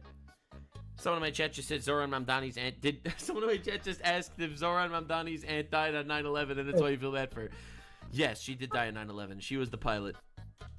Mamdani's campaign. It was a joke. That was a joke. Kidding. Is loaded up with those built-in excuses. First and foremost, the rent freeze. He's promising that he's going to direct the Rent Stabilization Board to freeze the rent in rent-stabilized apartments. Now, we all know and understand that, of course, that ends up bidding up the prices of market apartments, so it's going to make things more expensive. It also ends up leading to a bunch of people who have rent-stabilized apartments trying to pull them off the market so they don't lose money, so supply is going to be depressed. And considering Mamdani is, in fact, a left-wing NIMBY who recently didn't take a position on developing Long Island City to build new apartments and instead advocated for a bigger park there where you can't build anything, this is going to be a disaster when he comes into play. But he's like, we're making new apartments anyway, let's make the parks bigger. In reality, he is just going to do what is always done by the left wing, which of course is blame the developers. He's going to be a grifter. He's not going to do any of the things he promised. All the promises were empty. Okay. Every single one of those, it's all empty promises. You have to understand how the left operates. They will promise you everything and deliver nothing because all they want is the vote. And then when their voters end up mad that nothing changed, the voters are going to scream at them and they're going to say, we tried. It's Trump's fault. Blame the corporate landlords, blame greed, and all that other nonsense. And of course, if the Rent Stabilization Board doesn't actually grant him his rent freeze, he's going to blame the board rather than him, saying it was completely out of his hands. In addition to that, he's promising to fund a bunch of government programs with tax increases that the mayor of New York City and the city council do not have the power to implement. You can't... Oh, dude, he's such a fraud. He did his research. We are going to institute this. That he literally doesn't have the power to do. Actually raise the top marginal tax rate. Like, this is how you get the lowest common denominator to vote for you. It's just promise them free shit that you can never deliver, but they don't know that, so they'll vote for you. In the city of New York, without state approval, you can actually raise the state corporate tax as the mayor of the city of New York, and those are the two funding mechanisms that Mamdani is pushing in order to finance his agenda. So when he doesn't get them, guess what? He is going to blame Governor Hochul and the New York State Legislature, which is always the game that the New York City mayor plays traditionally. In addition to that, I will also point out the only thing that will actually stick to Mamdani, the only thing that can actually bring him down if he is to win the mayorship, shot caller, is if crime goes up in the city of New York, if quality of life ends up getting worse, because no matter what these politicians try to do, people intuitively understand that crime is under the purview of the NYPD, which is an agency controlled by the city of New York. So in order for Mamdani to be viewed as a failure, he's not going to be viewed based on any of his socialist policies in that way, because he has built-in excuses to avoid that. He only is going to be viewed as a failure if crime runs rampant due to his defund the police agenda. And guess what? He's barely being attacked on that, even though right now he's still running on it. We talked about this multiple times, but the guy wants to freeze overtime, stop hiring to bolster the ranks of the NYPD back to normal recruiting levels, and then start a new agency like the Department of Community Services or whatever, Department of Public Safety, which is a bunch of social workers that they're going to deploy instead of police officers. This is just defund the police without saying the slogan defund the police, and this is the only thing that will be used to undercut Mamdani. You're worried about the cost of rent, groceries. Dude, I love these ads, man. Mamdani says he is too. But what is his political activism focused on? Defunding and disarming the police, closing jails, and decriminalizing drug dealers. And as for affordability, he promises government-run grocery stores, free buses, and scavenger hunts. Paid for by hiking your taxes. It would be funny if it wasn't so serious. Oh my god, these ads are diabolical, every single one of them. Oh my god. Paid for by Fix the City. Now, to be clear, I'm a very cynical guy, so I'm telling you what I think is likely going to happen, but that is based on my negative perception of how people react to failures of left-wing candidates, which is backed up by over 100 years of socialist experiments turning out to be disasters, only for them to be pushed again, as we'll get it right the next time. But yeah, it seems like Mamdani likely will win the mayorship. That being said, if you are in the city of New York and you haven't voted yet, go out. It's on election day. Let's get it done. And while I actively despise Andrew Cuomo, electing an Islamist socialist is by far and away significantly worse. So in my opinion, if you're somebody like me who is prone to vote for Curtis Sliwa, even though I don't want to tell anybody to vote for Andrew Cuomo, this would be the best chance of getting rid of Zoran Mamdani. Yeah, it does kind of seem that way. No, but this guy's crazy. Like, he's a lunatic. He's like an actual lunatic. Now, remember who he is. He wants babies this age to be able to be killed. He supports the murder of babies at this age. He supports the murder of babies at this age. All right? This is one of his faithful voters, Zoran Mamdani. Ladies and gentlemen, he posts. One of his faithful voters. Look, everyone probably picks their toes on trains or something. But, bro, wait. I voted for Zoran Mamdani. That will change everything. Everything will change that. This is an article written by Zoran Mamdani's dad, Mahmoud. We need to recognize the suicide bomber. He wrote this after 9/11. We need to recognize the suicide bomber first and foremost as a category of soldier. Suicide bombing needs to be understood as a feature of modern political violence rather than stigmatized as a mark of barbarism. How dare you be Islamophobic towards the suicide bombers? They are just a form of soldiers, and they should be treated with that level of respect. The strategy is working, though. This is Musab Ali from Pakistan. He is running for the mayor of Jersey City. This is happening everywhere! One of his campaign promises is to use tax dollars to help illegals fight deportation. That's illegal! Deport these guys! What are we doing? He also pledges not to cooperate with ICE. He calls himself the Black Zoran Mamdani. And Ilhan Omar endorsed him. What are we doing? What are we doing? Now, the Jews, some of the Jews, most of the Jews do not like Zoran Mamdani. All right, so this is Randy Fine. He's a congressman of somewhere. I don't know where. Probably Florida or something. Yeah, Florida. He's a Florida congressman. So this is what he had to say. I've called for Zoran Mamdani to be deported. Ooh. You may be fat, but I agree. Thing I want to see him running for is his gate at JFK on the deportation flight to Uganda. Amen, fat Jew. Anyway, who knows? Who knows? So he's trying to push this in Congress. Will it work? Probably not. But will it be funny? Absolutely. And I love that. I love watching fat people talking about running. It always makes my day better. But no, this dude was spitting straight facts. I appreciate you for that one, Randy Fine, Congressman of Florida's 6th District. You're the GOAT for that specifically. Anyway, he's fat because he's so full of logic. Exactly. Anyway, no, this was yesterday. He literally said this yesterday. So don't say it didn't work. It didn't work yet. Am I coping? Yes, yeah. Absolutely. Anyway, this video is going to go up on YouTube. You probably still will have about an hour or two at least to vote, which is easy. You just go and you fucking vote for Cuomo, even though that guy sucks. He's your only...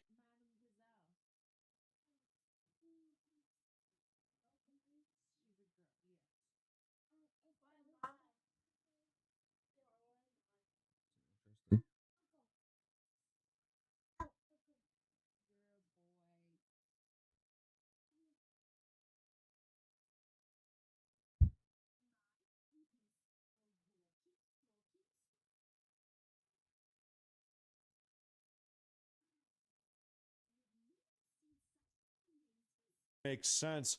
What did Curtis Sliwa think he was doing here? Why? Can somebody help me understand here?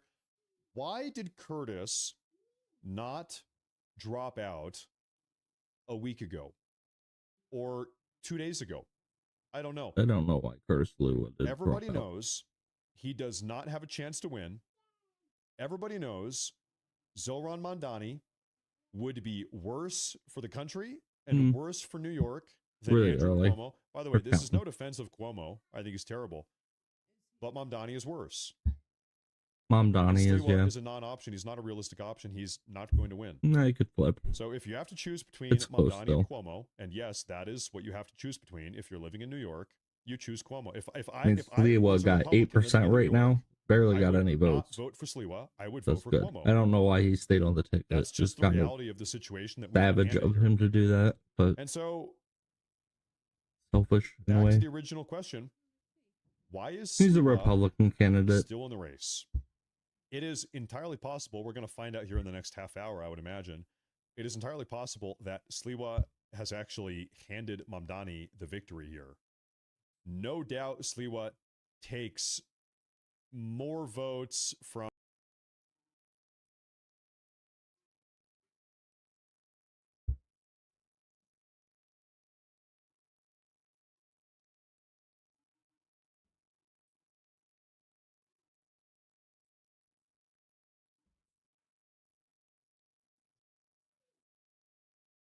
Build an arena, and they were more excited to see him than Yeah, President and Trump. it's not necessarily like we need to have. You said like anti-Indian racism or whatever. It's like, no, it's not.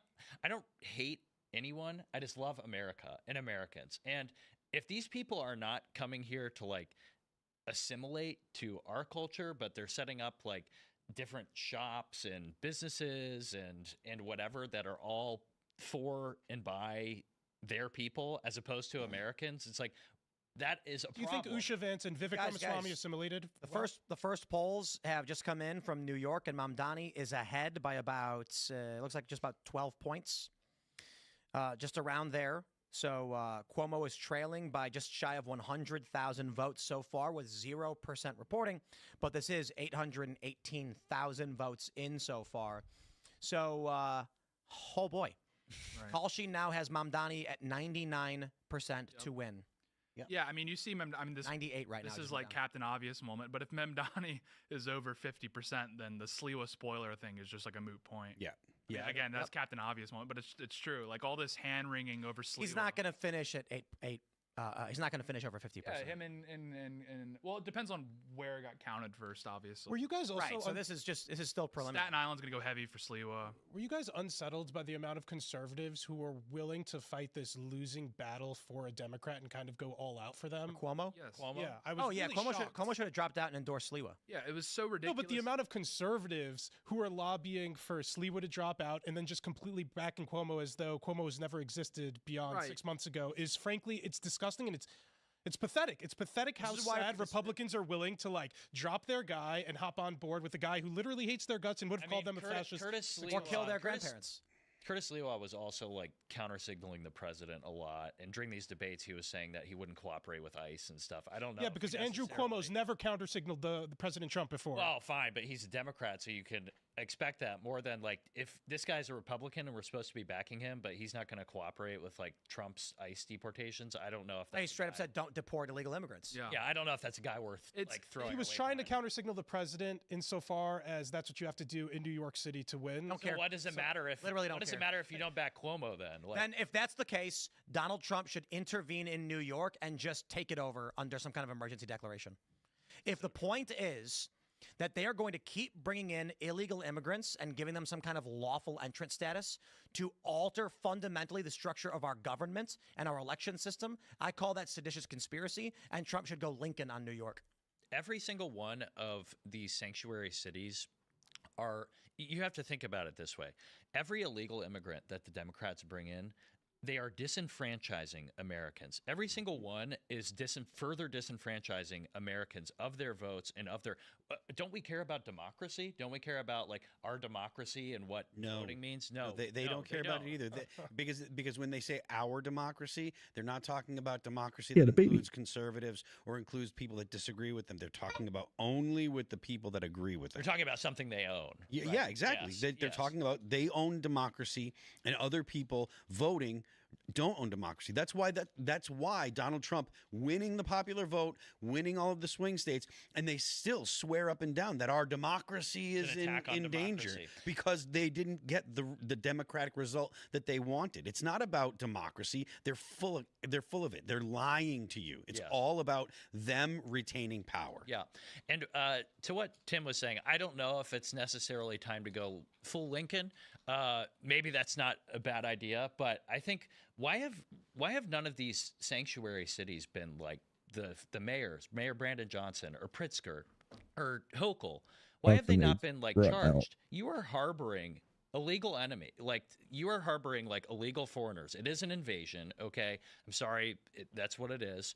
Why have they not been charged? I don't know. Like, oh, we're just gonna like go in there. Well, if they don't want to cooperate with ICE, then why do Democrats get to choose which laws they do and do not follow? Either we live in a republic and we talk like we have the rule of law, or we don't. And if we don't, then it's time to get serious. We need to step it up. Yeah, I mean, it's frustrating. It's just frustrating. Well, and like, and it's on a variety of issues. Like, I mean, Elon Musk kind of propelled this talking point to the mainstream, and it's true, is among the many things that are, destroying America with the current waves of immigration that are coming in.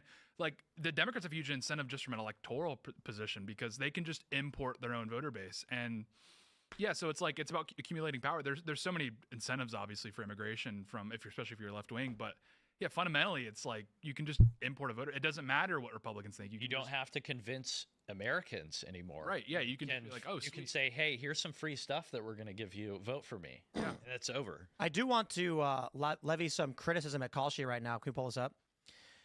Andrew Cuomo is listed as orange. Zoran Mamdani is blue. And there are orange numbers flying up across the board.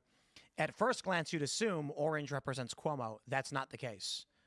So the presumption is, I guess orange means Cuomo and Mamdani at the same time, depending on which metric you're using. I don't know.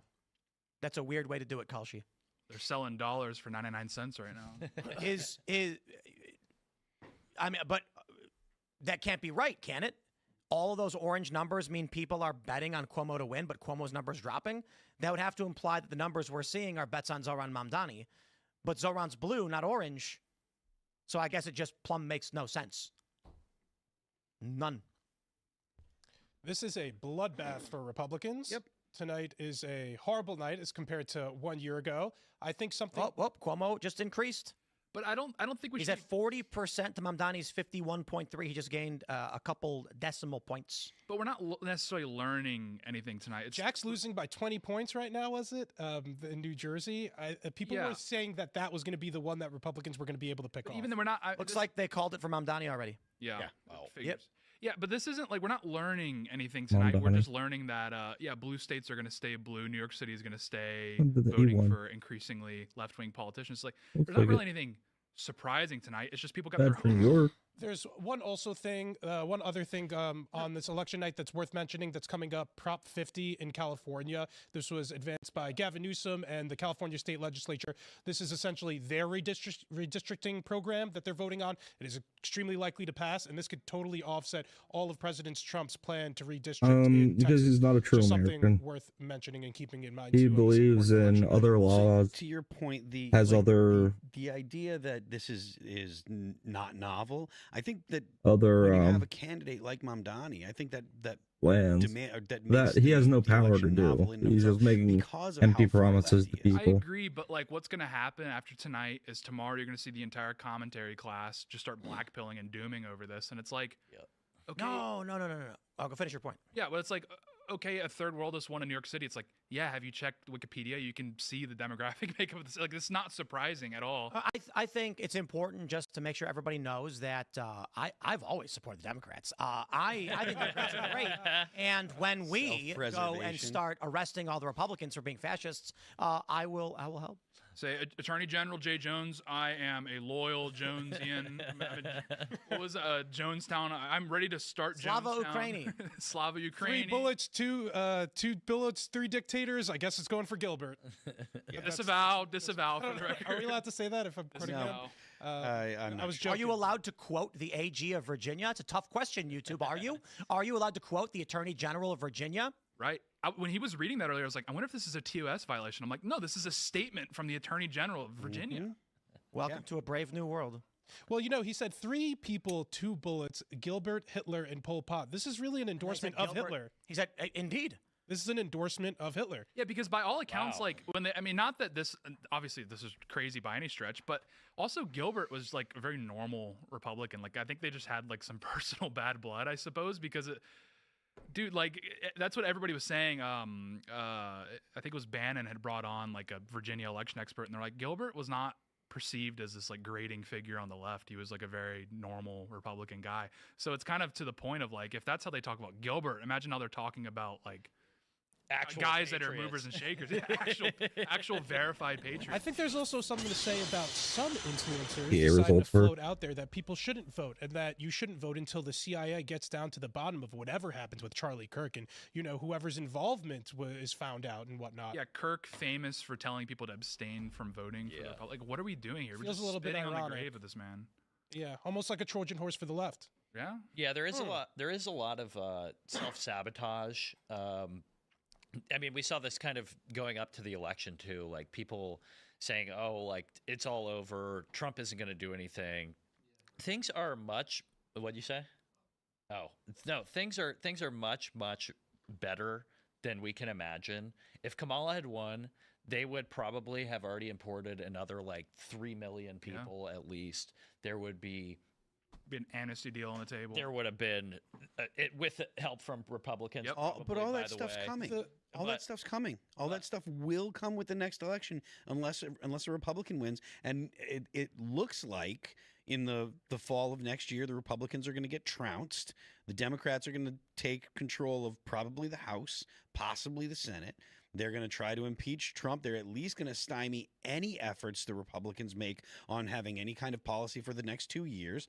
And then at the end of that 2 years, when it comes time to vote for president, I don't know who's going to be running, but I don't see how the Republicans will win. Well, that's why Prop 50 matters so much in California, because it's like, look, the strategy for Republicans is going to have to be, if they want to gerrymander, we have to gerrymander. And it's like, look, if they can squeeze a few more House seats out of California, it makes the path forward in the midterms much trickier. We also have the Voting Rights Act in the Supreme Court. Right. And if they are able to gut that, that would be a huge victory. I think that would be a much bigger victory for President Trump than overturning Roe. If he could get rid of the Voting Rights Act, that would be ginormous. The expectation is that it will be gone. Yeah, right. Hopefully, as long as one of these people don't squish. But what the expectation then is Democrats are going to do the same thing. Well, so we're going to see California go pure blue. There's some other Democrat states that are projected to drop a bunch of Republican seats. The expectation is still that with the Voting Rights Act going away, Republicans will get an advantage. They'll get more seats. Well, they would, because you would wipe out a ton of the Democrat political power in the South, right? Which is unearned by them. Right. Democrats are still going to redistrict and get more seats. The voting rights. What's going to happen is it's going to hyperpolarize like 14% counted. You will have entire states under single party rule. And there will be no representation for Republicans. Republicans will flee. Over the next several years, hyperpolarization is going to exponentially increase, especially with the election of Zohran Mamdani. This means that, here's how it's going to work.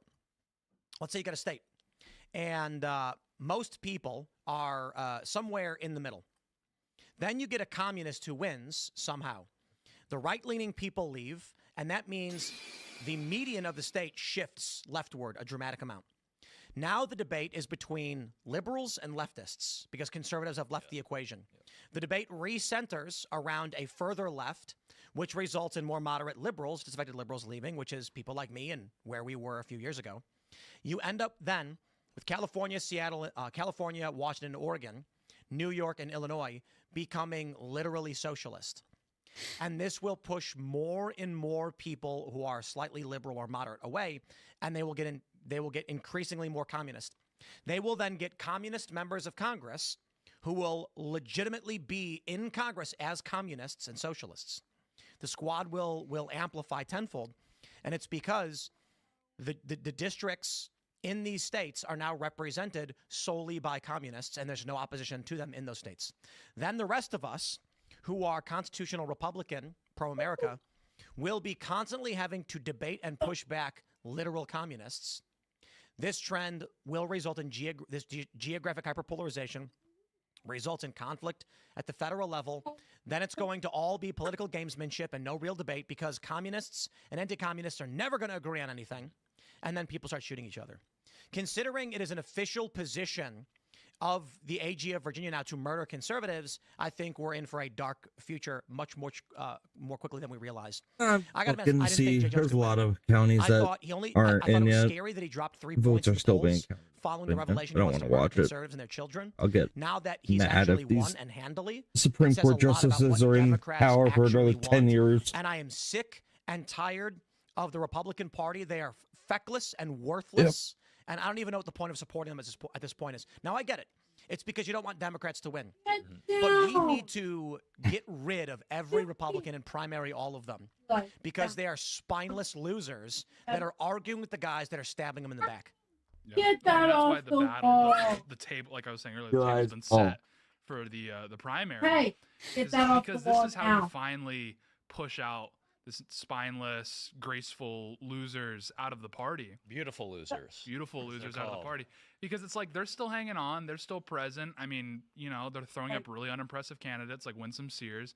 And it's like, until their access to power within the Republican Party is completely removed, they're going to keep trying it. They really want to go back to the pre-Trump Elias Paul. They're still around. They've rebranded. They can speak our language a little more, but they're still everywhere. Yeah, you have a lot of these guys that are like calling themselves. They love to shift like to calling themselves America First, even though they know that's popular among. It sounds popular and good among Republican voters, but they're the furthest thing from America First. I think. I don't think the situation is hopeless or that we need to necessarily be black-pilled. Pretty black. Totally. I don't think we need to. I think like I loved J.D. Vance's speech. For people who did not watch J.D. Vance's Turning Point speech, it was phenomenal. You should go watch it. But the thing that he closed his speech with was paying tribute to Charlie's life. And he said, despair is a sin. You have to get involved. Okay. If you care about this country, you should go get involved and do what you can, even if it's just if you go knock a couple doors, if you go and help out a campaign as much as you can, there is a small part that we can all play together to make this country better. And I think the despair and some of that stuff really is detrimental to our side. I think the election of Jay Jones in Virginia is the most shocking development in our generation. No, he didn't do it. That a man could say these things and win. And Democrats have made clear in Virginia, they not only that, but the man didn't lose any endorsements and his polls barely dropped. I think it's time that the Republicans in this country wake up to what Democrats are telling you. I will say it again. The election of Jay Jones, I believe, is one of the most shocking developments on par with some of the biggest political scandals in the history of this country.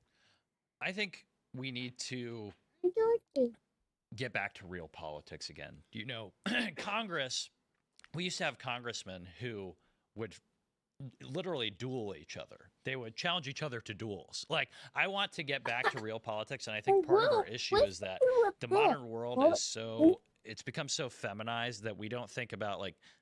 Those duels were fake, though. Typically, when someone challenged someone... people throwing punches in Congress. That was always considered abhorrent. In typical duels, people would aim away and intentionally miss. There were a few instances where... with Hamilton and Burr, I think Hamilton aimed away as what most people did. The point of the duel was that you defended your honor, but you didn't actually kill each other. But Burr was like, nope, bang. Yeah. So while duels existed a long time ago, it got to a point where they were somewhat figurative, and then the younger generation, as it were at the time, abolished dueling because it was barbaric. I do want to add, we are now officially in the if Sliwa dropped out and endorsed Cuomo would have won. Territory. Mamdani's at 49.7. If you were to take all of Sliwa's votes and give them to Cuomo, it'd be tied. I do think that's a bit of a big ask, but yes. mathematically. I don't know if Slee were to drop out of the race. I don't know if all the Republicans, would hold their tongues and voting for Cuomo. I don't know. If I was in New York, I don't think I'd vote for Cuomo. There's a lot of Republicans with a lot of bad blood towards Andrew Cuomo, who was their governor for some time, designed a disgrace, and then obviously had that really bad time during COVID where he was fighting with the president, and then he sent a bunch of, I believe, let me put an allegedly on that, where he sent sick old people back to their nursing homes to continue spreading COVID to other people in the nursing home. No, it wasn't old people. It was just patients in general. And we were wondering why sick people were being sent to nursing homes. It made no sense. I'm pretty sure he was apologizing for that today. He was making some last-minute plea on Fox News to I'm sorry about the nursing home scandal. I don't know. Yeah, well, I might be a little bit too late for that, but Sliwa is honestly more fundamentally an anti-Cuomo vote than an anti-Mamdani vote, because it's like, look, if you really cared about keeping Mamdani out, you would vote for Cuomo. So a vote for Sliwa is just saying, no, F you, Cuomo. I'm not gonna jump on the bandwagon here. So this idea that Cuomo, like you're saying, that Cuomo's votes automatically would go that Sliwa's votes would automatically go to Cuomo is just the reason you vote for Sliwa is because you hate Cuomo. So also Sliwa had every incentive to stay in the race. It increases his name ID, which helps him for his radio show, which will get him a bigger contract there. As I mentioned earlier, New York City has 8-to-1 matching funds, and then he picks where those donations are ultimately spent for his campaign. He has a lot of friends and family, allegedly, who are helping on the campaign. And it feels like a racket. I'm not saying it is, but it seems like a way for him to line him and his friends' pockets every year at the expense of the American taxpayer and ultimately the Republican Party, at least in New York. Well, I mean, if you're getting 8-to-1 matching funds, for every $250 that one of your supporters sends to you, you get $1,750 additional tax dollars that you're able to decide where to spend on just increasing your name ID as a politician. It's like, why would I drop out? I'm a politician. I have a huge ego. Obviously, I want my name out there. This benefits me. Maybe it'll help me in the next mayoral race. How many times does Slee will run? More than 3 or 4. He runs every 2 years. He's like a gadfly, political gadfly. NBC has an exit poll. The poll was, if only Mamdani and Cuomo were running, who do you voted for? 6% of people said, I just wouldn't vote. So it's people are going to try and rake Sliwa through the coals here, but the reality is these people are just, a good chunk of them are not going to vote for Cuomo. It's so disgusting, again, how conservatives were willing to fight this losing battle on behalf of Democrats against this socialist. If New Yorkers want a socialist, give them a socialist, let them go through a socialist struggle, and they will come back. Okay, they will come back for it, Julia. You're gonna have to let it burn, baby. Like Usher said, you just gotta let it burn. That's how it's gotta be sometimes. The voting base is gone. That's what they want. No, but things will change, and the immigrant will change how immigration is done in New York City. And moreover, listen, history says you're wrong. When socialist policies don't work, they don't say, "Well, let's try." The only time that I can think of where people said, "Let's try something different," was in Argentina, and that was after 30 years of socialist policies. I think the shit will hit the fan, and then the pendulum will swing. Also, if I'm any Republican outside of New York City, I am loving this. Mamdani will be my permanent foil no matter who I run against. I will be running against Mamdani as a socialist, and this will be a drag on the Democrats nationwide. This can only work in New York City, and let him go for it. It won't work because, look at because Mamdani would position America to be like South Africa. And look at South Africa. Everything goes wrong. Everything goes terribly. And the voters there, instead of saying, maybe we should vote for the DA, the whatever party. Instead, they just go, maybe we're not being African nationalist enough. Voters that are voting for Mamdani, if he fails, they're going to say, maybe we just weren't resentful enough. Maybe we didn't socialism hard enough. That's what happens. It's happened all over the world with different societies that have different cultures, different backgrounds, and the result is always the same. The policies don't work, so they say we need to institute more of the same policies. They never say, oh, we should try going back to free market and giving people more actual liberty, because the argument that the socialists make we're going to do this for the people. We're making people free by having these policies. We're helping to liberate you. The arguments that they make are totally disaligned with the reality of the policies that they implement, and so the people continue to believe it, and they vote for more and more and more. They never vote to restore power to the individuals. Yeah, once freedom's gone, it's not easy to vote yourself back into freedom. Yeah. I tend to agree with a lot. I think Republicans will use him as a scapegoat nationally, and that probably will help them.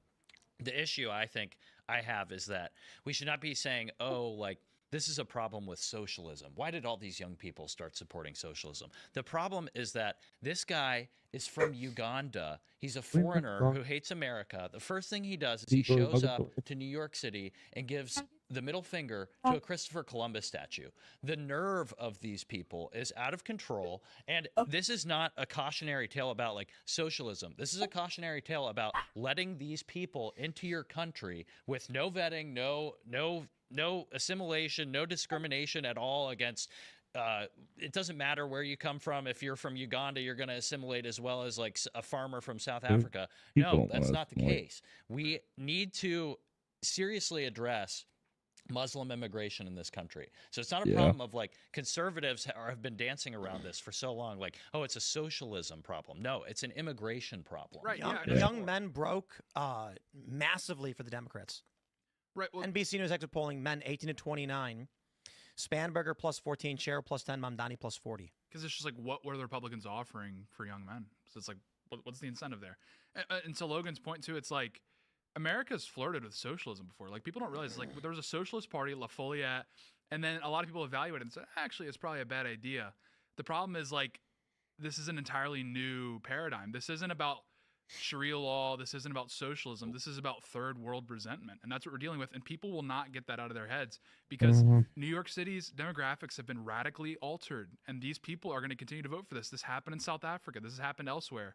It's not going to, you're not going to like, there's no debate club. There's no pocket constitution that you can give to them. And they'll be like, oh, I was totally wrong with the socialism. No, they're thinking. You can't bring in non-Americans and then tell them to vote and then be surprised when your country implodes. Exactly. Yeah, exactly. Very simple. And also, while we're on the subject of socialism, I saw a headline the other day that like 40 million people are going to lose SNAP benefits. Why are 40 million people on SNAP? That sounds pretty like socialist to me.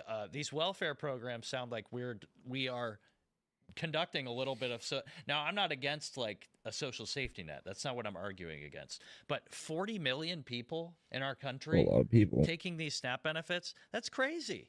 Right. Well, it's a reward system from the Democrats. If only the Republicans could create something similar for their voters, because the Democrats they sweeten the pot for Democrats. When have Republicans done that? The Republican Party. I was talking to a Republican guy a few months ago, and he said he was a fan of the show, and then he argued with me something about that we said on the show or whatever, and he's like, I love your show, but you said this, that, or other. I can't remember what the actual argument was. I just responded with, that's really funny that you like the show, you're a fan, and you're arguing with me that I'm wrong. Mm-hmm. And that's why Republicans lose, because Democrats are retarded. And I'll give you a good example. Zoran Mamdani has no authority to make buses free, nor to make them go faster. That is not the purview of the mayor. So when he comes, he runs for office, and he says, all you can do is get rid of the police force, which is what he'll do. Did you follow anyway? Republicans can't compete with that because Republicans are like, here's what happens. A Republican, or let's just say an intelligent person, sees two candidates. Mamdani goes, I'll give you free stuff. And he goes, you can't. That's a lie. The Republican then says, well, it's going to be tough, but I'll do my best to try and drive prices down with a few policies I can control in the mayor's office. They go, oh, okay, I'll vote for that guy. All the retarded people go, but he said free stuff. I'm going to vote for him. Mamdani can't actually deliver on any of those things, but stupid people can keep voting. They like Bernie. Smarter people are going to flee because stupid people are taking over, and then you're going to get New York idiocracy. Yeah. It's the only reason Chitterelli was even pretty low in this race was because so many people have fled New York City. They still had a gig in Manhattan, so they moved to. Is it time for me to run for office and just double down? Like I was making the joke. Please. My buses won't be free. They'll pay you. Every time you get on my bus in New York, a $5 bill will pop out into your pocket. Yeah. Well, this is something that Republicans do desperately need to get better at, though, like Tate was alluding to. Buying votes? Patronage, yes, buying votes. That in a mass democracy, I'm sorry, we may not like it, but that is what is going to win you elections, is buying votes and looking out and taking care of your people. Okay, so we might not enjoy it, but free buses does sound more like appealing to the average voter than what is Curtis Lee. Maybe cleaning up crime is fine, but. Yeah, a lot of people are going to vote for the free stuff over the cleaning up the subway. Yeah, the Treasury's being raided right now, so it's like you got to play ball. If you're voting, if you're offering free stuff to votes, are you a conservative? right? Are you a Republican if you're doing the same thing that Democrats are doing? Because this sounds to me just like, well, we're going to do what the Democrats are doing, but we're going to do it at the speed limit. It's the Michael Malice argument. To a degree, no, but it's more that the average Republican voter is really concerned about A, being killed, but B, like social issues, et cetera, et cetera. It's like Logan said, it's more about you're just not going to win unless you create a patronage network, and it doesn't have to look like handouts. It's just like you gotta like make it worthwhile for a Republican to turn out and vote. No, you're building a constituency. We're gonna go to your chats and rants, so smash the like button, share the show with everyone you know. Make sure you get those Rumble rants and super chats in. Before we do, get a great sponsor for you guys. It is Crowd Health. It is open enrollment, the season where health insurance companies hope you'll blindly sign up again for overpriced. Yeah, looks like they called it.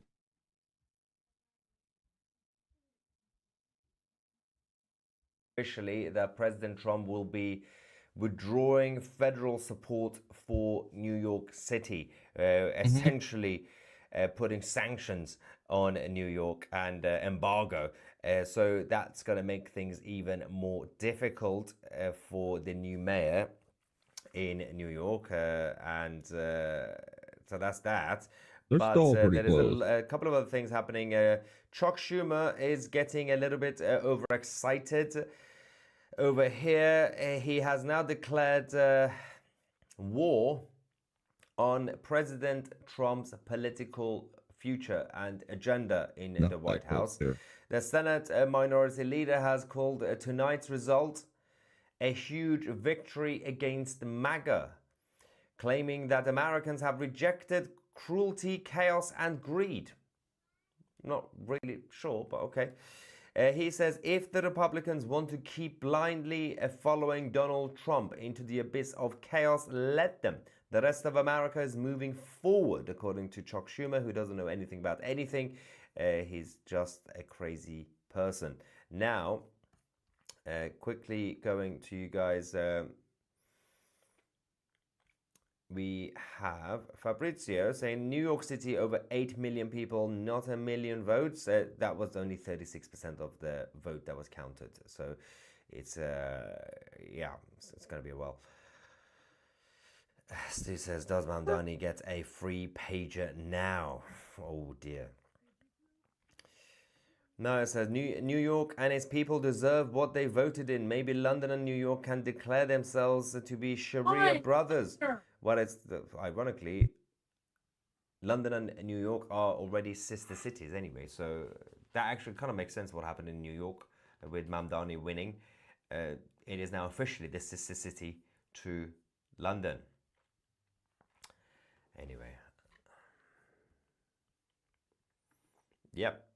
Skyson says that Schumer's a jerk traitor. I agree.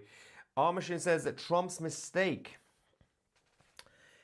He should say nothing and let them rot themselves. Otherwise, the Democrats will blame Trump for their incompetence. The thing is, they will always still blame the White House for their incompetence anyway.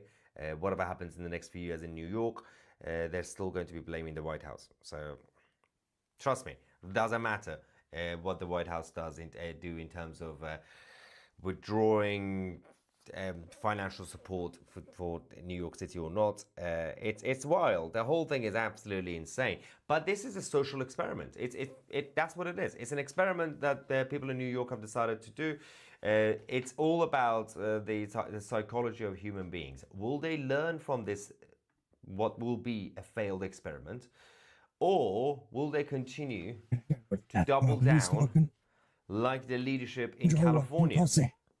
The elite, the liberal elite in California, with the power that they have, completely ignore the will of the people, ordinary people in California who don't live in big cities, conservative-minded people, they ignore them, and they continue to double down on stupid policies that is ruining that state. A lot of people from California left. They all moved to Texas or Florida, and now you're going to see the same thing from New Yorkers. And New York was supposed to be the safe haven. It's not anymore.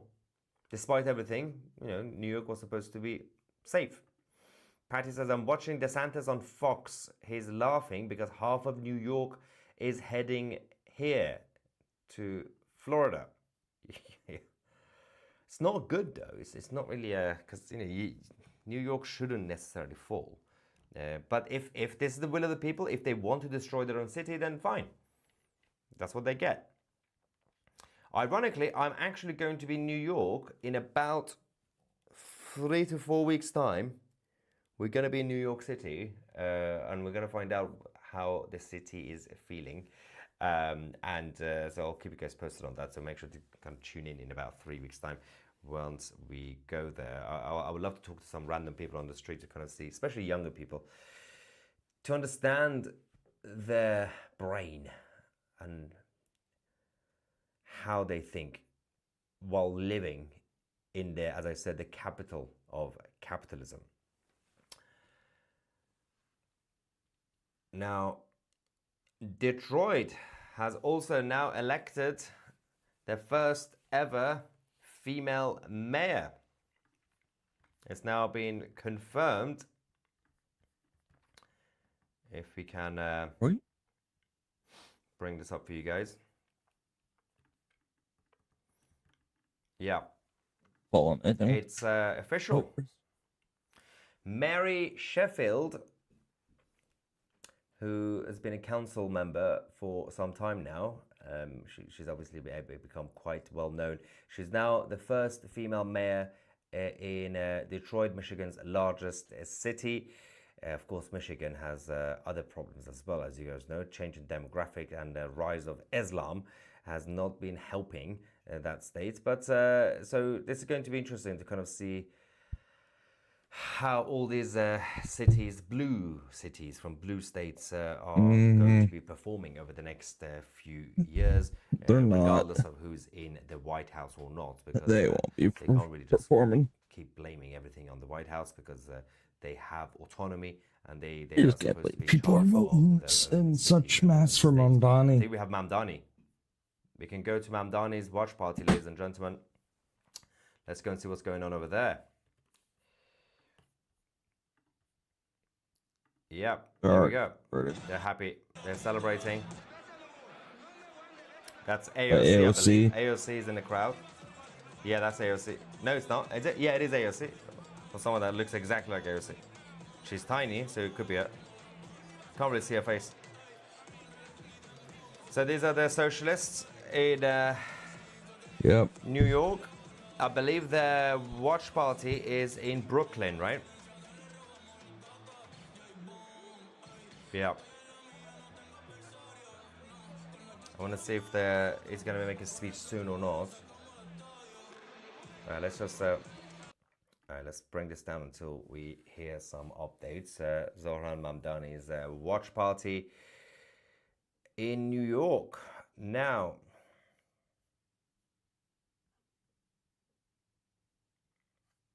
it's insanity. Trying to get some updates on when the celebrations continue, when the speeches might begin. Yeah, he's officially won.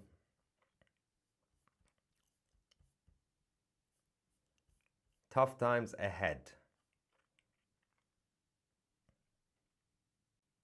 So, the New York City Board of Elections have now said that this is the first time that the voter turnout in New York City has crossed 2 million since 1989. That is absolutely huge. Wow. Do they still have the music on? Yeah. What is this music? So, come on, man. I'm not surprised. It's the Brooklyn crowd. I'm not surprised. Absolute insanity, guys. Anyway, what's going on in the live chat?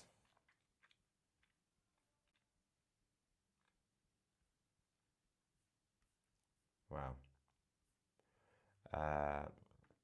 Yes, absolute insanity. People are literally allowing their cities to be destroyed. It's just the beginning. AOC clapping for the communists. How sad. Well, communists tend to clap for other communists. The other one is also very happy tonight. Bernie should be there as well. I think all three of them are going to go on stage at some point. Yeah. The great Danton says, the UK warned you, dumb bastards. Oh, what's going on there? I thought someone came. Nope. What is the... I am not tolerating this taste in music. Terrible. It's a travesty. Come on, be classy. Have some class. All right, so... What's wrong with some YMCA? Like, bring back the 80s. Did we have Pittsburgh? And goodbye New York City, I guess, at this point.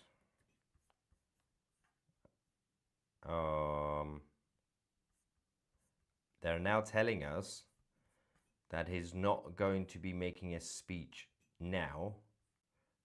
So apparently we have to wait. It hasn't been confirmed yet. So what we're going to do, we're going to keep an eye on this.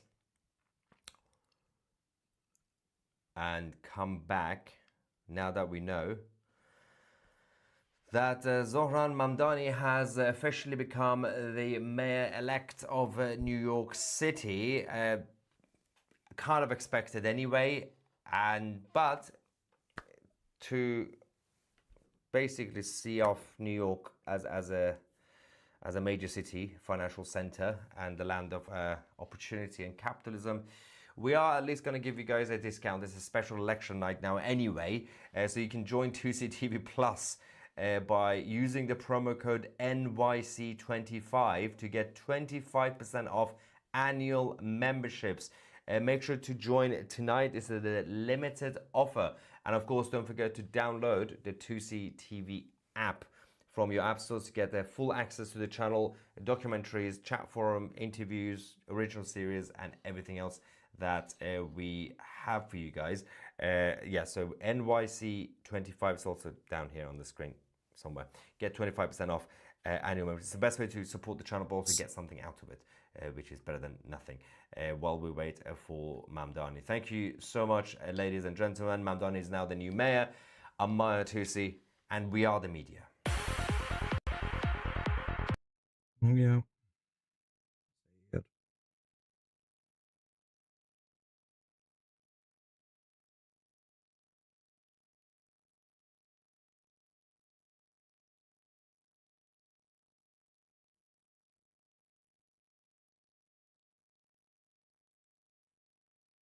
I have to say, I don't care what y'all say about Ben Shapiro, but this episode was on point. Nick Fuentes is a Hitler admirer and a Holocaust denier. Buddy, it's Führer Friday. It is Hitler Friday. Shut up. It is Heil Hitler Friday, nigga. Because most people are and they cannot look on the internet to see how crazy Nick Fuentes really is. And so they out here acting like he's a normal person. And so is your boy Tucker Carlson is acting like he's just a normal person. Like and subscribe to the channel, hit the bell so you get notifications anytime I go live or make a video. Also, make sure that you subscribe to my new channel. It is called The Officer Tatum Show Podcast. It's where we do all of our live streams. So if you haven't seen the live streams lately, it's because it's on that channel. Go and check it out today. Like this video, comment on this video, share this video. Let's get into this. This is one of the most sane articulations online about this topic of Nick Fuentes and Tucker Carlson and all that. And he also goes on to show, because most people are and they cannot look on the internet to see how crazy Nick Fuentes really is. And so they out here acting like he's a normal person. And so is your boy Tucker Carlson is acting like he's just a normal person. And Ben Shapiro showed all the crazy lunatic things that he said. And after you watch this, because I know it's a bunch of you weenies on here that probably still support Nick Fuentes, that's probably 4'3", and probably would cry if he ever saw a real gun, you know, whatever. I don't want to go down that path. Make sure you go to TatumStore.com, TatumStore.com, get you one of these Don the Builder shirts. Build 20 for 20% off. Get 20% off this shirt. This is funny, man. This will trigger all of your friends, especially coming up for Christmas. Make sure you get one on TatumStore.com. Let's play the clip of Ben Shapiro, and we'll play a bunch of clips of Nick Fuentes saying the craziest things that you ever heard. Let's go with clip 301 first, and then we'll go clip 302. Roll it. Let's make one thing clear. This is not about free speech or cancellation. It was never about free speech or cancellation. Free speech has a definition: the right to speak free of governmental coercion. I believe in it, of course. I've always defended it. Criticism of bad speech is, in fact, just a form of free speech. Cancellation also has a definition: the banning of particular people, including people like Nick Fuentes, from platforms like X or Facebook. I believe that Nick Fuentes is odious and despicable, but I've never called for his cancellation, and in fact, I've called for his restoration to those services, despite the fact that I think he's odious and despicable. It is not cancellation to draw moral lines between viewpoints. In fact, we used to call that one of the key aspects of conservatism. It is not cancellation to refuse to signal boost Hitler's supporters like Nick Fuentes. It is not cancellation to criticize Tucker Carlson for rhetorically fluffing Nick Fuentes and other anti-American. It's not cancellation if you urge others to stop promoting those who rhetorically fluff Nazi apologists. Those are all elements of free speech. And anyone who says differently is lying to you, and lying for the most cynical reasons, to misdirect from their own defense of those Nazi apologists and their promoters.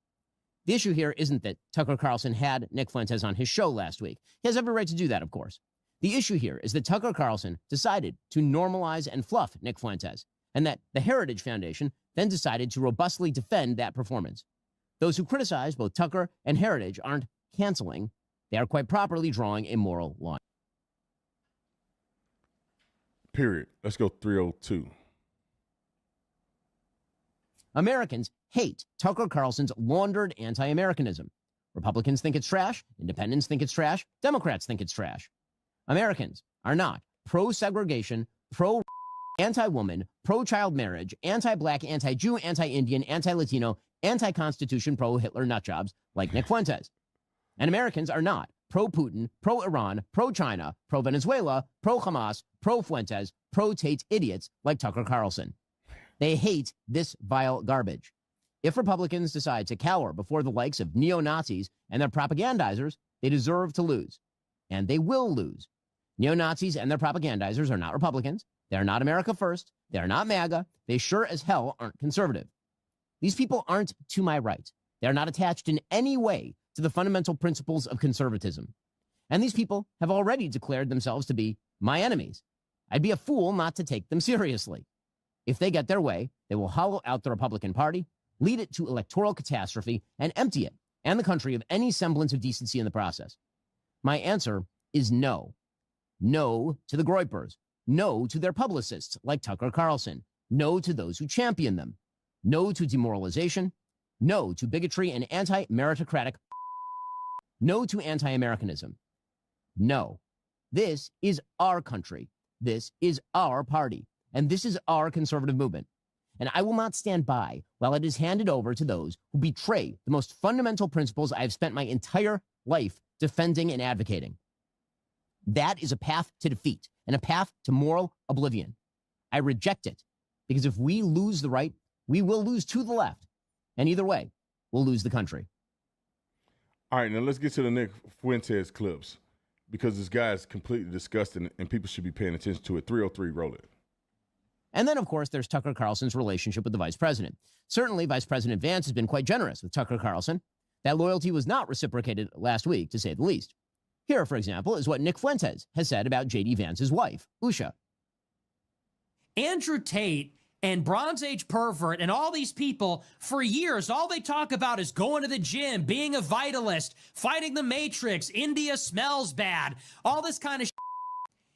And now they're all in favor of a fat race mixer who's married to a Jeet who named his son Vivek, who was mentored by a Jewish neocon and a fed, Peter Thiel.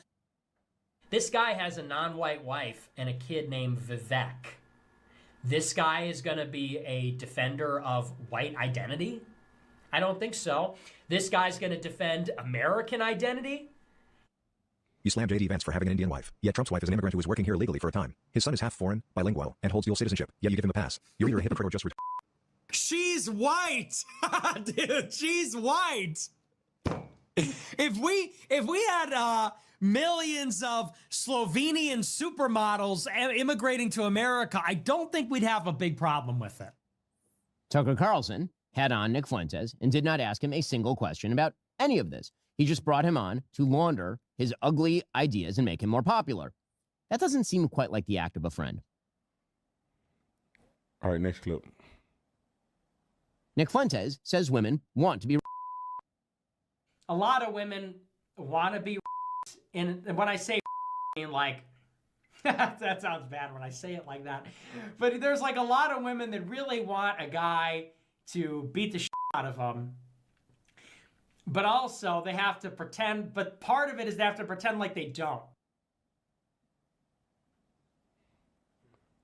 Let's keep going. Nick Fuentes says that his followers should kill and die in his name.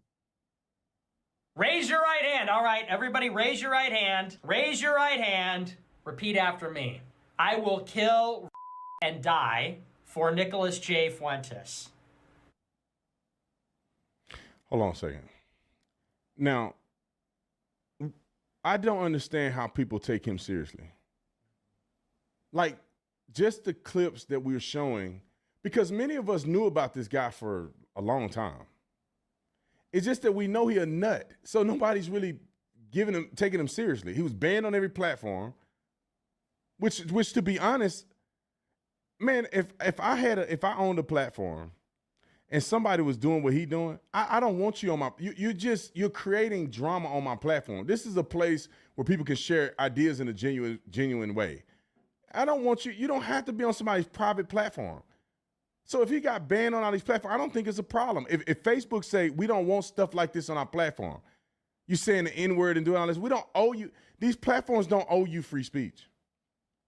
Free speech is that the government can't suppress your speech. That's what free speech is. That's our constitutional right.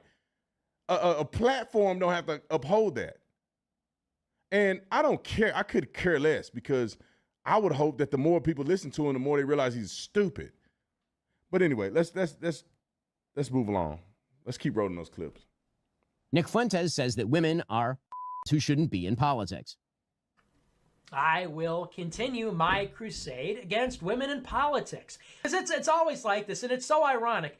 Women are like, I don't like, when you say, you have to affect the face. When you say to repeal the 19th Amendment, that offends me. That hurts my feelings. It's like, have you ever stopped and considered that maybe if you get offended, there's such a strong emotional reaction to political opinions you disagree with across the board. Maybe that's one of the reasons why you shouldn't be making political decisions. I'm not attacking women. I'm attacking. You have no problems, right? I'm attacking stupid, dirty.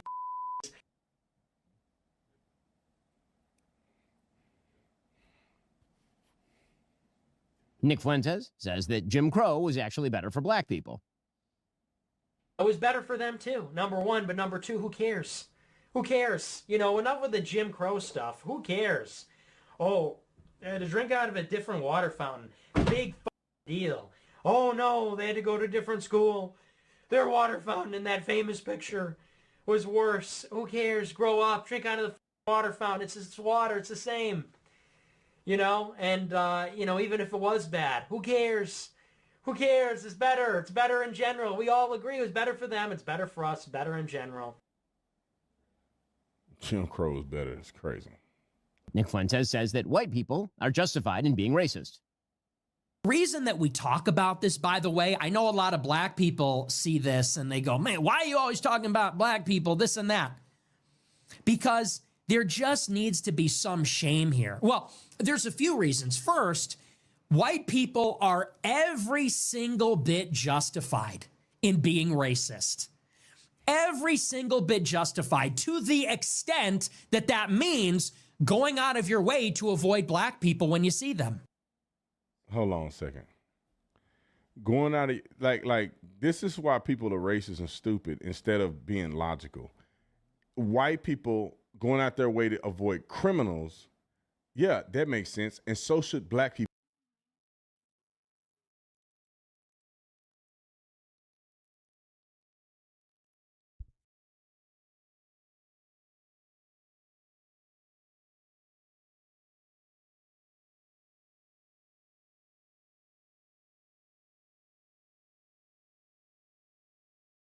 People go out their way to avoid criminals. We do it all the time. But when you say white people should go out of their way to avoid black people, he didn't just say criminals. He's generalizing that white people should avoid black people altogether. Like all black people out here cutting up. All right.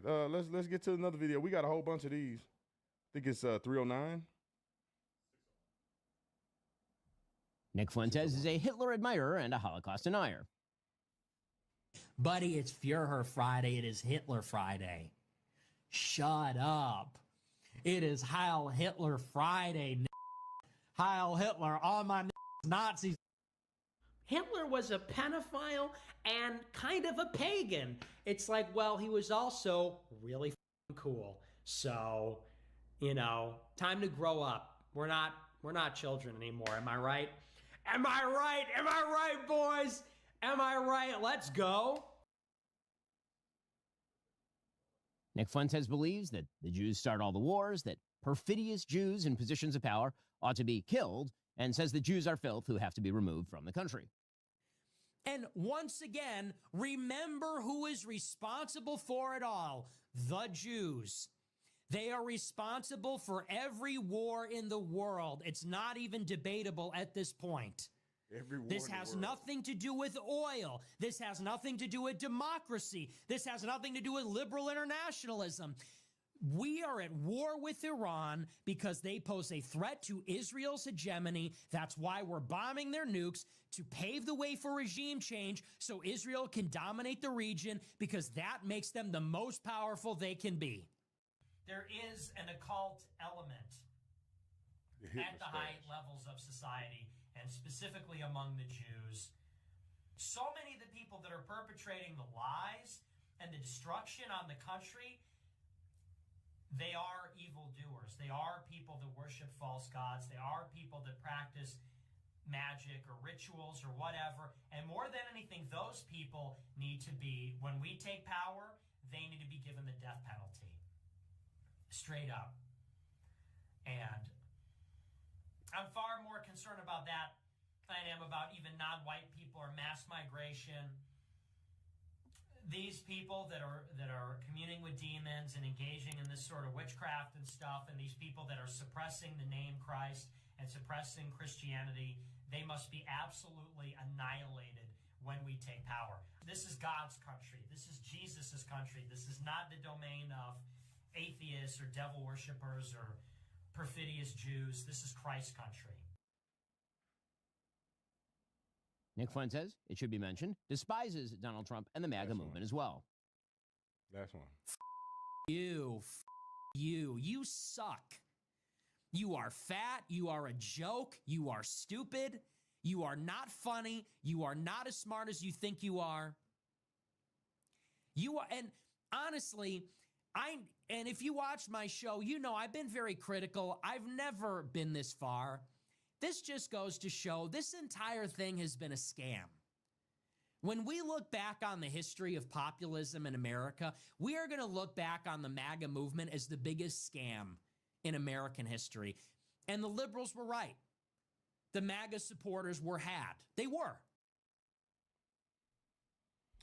I think that's all the clips we can stomach today. Bishop Shapiro may have had more, but we played a lot of the relevant clips that you can see how stupid this guy is.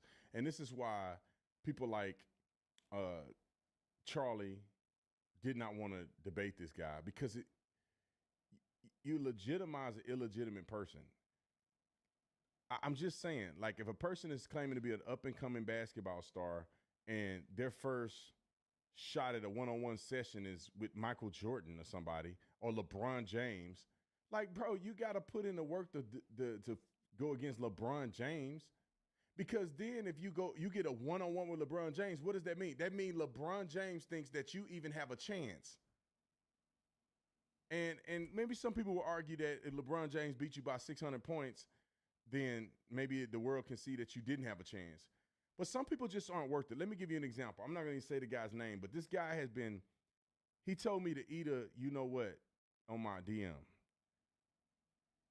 Now, I will slap this guy with an open hand, with the back of my hand, if he ever said that to me in person. Now, he never will, and I put that on everything. He never will. And if he does, I'm going to put him on Instagram. I'm going to show y'all me slapping him with the back of my hand, not even balling my fist on this guy. So regardless of that, but this guy is out here just sending me all kind of crazy, stuff. And he did a video the other day and tried to tag my name in it, like, send this to Brandon. And I was about to pull up on him on the thing. I said, pull up on the podcast. While you running your mouth, pull up on the podcast. I'll debate any of these people anywhere. I mean, I can debate these people anywhere, right? The dude came and said, how's the merch going? Let me tell you how stupid this person is. This fool. So Charlie dies. Everybody that really cared about Charlie, that got any sense, is like, how do we help Turning Point? How do we help Erica? This fool who owns a merch store says, I was going to make a shirt, but I don't want to make a shirt because I made profit off of it. Let's put two and two together.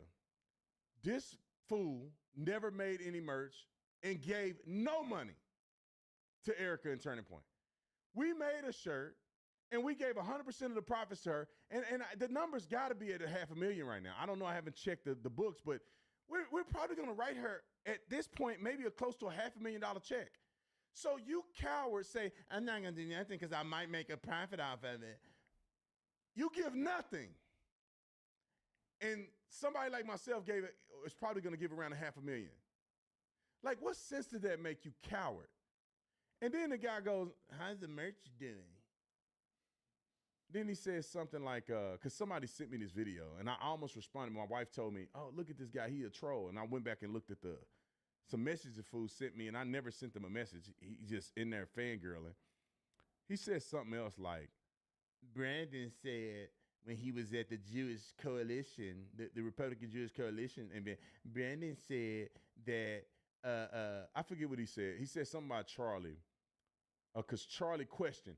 Brandon said if you question, he don't have time for people questioning Israel. No, everybody with a brainstem know what I'm saying. If you ask legitimate questions, which I have asked legitimate questions, which I have asked Benjamin Netanyahu, which I asked the IDF soldier or IDF colonel that I interviewed about the timeliness of the response and all this other stuff. So you can question it, but there's a difference between asking legitimate questions and you are rhetorically asking questions that you know the answer.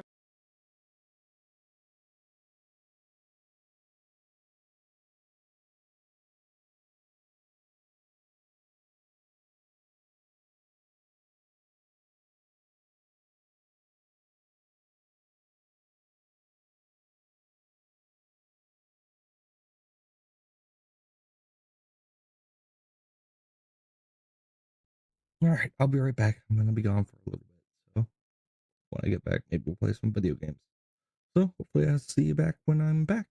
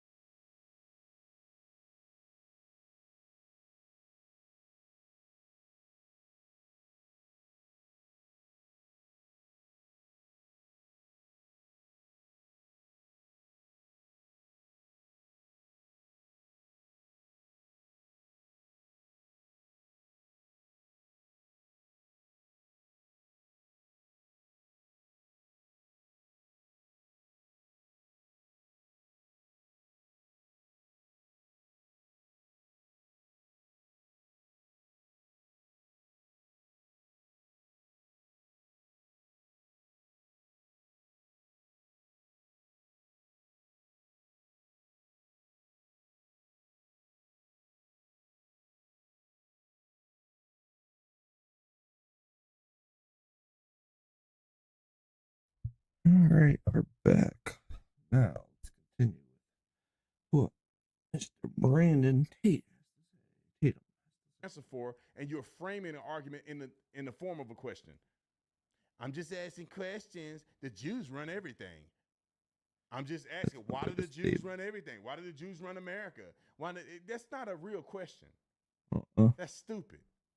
So anyway, that's who I'm talking about. And the other one was, I said this very clearly, and if you watch my speech, you'll get it. I said, if a person don't realize, I said, Israel is one of our biggest allies. I didn't say that they were our biggest. I said they're one of our biggest allies. And if you don't believe that, you fall in one of two categories. You're either ignorant or you just hate Jews. Put your thinking cap on. This dude fell in the category that I'm talking about. Is it not true that Israel is one of our biggest allies? Yeah. Not only do we give them more money than just about anybody, we also support them more than anybody, and we get intelligence from them and all of that. Our relationship go back and forth. One of our biggest allies. Donald Trump was just down there negotiating a peace deal. When Benjamin Netanyahu has come to our government and spoke before Congress probably more than any other president or prime minister of any country. Mm-hmm. Donald Trump says they're one of our biggest allies. J.D. Vance, our government's position for the last several decades have been that Israel has been one of our biggest allies. For you to reject that and to say it's not true, you're too ignorant to realize that it is true, or you hate Jews so much you don't want to recognize it. Mm-hmm. This dude fell in the category. Yep. What a dumb person.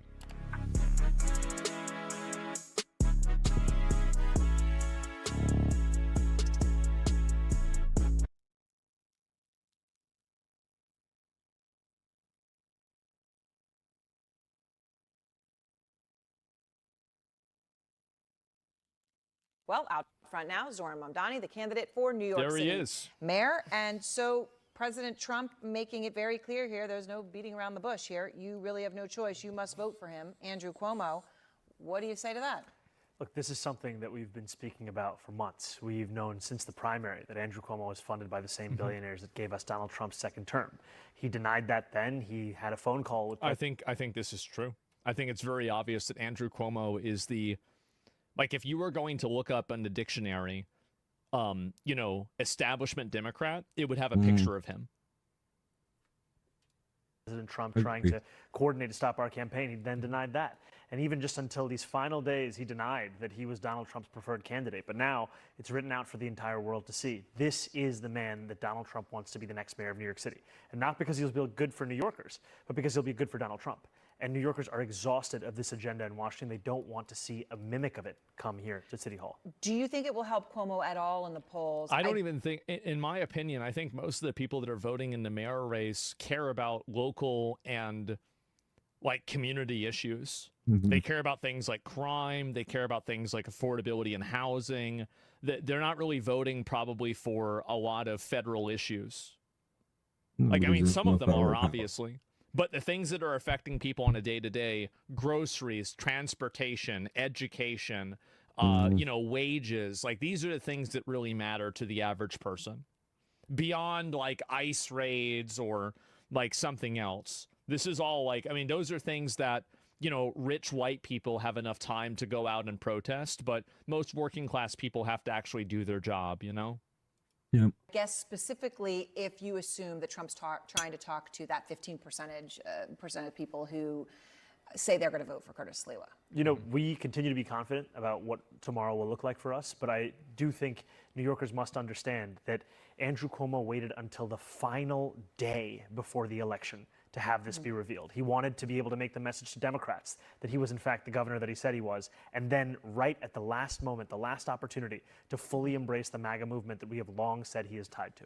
So Trump also posted, so he endorses How was Cuomo, that? okay? Then he also talked about you, referring to you as a communist. I believe last time we talked, I don't know how many times I had of him calling you communist. That's not new. But he said, if communist candidate Zoran Mamdani wins the election for mayor of New York City, it is unlikely that I will be contributing federal funds other than the very minimum as required to my beloved first home. Because of the fact that as a communist, this one great... See, this is also another way that they can fuck this guy.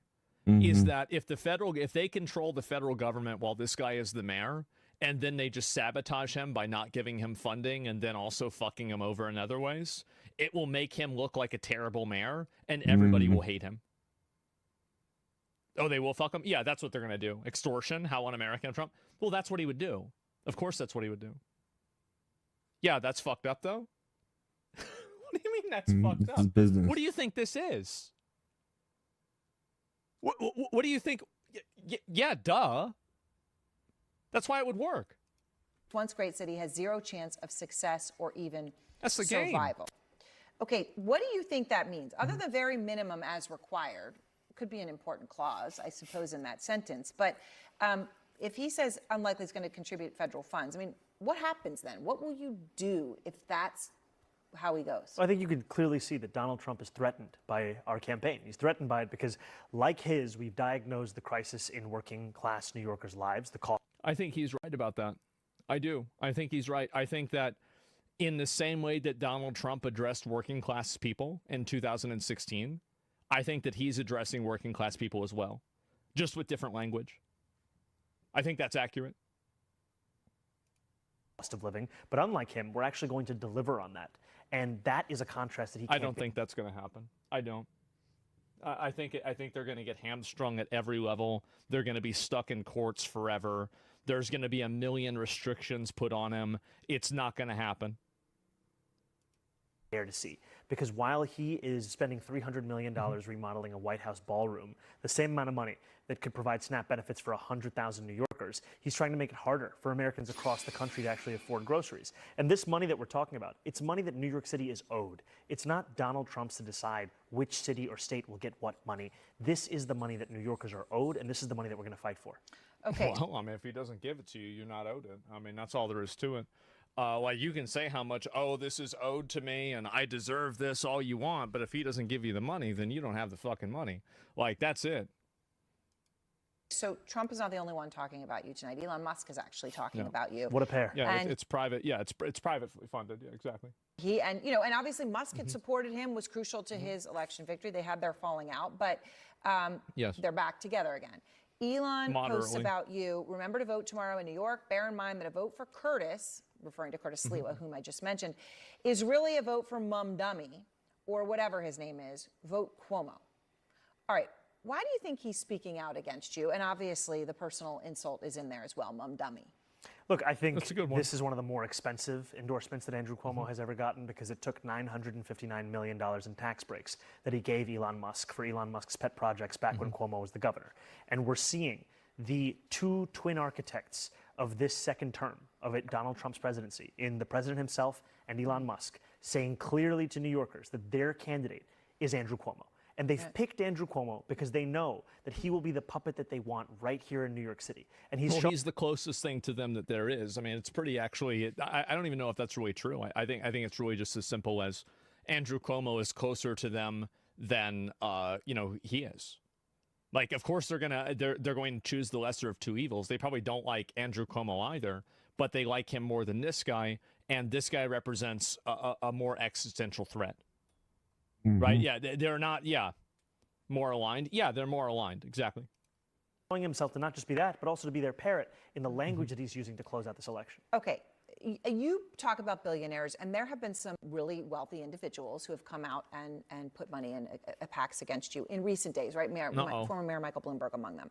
There are plenty of other business leaders who, in private, are afraid. They have concern. There are very few who actually will talk about it publicly, but one of them is Jamie Dimon from JP Morgan, and I'm thinking of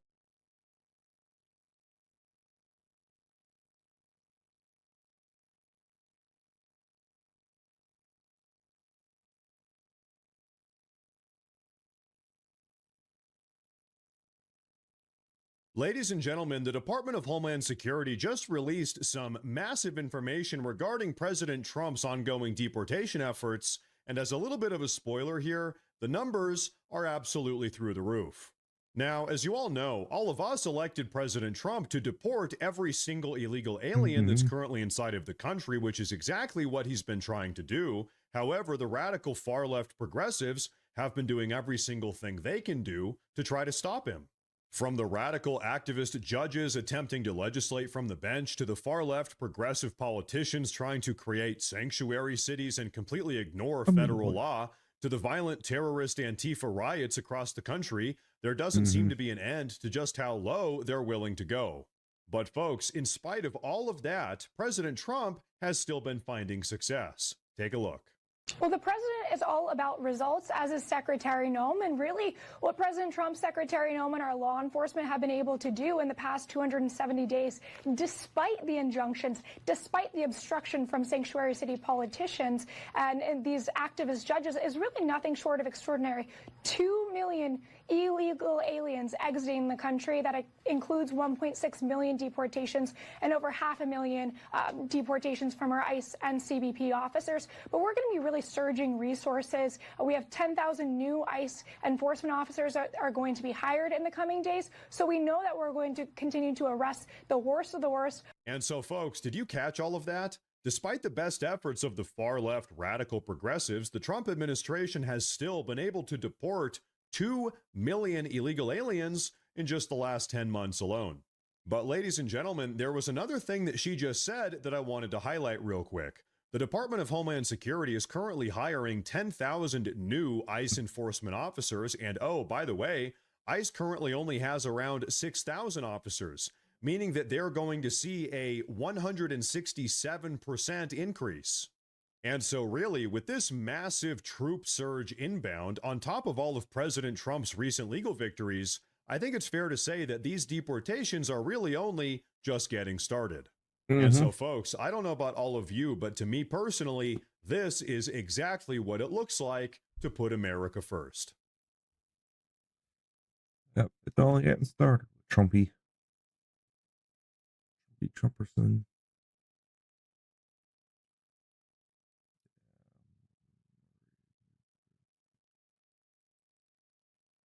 The cartel, which it appears to be, he likely is, at least based.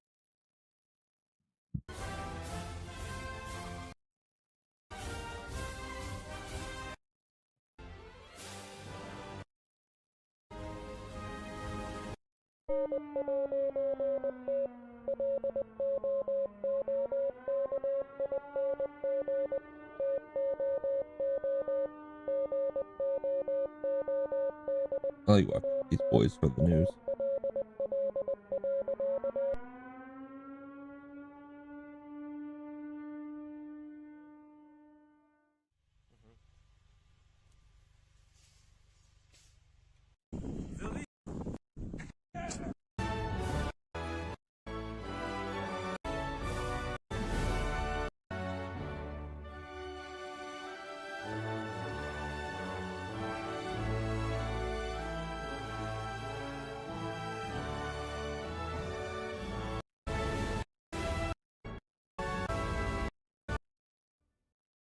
And good evening, folks. It's Enforcer Matt, and welcome back to day 1349 of the War News stream. And today we have very big news. We've seen Russia deploying weapons shipments to Venezuela actively today. We've also seen that Belgium's closed their airspace over unknown drone sightings around multiple different airports. And also, Putin has approved full-time military conscription because they're running out of soldiers. And we have very big news, and it's good to see you all once again. And of course, we're going to be covering the past 48 hours of news from around the world as major and significant developments have happened not only inside the Eastern Caribbean, but also in Eastern Europe as well. We have been able to hear significant news today that the Russian Federation's government, by official announcement, has been providing the Republic of Venezuela and the Maduro regime with weapons of mass destruction, or more so, weapons of any kind, including the possibility of weapons of mass destruction such as the Oreshnik intercontinental ballistic missile. Already provided is the Pantsir S-1 and Buk M2 by public Russian announcement, along with other additional Russian statements following along the lines that other weapons have been provided that the Russians and the Venezuelans are not disclosing at this point, largely turning the situation from one of a more so domestic affair, or at least it would more so seem one at the surface of it, and now it's becoming an international affair between the United States and the Russian Federation, and generally another proxy armed showdown between the two sides. The United States of America is attempting to race the Gerald R. Ford out of the Mediterranean at this moment. It was spotted in the Strait of Gibraltar earlier today and is currently somewhere within the eastern North Atlantic, making all available steam towards the area of the eastern Caribbean. In the meantime, Maduro's regime has openly praised the Russian Federation for their arms provisions and has stated that the Russian Federation is a strong, true, and trusted ally, one that the Venezuelans can count on in their time of need. At the same time, the United States of America is making sure that that time of need is going to be coming around a lot quicker, as U.S. forces, possibly the 22nd MU, were spotted today in Trinidad and Tobago, moving along the highways. The United States government is also racing to oust the Maduro regime as quickly as possible, even looking to conduct a strike without congressional approval and then seek approval at a later date at this point, considering that now Russian arms provisions are starting to put a ticking timer on this development at the moment. In the meantime, the United States of America is seeing that the Russian Federation is having a very difficult situation on the home front, even when they're trying to make the situation in the Eastern Caribbean difficult for the United States. The Russian Federation is now dealing with such a significant loss of manpower and a manpower shortage as a whole in the armed forces that the Russian Federation, by presidential decree today, has now moved away from the usual spring and fall conscription regiments and is now moving to an all-year-round conscription routine. All year. This will be allowing the Russian Federation to conscript forces whenever necessary and whenever needed, pretty much accounting for the absolute losses seen in the front lines in Ukraine, and to be able to ensure that the Russian Federation's armed forces are now going to be dealing with a critical or crippling manpower shortage at any point in the future. Still, this is showing that the situation is absolutely dire for the Russian Federation, not only on an economic and strategic level, but even on the tactical level, the manpower situation is looking quite bad. The Ukrainian armed forces have also been creating an even worsening economic situation, even more so still than we've already seen inside the Russian Federation, with attacks on the Nizhny Novgorod refinery once again occurring overnight, along with attacks on the Sterlitamak petrochemical plant, which was also hit overnight and heavily damaged as well. Air defense has been active over the city of Oriol, while more major Ukrainian drone attacks are once again underway at this moment, and the Ukrainian armed forces have continued to hold their line and inflict unsurmountable losses on the Russian Federation's armed forces near to the city of Pokrovsk. Russian armed forces were able to make it into the very southern outskirts of the city of Pokrovsk, around the small village of Leontovichi, which is a suburb of Pokrovsk, last night, and heavy battle is now ensuing in this area. Ukrainian armed forces have stated that they are holding the advantage, and the counterattack appears to be possibly pushing the Russians out of this small suburb.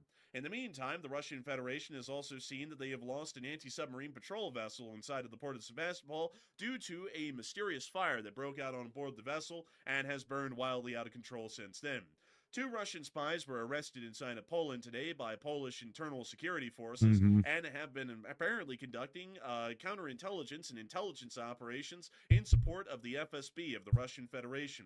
These individuals will be tried on December 8th and will most likely be found guilty for their crimes. In the meantime, Lithuania has also opened up a new Rheinmetall ammunition plant inside of their country to help them to supply vital munitions not only to their Boxer infantry fighting vehicles, but also to their upcoming Leopard 2A7 main battle tanks, which the Lithuanians are currently attempting to procure and field inside of their armed forces. The Belgians have also given authorization to their armed forces to shoot down any drones within Belgian airspace that have not been identified or have been given proper approval to fly through the airspace by the civil authorities. In the meantime, just hours ago, we were able to hear that the entire national airspace was closed after such drones were spotted again. We have absolutely major news to cover over the course of the night. Once again, largely within the Eastern Caribbean and East Russia, or more so Eastern Europe. And we are going to be making sure to get into each and every single major piece and detail of news that we have gotten over the past 48 hours in the largest stories, of course, coming first, and going into the smaller stories throughout the course of the night. And so, folks, without further ado, let us get into the largest story of the day, which is going to be taking us directly into the Eastern Caribbean and into Venezuela. We were able to hear earlier in the morning that the Maduro regime, or specifically Nicolas Maduro himself, was openly praising the Russian Federation, saying that Russia has set an example of respecting international law and stands as a global power capable of building partnerships based on equality, mutual respect, and cooperation. These statements seem to be not so shocking to many people who already know about the geopolitical position that Venezuela is situated in at the moment, but these statements do come as a shock to some people who do view the Russian Federation as a somewhat benevolent country, or at least a friendly country to the United States of America, or the very few people who are fewer and fewer each and every day who generally believe those sorts of assessments. The Russian Federation has openly stated today, these are the reasons why Maduro has made such friendly statements about the Russians. He's got a good reason why, as the Russians publicly stated that they are now supplying weapons to Venezuela in quite large amounts, mind you. They're Now, old let me share with you all Soviet the large era amounts that we already weapons. know of right now, according to current Russian statements. They have a ton According of. to the Russian Alexei Zuryalov, who is the first deputy chairman of the State Duma Defense Committee, he has stated that they have already delivered Pantsir S-1 and Buk M2 missile systems to Venezuela. The Pantsir S-1 is a fairly short-range air defense system. This air defense system only has a range of around 15 to 20 miles, and its performance in Ukraine has been very sketchy. A large amount of Pantsir S-1s seem to not be able to detect incoming air targets. Either the radar is not strong enough or fine-tuned enough to be able to pick up these incoming air targets, and this system has found itself easily destroyed by FPV drones of the Ukrainian armed forces. For this reason, most Pantsir S-1s that are remaining inside of the Russian Federation have generally been relegated to point defenses, usually around the Kerch Bridge, Moscow, or one of Putin's dachas. We rarely ever see a Pantsir S-1 inside of Ukraine anymore, and very rarely do we ever see one outside of the Crimean Bridge, Putin's dachas, or Moscow. We've seen one or two of them around the Volgograd area and elsewhere, but that is, once again, exceedingly rare and in very limited number. These systems, for that reason, are not the most dangerous air defense system to see on the planet and could be easily dealt with. However, there is another air defense system that the Russians also announced that they are providing, which is the Buk M2. This is the Buk M2 right here, in the entire air defense system that follows along with the Buk M2. The Buk M2s generally have a targeting acquisition vehicle and several launcher vehicles that follow along with it. This is a fairly decent air defense system, all things considered, at least for Venezuela. Considering that Venezuela's strongest air defense system is the Chinese-provided HQ-9B, this is probably the second best air defense system that they have in the country at the moment, and it was just provided to them by the Russians within the last week. This air defense system, once again, does not have an extremely long range. It's only a range of about 30 or so miles. Not that far, at least in modern air defense metrics. In modern air defense metrics, an air defense range for a large caliber air defense system is usually expected to be around 100 to 110 miles, and that would generally be considered to be a great air defense system, or at least a very decent one. The Buk M2s don't really get that kind of range. You can see right here, as a matter of fact, the 9M38s, which are the older sorts of missiles that the Buk M1 and the Buk M2s use, is a 19-mile range. It's not that far. Still, these do allow for the Venezuelans to have at least a larger amount of available air defense systems operational, and also a larger amount of interceptors that are available to be fired at any given moment. Of course, that also relies on the Venezuelans being properly trained to be able to operate these systems, but if we were to assume that they were properly trained, which we generally would for analytical purposes, this is allowing the Venezuelans to stay in the fight a little bit longer if the United States decides to strike.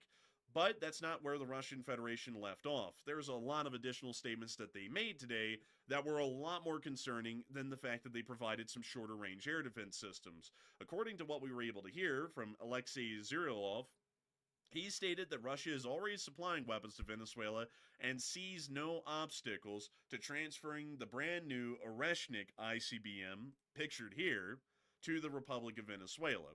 Now that's where. Also, by the way, just a small point. Isn't the Oreshnik an IRBM though? But why are they calling it an ICBM? Is I thought it was different. It's actually kind of a ICBM, but not really, because it just breaches the threshold of being an ICBM, I think by like 25 miles. So it really is more so of an IRBM, but it's in the twilight zone between being an ICBM and an IRBM. So you can really use both of them interchangeably, and they pretty much work either way. It's really like like potato on this. Whichever way you want to say it, it's generally fine.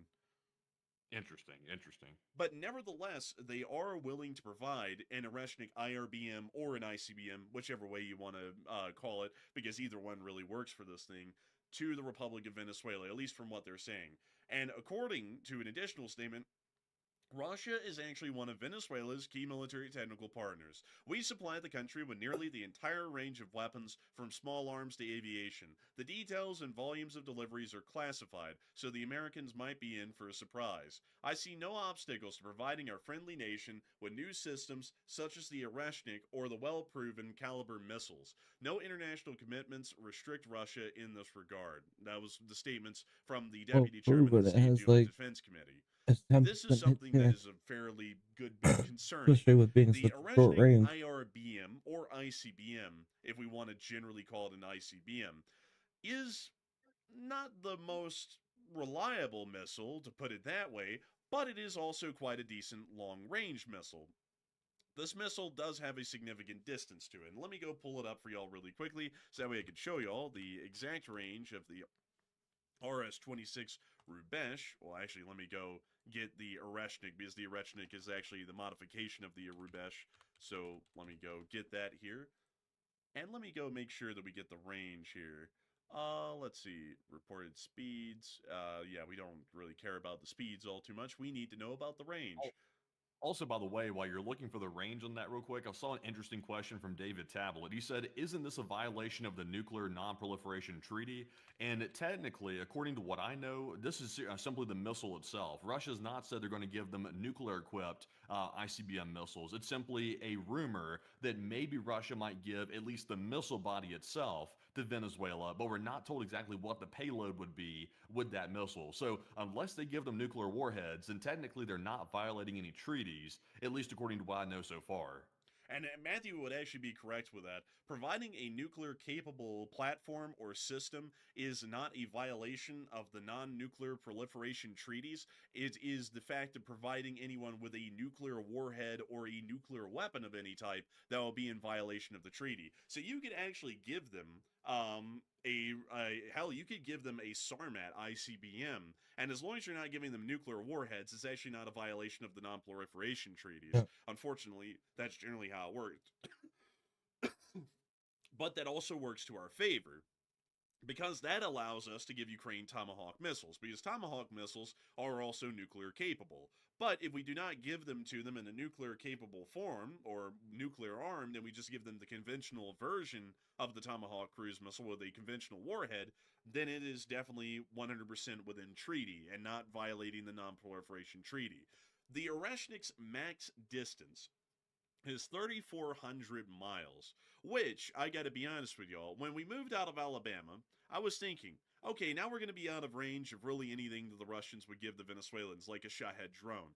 That's not the reason we were moving, but still, that was something that I thought as a side note. This Oreshnik has just enough range that it can reach Salt Lake City. So, I mean, literally almost just Salt Lake City, about 100 miles beyond that. But that is...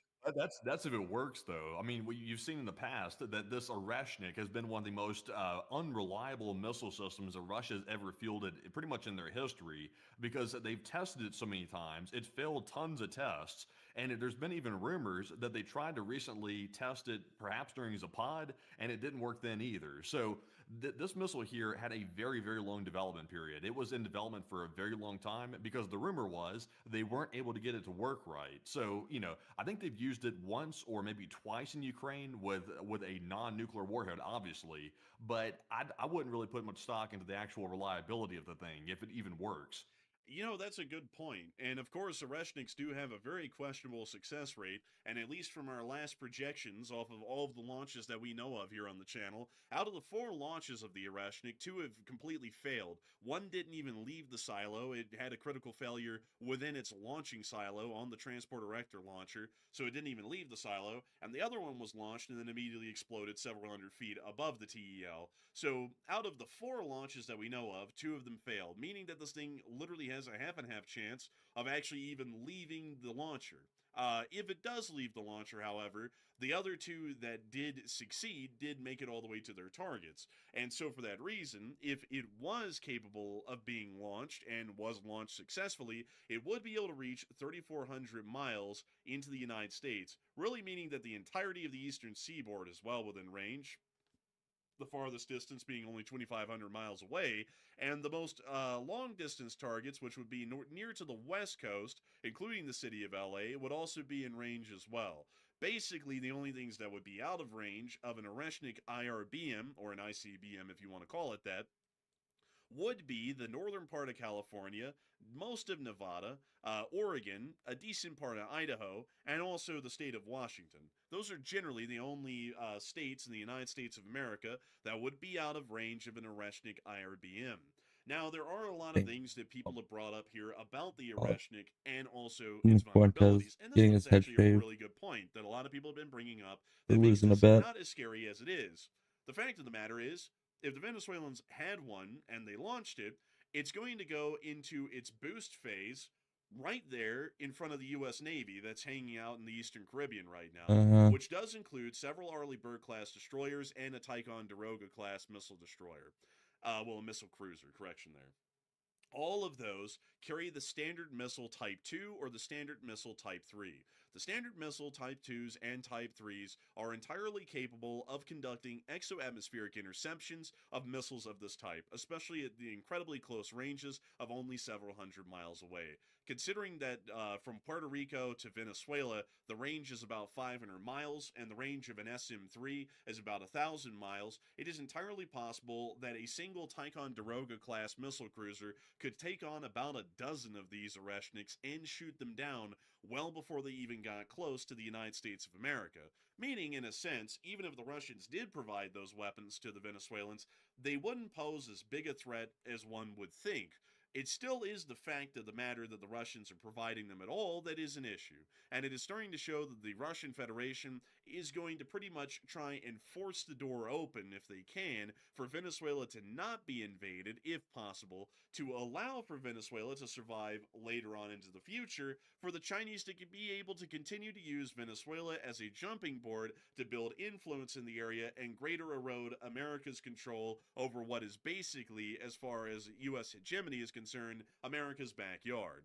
That is a fairly concerning sort of a foreign policy situation and strategic situation that we find ourselves in at the moment, and it does lead us to wonder, what are the Russians going to be doing next, especially considering the play that they're making right now. And Matthew, what are people thinking about that, and what are you thinking about that as well? All right, so now that we've heard today that the Russian officials are saying that they're already supplying weapons to Venezuela, and they may even provide the IRBM missiles very soon, the Oreshnik, what are your thoughts about that? And it looks like 56% of the audience said Russia will merely supply the weapons and they'll stop with that, while 24% are saying that Russia is simply bluffing, and 16% said Russia will defend Venezuela militarily. So this is a bit disturbing. I will admit, this is something to cause some alarm, because if you'll recall, back during the Cuban Missile Crisis, something very similar to this happened where the USSR wanted to put missiles in Cuba so that way they could try to strike the United States right off our shores. And obviously that led to almost the brink of war back when the Cuban Missile Crisis was happening. It looks like Russia's trying to repeat that same strategy in Venezuela this time. We haven't heard any allegations of them providing nuclear-equipped weapons, but they're going to provide missiles which can be nuclear equipped. So that is a major cause for concern. And also, y'all might realize that it seems like the U.S. is kind of sort of delaying their attacks on Venezuela, and at least in my opinion, it seems like they're delaying the attacks somewhat. And that could be because maybe there is the talk that maybe these missiles are being put in Venezuela, and that's sort of putting the U.S. in a checkmate position where we have to stop and think it over before we go any further with any attacks against Maduro. So it seems to me like Putin is really pulling a checkmate with this one. It's not as serious as providing nukes, but it's literally right close to that severity with nuclear weapons perhaps being put in Venezuela. So I'm kind of on the border with this one. I think that Russia might actually try to defend Venezuela just so they can try to get some leverage over the United States. But it's tough to say right now. But Enforcer, what say you? I would have to say that I would be with this 56%. I believe that Russia will only merely supply weapons because unlike the Cuban Missile Crisis and the Soviet Union's ability to conduct a power projection during that period of time, the Russian Federation does not have a feasible way to conduct power projection, at least at this moment, towards the nation of Venezuela in any sort of a significant way. While they are providing arms, it does appear that it would generally be in a very small number. We are only seeing about one IL-76 flight per day into Venezuela from the Russian Federation, and generally considering the payload at which an IL-76 could carry, they cannot be providing an incredibly large number of really anything, at least for now, on a day-to-day basis to Venezuela. If anything, if they've been doing this for about 4 or 5 days, they may have been able to provide, maybe, at best, 2 Pantsiers and a single Buick M2 battery. That's probably the best that they've been able to provide, at least off of the several flights that we know of so far of the IL-76s. The Russian Navy coming down to Venezuela and helping to defend Venezuela from the United States would be an entirely different story. Getting the Russian Navy to Cuba was a logistical challenge in itself, and out of the 3 ships that took a part on that venture, one of them broke down on the way there and then also broke down in Havana again. So getting a usable or large enough Russian combat fleet, either out of the Baltic from Kronstadt or from the Northern Fleet up here in the Barents Sea, all the way down and towards Venezuela, and then also keeping there and sustaining them, that would be an incredibly difficult undertaking for the Russian Federation to be able to conduct.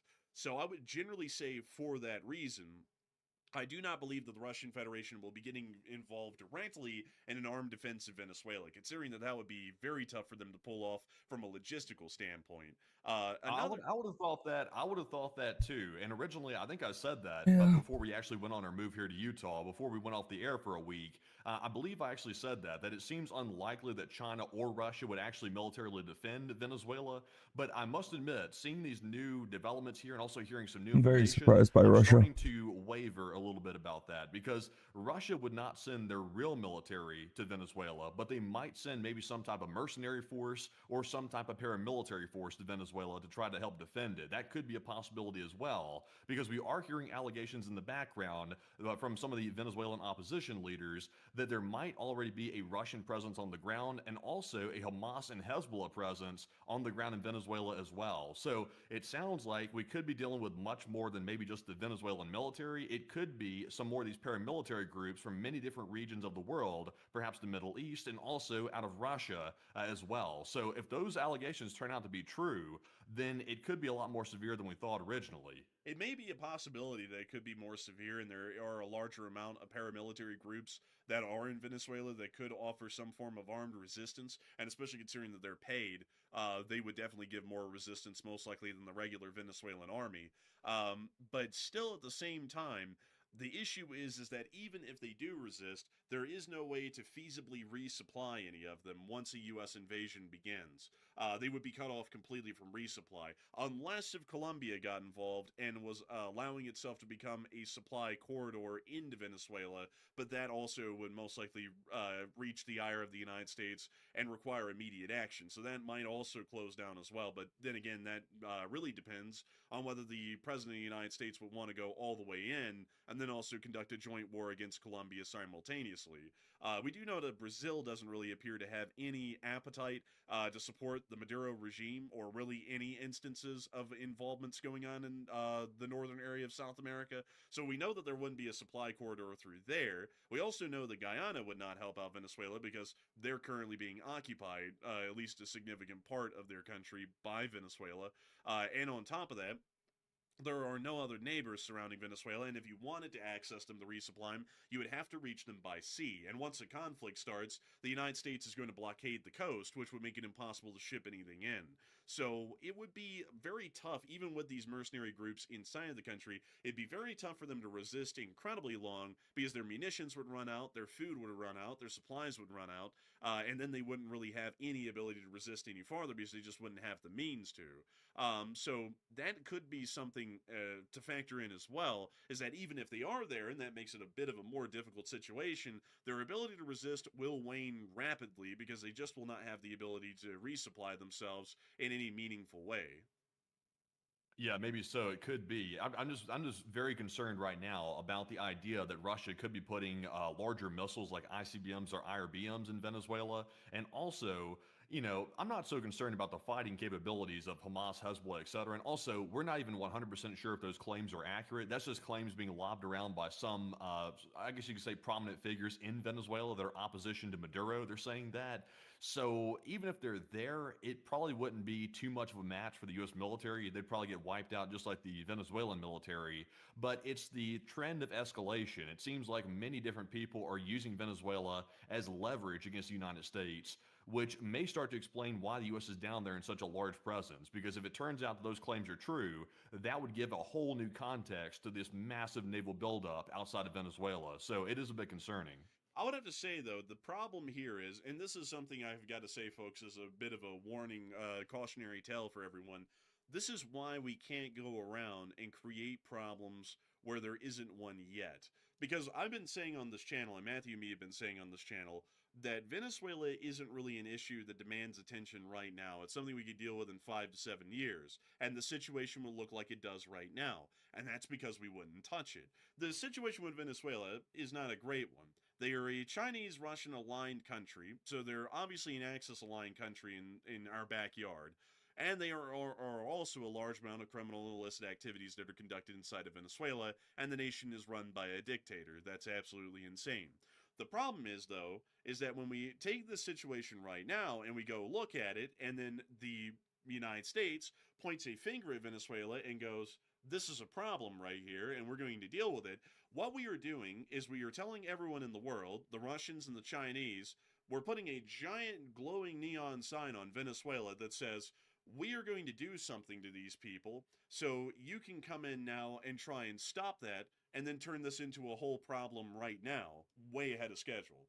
And that's what's currently happening. Now, I got to say this. Now, because of what's going on in Venezuela, I'd have to say that the United States needs to act quickly, because we cannot allow for the Russians and the Chinese to start building them up into an armed fortress down there. That would be absolutely stupid to walk away and leave this alone right now. This is now going to become an international affair, and not only that, allow the Axis powers to continue to fortify and build up Venezuela with a justifiable excuse, at least on their end. So now we have to deal with it. But this is also why we don't need to go around and take the 7th place problem and turn it into the 1st place problem, because then we'll see that everyone else in the world will give an equal reaction. And that's also another important thing, folks, about foreign policy. We always have to be very careful how we step. Whenever we open a Pandora's box, we can't close it. Like, for example, when we talk about Bagram Air Base in Afghanistan, what did we see with Bagram? We wanted Bagram back. I gotta say, it was a mistake to give it up. Not the greatest idea, but we did give it up. And so, that was that. No reason to return on it. So we threatened the Taliban recently to go back and take Bagram. We pretty much opened up the Pandora's box there, and we put a giant glowing neon sign on Afghanistan for everyone around the world to see that America has a problem with Afghanistan. So what did China do? China immediately provided assistance to the Taliban and said, we'll help you guys out. And also, they are probably moving into Bagram right now. That's why we don't go around the world as the United States and create problems where there are one, or at least broadcast them loudly to the entire world, because you will usually see that the world is not a vacuum. Wherever we're conducting some action, our enemies will also be there conducting an equal reaction to what we're doing. And so, and also, you got to remember as well, it's not just Venezuela. When we're speaking about South America and the U.S. sort of moving against certain countries in that region, it's Venezuela, it's Colombia perhaps, and now we're also hearing new reporting that Mexico also might be added to the menu for the United States as well when it comes to dealing with quote-unquote narco-terrorism. So it seems like the U.S. is getting extremely bogged down in South America and also expanding to Mexico as well. There is a valid problem there, by the way. There is definitely a narco-terrorism problem in those countries, but like we've said before, we've been like a broken record. It's not the time for that. Like that problem has existed for ages. It's existed for decades. So why choose now, when the world's on the brink of World War III, to start dealing with the problem in South America, when we're about to have a major war perhaps break out in Europe and also maybe even in Asia between China and Taiwan? Why get distracted and bogged down in places that have been a problem for many, many years? I would have to agree. It's not a good move, but at the same time, folks, I also have to say this. While I'm saying this is a cautionary tale and a cautionary story as to why we don't go around the world creating problems where there really wasn't one, at least yet, because it creates a reaction from our adversaries, and then it turns it into a giant ordeal, because now this is a huge ordeal. Now we were playing the cards that we've been dealt, and we didn't grab the greatest of hands, making Venezuela pretty much our ace in the hole, in the way. But that's what it is now. So this is now a major ordeal. Now the Russians are providing them with weapons. So right now, here's what we have. Here's how this is going to go. So we either now get completely involved against Venezuela, and we crush them now, and get this done and over with, or we back off, and we walk away, which also looks like a sign of weakness, because this is very light resistance at this point that the Russians are providing. It's just a little bit of armed support that they're giving them, and it's not even a large amount. But if we back off, it's then going to be seen as a sign of weakness. And not only that, then the Russians and the Chinese are going to look at Venezuela and go, oh, well, look at that. America backed off because we gave them some weapons. So now we know that Venezuela is practically the damn Rock of Gibraltar in this area. I mean, we will be able to stay here forever. So they will give them everything. I mean, China and Russia will sit there and arm Venezuela to the teeth, and then we'll never be able to go in there and easily deal with Venezuela at that point, because the Chinese and the Russians will be in there tooth and nail in every single way possible, and they will also turn the Venezuelan military into a capable fighting force over the next several years if we walk away from this right now at this point. So now we've forced ourselves, in a way, in having to deal with this. Now we actually are having to curb Russian and Chinese influence inside of Venezuela, because it's quite literally physically present in there. So I gotta say, folks, it wasn't the greatest move to turn Venezuela into a situation, but now that it is, and now that the Russians are turning it into one as well by supplying them with arms and weapons and leaving open the door to further supply them, now we have to get involved. I mean, there literally is no other way around this, because if we don't get involved now and we try and walk away and deal with this another day, this is going to be a lot worse of a situation, and this thing will have grown into a monster later on down the road. So with that in mind, a lot of people are actually talking about the fact of whether or not Hezbollah, Hamas, and other forces are actually inside of Venezuela as well. And Matthew, what are people thinking about that, and what are you thinking about that as well? All right. So right now, and by the way, folks, this is claims being made by individuals in Venezuela that are opposition leaders to Maduro. So these are simply rumors. So take them for what you will. But the sources are claiming that Russia, Hamas, and Hezbollah are operating in Venezuela. And do you believe the claims? And 40% said yes, it sounds likely true, while 39% said no, it sounds like fake rumors. And 8% said, yeah, it might happen soon, possibly, but not right this second. So I will say, I do believe that Russia is there. I believe that. Not as Russia is like the Ministry of Defense, but more like Russian paramilitary forces. That is likely there, because we have seen Russian flights going to and from Venezuela, allegedly carrying weapons to give to the Maduro regime. So it only makes sense that with those weapons probably came some form of Russian forces that probably came with it. We're not sure of the number, but I'm sure they're there. Now, Hamas and Hezbollah, that's another story, because that's from an entirely different region of the world, and while those forces are generally aligned with Russia, we have no real proof on the ground that they're actually there. It's possible they could be there, but right now it's all speculation. So my gut is telling me that it's likely true, but once again, it's purely speculation. So I'm just going off of a gut instinct right here. I would imagine that some form of those forces are probably all there in some form or another. So I'm with the 41%. And Enforcer, what say you? I would have to say, maybe. I'd actually have to be in the unsure and undecided group, because Hamas and Hezbollah, at least as armed fighting forces, don't exist anywhere in the world outside of Lebanon and the Gaza Strip. In any armed fighting capacity, at least that we would know of, on any sort of an international stage. So it'd be very weird. Like, I just have to say, it'd be weird that out of everywhere in the world that Hamas and Hezbollah would exist, which once again, these terrorist forces in Hamas and Hezbollah, they exist solely with the idea of the destruction of Israel, pretty much primarily, and the creation of Palestine as the only state that would exist where Israel is currently.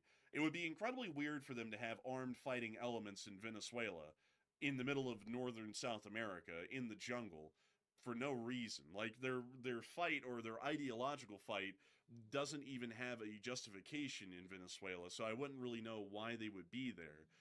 And it also isn't like it's a large Islamic capital of the world. This part of northern South America is heavily Catholic. So I don't even know where in the world the Islamic population would exist in Venezuela for this sort of a force to be there. Still, I'm not saying it's out of the question. They might be there. But at the same time, it would be incredibly weird if they were, because it just doesn't really make a lot of sense considering their ideological motives and their entire historical presence has been centered entirely around Israel, Lebanon, the Gaza Strip, and the West Bank only. But you got to remember, though, you have to remember as well that Hamas, Hezbollah, and all the Iranian proxy forces, they all have an interest in causing hell and havoc in the United States. So we've heard the reports, and also many people are starting to sort of wake up to the reports that throughout all the years of people sneaking across the U.S. border, there have been allegedly operatives of those groups that have crossed into our border. They arrive here, and then they get in the country, and they're sleepers until they're told to do something by their leaders back in Iran. So to me, it wouldn't be too far-fetched because they're obviously coming into the United States to do harm to the American citizens, and it wouldn't be too far-fetched as well if those same forces were being used in places like Venezuela to help bolster and also maybe train and assist the Venezuelan armed forces to actually oppose the United States if something were to happen down there, because Iran would love nothing more for the U.S. to get bogged down in South America. They would love nothing more than that, just like Russia would love it as well, because that means the U.S. is distracted in a different region of the world than the region that they're currently fighting in. So it would definitely serve their interest for that to happen. So me personally, I think it's possible. I have no evidence to prove it's 100% true, but I would say it's at least possible. It is possible. It's not out of the question, but it would still be quite weird for them to be there. That's one thing I will say. That's why I'm undecided. It would just be so weird for them to be there. That's generally my thing. And also on top of that, I would say it would be more plausible at that point with what you're saying that they would be in Mexico than Venezuela. Because at least with Mexico, you could try and cross the U.S. border. In Venezuela, you're not even close to the United States. You're about 1,000 miles away by sea, and more than that by land. Yeah, maybe so. I mean, they could be operating all over the place. It's just hard to tell. It would be great if we had proof of it, though. Like, we're hearing all these rumors and all these claims, but so far, nobody is like taking picture evidence or showing, here's this individual who's a member of Hamas. There is no real evidence of it. So right now, it's simply claims by people that are allegedly in the know, but, that's not much to go on. It's just claims. And also, I just saw someone say, no, Hamas is in Yuma, Arizona. No, I mean, like, here's another thing.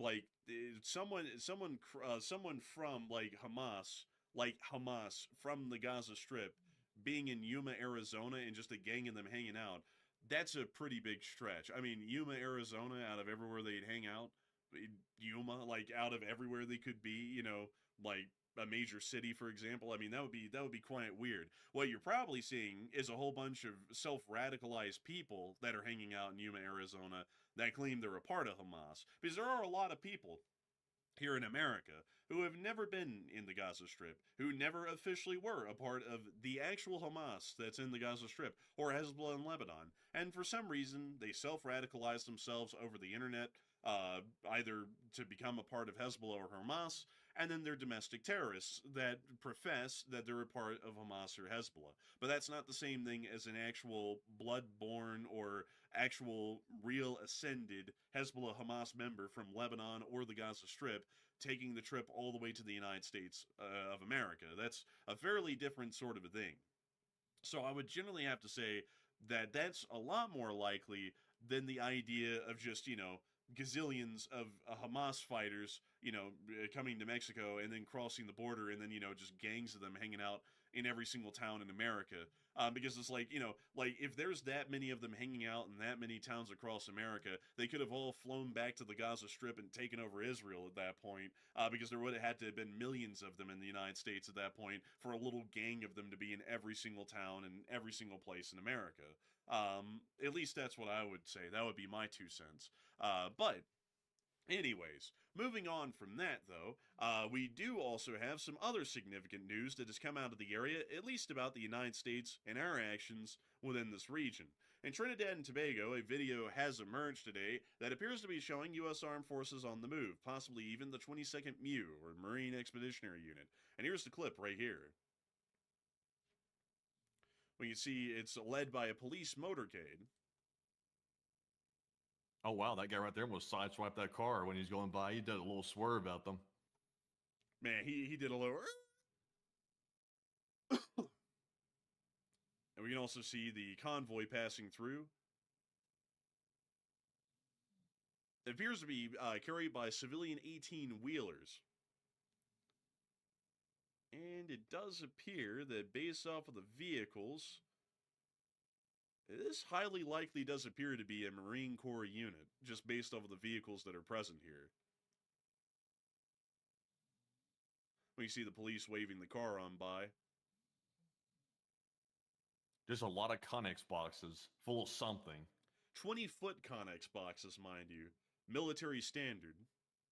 So that is a little interesting to note as well. But one thing that I do want to point out here is that HEMTTs, or HEMTs, are fairly common amongst all of the branches, generally.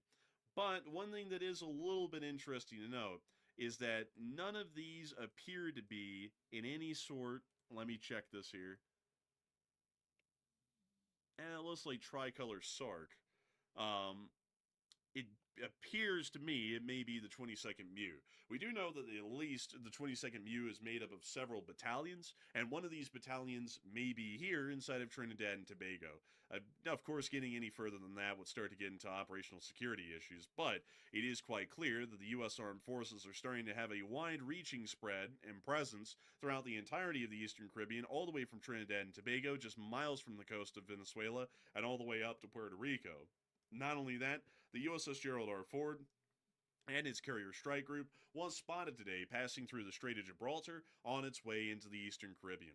The USS Gerald... Why is it going so slow? Like, am I getting impatient here? But it seems like it's going extremely slow. I think the estimate was it was 2 weeks away, but this thing is really behind schedule. It covered, according to, let's see here, who's this fella? I want to give him his credit. According to Swamp Ghost, the USS Gerald R. Ford, at least at the time this photograph had been taken, had covered 200 miles in 16 hours. So let's divide that down into the hours, and let's see how many knots it's going, or miles an hour at least. So 200 miles divided by 16 hours, it's going at a speed of about 12 and a half knots, or 12 and a half miles an hour, actually. That's more like 11.7 knots, if I'm not mistaken, or 11.4. But what is the top speed, or at least the supposed top speed, of the Gerald R. Ford class aircraft carrier? Let's take a look at that to get an idea. Is this thing going at all available speed? I would have a feeling the answer is no. Let's see. In excess, so it can go in excess of 30 knots or 35 miles an hour. So this thing's only going at about 1/3 power ahead. So not full all available steam. It's actually kind of just bebopping through, really. Not incredibly fast. So I don't know what's taking it so long. I do not know why it is taking it so long. That is actually a good question. Still, it makes you wonder if it's an intentional delay, because once this thing shows up, it's like, is there any pieces of the puzzle that would be left at that point for the U.S. to, plausibly stall? Because, once this thing arrives, it's either time to take action, or we're just going to sit there and sit off their coast indefinitely. It seems like maybe it's an intentional delay. I'm obviously not a naval expert. I don't know how fast these ships are usually supposed to go, but the people that are in the know about these ships said that it was supposed to be there in about 2 weeks, and this thing is really taking a very long time to get there. So I'm seeing some people speculate that maybe it is intentional. That's my guess. It seems like it could be, but it's really weird. It is quite weird. I don't know why it's going so slow. It's a great question, really. It's only going a third of its available speed, at least from what we would know publicly, and that would lead you to believe that this is some sort of a deliberate order that's been given to the ship for it to travel at a slower speed. Have no idea why. Maybe it's the Category 5 hurricane that's still wreaking havoc down there, and so they told them no rush. Just slow down the speed and arrive on time when the hurricane's expected to be gone by then. That might be the case, but still a very interesting sort of an occurrence. Nonetheless, considering that the aircraft carrier is traveling so slowly, still, it will be bringing along with it about 80 aircraft, fixed wing and rotary wing, on board the carrier, and also 3 Arleigh Burke-class destroyers, which are a part of the escort for this aircraft carrier and a part of the carrier strike group. So it's going to be bringing a large amount of additional firepower and air power into the area once it arrives. It's just that it's going to take it a good while to arrive. Probably several more days. Hell, probably a week and a half at this given speed for it to cross the Atlantic if it keeps up this speed the whole way. So with that in mind, I hope that does address that the best we can, at least with the current position of the carrier and where it's going to be here, hopefully within the next week or week and a half. Hopefully it'll pick up the speed and just cross the Atlantic in a very short amount of time and arrive inside the Eastern Caribbean. It's not like it's trying to handle any sort of boiler pressure or anything like that. It is, for example, like with fuel, like with oil or coal, this is a nuclear-powered aircraft carrier. So literally, the only thing limiting it is the bridge's inputs and commands. So they can put it all the way up to max speed and get it into the Eastern Caribbean immediately without any delay. Yeah, I'm seeing some people say maybe 2 more weeks it'll be in Venezuela. 2 weeks is always. Honestly, I think maybe 2 weeks. If it takes longer than 2 weeks to get from Gibraltar to Venezuela, I'm going to be extremely skeptical at that point about what's going on with that. Because honestly, I'm kind of like halfway joking here. Like the 2 more weeks thing has become like a meme at this point. But it shouldn't be more than 2 more weeks, just based on my guess. And also, I saw some people say, how fast are the escorting destroyers? Well, they're quite fast. The escorting destroyers can get up to speeds in excess of 30 knots. The actual speed is not published, but it can keep up with the speed of the aircraft carrier.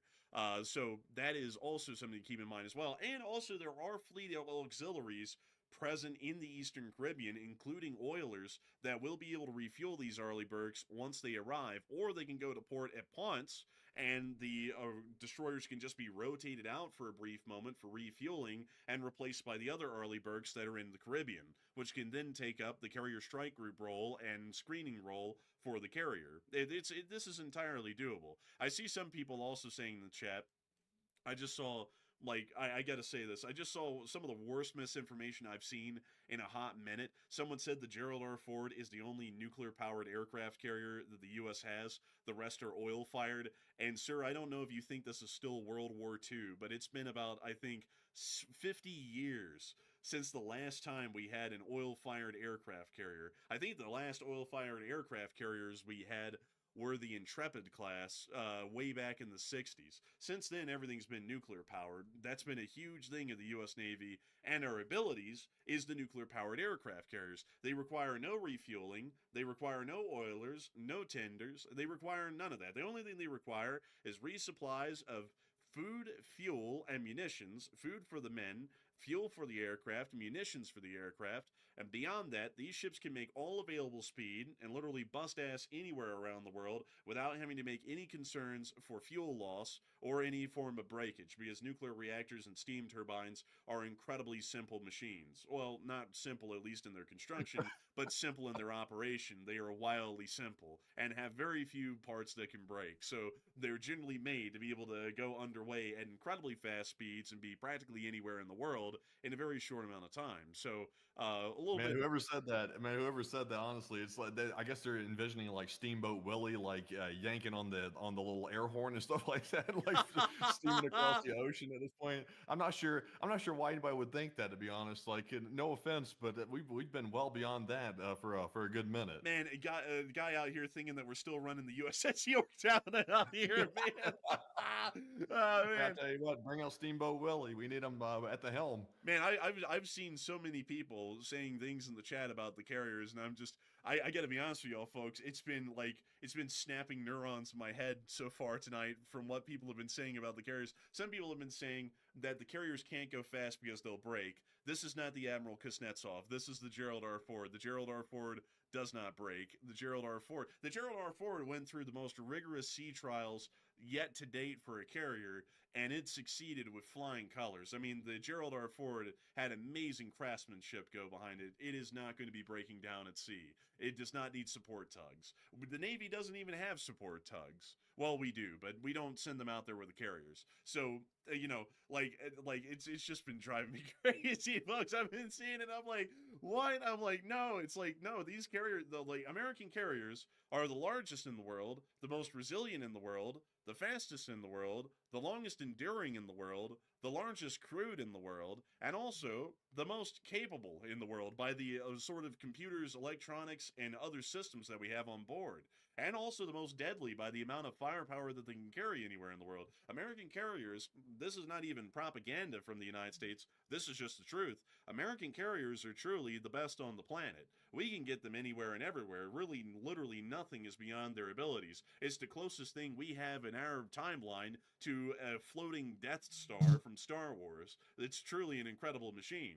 But beyond that, a lot of people have been talking about the United States and its at least supposed actions that we're wanting to conduct against Venezuela. Because we did get to hear today that, at least according to the current administration, they are weighing military options to oust President Maduro, including airstrikes, special forces raids, and seizing oil fields. Legal guidance is being drafted to justify action without congressional approval, according to the New York Times. And this has led a lot of people to talk about what is going on yet and giving their 2 cents on it. Matthew, what are people thinking about that, and what are you thinking about it as well?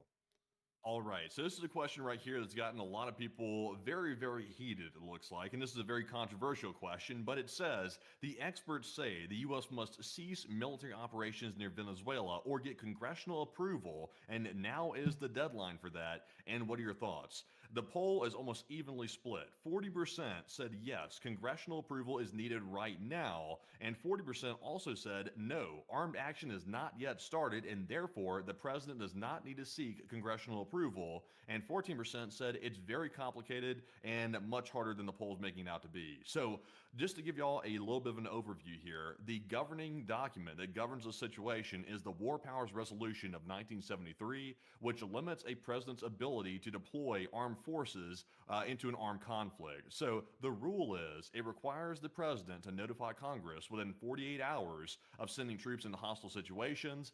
And the big part is, this is the part that's currently up for debate, it prevents military action from continuing for more than 60 days without authorization, unless Congress grants an extension. So that is the argument right now. Has armed action been taken against Venezuela right now to warrant armed action starting so far? And that's the big question. And honestly, for me, I would say the moment the first drug boat was struck in international waters after the U.S. made this major buildup off of Venezuela, that was probably the first armed action that was taken against the Venezuelan regime. But that's just my opinion. Of course, this is something that's going to be debated in court, I'm sure. So, everybody's opinion is pretty much meaningless until a court decides on it. But it looks like people are pretty much even on this one. But Enforcer, what say you? I would have to say that it's a fairly controversial topic, actually, folks, this question about whether the U.S. has to cease operations without congressional approval. And I would have to say that if I was to give an answer, I would give one simply off of the idea of maintaining checks and balances within the U.S. government. And so I'd have to lean into the 41% that say that it needs congressional approval. Even if there is an argument to be made that it does not need congressional approval, I always believe that there should always be the involvement of another branch in the action of any other. And so if the Congress is passing a bill, it should always pass over the desk of the president for final approval or for a veto.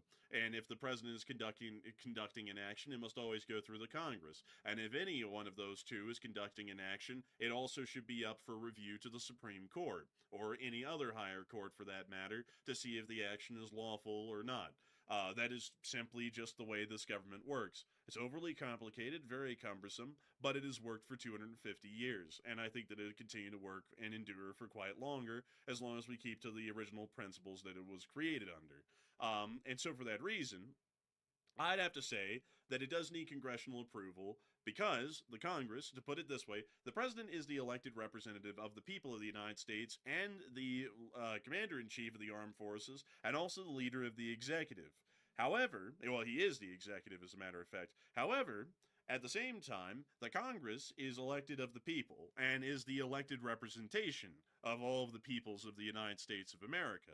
And for that reason, I think that we should ensure that there is a synergy between the two, and that we see that the Congress, the elected representatives of the people, and probably the best representation we have of the people at the moment, definitely has a say and an approval on this very matter. Even if they say no, they say no, and that's that, and we have to walk away, and that'll be a mistake, but that is what it is, and that's how democracy works. But at the same time, if they say yes, then there is the legitimacy of the Congress also being behind the action as well. So I would have to be with the 41% on that. So do you say excuse me, I don't know something's got me like scratching too with the whole coughing thing, but anyways, back to the question, what I was about to say. Do you think that the first drug boat that was struck off of Venezuela's coast was that the armed action or the catalyst to start the 60-day clock for the president to have to seek congressional approval? Me personally, I believe, in my layman's opinion and the very little law school education that I do have, I would say that does qualify as armed action against Venezuela, because the argument by U.S. officials was that Maduro is a cartel leader and that therefore these are cartel boats heading out into international waters, and they're striking them because they're trying to stop the cartels from bringing drugs into the United States. So to me, that sounds like the start of a narco war against the Maduro regime. So I would say it seems like armed action, and that would have started the clock of the 60-day timer to begin. But what do you think?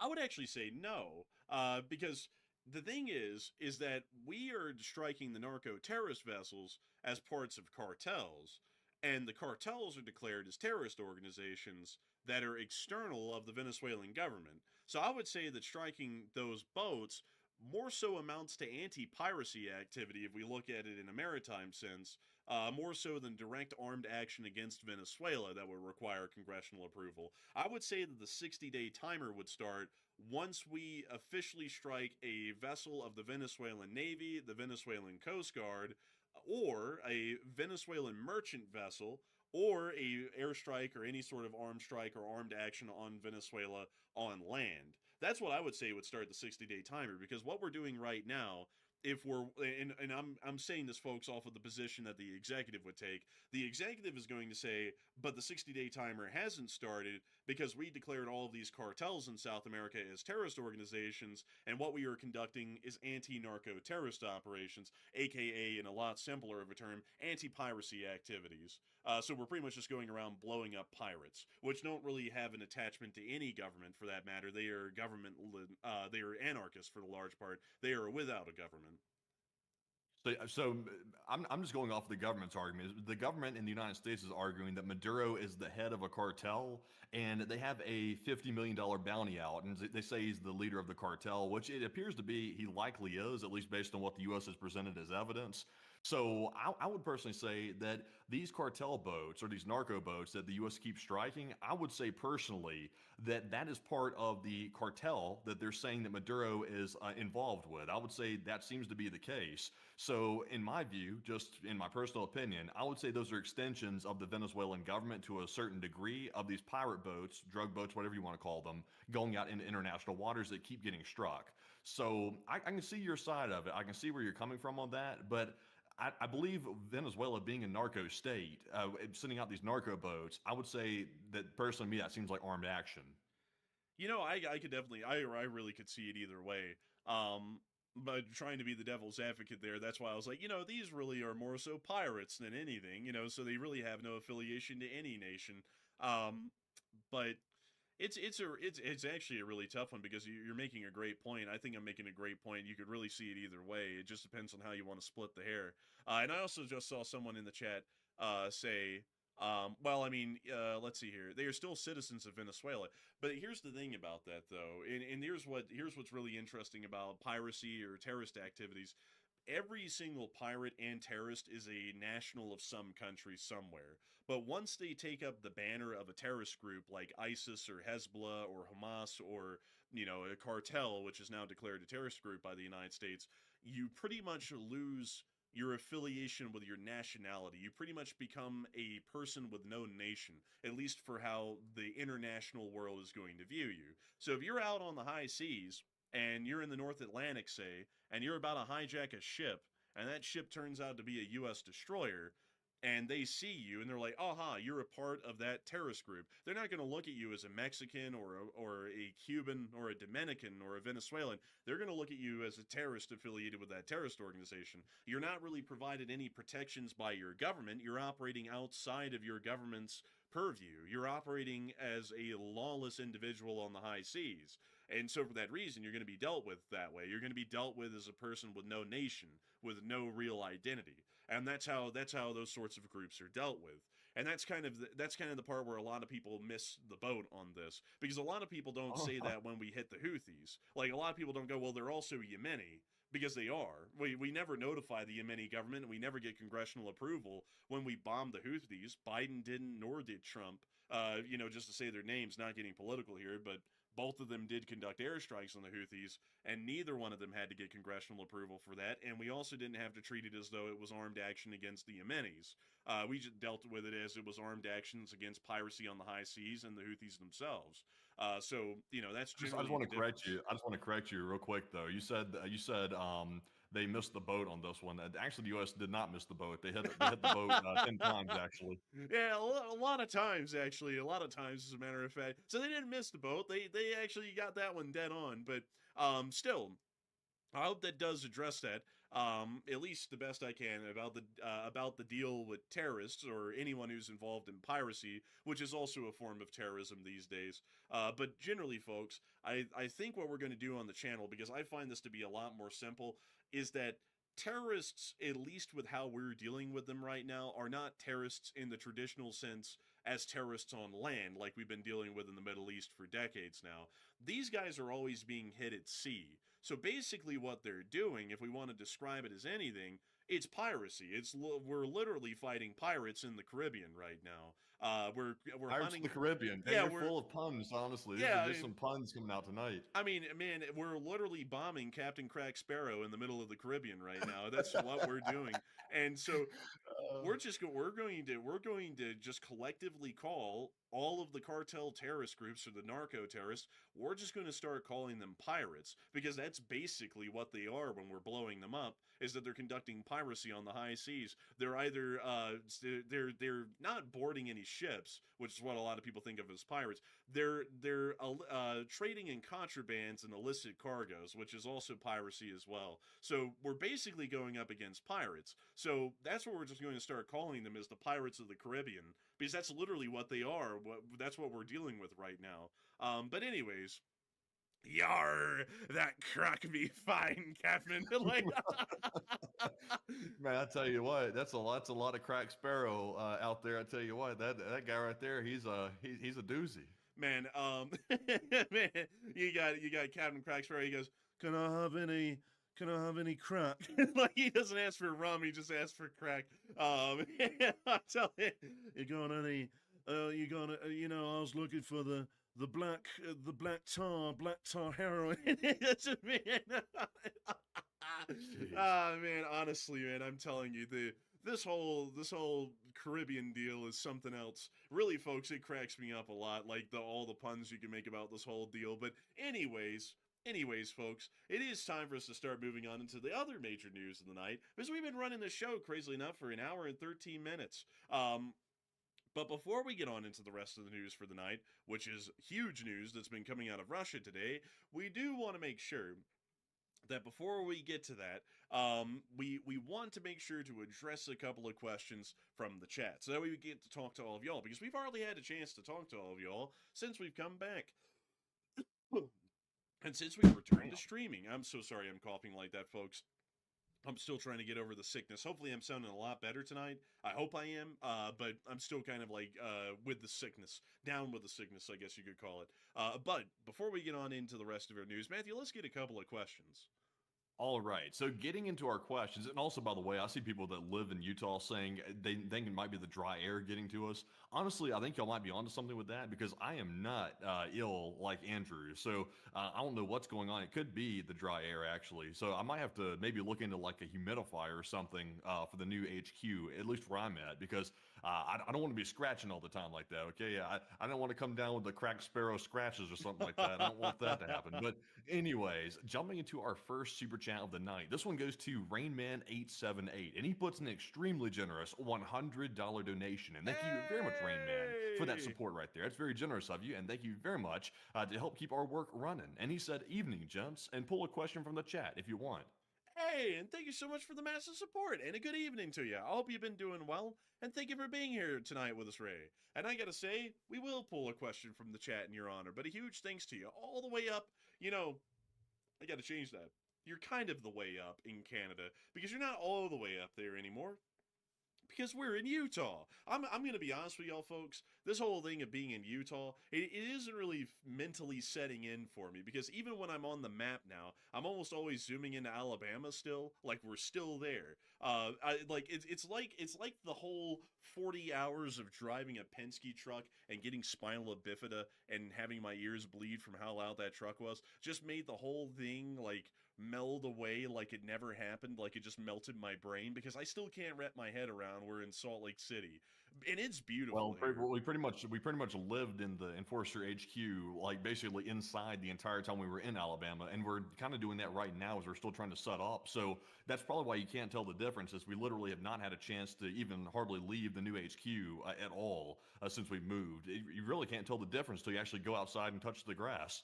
Yeah, that's true. And there's a lot of grass to touch around here, folks. Loads of it. So many public parks, it's unreal. I've never seen this many in my life.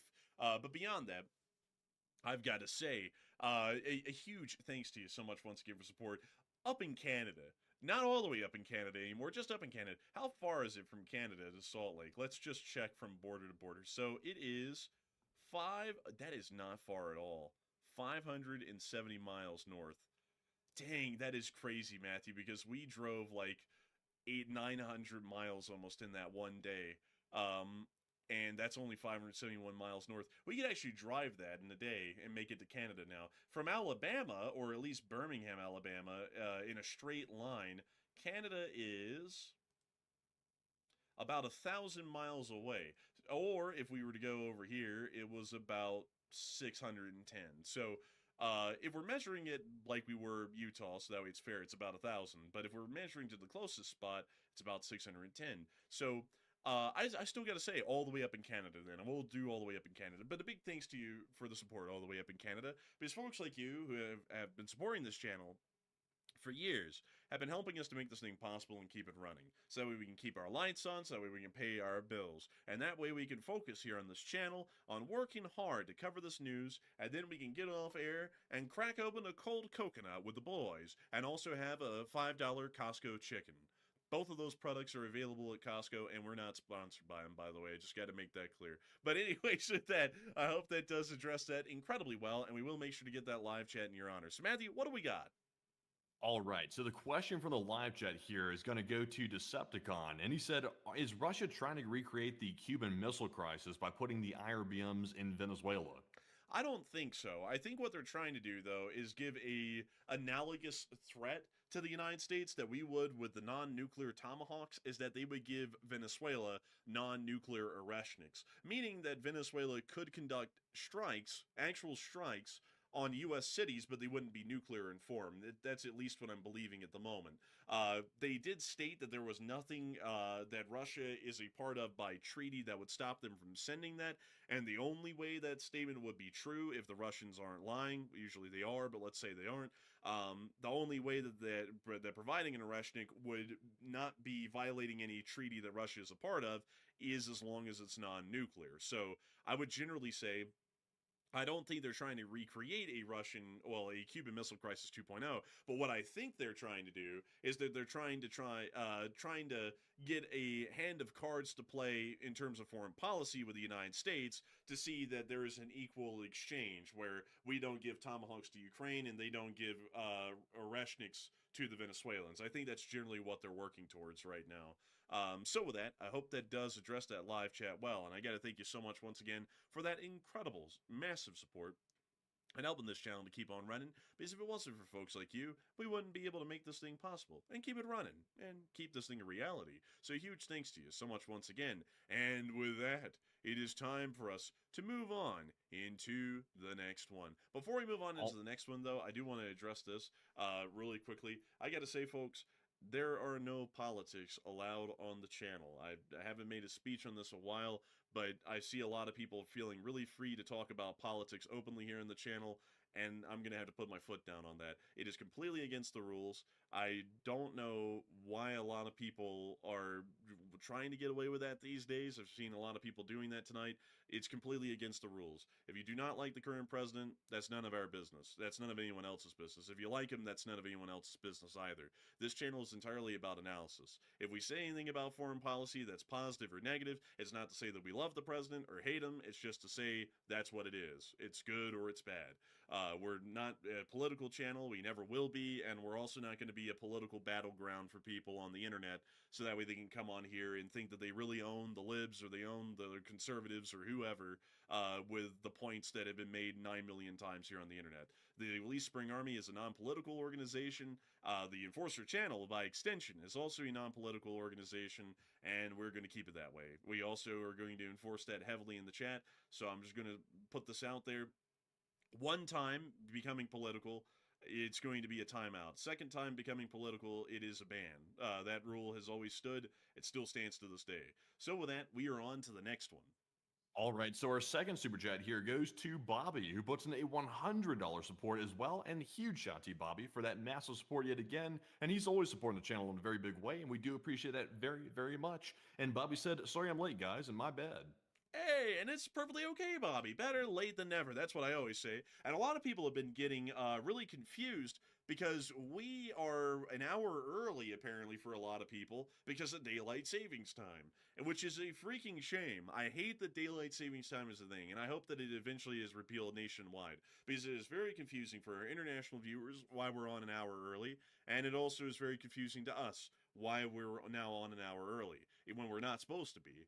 But I do thank you massively for the support and helping this channel to keep running, because it is folks like you who help to make this thing possible and help us to keep this thing rolling well on into the future. So a humongous thanks to you so much once again. And so with that, we are on to the final question of the chat, well, of this segment, and then we'll be moving on to the rest of the news. So Matthew, what do we got? All right, so our last one here goes to Brian Sodor, and he puts in a $50 support. And thank you very much, Brian, for that $50 support right there. And we do appreciate that as well. And also, hopefully I'm saying your last name properly. It's I believe it's Sudor or Sodor. I'm not really sure, but let me know in the chat. But we do appreciate that. And I do not see a comment attached to it. But once again, thank you very much for that support. And Enforcer, what say you? And I got to thank you massively for the support. You didn't throw in a comment, but we are greatly appreciative. And we thank you so much for helping this channel to keep running, because folks like you help to support this channel, help us to get our $5 Costco chickens, and help us to be able to hunker down with the lights on and keep this show running every day and put our full attention behind it. So a humongous thanks to you so much once again for the support and helping this channel to keep on running. I hope that does address that well. And with that, folks, it's time for us to move on into the rest of the news. Before we do, however, I did see someone bring this up, and I just wanted to address it since I just brought it up and someone brought it up a counter.